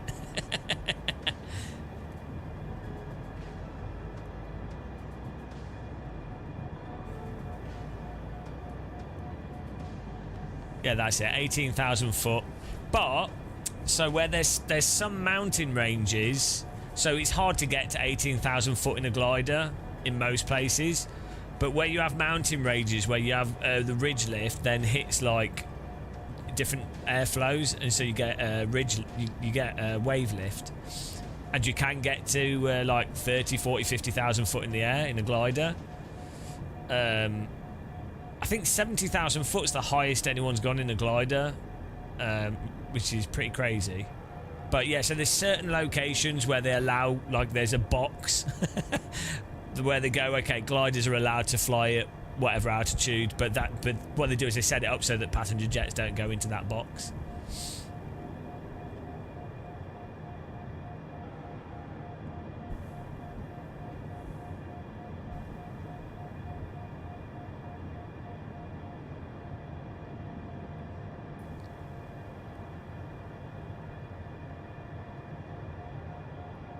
Yeah, I've walked all along here. See this, the coast here. I've walked that whole beach. I walked from over there, all the way down there, all the way along there, across the land, and then all the way along this beach, all the way along there, and then to the top of one of these hills. I think it was like 30 miles or something. Where was your hotel? But this is really nice if you're ever in this part of Mallorca. These are nicer hotels up here. It's like the German and British tourist hotels are down there. But the nice hotels are here, the posher ones, the 5-star ones. There should be a road going up here. Yeah, look. So I walked all the way along this onto this road, up this road. It was really nice, actually. It's so nice, like when you're in really nice places, you can just walk forever. It's quite pleasant.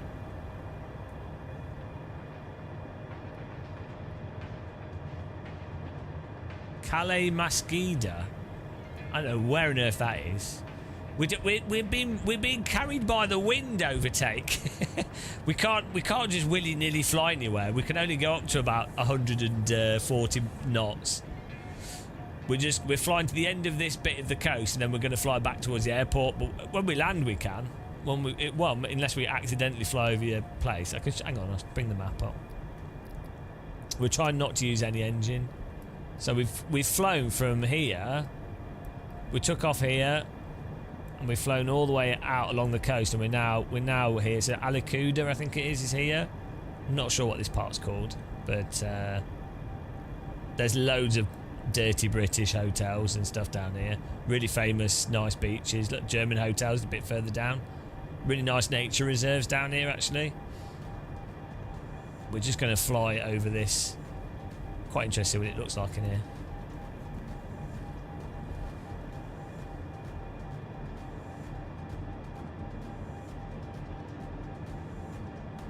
This is cool. So there's like an observation point on one of these hills.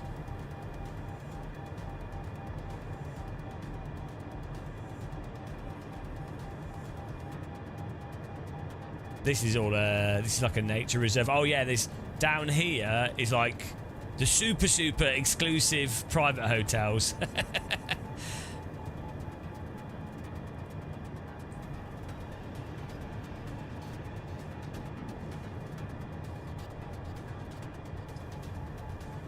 We're going to fly right to the end. Why not? And then we're going to come back. We're going to try and get a higher altitude, and then we'll fly back at a higher altitude. But these cliffs are crazy. I mean, look at bloody hell. I mean, that's ridiculous. It's a video game. It's ridiculous. It's actually crazy.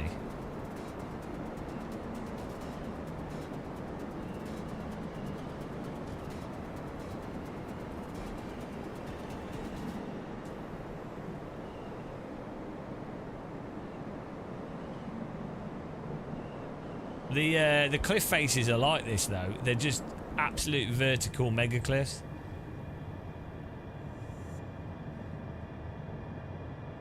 Good place to go base jumping. Get a boat to pick you up.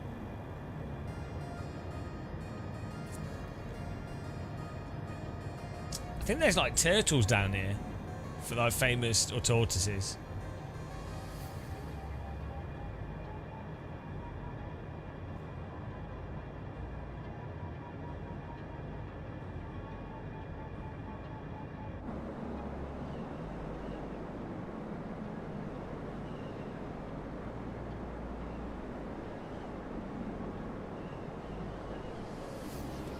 I mean, this would be so good to do in real life here. I never saw a glider here though, so... A lot of people do cycling around this island because the roads are really nice. Weirdly, the roads are super well maintained here. which is strange. I don't know why. They're way better than English roads. Maybe because maybe they get wrecked by the monsoon and then they just resurface them, or they just know there's lots of cyclists or something. I don't know. The roads are just super, super good quality roads.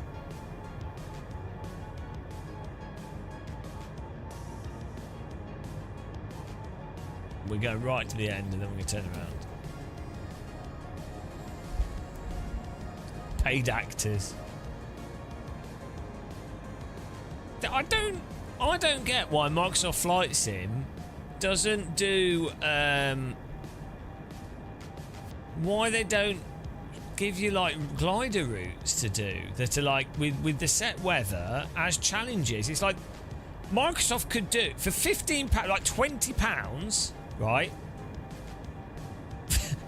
£20 could even be more actually. £25, and it's you get 3 gliders and 50 glider challenges, ranging in difficulty, and you then that you get achievements like Steam achievements for unlocking them all.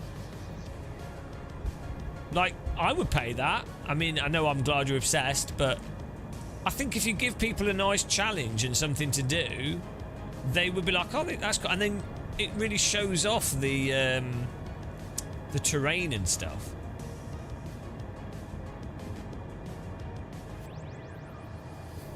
Well, I bought the premium of this, but I got a complete free press copy of 2020, so I kind of lucked out. I did like dirty influencer for Flight Sim 2020. I was super lucky. I got sent to Seattle before it came out, flew a plane, then previewed the game, and then they sent me a box full of flight like joysticks and pedals and stuff. So you can see why influencers probably aren't the most honest of people when you get treated like that. Funnily enough, we didn't receive anything for Flight Sim 24. Could it have been because we were a bit too critical about 2020 and having bugs in it? I don't know. Did we get to the end there? We didn't really get to the end, did we? We got to go properly to the end. That wasn't good enough. But yeah, I think the thing is, I could spend £100 on Flight Sim 25. I think we spent like £80. I could spend £100 and get my value for it. We didn't fly to the end, guys. We got to fly to the end. Can't believe I almost didn't there.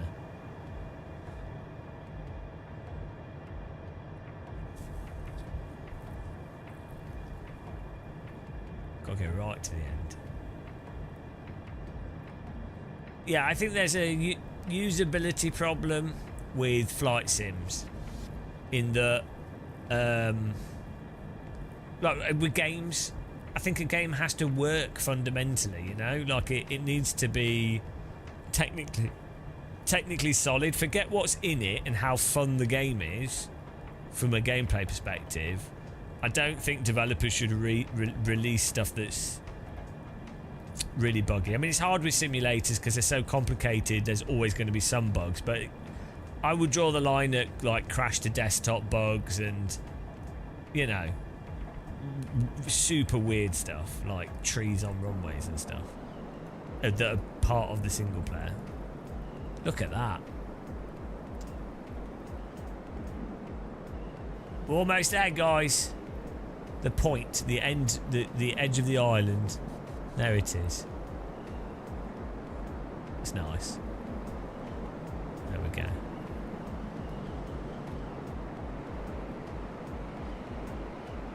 Yeah, is it fun?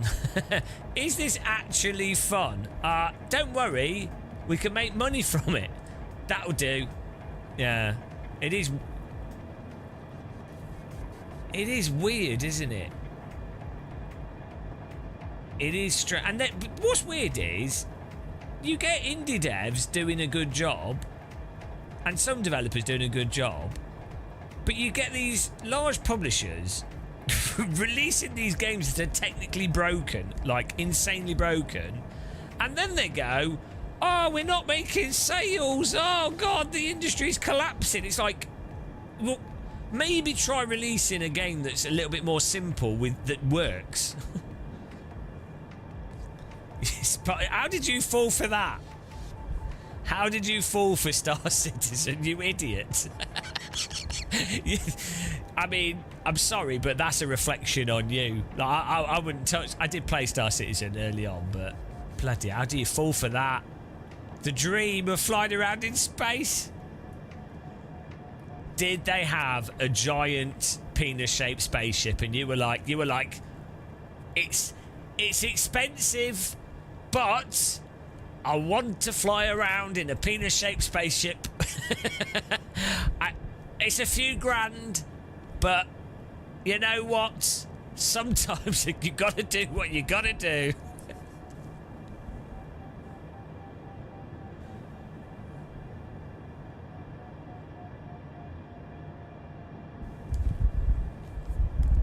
Yeah. Meet me in the left ball, guys. Oh, I'm in the right ball. Oh, found you in the middle ball. What's going on? Oh, we made it to the corner there. We're going to fly back now towards the airport. We're going to try and get. I'm going to try and fly over the middle of the mountain ridge.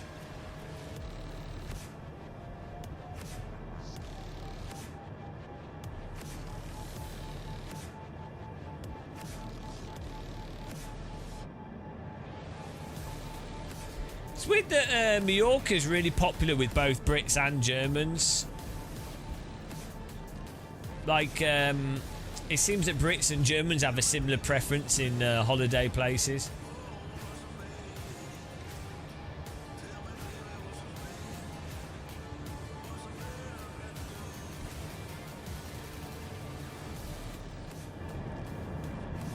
We're getting good lift off these hills. Oh, Wing Commander, yeah. It's a shame what happened to the space sim games. It's just a shame in general, because there was a whole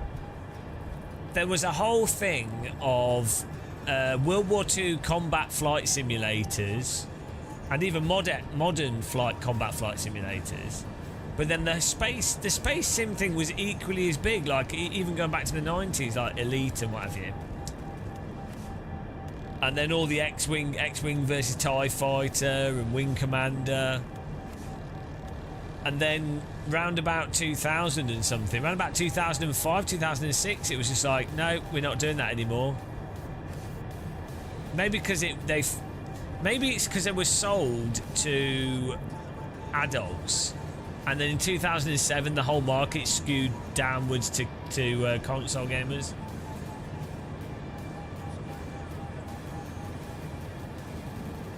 Have you played the VR TIE Fighter game? Everyone says it's really good. I haven't played it, but everyone says it's really good. It's just simple combat, space combat thing. But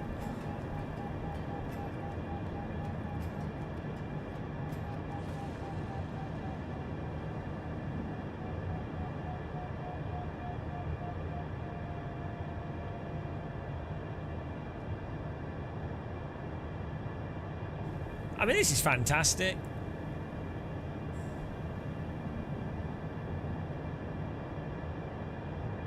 Yeah, and then there's VR's having a big problem at the moment as well, where there's a lot of drivel.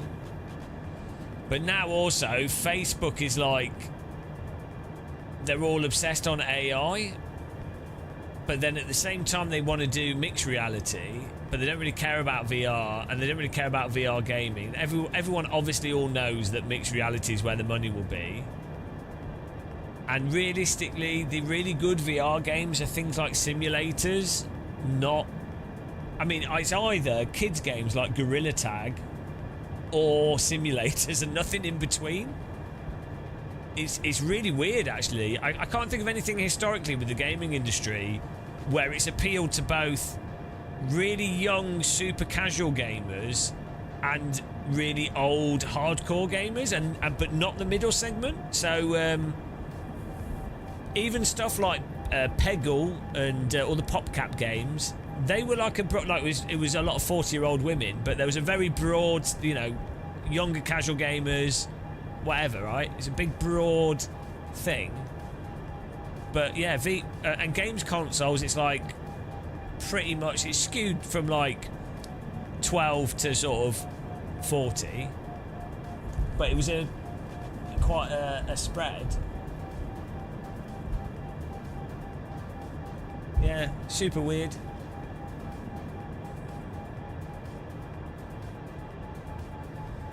The whole VR thing's super weird.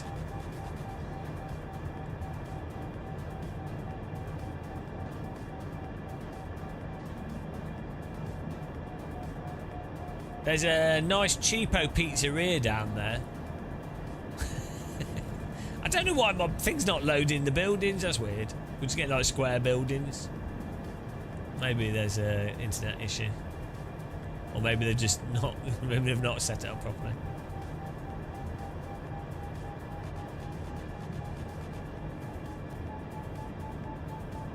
Trying to just get some lift here, guys, off this ridge. We're going to need quite a bit of altitude to get back inland to the airport.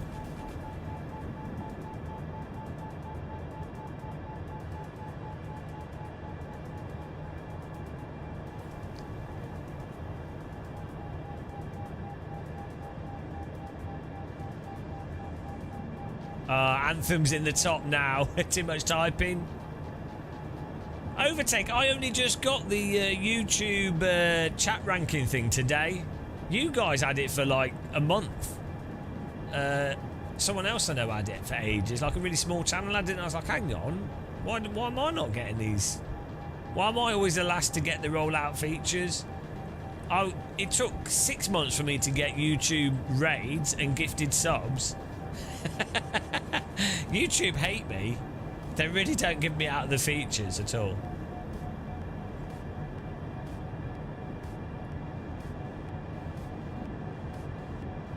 Yeah.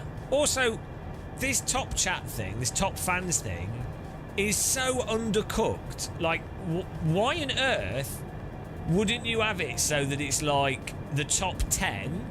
And then why would you not also have like a top 10 current stream and an all-time or something?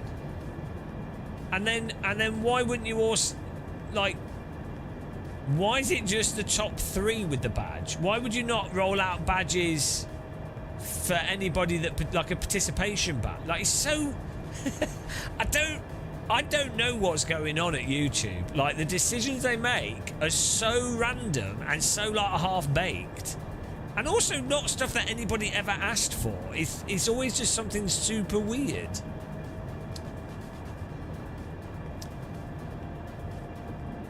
You know, it doesn't cost them any more bandwidth to put to have the code for. They've already got the code for the top 45, so it's not really any more bandwidth for those to have an associated badge. It's super strange.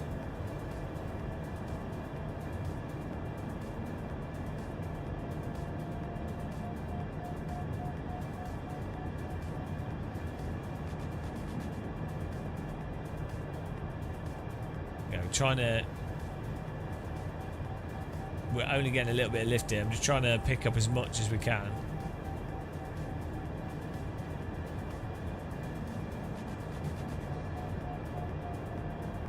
We really want to get as high as we can here.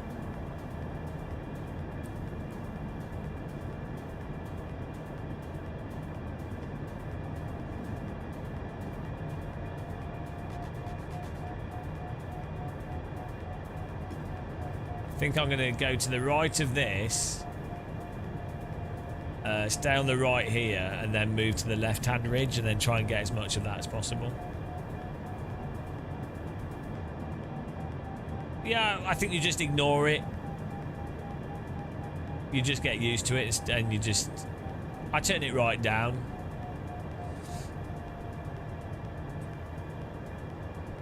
I think it's a comforting thing. You know if you've got that beeping noise, you know you've got a lift.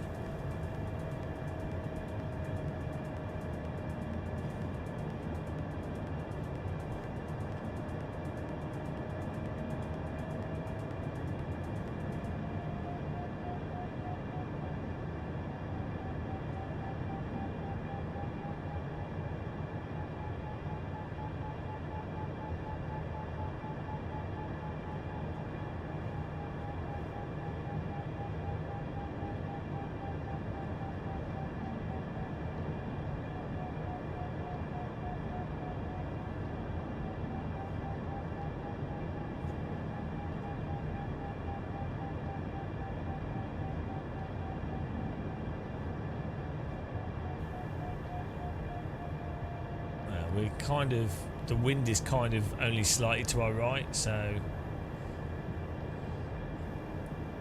it's not ideal for getting lift off these hills, really.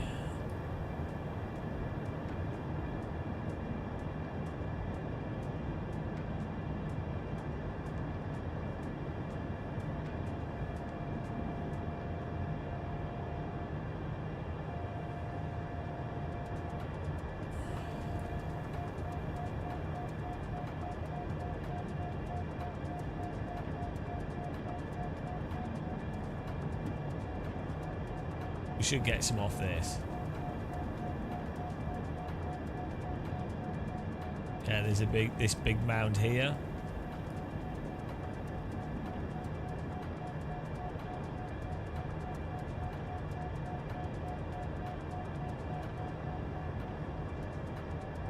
I know the wind's off to our right here, so.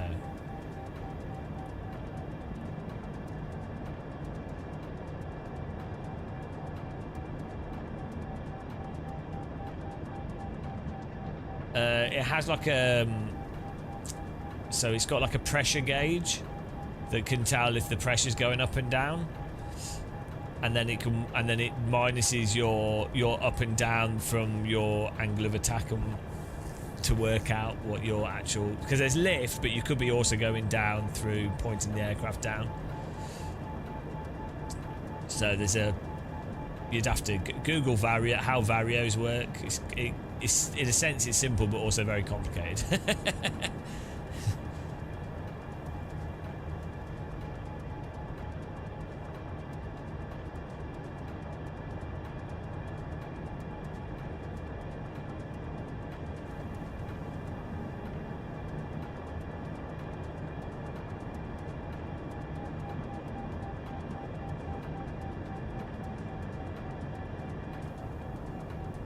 So we are. Too bad, actually. As long as we get up these hills.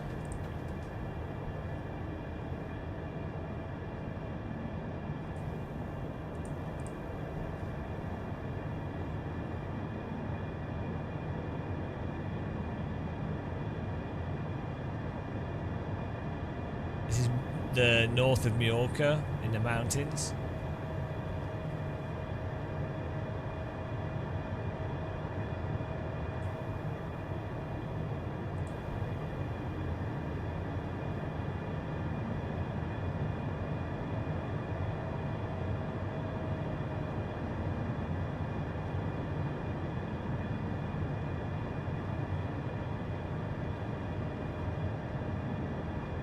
Yeah, it is weird how it's got these crazy mountains, and then it's just totally, mostly flat.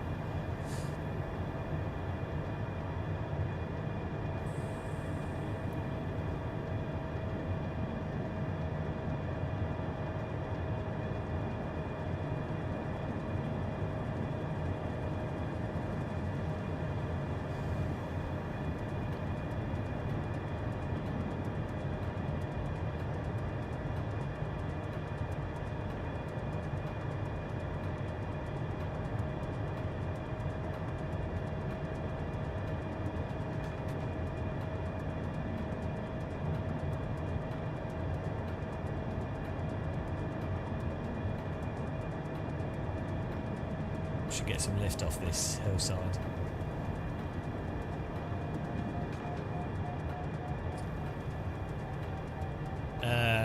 thermals. If you've not got any hills, the ground gets heated by the sun, and then or the ground reflects heat from the sun, and then that causes the air above the ground to rise, and then the clouds are normally above where you get more hot air, because hot air tends to have more moisture in it, and then the hot air rises, and then as it rises the pressure gets lower and the hot air condenses into a cloud, and then it rains. Then or the cloud dissipates. There you go, bit of science for you. It's kind of weird if you think of clouds as like hot air on top of a... But they don't... Schools never really explain clouds as hot air, as warm, it's less dense actually. Warm, less dense air, but it has more moisture in it. It's really confusing. But yeah, they don't really explain clouds as being the warm air. Most people probably associate clouds with it being cold, right? Because it's normally cold when it's cloudy.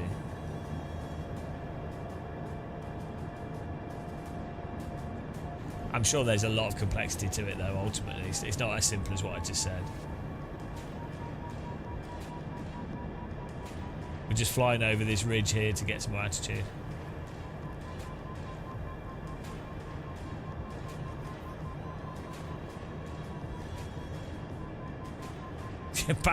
Unfortunately, it's one of those Mickey Mouse degrees from like Trump University. Bachelor degree in mostly false information.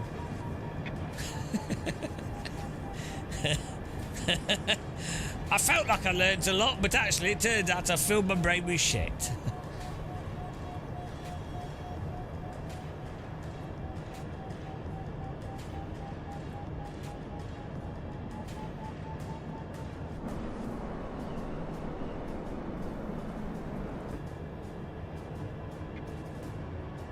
Right, let's go to this next one.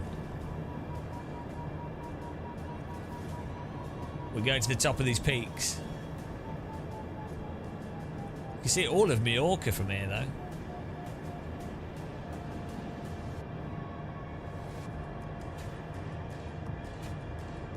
GMC, Game and Muscle Community College. I went to college. I did IT at college before university, right? And one of the lecturers said, hang on, it was gravity is caused by the rotation of the Earth. And we're like, I don't think it works that way. But they were like, no, that's how they weren't even joking. We're like, no, look, gravity's mass causes gravity. They wouldn't admit it. It was really funny. They were a good teacher for like, it was IT stuff. But it was really funny that they were good at IT but didn't understand the most basic, like, sort of really early physics stuff. We were all like, what's going on here? Centrifugal force. I think they'd learnt something and just got it confused and then never questioned it.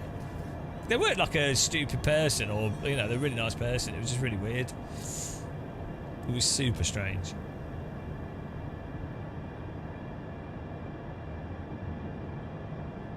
You went to university and the only thing you learned was how to look interested while playing NBA on the laptop. My university was awesome. Like we had LAN party stuff. There was they do an animation festival every year. I met loads of people in the games industry. Like former people that are disgruntled people that were from like big games companies, and then yeah, it was good. It was good fun actually. It was all jaded games industry people. Didn't rub off on me at all. It was actually really funny. I went to uni all excited, like, God, PlayStation 2 architecture. I wonder how that all works. It would be really amazing to work in the games industry. I want to design video games. Could learn all, I learn 3D art and some basic programming stuff, and I learn all the ins and outs of it'd be really good. And what I learned is that the games industry is terrible. But oh well, it's good fun. Here we go, we're climbing. I mean, we always say this, but being a games developer is the worst job you can have in the games industry. I think being an influencer, marketing, influencer, press, that's the best part. So clever me. But unless you're a genius programmer or you're really, really lucky, being employed in a large game studio is pretty much always terrible. Small studios are alright. There's always demand for devs. It's just underpaid for the skill set, right? Oh look, there's a huge river here. I didn't know about that. It's it's just really underpaid for the amount of skill that someone needs to be like an artist, an animator, a programmer. You could be getting paid 4 times as much for half as much work working in other industries.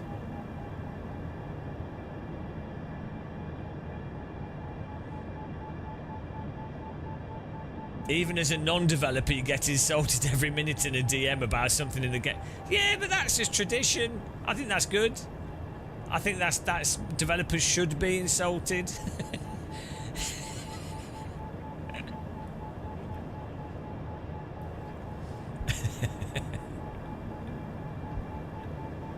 Oh dear. Let's get some lift here. Oh, look at this. We're getting right on top of these hills. Climbing and climbing. We've gone backwards and forwards, backwards and forwards. Well, nice hillsides there. Yeah, if you work on a game yourself and you do an indie game and you take it upon yourself, I think that can work quite well.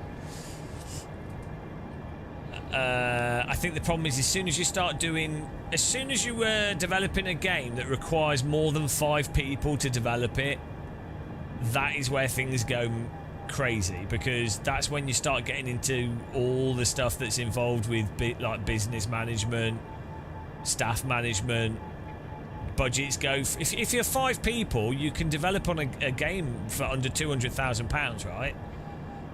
If you're starting to get to 8, 10, 20 people, it goes up. The costs just go up and up and up, millions and millions of pounds. It's crazy. So ideally, I would say two to 3 people is the absolute ideal dev team size, and then you do a game that can be developed by 2 or 3 people.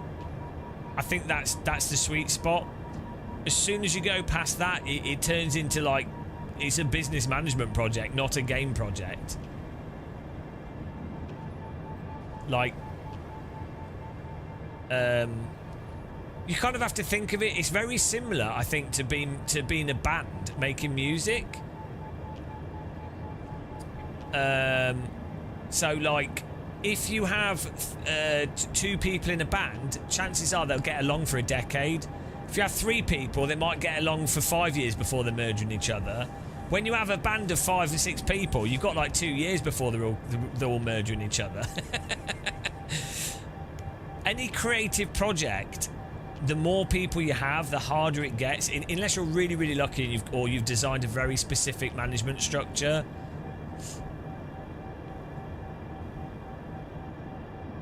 But that's why I really loved Flash game development and mobile game development, because you could literally you had 2 people, artist that does all the audio design, everything else and gameplay and all that stuff, and a programmer that does all the programming, but it's mostly just game logic. You know, they're not building a game engine, and then you can really do stuff very quickly. And it's a really nimble way of developing a game and focusing on what's fun and fixing things quickly.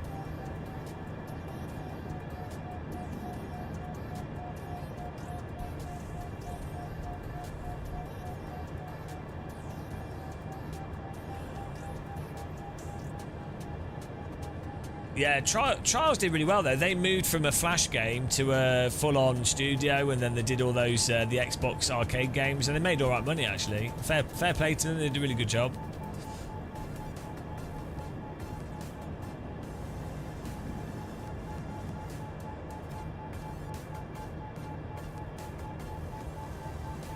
Average band lasts a year, yeah. Look at this. I'm gonna circle around another time just here just to get some more altitude because this looks awesome.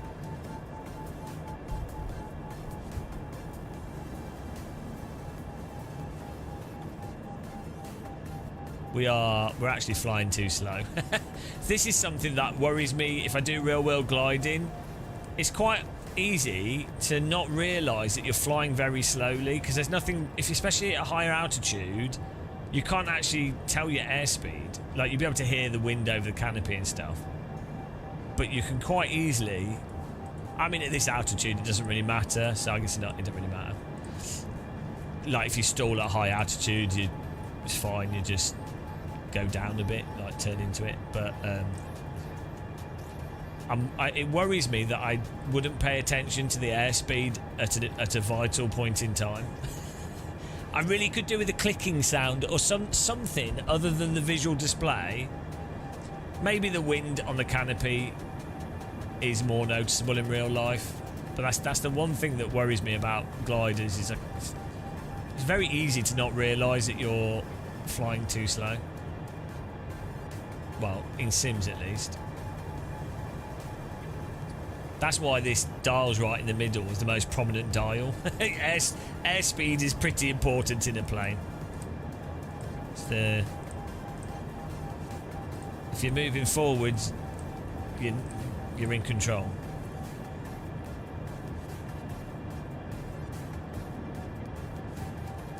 I guess you can feel through the flight controls. It gets mushy if you're losing airspeed. So, don't think gliders don't have a stall alarm on them though. But the longer your wings, the more gradual the stall tends to happen, so... Yeah, so some aircraft don't fall over and stall, you know. Longer the wings, the more stable the stall normally, from what I understand. It depends on the position of the wings and a whole bunch of stuff, but... Look at this. I think this was a good call to do this flight. I wasn't expecting it to be as nice as this, but I think it was definitely a good flight to do.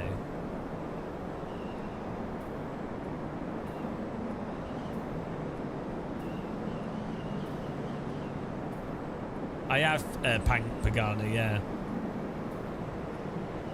But they still have wind blowing over the wings. But yeah. You can do it in flight sim. You can put a headwind, and you can then land. You can then land on the spot like a helicopter.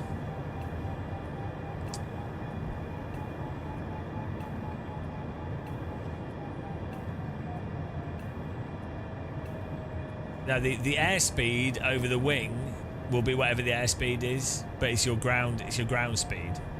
Could be 0. So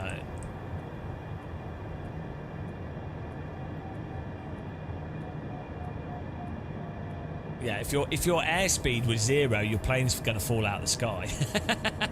You could have your airspeed at 0 for a brief point in time, like if you do like if you go up in the air and do like a stall turn, at the very apex of the stall turn, your airspeed will be 0, and then the plane goes. So for a minute fraction of time, you could have 0 airspeed. I can't think of any other scenario. Oh, maybe like a space shuttle when it's re-entering the Earth's atmosphere. That'll have 0 airspeed. It'll be travelling fast, but there'll be no air in space. Or well, no, actually, there'll still be a tiny bit. It just won't be measurable.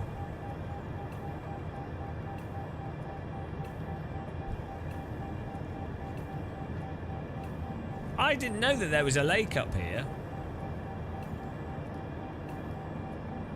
I'd quite like to visit that. I think if I walked this mountain range, I think I would go inland for this bit, and then maybe go to this lake, and then walk up this to get a view from the top of that hill.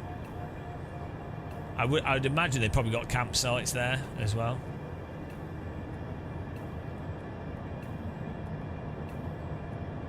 Yeah, it might be. This is Got Friends glider. This is the Discus 2C.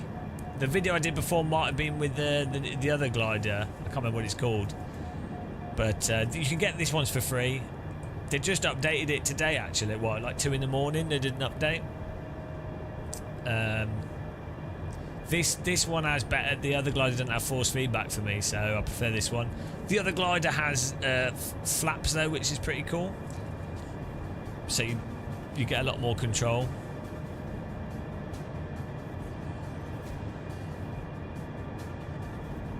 So we're at like 5,000 foot, maybe even 10,000. No, 5,400. We're getting better at judging it. I don't know why I suddenly went to 10,000 in my head there, but...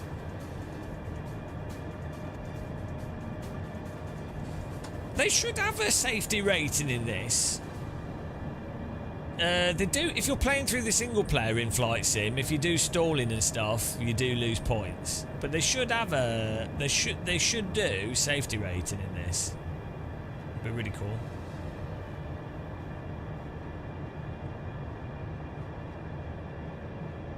We should just be able to float down to our airport now.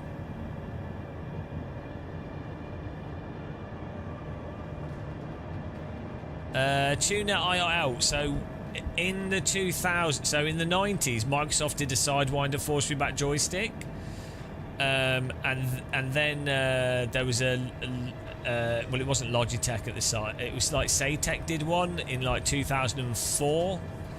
But then a patent troll, some guy came out as a patent troll and made it so that people couldn't do force feedback joysticks without the risk of getting sued. So basically, for like 15 years, there was a couple.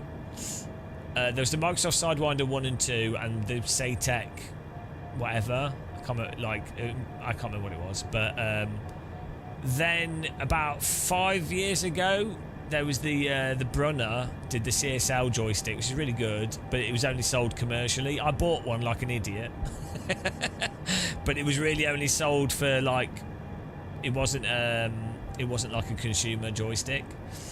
But then last year, Moser did this AB9 base, which is really good, and they just announced a cheaper 6Nm base, just like last week actually. And there's some other companies doing them now, because basically the patent that was ruining everything is gone now.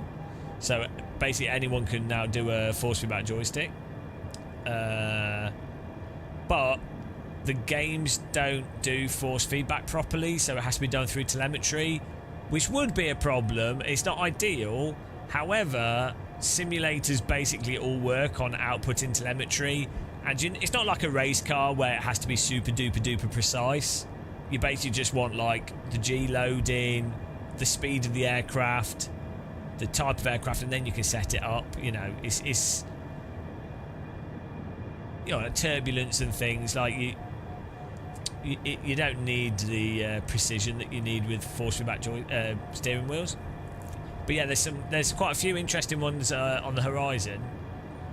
But the Moser AB9 it's like £600 or £700, and it's really really good. The Brunner cost me like 1,500, and the Moser is like probably twice as good as it in feel. Like I think it's a much better, you know, generally better motors and stuff and set up better. So.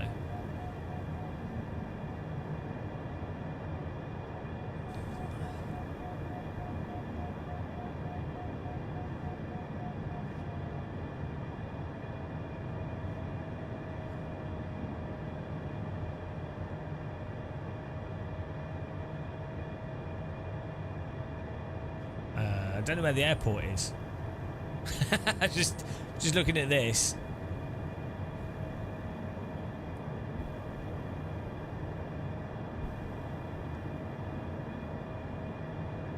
I think more people are aware of force feedback joysticks, but it's like a niche, really. Flight sim's a weird niche. I think it's not got the mass draw that driving sims have, but it's its own niche, and yeah. Unless you had like Microsoft do another combat flight simulator, you don't. It's just not got the marketing behind it to really bring in the audience in the same way that you used to have in the past. You need like Sony to do a force feedback, like a proper combat flight sim. Supposedly, they're doing a Red Bull Air Racing as an update overtake. It was meant to have already come out, but because of how messed up the game is, they delayed it all. But they're going to be adding that back into this. You just want bloody racing in everything. They do glider racing. You have you race gliders. You have to find you have checkpoints, and you have to find the lift and the thermals, and then you are racing other gliders. Like you try to finish the course as fast, and they do it at the same time. They're all flying together. Can fly into each other.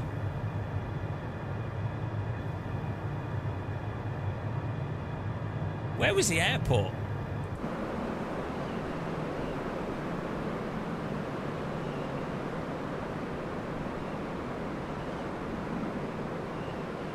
Yeah, that was weird, that Red Bull Air Racing, the SMS Red Bull Air Racing thing. That was very weird, that whole thing. The Microsoft Flight Sim X version of it was actually really quite well done as well, but they just bodged it a bit.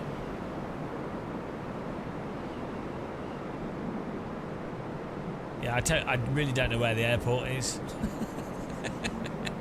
Whoops.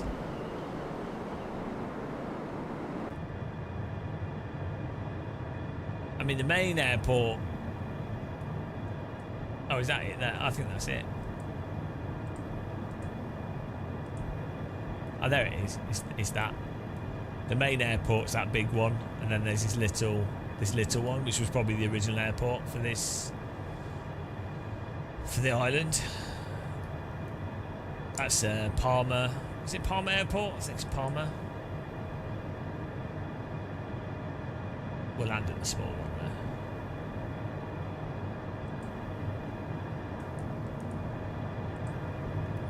They did that in Flight Sim X. They had a formation flying mode, and there were actual groups of people that had like. So there's like, you know how you have like sim racing, league racing in clubs. There's virtual formation flying groups, and then they sometimes they're at air shows. It's so nerdy. It's kind of funny, but yeah, no. So if you go to like air shows, sometimes the virtual air show people are there, and they do like a virtual formation flight, and they take it really seriously. It is, yeah. Fair play to them. They do take it very serious. Oh, so what we're going to do, we're actually really high up. I tell you what, I'm going to fly, we'll fly over the Palmer Airport. And then we could just spiral down here, but we're just going to go out to the coast a bit and then come back to the airport and land. It's been a pretty successful flight.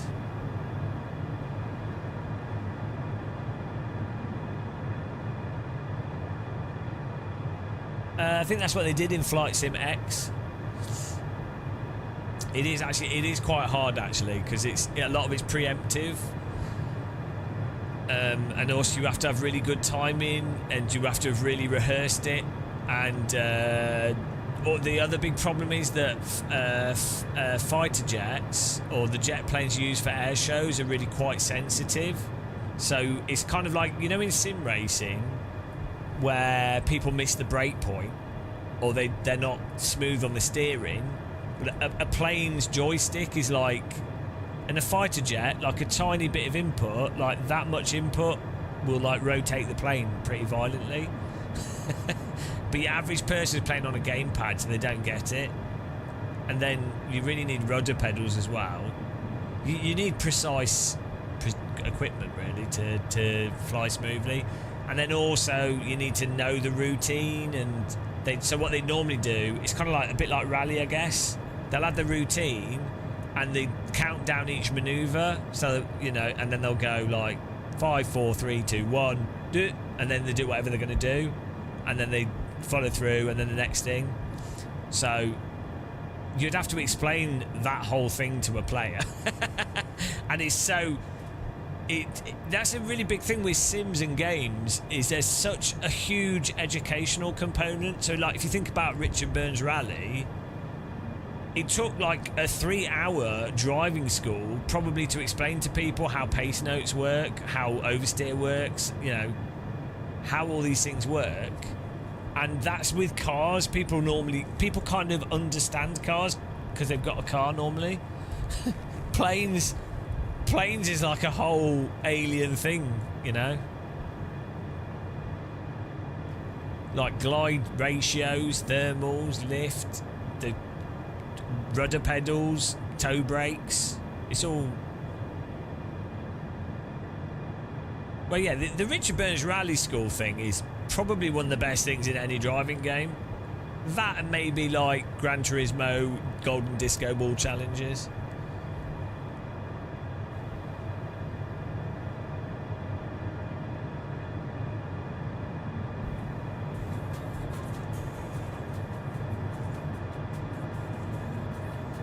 Helicopters have a handbrake.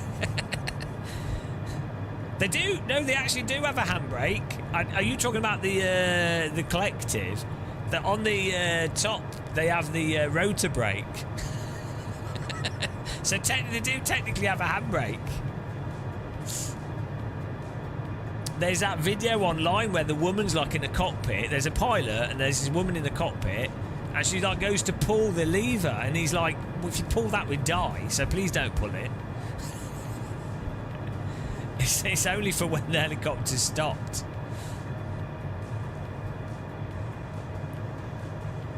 Oh, I don't know. I love helicopters.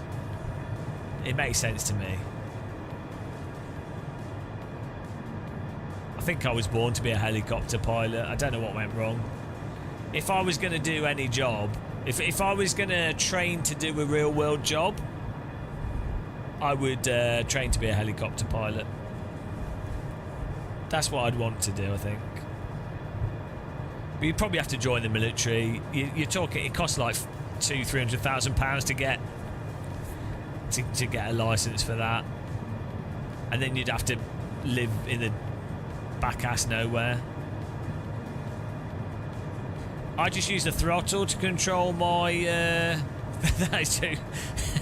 If I would ever have a real job, it's never going to happen. Let's be honest.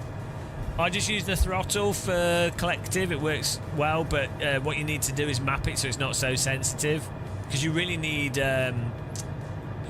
like really precise input for a helicopter collective. That's the thing, is like helicopters, planes and stuff, they have really precise controls, even more than a steering wheel with a race car.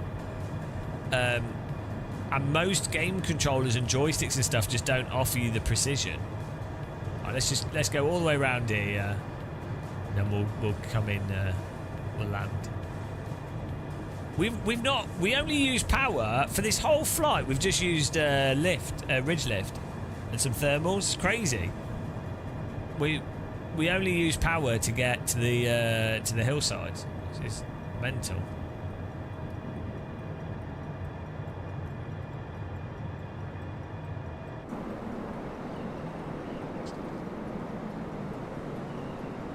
I think that's what. There's something really cool about a glider using the.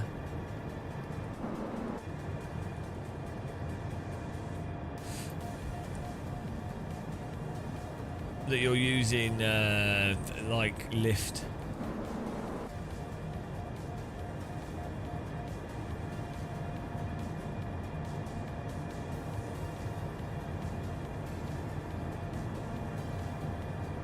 We're using a custom weather that's like set up by.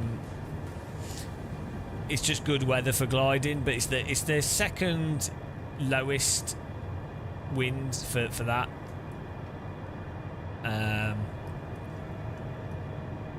It's really good. It's just the right type of clouds and yeah. 10 knot winds. The Microsoft flight, if you let Microsoft Flight Sim set the weather, put the landing gear down. If you let Microsoft Flight Sim set the weather, it's not the best. Like it's not quite realistic. But if you use these profiles, they get you pretty good conditions.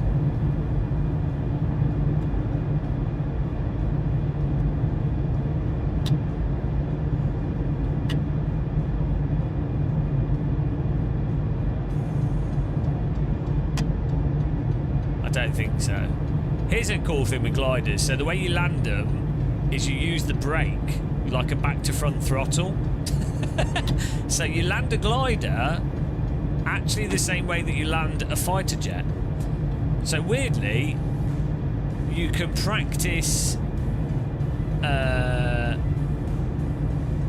give it coming in a bit too fast here. Let's give it some slide slip to slow us down. You can practice jet plane landings using gliders, which you wouldn't think of.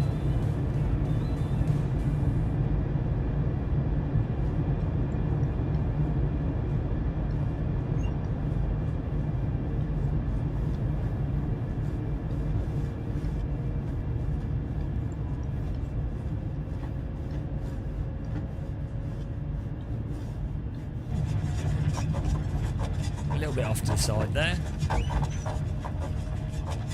Beautiful. Yeah, a little bit wonky. Wow, what's a parachute? Oh, it's the cord for the winch launch. We had a wind from our... well, it's from our right, but it's showing it from the left. I don't know what's going on there.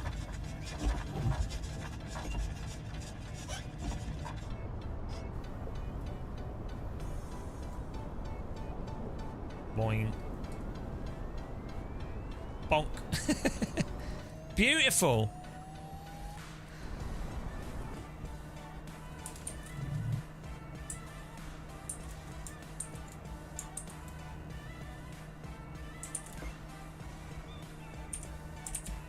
Yeah, that was good. It's a good flight. Now we just have to sit here until we go. I wonder if we can take off using the onboard engine. Let's see. Let's see if this is enough to...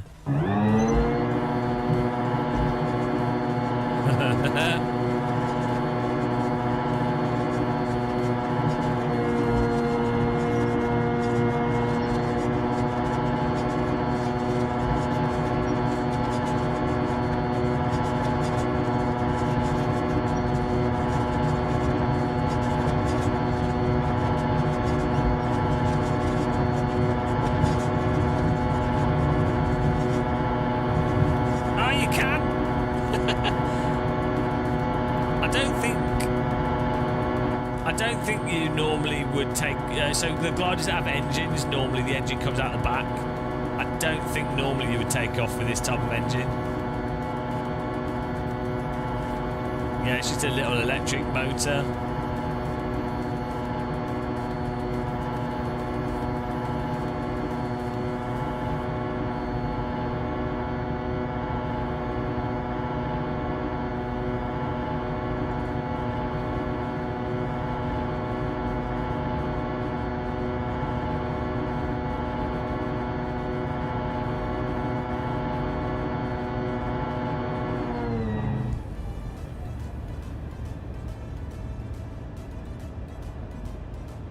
Yeah, so you have winch launch. You can be pulled by a plane, but a lot of the newer motors, newer gliders have sort of either electric or petrol motors on them. So you can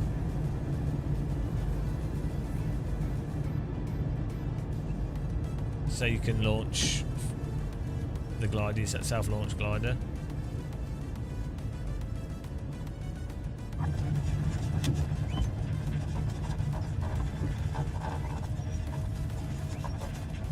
What has been good about playing the sim is you steer using your rudder pedals with your feet, right?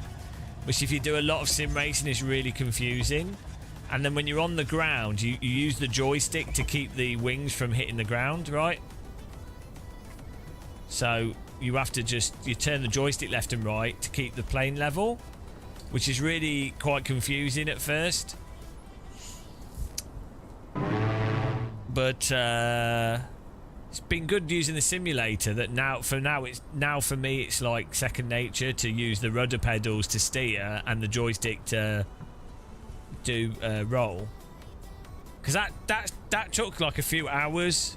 So I'm sure it'll feel different in a real plane, but just the process of using your feet to turn instead of accelerate and brake, and to not automatically go left and right, it's quite good. Could we make it to Ibiza? Let's see.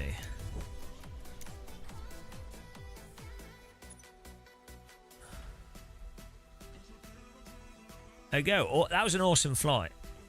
We just flew all the way around here, all the way out there, all the way along here, all the way out here, and then back across inland.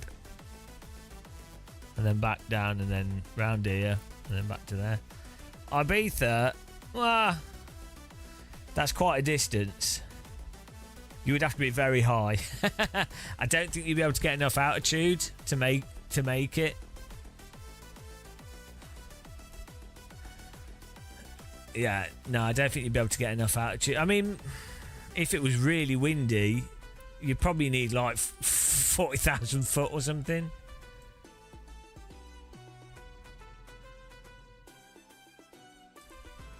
I don't use anything. No, I might do. I might set some of these things up.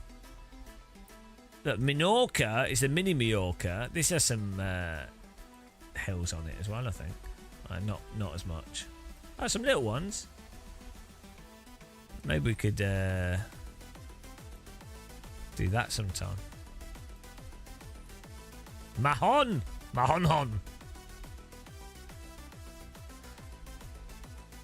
Beautiful.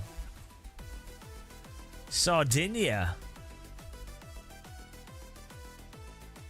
Oh man, there's so many places to fly, guys.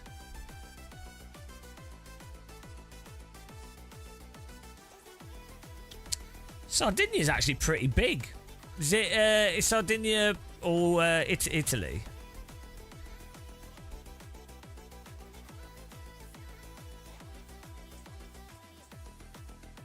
Yeah, they've got it's made by a YouTuber, that software.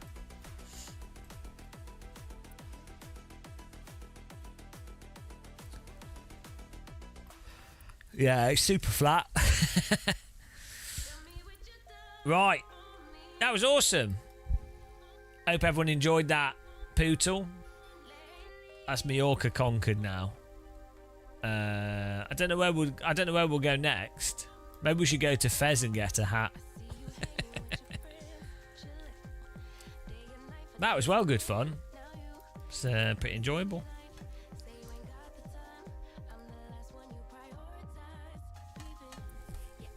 Right. Yeah, I think we've been streaming for 10 hours, so I'm gonna have a rest. Gonna have a rest for a bit, take it easy, because this has been so hard, so strenuous. What a strenuous live stream. Well, we did some Nordschleifer races, that's pretty strenuous. We did Norway recently actually, but we can do more. Norway. We should do like an epic glider flight from like up here. We should try and do like a really long flight maybe like set off from up here and go all the way down. But that would take. That's like 6 hours of glider flying. We can do. We've got a flight plan for land end to John O'Groats. Someone from a glider club gave us that. You probably have to fly over Wales. There's some good hills here, and then should be able to make it.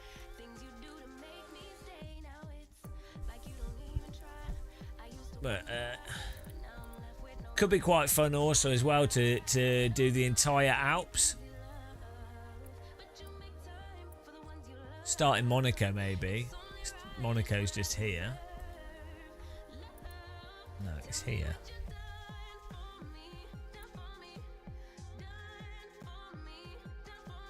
Look, Raskas. I know it's Raskas. At the start finish line. Around there. It's got the oh no, hang on. We need to go left here. No. Casino. Here we go. Casino. Down the hill. Braking zone. Just hairpin. Under the bridge. Into the tunnel. Out the tunnel. Don't crash into the river like a Grand Prix, like a legend. Chicane. Oh, they've got the chicane here. There you go. And then around here, they've actually got the track markers on here. That's pretty funny. It's when this is like they're half doing the track, and then when they're actually. This is when it's in between.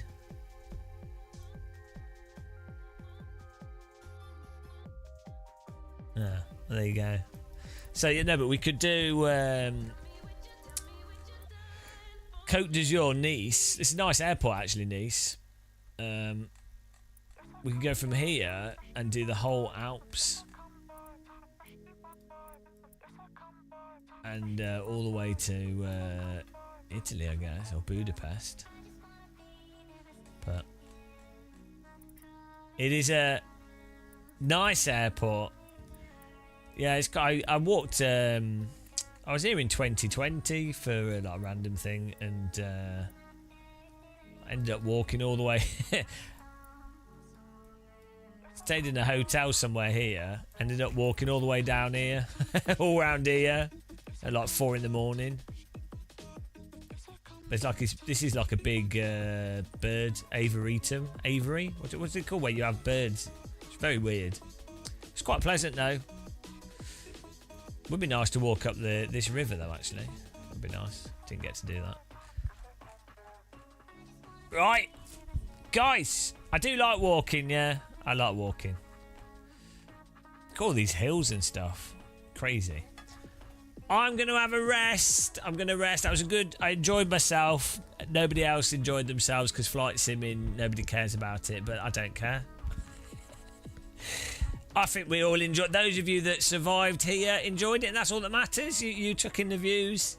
It's not all about cars, guys. Sometimes you need to float around in the air. Let me send you to another flight simmer. Actually, there you go. Let's send you to a big flight simmer. Why not? Thanks for watching. Have a good afternoon or good rest of your day. I'll catch you all soon. Maybe some videos soon and other stuff. Take care. Goodbye.